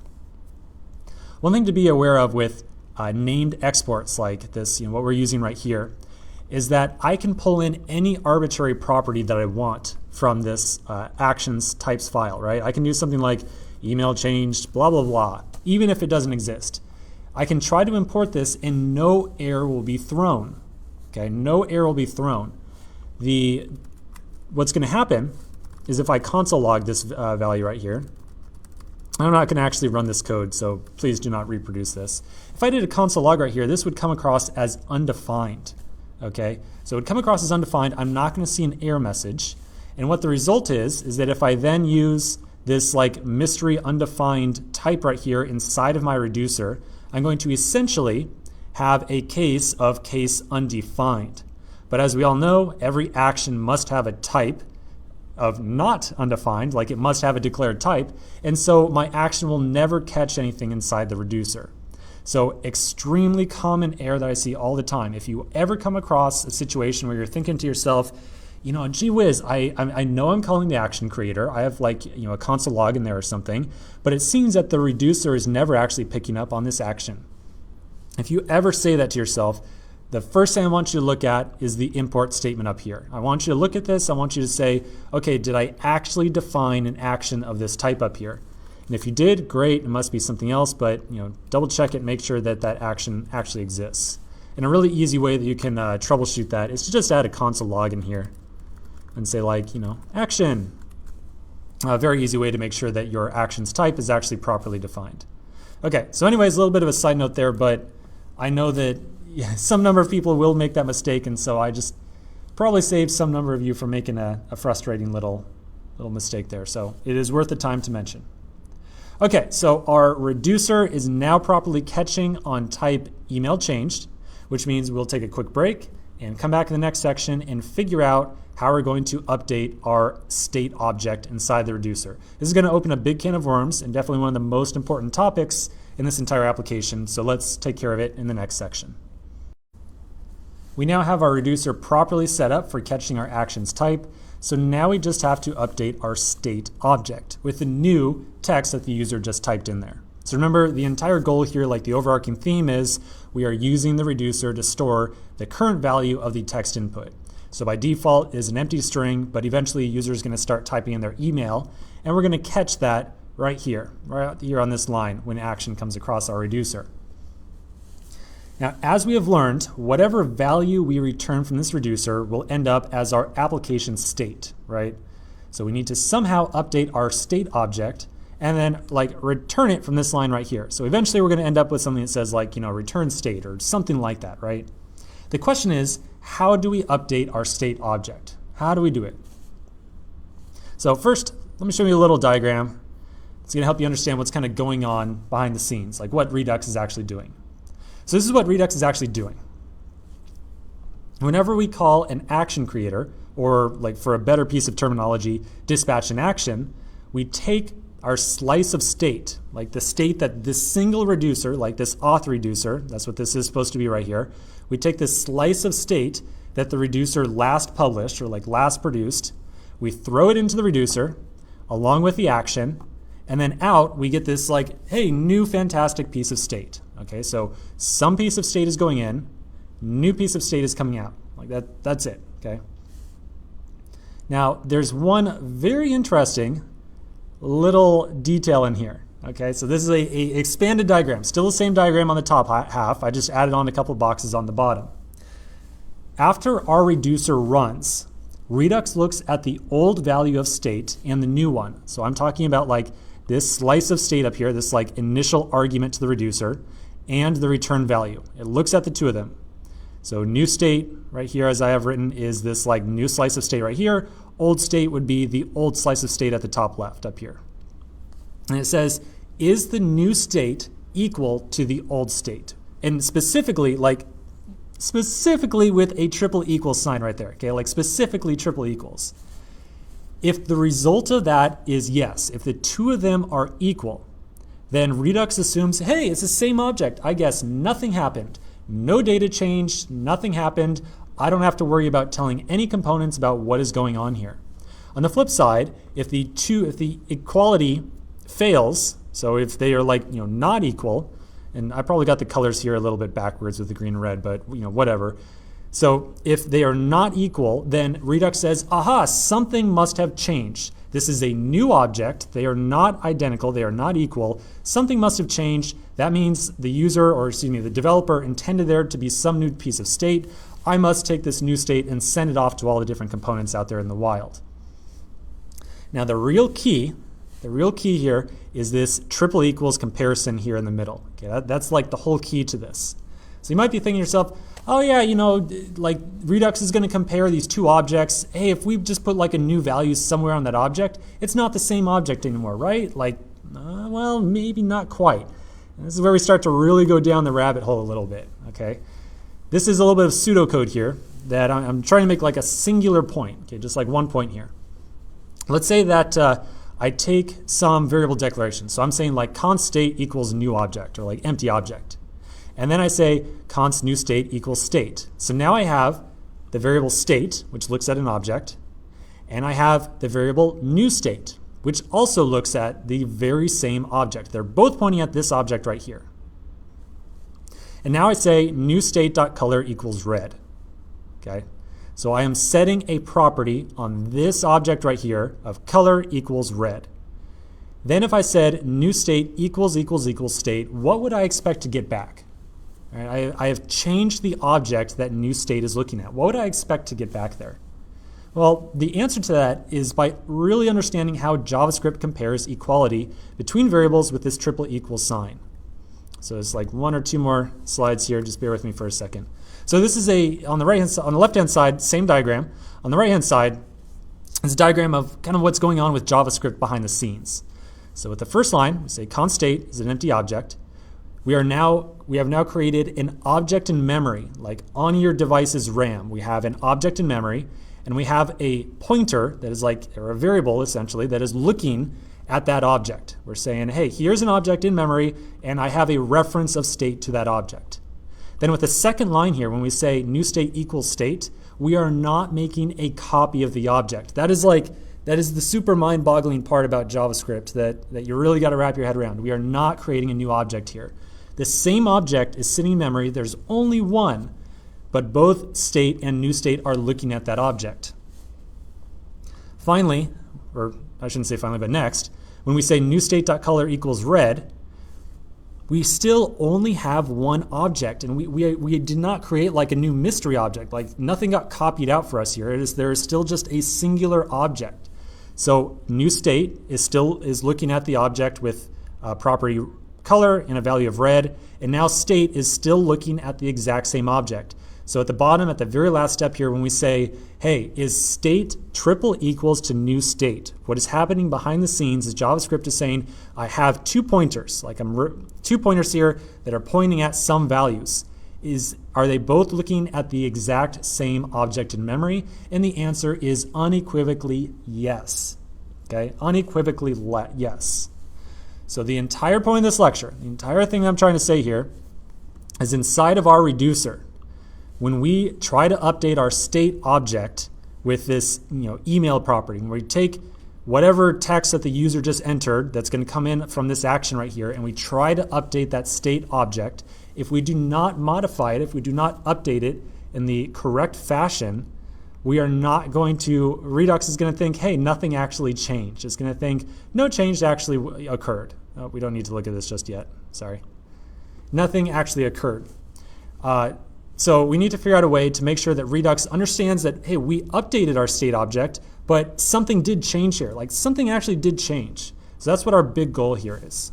We're going to take care of that in the next section, but the very last part of this lecture that I really want to convey to you is I should probably bookmark this file right here. So this is a part of the Redux library. So on GitHub, React.js, Redux, and I'm in the source for the combine reducers call. So combine reducers JS. I should really bookmark this thing because I end up sending it out just all the time to try to convey this whole topic of how Redux compares equality. So I'm going to scroll down to the very bottom. Really just all I want you to see here is visual proof of what I'm trying to convey here, and that is you have to make a new object, or you have to make sure that Redux understands that you changed the value. So this is the real magic line right here, like these two right here. This code up here is what takes the action that you have dispatched and sends it off to all the different reducers inside your application. After each reducer runs, has changed is declared as did the value actually change? Is the thing still here? Has the value actually changed? The piece of state out of the reducer, has it actually changed? And then eventually a comparison is made and said, hey, has anything actually changed? If it has, return the next state, otherwise return the old state. So this is kind of the root of Redux where this comparison is being made. Looking at this stuff isn't super necessary for understanding the idea here. I just want to point this out if you have any interest in kind of diving into the source a little bit more. You can always check out that combine reducers call. Okay, so let's take a quick break, come back in the next section, figure out how we actually implement all this knowledge about how Redux expects us to see our state object changed. In the last section, we had a discussion about how Redux decides whether or not you have updated your application state in a reducer. The end result of all that discussion was a realization that if we want to update our state object, we cannot just modify our existing object. So I cannot, the whole thing I'm trying to convey here is that we cannot do something like state.email equals action.payload and then return state. Okay, that is the whole goal here. This is what I'm trying to convey. If you do something like this, Redux is going to compare the old value of state and the new one that you have returned. It is the same object in memory, and so Redux is going to think that nothing actually changed within your application and no updates will be sent off to your components. So instead of returning our state object here, we have to return something that makes Redux just kind of think that we made a change, right? That's the whole goal here. We're just trying to trick it just a little bit into thinking we actually changed the value here. So this next part, I don't really have a fantastic lead in. So we're just going to throw the code on the screen and just talk about how it works. So I'm going to take that little bit out. And now the return statement right here, I'm going to do a little bit of an update. I'm going to make an object. I'm going to say ... state email is action.payload, and then close off the object like so. You can read this line right here as plain English. It says, make a new object. Okay, that's the outer parentheses, or excuse me, outer curly braces.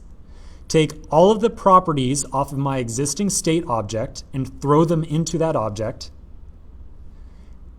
Then define the property email, give it a value of action.payload, and toss it on top of whatever properties were on that state object.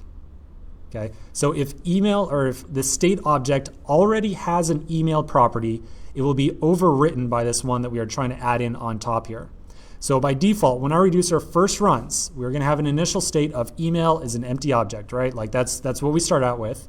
And then a user is going to like select in the email input, and they're going to press the like S key, right, for steven@gmail.com or whatever it might be. We're going to get an action.payload of S, like the string S. We're going to hit this line of code right here. This line, the ... state, is going to come across as email is empty string. We're then going to throw on top of it email with a value of S. It is going to overwrite the existing property on the state object.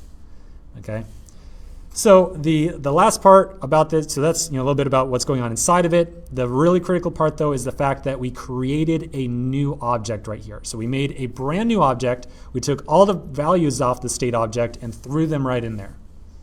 So because we made a new object, when we return this from the reducer, Redux is going to say, okay, I see that you have a new value here.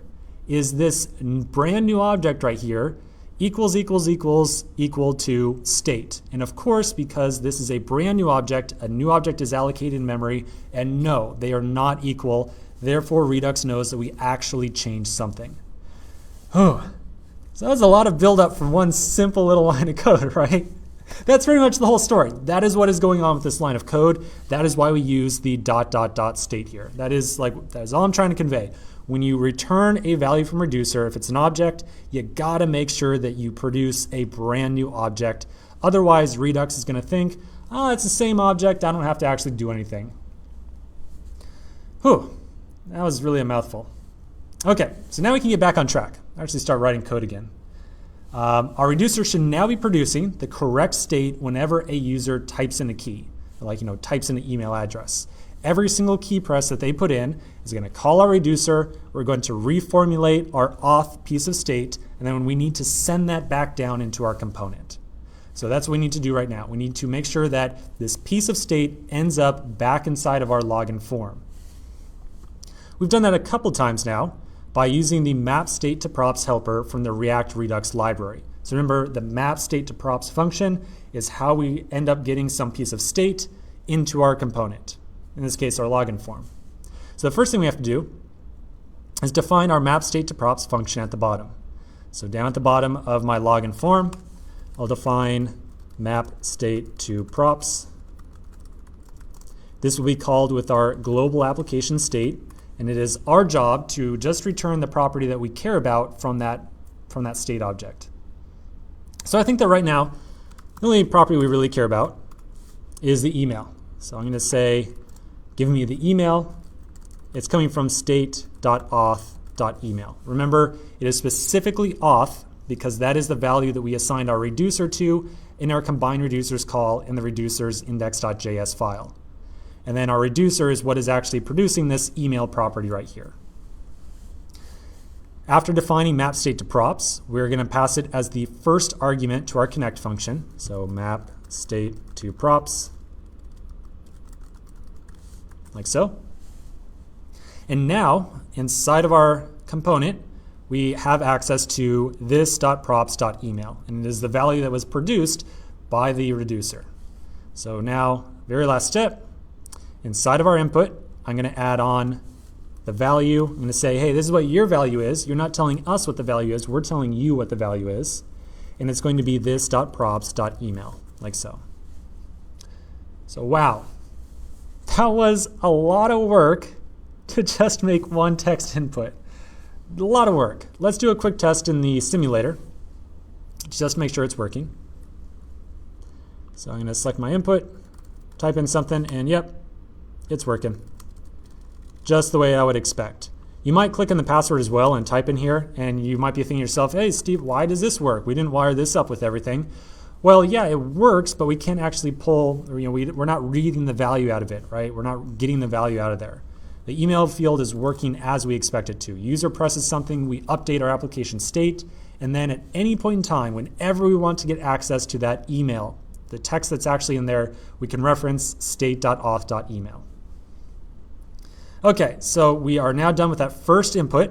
I think this is a good time to take a break, to do a quick review on what we've done, and then we're going to come back and do the exact same thing for the password. Like I said, I'm going to drill this stuff into you one way or another. So let's take a quick break, do a quick review, and then knock out the password field as well. In the last section, we finished wiring up our reducer to work with the email field. I want to do just one very quick review on what's going on, and then we're going to speed through the password implementation as well. Okay. So this is our flow that we're going through every single time a user types something inside of an input field. We start at the very top left. A user selects an input field, and then they type something on their keyboard that pops up on the screen. The instant they do that, we call an action creator with the new text that the issue just entered. The action creator returns an action. The action is a plain JavaScript object that has a type property and a payload property. The action is sent to all the different reducers inside of our application. Right now we just have one, the auth reducer. Our reducer calculates a new application state. So it says, okay, I just got an action. Here's a new version of state, taking this action into mind. Redux assembles the state from all the different reducers in our application. Yeah, right now there's only one, but in the future there will be more. That state is sent to all the different components. Our components re-render with new application state. And when that happens, our input has a value set to this.props.email. Then everything finishes re-rendering, everything on the screen gets updated, and we sit back, twiddle our thumbs, and wait for a new change initiated by the user. Okay, so this flow right here just happens again and again and again throughout our entire application. Everything follows this flow right here in Redux. Everything follows this flow. Okay, so again, we have wired up our email input. We need to do the same exact thing for our password input as well. I'm not going to drag out the implementation here this time around. We're just going to get through it pretty quickly. So let's wrap it all up inside of this section. On the input, the first thing we need to do is add in an event handler. So we'll say on change text, run a callback of on password change. And because we are going to reference this in that callback, we need to bind the context. Now inside this file, we will define on password change. It will be called with the new text out of the input. When it gets called, we are going to call an action creator called this.props.password changed. And yes, it is very tedious to have one action creator for every property here. We will talk about ways, or we will actually refactor another form in just a little bit to show you how to handle many different properties with just one action creator. So we'll get through all this boilerplate. So we're going to call an action creator called password changed. We have not yet created that action creator, but of course we're going to do it in just a second. So I'm going to continue wiring up this file, assuming that it actually exists. So from our actions file, I'm going to also import password changed. And then we'll go define that actual action creator. So inside of my actions index.js file, we will first define our action creator.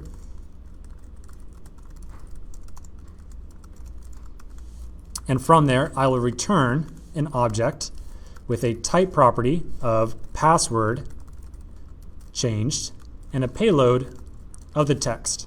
So the text right here is the new password that the user just entered. I have to also define my password type here. So every action creator has its own singular unique action type. And I do that all inside of my types file. Let's first open up the types file. So types.js.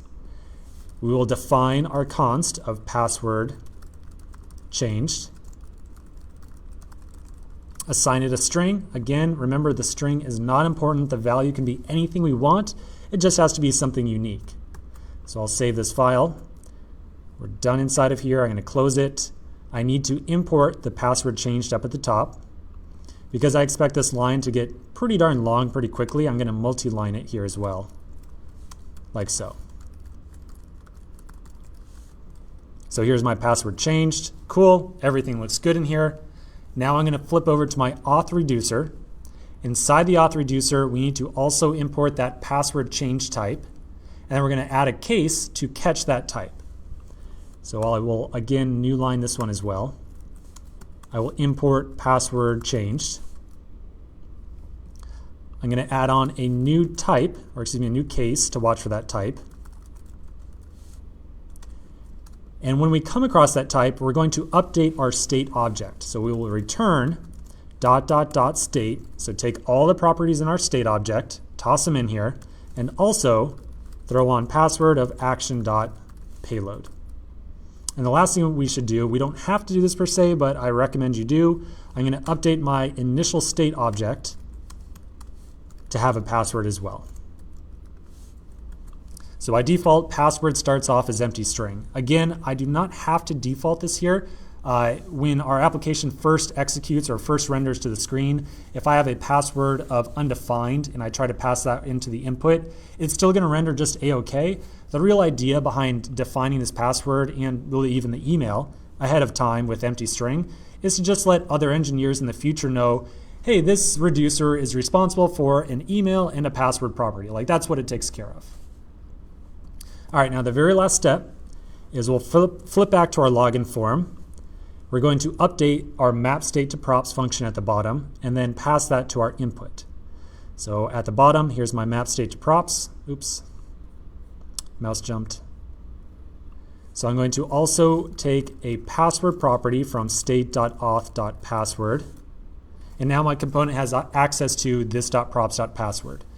Notice that I am duplicating state.auth here, and even state is getting duplicated quite a bit as well. This would be a pretty reasonable time to use some ES6 destructuring if you would like to. I'm just going to leave it as is right now because I know this section is already getting quite long, so I'm just going to try to wrap things up here. So the very last thing we need to do is on top of our password input, so here it is right here, I'm going to give it a value of this.props.password. Okay, so one last time, just remember, we're repeating this cycle over and over again. User types something, we update the value in the reducer, the new state gets sent back to our component, and then we consume that new state inside of our component. That's the whole thing repeated over and over and over again. Okay, so I'm going to do a quick refresh here just to confirm that yes, no big typos, everything still runs. I can, it looks like I made a mistake. Totally my fault. At the top, we imported password change, the action creator. I did not come back through and add it to the connect function at the bottom. Let's do that really quick. So I'm going to take password changed.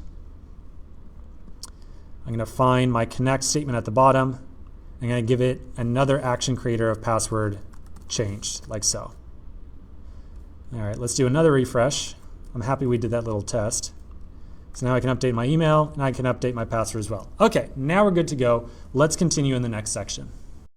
Our application now has two pieces of state, the email and the password. So in theory, once the user enters these, we're ready to actually sign them into our application.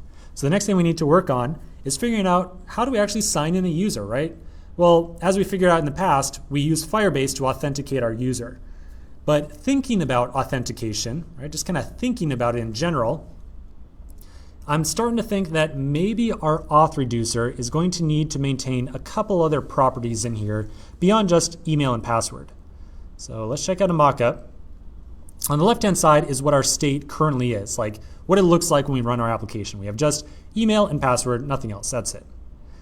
What I'm going to propose for our application state, what I'm going to propose our auth reducer comes into responsibility for is a loading flag, an error message, and a user model. So let's talk about each of these really quick. We already know what the email and password are. Those are just the strings that the user is entering. How about the loading flag here? This loading flag is going to be just like the one that we previously had. It's going to be a Boolean, either true or false, and it's just going to record whether or not we are currently trying to authenticate the user. So the purpose of loading right here is just so we can show a spinner. That's it, nothing crazy. The error flag, again, is a string. It's going to record whether or not there was an error in authentication. So just a string. It's going to say something like authentication failed or whatever we feel like giving a message. Now the last one is a little bit more interesting, user. So user here is going to be the user model that is supplied by Firebase. So we'll learn a lot more about this in just a little bit. For right now, just take my word for it that this user property is going to be an object that tells us stuff like, here's what the currently signed in user's username and ID is. So it's just a short description. It's an object. It's a short description of our user who is signed in.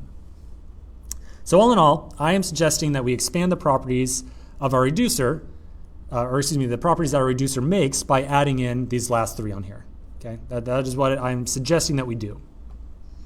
So of course, because we want to update our application state, we're going to need to toss in some action creators and types and all that other good stuff to manage these properties, right? So we can like actually change the loading flag and error flag and user, like all that kind of good stuff. So now that we know what the properties we want to maintain are, we can start to think about when we want to update each of them. Okay, I want to think about when we're going to update each of those flags. So the email and password we've already done, and those two they're kind of obvious, right? Whenever a user types something in the email field, I want to update my email. Whenever the user types something in the password field, I want to update my password piece of state. But these new three down here, well, they're a little bit different, aren't they? They're a little bit different. The loading flag will probably start off as something like null or false, because by default, when the user first starts the application up, yeah, we're not actually loading anything just yet. So probably start as false or whatever. But once an authentication request starts, we're going to flip it over to true. And then very importantly, this is like what I'm trying to hammer in here, what I'm trying to get at, is when the request is complete, when like the sign-in request is complete, we're going to flip it back to false. Okay, so when the request is complete, I want to change this value of this piece of state right here. Same thing with the error message. By default, it's going to be an empty string, but when the authentication request is complete, I want to get an error message and maybe update this to show the user an error message. And the same with the third one here as well. By default, it might be like null to say, hey, no user is signed in right now. But when the authentication request is complete, I want to put the user model in there as this property. So the common theme here, the goal with these last three properties, is that after we make a request to the Firebase server, we want to update our application state. Okay, that is the goal. But no problem with that, right? Like, we know how to update our application state. We make an action creator, and we return an action, and then our reducer updates something. Like, whatever. What's the big deal here? Well, maybe it's not so simple. I want to point out some little issue here. So first, just to make sure everything is crystal clear about this kind of setup, this prep I'm trying to do here, I want to just be very clear, very direct with you. Whenever a user presses that login button right there, and when they press it, we're going to call something like a login user action creator with email and password. And that action creator is going to make a request to sign the user in, or like to log them in. Now, the part that I'm trying to make real crystal clear right here is that this action creator must, by definition, be making an AJAX request, right? So it's going to make an AJAX request, and until that request succeeds or fails, until it completes, we don't really know what action we want to return from that action creator. And that's what I'm really trying to get here. So I'm really trying to get at. By default, whenever as all the action creators we've created so far behave, when we call an action creator, it runs, we return an action. Boom, here's the action. We call it, runs it, get the action back, toss it off to the reducer. Instantaneous, no delay whatsoever. But with this new idea, this new request that I want to make, things behave a little bit differently. When we call the action creator, it runs, we make a request to Firebase, and hey, wait a minute, we don't actually have anything to return yet. Remember, AJAX requests are asynchronous. So inside that action creator, we have no value, no action to return. Nothing to say like, hey, here's the user. The user is going to come in a minute. Like, just hold on. Don't actually return an action yet. Like, we don't know what it is yet. Only at some time in the future, when the request is complete, can we actually return an action. That is what I'm trying to get at here. So when we have action creators that make AJAX requests, things behave a little bit differently, and our existing pattern of call the action creator, return an action starts to break down. Because when we make an AJAX request, we don't immediately have anything to return from this function. And remember, in JavaScript, there is no such thing as like sleep or wait or anything like that.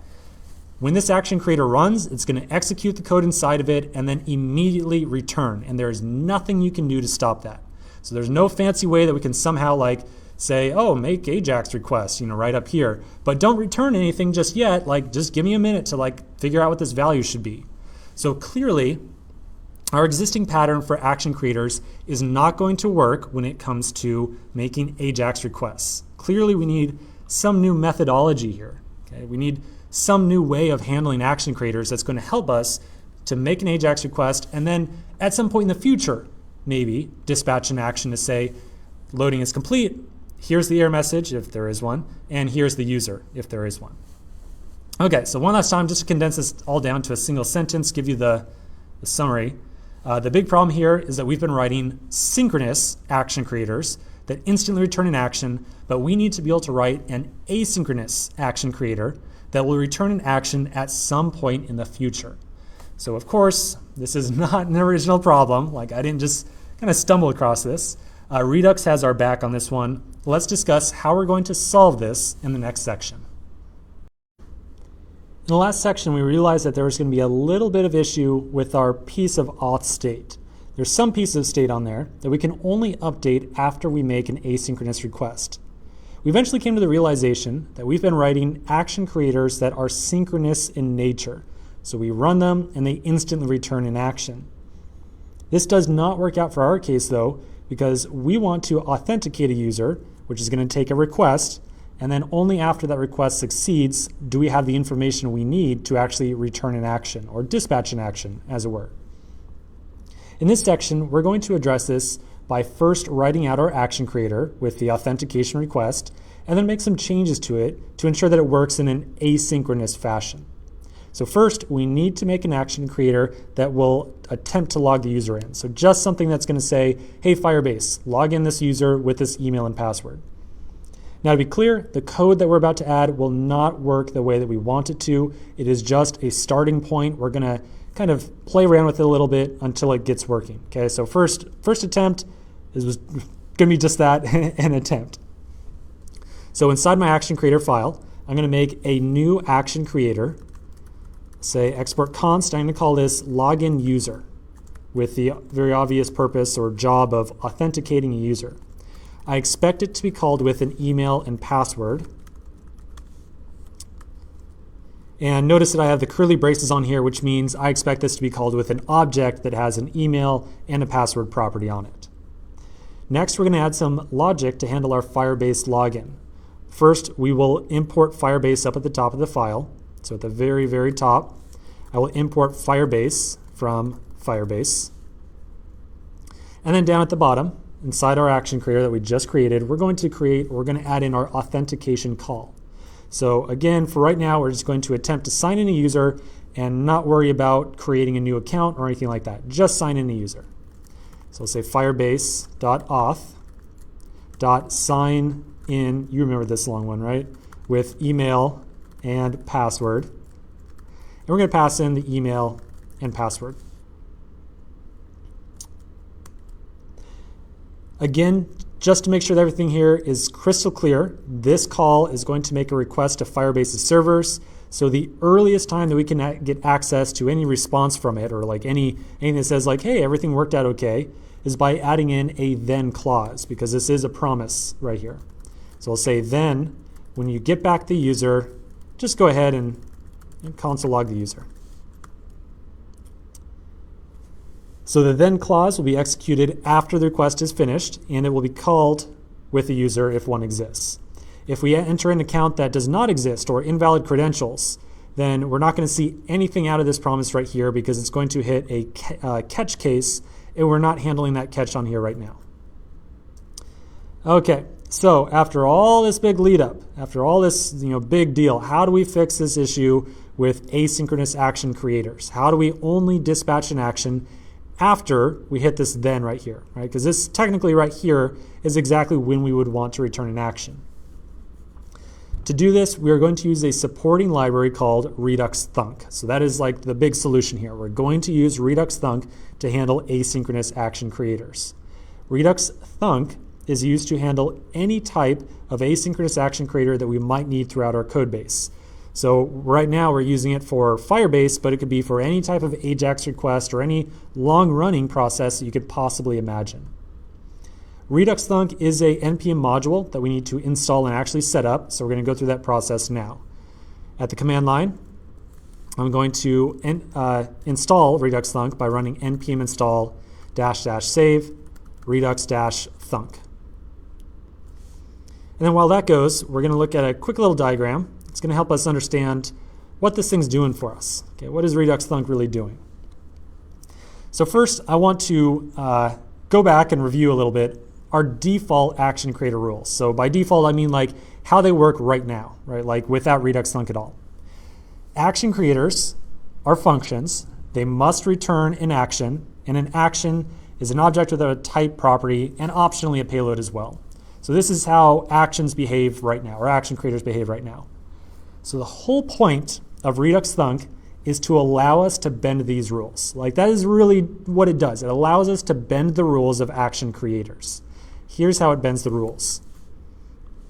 Once we install Redux Thunk, we can either create an action creator, which is a function. It must return an action must be an object, or like, so here's the big or, here's the bending the rules part, really breaking them, I guess, but you know what I mean. With Redux Thunk installed, action creators are functions, so no change there. Action creators must return a function, so that is the new part right here. Instead of returning an action, which is an object, we can return a function from our action creator. That function will then be called automatically for us with dispatch. And that last part there, that dispatch, this is the real magic part right here. Dispatch is the magic part.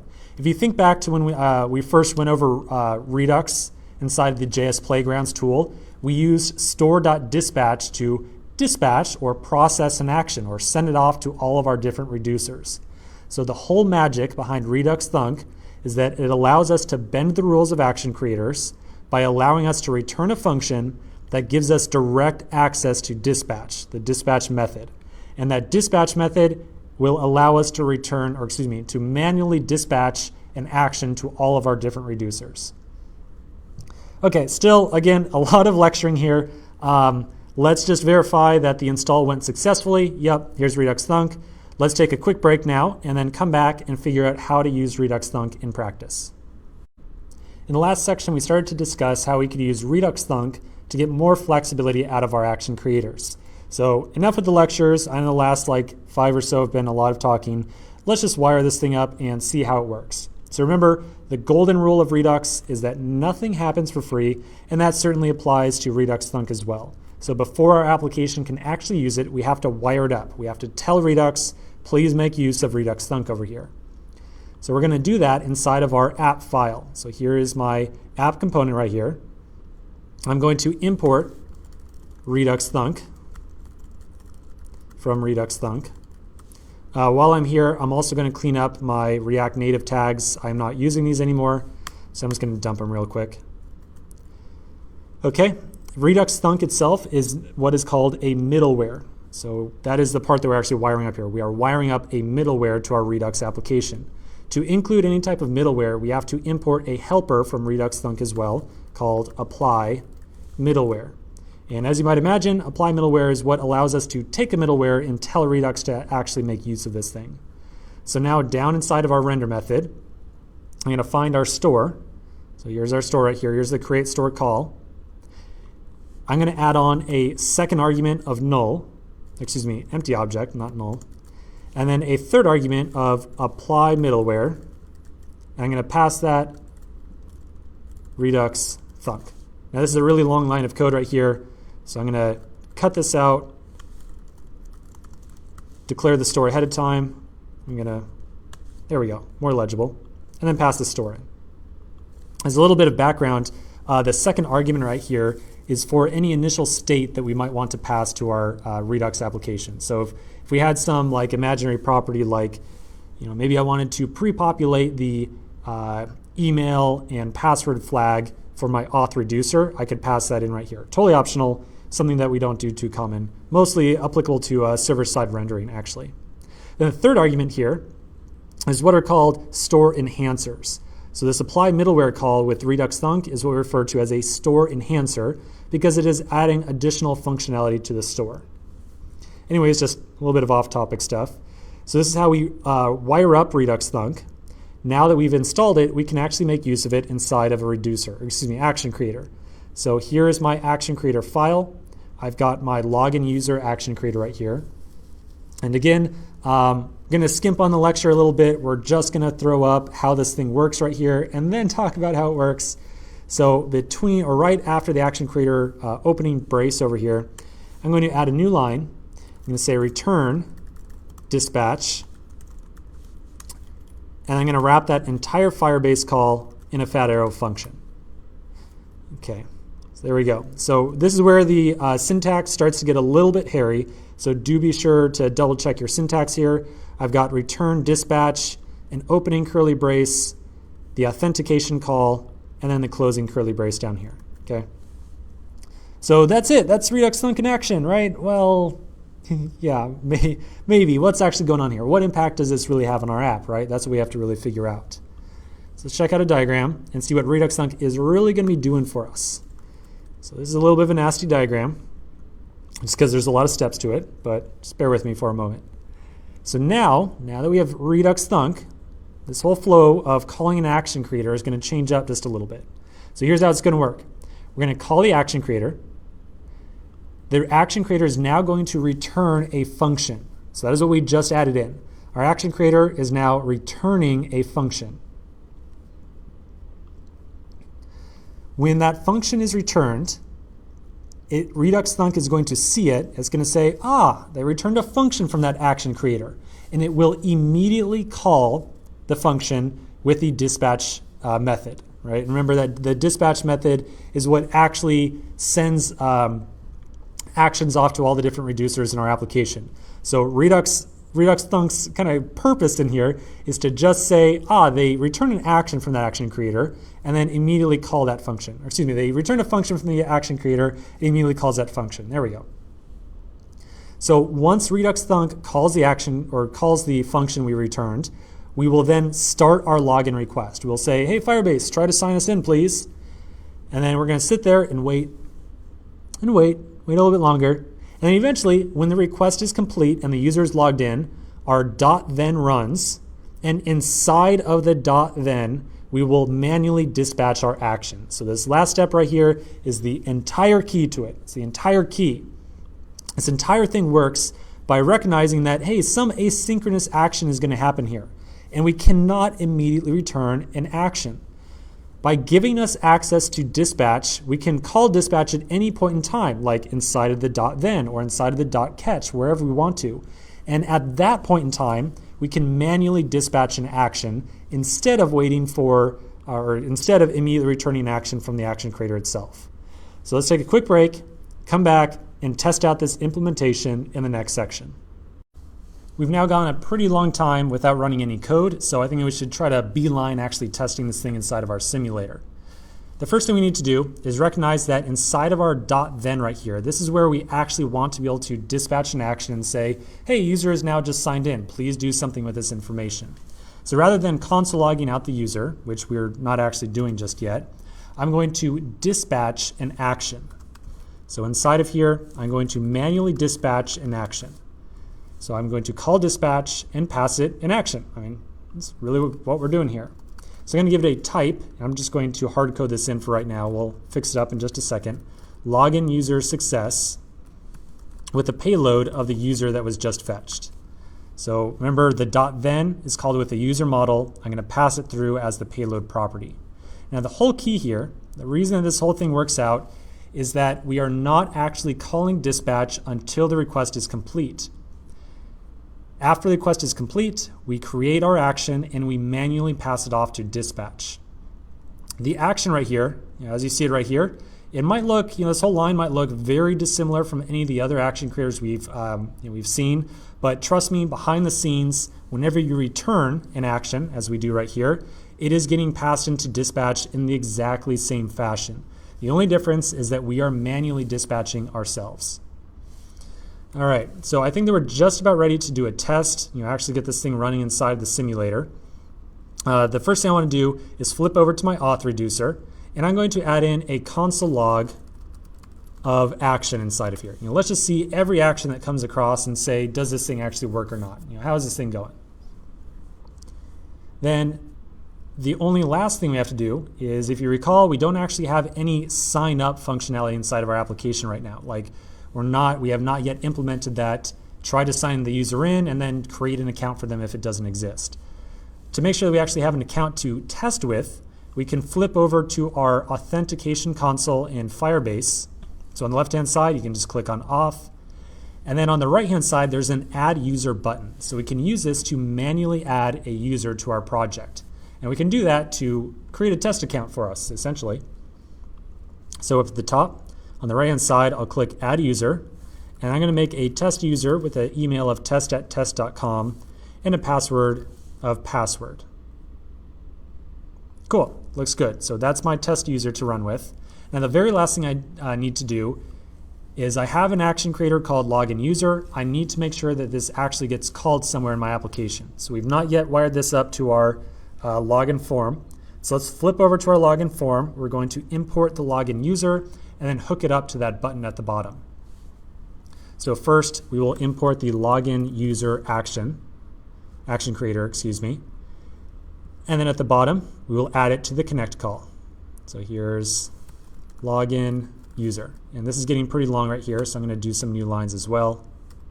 I think that looks pretty reasonable right there. So I am giving it the action creators of email changed, password changed, and login user. All right, last thing we have to do is find our button and make sure that whenever a user presses this thing, we actually call it, or call our action creator.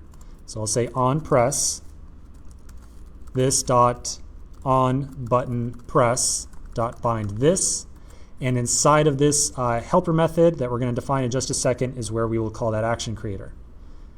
So I'll scroll up a little bit and then we'll add in the helper method on button press. All right, so now we're going to take the email and password from our props object, again doing a little bit of ES6 destructuring here. And then I'll call this .props.login user with the email and the password. Remember that we set up the method signature to login user to expect an object with the email and password properties. So we need to make sure that we pass in an object that has both email and password properties on it. All right, finally, at long last, I think we're ready for a test here. So let's open up our React Native debugger. Here it is. I've already got mine open here. Remember, if you are on iOS, you can open yours up by pressing Command D and then hit Start Remote JS Debugging. If you're on Android, on Windows, you can hit Control M and then hit the same button. Okay, so I think we're about ready here.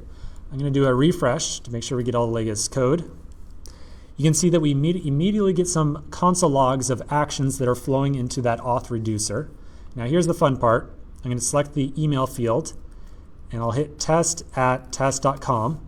And very interestingly, in the background, you can see that I'm getting an action in the reducer for every character that I add to the email field. So that's the email changed action in action, I guess you could say. And then I'll enter in password, and there's all my password changed actions. And then finally, login. And hot dog. After a brief pause, I see an action of type login user success with a payload of W. Now if we expand this and look at W, I know there's a lot of really weird properties on here. Don't sweat it. What really matters is that we have an email of test@test.com and a UID, which is the ID for this very particular user. So this is the user model right here. This is the thing that describes the currently logged in user. So that's it. Everything works.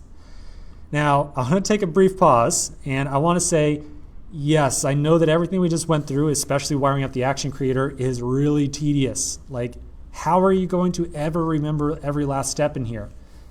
Do not worry. I absolutely guarantee you, you get used to all this little, tiny little details like dispatch and types and payloads. You really get used to it over time. Okay, so just the more practice you get, the more you're going to internalize all this stuff, and you're going to do fantastic. So let's do one last quick review of how this works, because Redux Thunk is a little bit of a brain bender. By using Redux Thunk, we expand the range of values that we can return from an action creator. So we can now return a function from an action creator. This function, as we see it right here, will automatically be called for us by Redux Thunk, and the first argument to it is going to be the dispatch method. So dispatch right here, it is a method, and it allows us to manually send an action off to all of the reducers in our application. By using this, we can do whatever async action we want. And only after that async action, like say, logging a user in, is complete, we can then manually dispatch an action with whatever action we can possibly imagine. So this really is a backdoor into Redux. It gives us a ton of control and power over what is going on inside of our application. Whew. All right, so this is great. Good progress. We're definitely signing our users in now. But now we still need to make sure that we're doing all the extra stuff in our application, like showing a spinner here. We need to be able to stop it. We need to create new accounts for users who don't have one, etc. All that good stuff. Let's start working on that in the next section. We've got our async action creator working just fine now, but it's still missing a lot of that extra stuff that we need. For one, the action itself is still a string rather than a true const like we should be using now. And we also are not starting any spinner, creating accounts if one doesn't exist, or showing any error messages. So in this section, we're going to add some more robust handling around this login user action creator. One thing to keep in mind as we work with Redux Thunk is that because we have direct access to the dispatch method now, we can dispatch as many dispatch as many actions as we would like from a single action creator. So even though we are already dispatching login user success here, we can dispatch many others as well. Okay, so I think a good place to start is going to be to assign login user success to an actual const inside of our types file. That's a good, easy place to start. So let's do it. I'm going to open up my types file, which is in my actions directory. And inside of here, I'm going to create the new const, export const login user success. So this action right here, this type I should say, is clearly meant to indicate to our reducers, hey, something really good just happened, like the user just logged in successfully. So now that I've got that type, I'm going to flip back over to my action creator file. I will import it at the top, so login user success. And then in my login user action creator, rather than using the string, we'll use the type itself, the const, the variable, however you want to refer to it, fine by me. And now we can add this to our reducer as well. So I'm going to flip over to my auth reducer, and we can catch this action when it comes across. So we've got email changed, password changed, and also login user success. Now that we've got this type in here, we can also make use of it inside of our reducer itself. So now comes the really interesting question, what are the properties that we want to update whenever a user successfully logs in? Well, we know that we get that user in there, right? We get that user model from Firebase, and we attach it as the payload to the action. So by default, I think a great place to start is going to be to make sure that we reflect the user model on our user piece of state. So whenever we successfully log in, I'm going to return a new state object. So I'll say take all the existing properties on our state object and also include action.payload, which is our user. So now we're introducing the user property here. Again, I'm going to add it into my initial state object as well, just to tell any other engineers who look at this that, hey, there's a user property in play somewhere inside this reducer. Cool, so now when a user successfully logs in, we will save that user model, which has their email and their ID, on the state.auth.user piece of state. That's going to be really important later on because we are going to make use of the user model, or really the user's ID in several other locations. So we'll want to definitely remember that little factoid. Okay, let's continue in the next section and make sure that we can also handle the creation of user accounts. Continuing with our authentication wire up, we need to also make sure that when we log in a user, if the initial request to authenticate them fails, we want to make sure that we also attempt to create an account for the user as well. So we're going to follow the same methodology as in our authentication app. If an email and password combination fails, we assume that the user needs a new account. So we will attempt to create the new account. So our start is going to be the same as when we handled authentication previously. If we hit the then case, that means that the user is successfully logged in. If the authentication with email and password fails, that means we're going to hit a catch case. So we can add a catch case in here.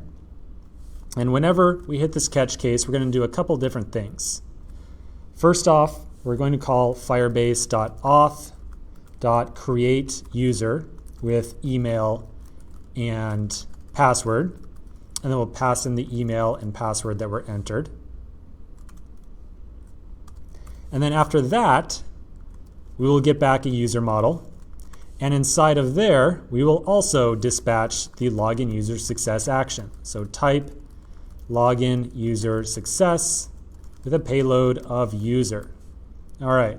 Now I want to point out to you, gee whiz, this is some really nasty looking code here. We're only really doing, two things more or less, like sign in the user with email and password, failing that, try to create a new account. But this is one nasty block of code right here. And I would not be surprised if I have a hidden typo somewhere in here. This is where ESLint is definitely very helpful. So clearly, very nasty code that we're working with here.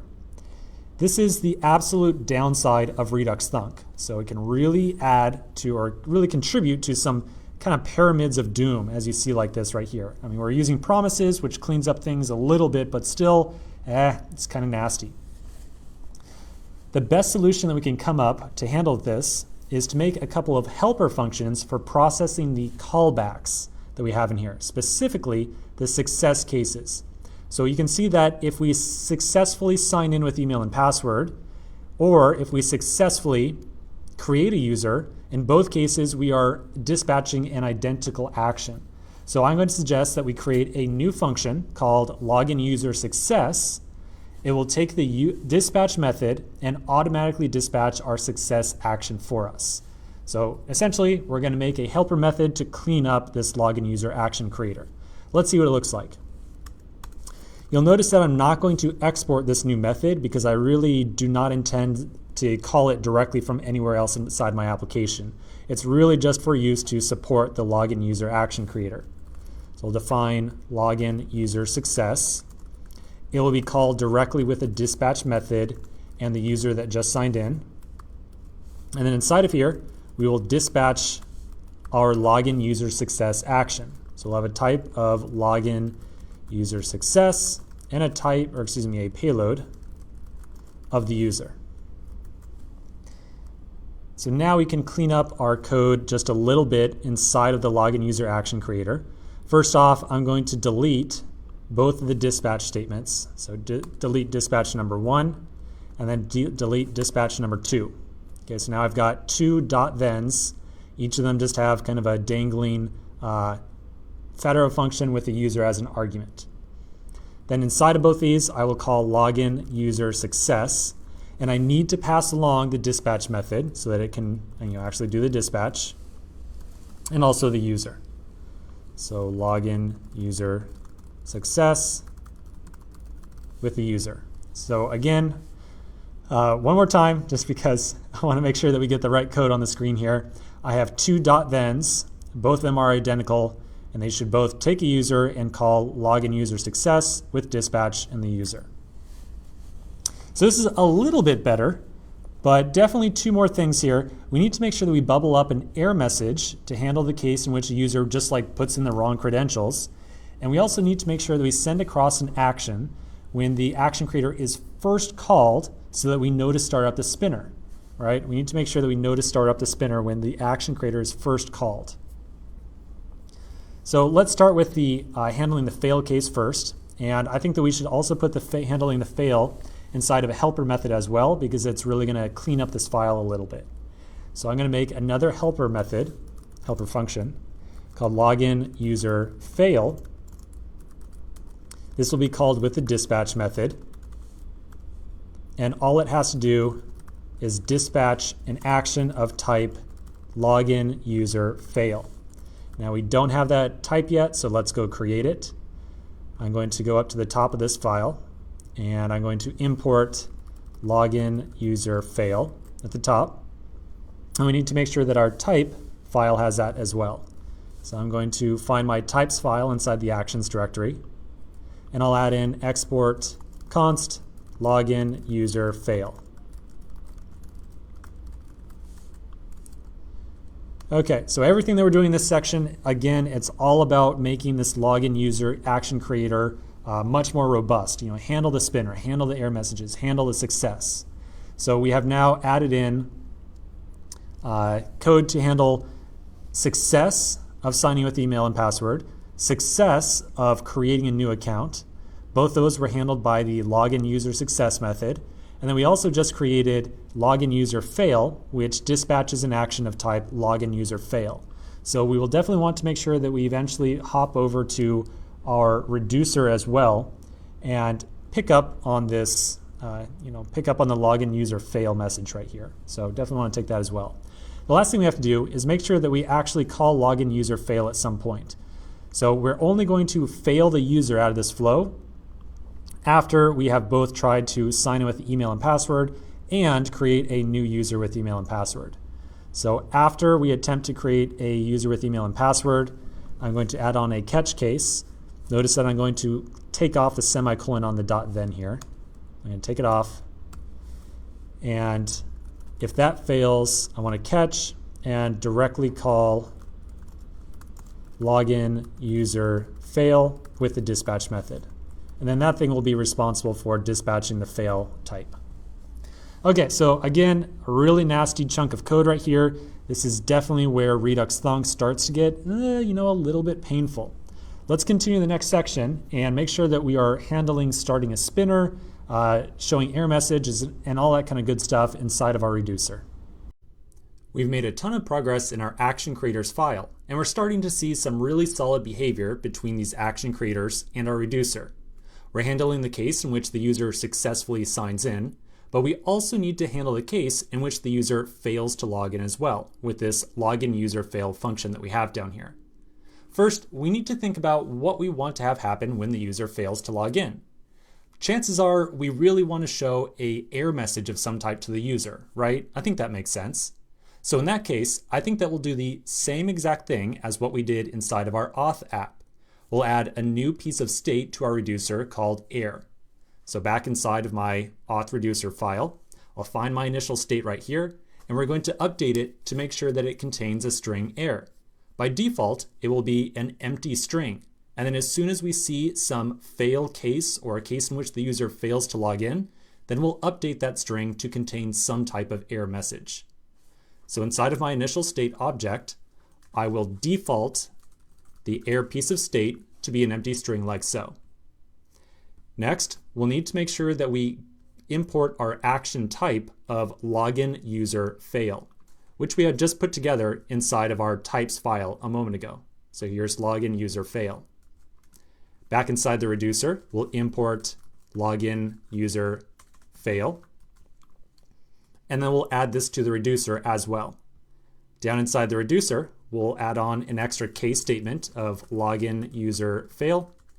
And if we ever see this case, then we will return everything inside of our state object, but we'll also update that error property. And we'll make it say something like, how about authentication failed? Nice and simple. Cool, so now anytime a user fails to sign in, boom, we're gonna set this piece of error state. As a side note, if you are really concerned about security and you want to do something like, say, clear out the user's password whenever they fail a sign-in attempt, then we could also reset the password property that's being maintained inside this reducer as well by writing something like password empty string. So if the user now fails to log in, it will reset the password input. Now, I'm not going to do this, so I'm going to take out that statement, but I just wanted you to know that you could very easily add that in. Anyways, now back to our login form. We need to make sure that we now take this error piece of state that we've created and show it on the form itself. So back inside of my login form, we're going to go down to our map state to props function at the very bottom, way down here, and we'll make sure that we pull off the error piece of state from the auth property as well. So we'll say error is going to come from state .auth.error. Now the last thing we have to do is make sure that this component is aware that it needs to show that error piece of state anytime something goes wrong. Our indication that something has gone wrong inside the component itself will be the case in which the error property has been assigned something other than an empty string. So I think that a really easy way to handle this is going to be to create a helper method inside of our component that's going to look at that error property and decide exactly what to render. So right above the render function, I'll add on render error. Inside of there, we'll add an if statement to see if this.props.error has been assigned a value. So if nothing has gone wrong and this is still an empty string, then the if statement will fail and nothing will happen. But if there is an error, then we'll execute this code inside the if statement. So inside the if statement itself, let's return something to show some error to our user. So I'll return with a view. I'm going to give this thing a hard-coded style of background color white. And then inside the view, we'll place a text tag. I do expect that we'll add some styles to this, like some stuff to make sure that the text appears red and whatnot. So I'm going to assume that we'll create a styles object in just a moment. And I will assume that there will be a property on there called error text style, like so. Then inside the text tag itself, we'll place this.props.error. Now we can call the render method from inside, or excuse me, the render error method from inside of our render method. So down inside render, maybe right above the button, so here's the card section with a button, maybe right above this thing, we'll place that method call. So we'll make a call to this.render error. So now if any error exists, this will return a view with a text tag inside of it that will be displayed to the user. Now the last thing we have to do is make sure that we add in some styling for this error text style thing right here. And again, what we really want to do is just to make sure that it shows up as red. And maybe center the text and some stuff like that as well.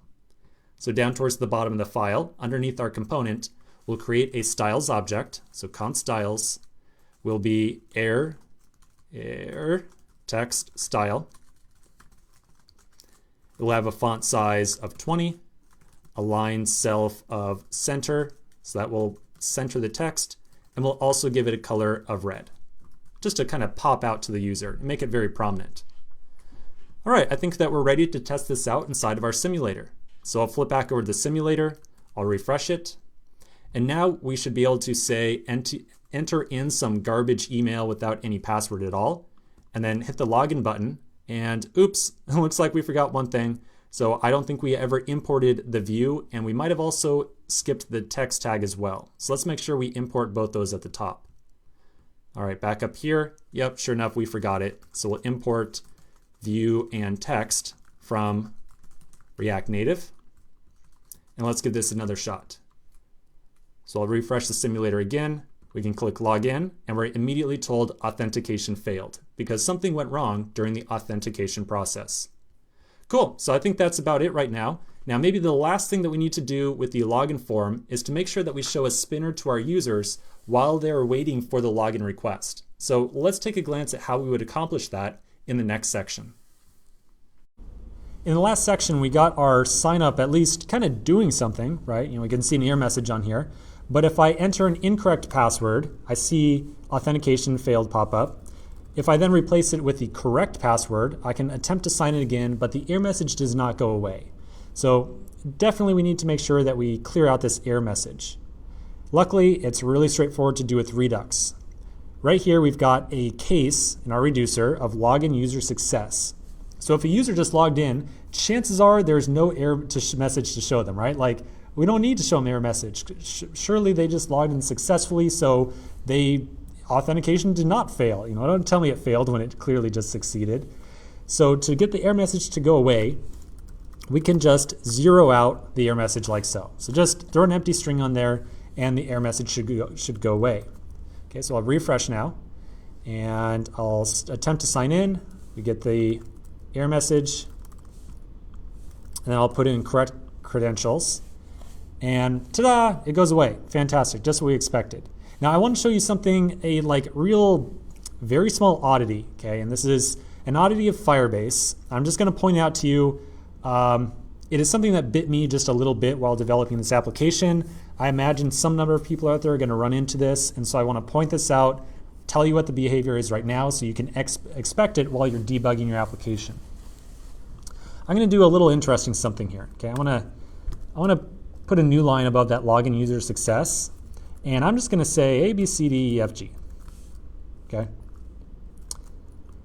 What do you think is going to happen when our app runs this line of code right here? Well, we haven't declared a variable called A, B, C, D, F, G. You know, let's do something more reasonable, like how about banana? There you go.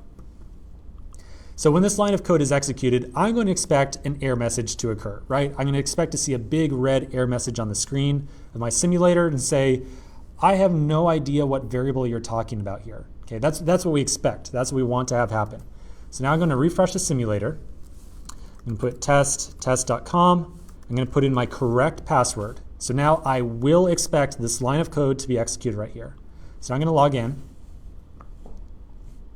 And I get authentication failed. How interesting, right? How interesting. Surely this line of code just executed, right? Like surely execute. We just saw the error message go away a second ago. So I know it's hitting that line of code. And I know I just put in the correct password. But for some reason, rather than throwing an error on this message right here, I get authentication failed. So this is, again, a little bit of an oddity of Firebase, something that can be a little bit frustrating if you don't expect it. So I'm going to tell you what it is right now. You'll probably go like, oh, that's real not helpful. But, you know, hopefully it'll help you debug stuff in the future. So I want you to remember that whenever we whenever we press that login button right here, we are calling login user, right? We call login user, we attempt to sign in with an email and password, okay?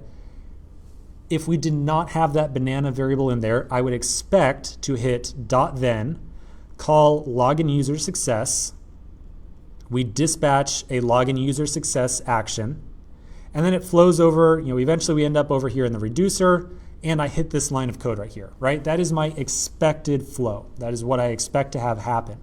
And I'm going to tell you that is exactly what is happening. We are hitting this line of code right here. We are executing banana, and an error is being thrown. Here's the problem. I want you to think for a second about our call stack, like the order in which we're calling all these different functions. So we hit sign in with email and password. When that resolves, we run this function right here. So login user success and dispatching that action, we are still kind of like in the context of this .then, or like in the context of this promise. So here's what's really going on behind the scenes. Login user success runs, we dispatch the action, we hit that line of code in the reducer, an error is thrown, and Firebase sees the error and assumes that something went wrong with the request. It assumes that the request failed catastrophically. And so it goes over to this catch statement right here, and it executes the catch statement. So that is what is really going on behind the scenes. And I can prove it to you.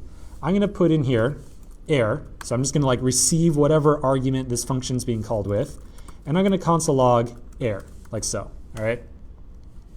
So now I'm going to flip back over to the simulator. I'm going to pull open my Chrome console. Here it is. And now I'm going to put in my correct credentials. So I'm going to expect this to hit that banana line. So I'll log in now, and boom, I get authentication failed, and at the console I see banana is not defined, which is clearly not what I expect. That's not what I have happen. But if you look at the call stack here, you can see that yes, we were inside of user login success. We attempt to dispatch an action, and you know, something else happened in here. Basically, it got hung up back in the promise. It hit the catch case because it assumed something went wrong with the request, and we ended up in the catch case. Definitely not what we really expected as far as catching an error goes. Okay, so again, this is a real gotcha while using Firebase. Not a great way to catch this. What I'm going to recommend you do is for the rest of the course, just keep this log message right here. And if you ever so happen to make a mistake while using Firebase, especially as we're working through this authentication stuff, you will see the error message pop up on the screen along with that authentication failed message as well. So a little bit of a gotcha. This is the workaround that we're going to use for right now. All right. So we do have to fix up our reducer, of course. I'm going to flip back over. I'm going to remove that banana term. And now I should be able to refresh, get my error message, and then sign in successfully and see the error message go away. Cool. Okay, so looks good. Let's take a quick break and then come back and finish up with all that, making sure we show some spinners and all that kind of good stuff. All right, last thing we have to do with this login form is show a spinner to our user. So I'm sure that feels familiar, and it might feel like, gee whiz, Stephen, we're doing a lot of the same stuff twice over. But to be honest with you, I'm really happy that we ended up rebuilding the login form with Redux after doing it with React. It really helps you get a feel for how each library behaves. Anyways, back to the task at hand. Showing a spinner on our login form is going to be something I would kind of call, deceptively simple. In other words, we really don't need to overthink this thing. As soon as our login user action creator is called, we will want to dispatch an action that somehow says, hey, start the spinner up, please. And then whenever we see a success or failure type come along, that means, okay, well, the authentication request is complete. We should resolve the spinner, or excuse me, we should turn off that loading flag and not show the spinner anymore. So we're just going to depend upon the login success, login user fail, and a new action type that we'll dispatch called login user to figure out when the spinner should be running. So let's give this a shot. We'll start off by defining a new type inside of our types file. So in my types file, I'm going to add on export const login user. So I hope that you're getting a reasonable sense of the different action types that I might create for any type of AJAX request or any type of long-running requests that might fail. I'll generally start off with just login user, or kind of whatever the very base action is, whatever I'm about to start. And then for the success case and fail case, I'll add on 2 additional types that just append success and fail. And so that makes it really easy for me to understand, like, okay, these are all related to logging in the user and the different states that are associated with it each. If I was going to make any change here whatsoever, I might do something like, maybe start, maybe. That definitely makes sense. It's really up to personal preference whether or not you want to be really explicit about this first kind of starting action type here. So totally up to you. I could definitely see a case for putting on like login user start there. All right, back over my action creator. Here's login user. I'm going to immediately dispatch an action of type login user whenever this action creator is called. So we'll call dispatch with an action of type login user. Now we still need to import this. We don't have the type inside this file just yet, so I will scroll back up to the top and I'll make sure that I also include this actions type at the top in the import statement. Okay, so now this is really starting to meet our requirements. The instant that we try to log a user in, we're going to dispatch an action of type login user. Then whenever the request succeeds or fails, we will dispatch the success or fail action as well. One thing I really want to point out in particular is that we are going to use this login user type right here to start our spinner. And so you might be a little bit tempted to do something like, an action of type start spinner or something like that. And I would really encourage you not to go down that path. The reason for which is that at some future point in time, when you are coming back to this code after some long break or whatever it might be, and you see a action of type like start spinner, well, you don't quite know when that thing is going to be dispatched, right? You don't really quite know by just looking at the action's name. You know what it might do. It gives you a reasonable idea that it's going to start up the spinner, but you don't really know when it's going to be dispatched. So it's something like login user. It's very clear. Okay, this is going to be dispatched whenever I'm about to log in the user. Very clear. What it does is a little bit more of a mystery, but I would rather have to figure that out than have to figure out when the thing gets called. All right, so now we can flip over to our reducer. I'm going to pull in my login user type. And then we'll add on another case statement to handle this type. So case login user. So now inside of here, I want to take all of my existing state, and I'm going to want to set the loading flag to true. So we don't have one just yet. Let's initialize this property. Again, we don't have to do this. I'm choosing to do it so that any engineer in the future is going to have a reasonable idea of what all the different pieces of state are inside this reducer. So now we've got login user of loading true. Another thing that I'm going to decide to put in here, and this is kind of, I'm just thinking ahead for my program, for my app here. Chances are that whenever I start up the login process, if there's any existing error message, I might want to zero that out as well. I might want to clear out the error message. And this makes a lot of sense because if I attempt to log in once and I fail, and then I say change my password again and I hit login again, I want the user to understand that okay, yes, we understand that you are trying to log in again. We will clear that error message because otherwise they're going to think that your app is just doing nothing whatsoever. All right, so now we're going to get this loading true flag. We will also make sure that we clear loading true whenever we hit the success case or the fail case. So whenever we hit success, I'm going to flip loading to false. And whenever we hit the fail case, I'm also going to change loading to false as well. Now this line right here is getting a little bit long, so if you want to do some new line characters in here, that's totally fine. I think I'm just going to let it kind of hang out for a little bit. Okay, so we've got our loading flag right now, and we are properly toggling it from true to false between all of our different states. Let's flip over to our login form. So here's my login form. I'm now going to add that loading flag to my map state to props function, and then we're going to place the button inside the login form along with the spinner. So I'll scroll down to the bottom, find my map state to props. Here's where we pull all of our properties off the auth state object. So I'll also pull in this new loading flag that we're maintaining, and I'll make sure that I pass that down to the component as well. Next, at the very top, I will import my spinner from my common components. Remember, this is one of those components that we've made and pulled through from project to project. And then inside of my render method, I'm going to find the button. All right, here it is right here. And we want to move this button to a helper method where we're going to say, instead of always showing this button right here, we will call the helper method and decide whether or not we want to show the button or the spinner, depending on that loading flag.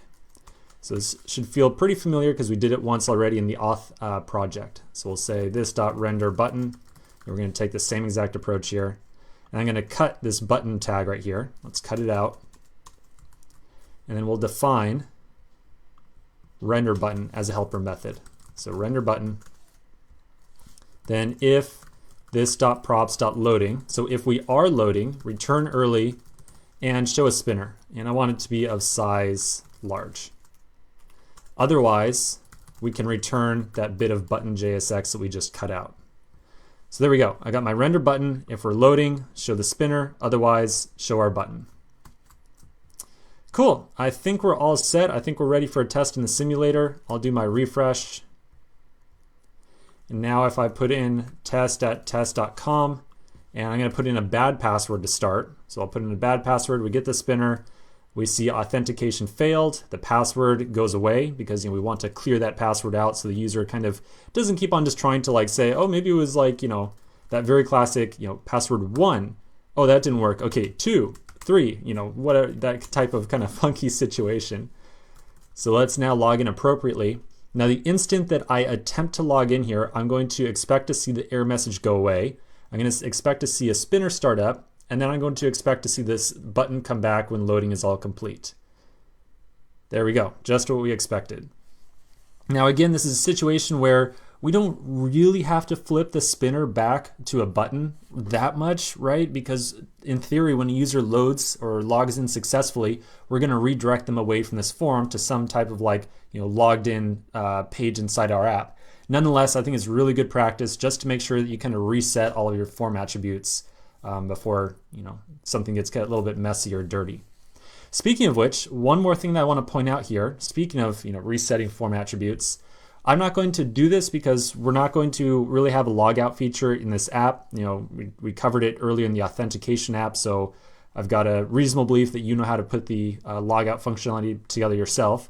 But one thing I want to point out is that if for some reason we navigate away from the screen and then come back to it, right? And we're going to be covering navigation here very shortly. The values of these inputs are stored in the reducer, right? Like that's where they're stored. So if I go away from this form and then come back to it, those values are still going to be in the reducer. And so I would see, if I came back to this form right here, I would see an email and password still in the form, which is really not expected behavior at all. So one way that I might choose to solve this is to flip over to my auth reducer. And I could say in here, hey, whenever someone successfully logs in, so let's put some new lines in here. Whenever someone successfully logs in, that's great. We've got their user model now, but I don't want to have like that stored or kind of cached email and password in the form anymore. So I might choose to also reset the email and the password like so. So now if someone navigates away from the form and comes back to it, they won't see their email and password pre-filled in there. Now, the one thing I want to point out now is that if you look at the signature of this return statement right here, we are essentially redefining every single property on our state object, right? We've got like ... state, which might have an error, loading, email, whatever. It has all that stuff on there, but we're resetting all of it right here. So I think we might be able to actually clean this up a little bit. I'm going to remove all of those extra attributes. I'm going to condense down to just ... state and user, and then I will also spread in, here's the tricky part, initial state. So I'll say take all of our existing state, whatever it might be, who knows, maybe we add in some additional properties in the future and we don't reflect them in initial state. This initial ... state right here is kind of just future proofing this for ourselves. Then reset all the state in our reducer, and then on top of that, throw in our user model as well. So let's see how this works now. It'll be our last test. I know this is turning into a long section, but I really just wanted to add in this last thing in here. So now if I do 1, 2, 3, I'm going to see my error message. But if I hit password, when I log in successfully, perfect. The form resets. I go back to no spinner, no error message. Everything is back to just very empty. And so if a user ever comes back to this form, they're not going to see the pre-filled email and password. Okay, really long section. I think we're all done here. Let's continue the next section. I think we're ready to move on to navigation. Our app is now in a really great spot. I think that we have wrapped up our login form. It is fully Reduxified. And I'm going to say that, we've probably got a better handle on Redux in general at this point in time. So I think that now we can move on to the next area of the application. Right now we can put an email and password. We can, in theory, sign in. But once a user is signed in, we're not really actually doing anything about it, right? We're not showing the user like a list of employees or giving them the ability to add employees. And so that's what we want to start working on. And so we're going to start working on the realm of navigation with React Native. And I can tell you right now, navigation with React Native is a little bit of a tricky subject. While the React.js world, like React in the browser, and has a de facto standard of navigation with the React Router library. So React.js, very clear directions on how to pull off navigation on the web. On the other hand, React Native doesn't really have a very similar go-to solution for navigation. Okay, there's not like a single, just fantastic, community-accepted standard library for all navigation. So we're going to be using one possible solution, right? So this is a possible solution for navigation. Personally, I've looked at many of them. I think this is the best. So I think that we're making a good decision here, but I want you to be aware that there are different solutions for navigation in the React Native world. So the navigation solution we're going to use is a library called, and this is just a crazy town name, React Native Router Flux. Nasty name for a library. Let me just say that right now. Nasty name for a library. I'm going to mostly refer to it as just like our routing library, because just remembering all those 4 words is too much for me. I'm gonna tell you. I gotta tell you. Anyways, getting a little off topic there. Let's install the library, and then we're gonna figure out how it works. So at our command line, we'll npm install -- save, then react -router See, it's too long. React -native router flux.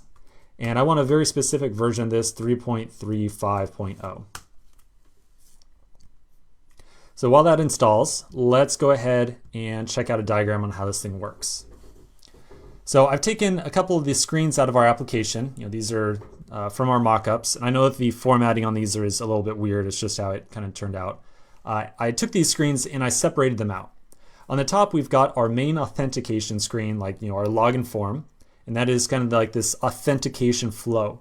And you can imagine that maybe if we had a really full featured authentication flow, maybe we'd also have like a sign up screen over here.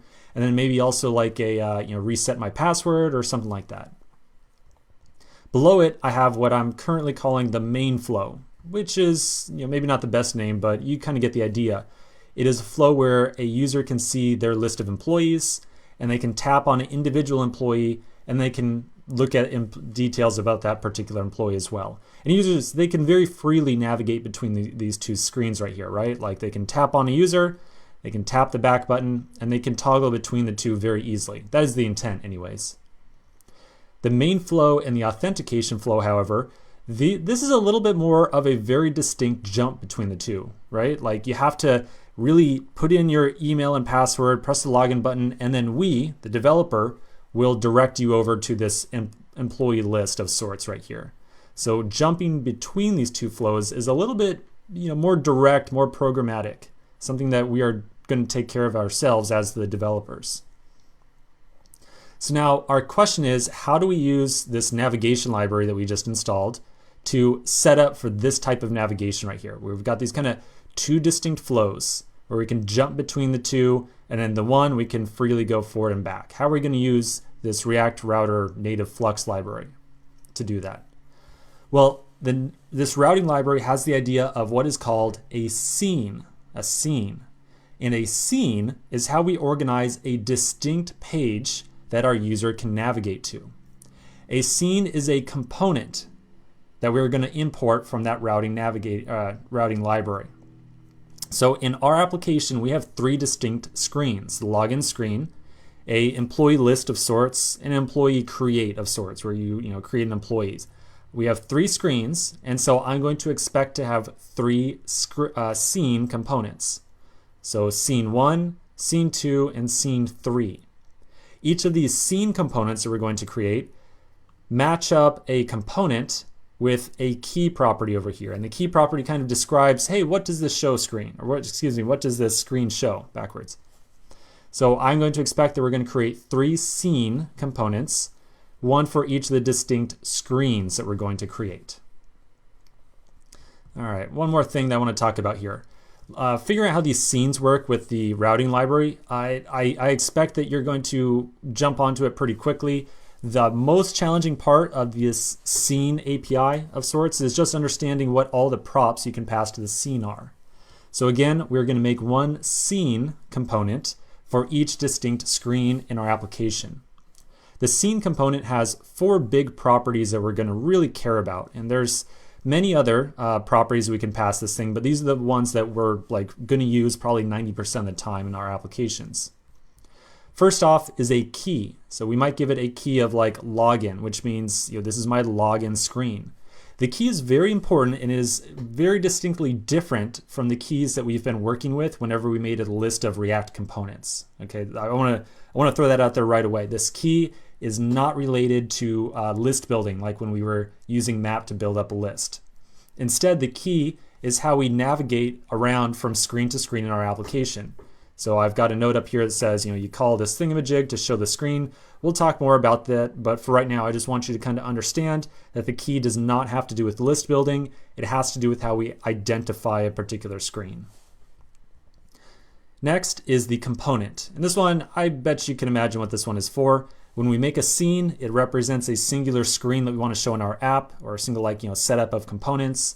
So we tell a single scene what component we want it to show. Next, the title property. Now this is where things start to get a little bit more interesting. This React Native Router Flux, there we go, library has a built-in header component for us to use.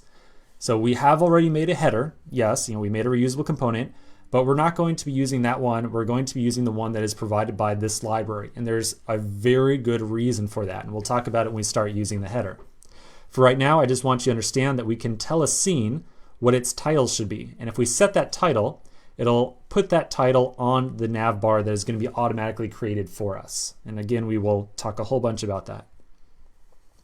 Finally, the last prop that I want to talk about is called initial.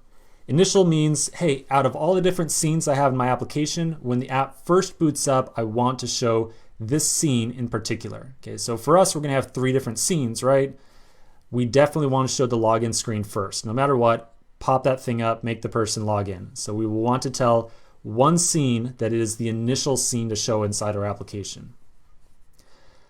All right, so a lot of talking here. Overall, I feel like this whole router library is really one of those things where it's kind of tough for me to explain with words and diagrams, but once we put some code down on the screen or on the page and see how it really works by writing some code, I think that you're going to get a hold on it really quickly. So let's take a quick break and then start working on some implementation in the next section.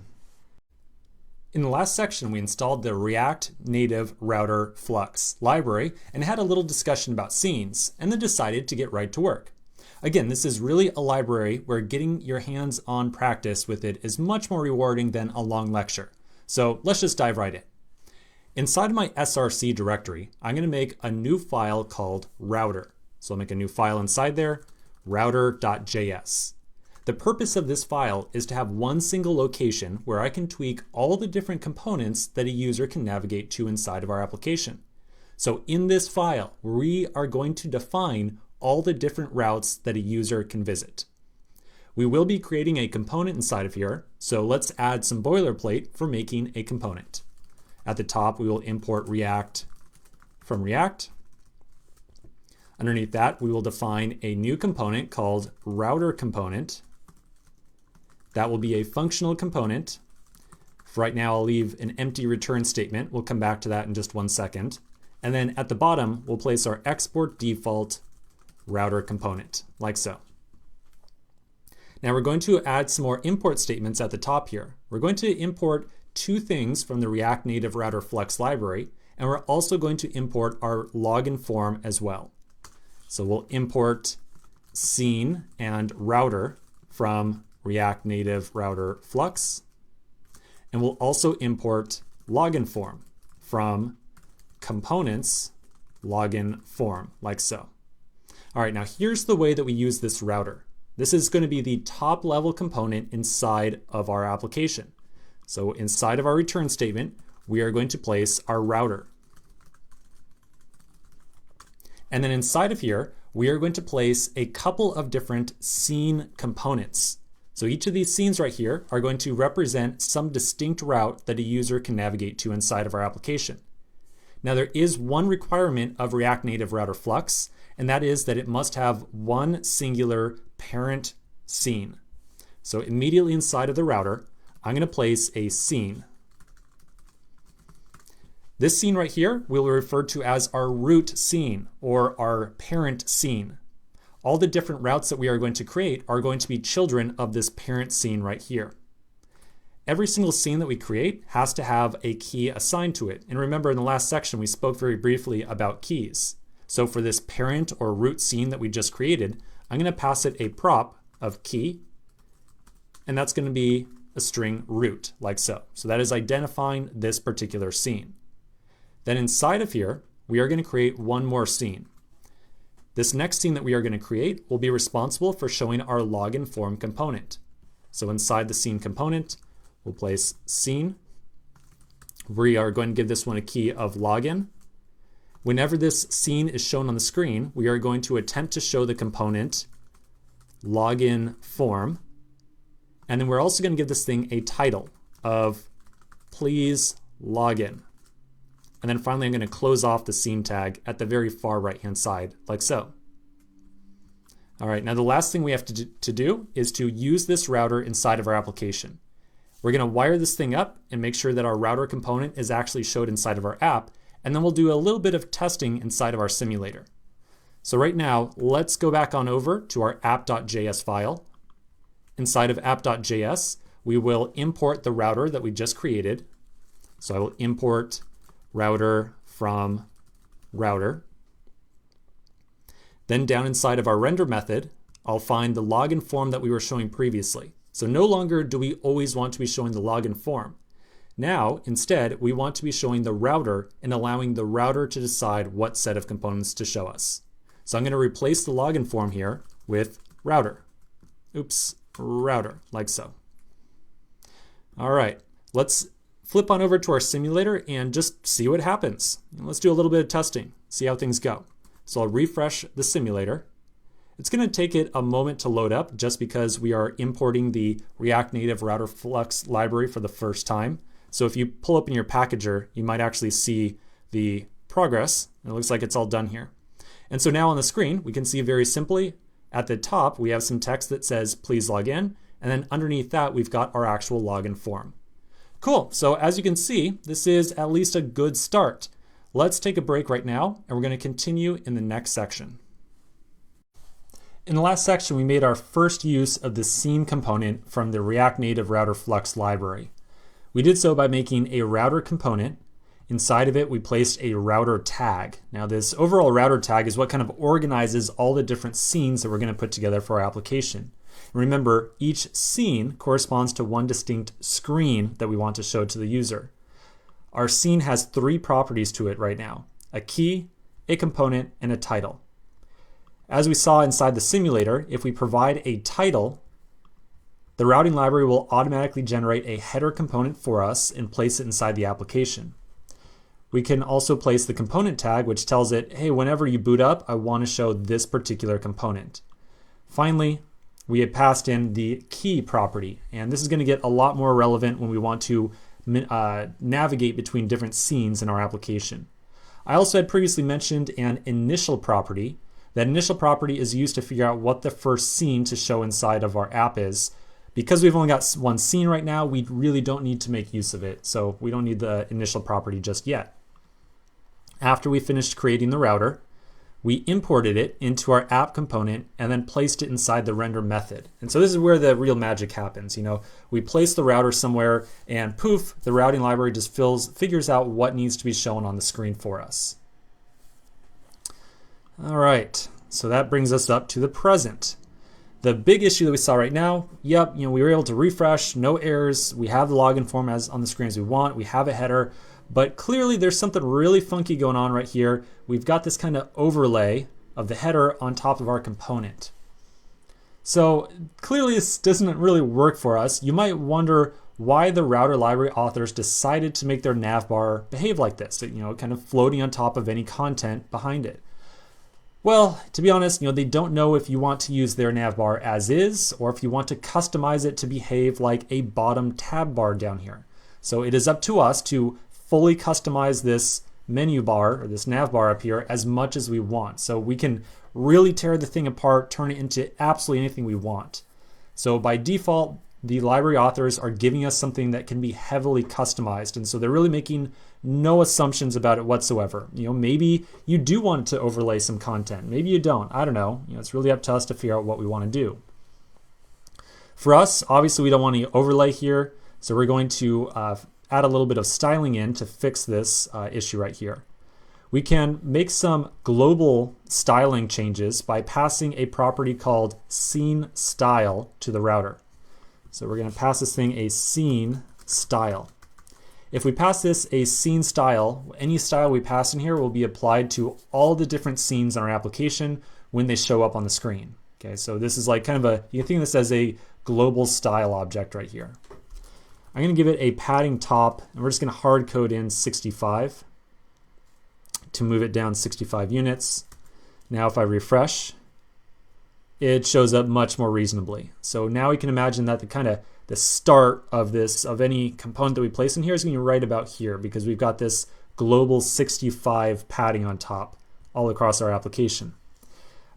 Just for the sake of making sure that everything works well on Android as well, anytime we hard code in a style having to do with dimensions, we really need to think about cross-platform compatibility. So I did also start up my Android emulator. Here it is. Let's do a refresh. And okay, definitely looks reasonable. You'll see that there's definitely a little bit more of a gap here. We could definitely add in a platform-specific check and saying like, hey, if we're on Android, maybe only do 60 units or something like that. But for the purposes of this tutorial, I think that this looks good. I'm way more concerned about navigation, so let's continue with figuring out how navigation works. All right, so at this point in time, we've only got a single component to work with, the login form. That's all we got.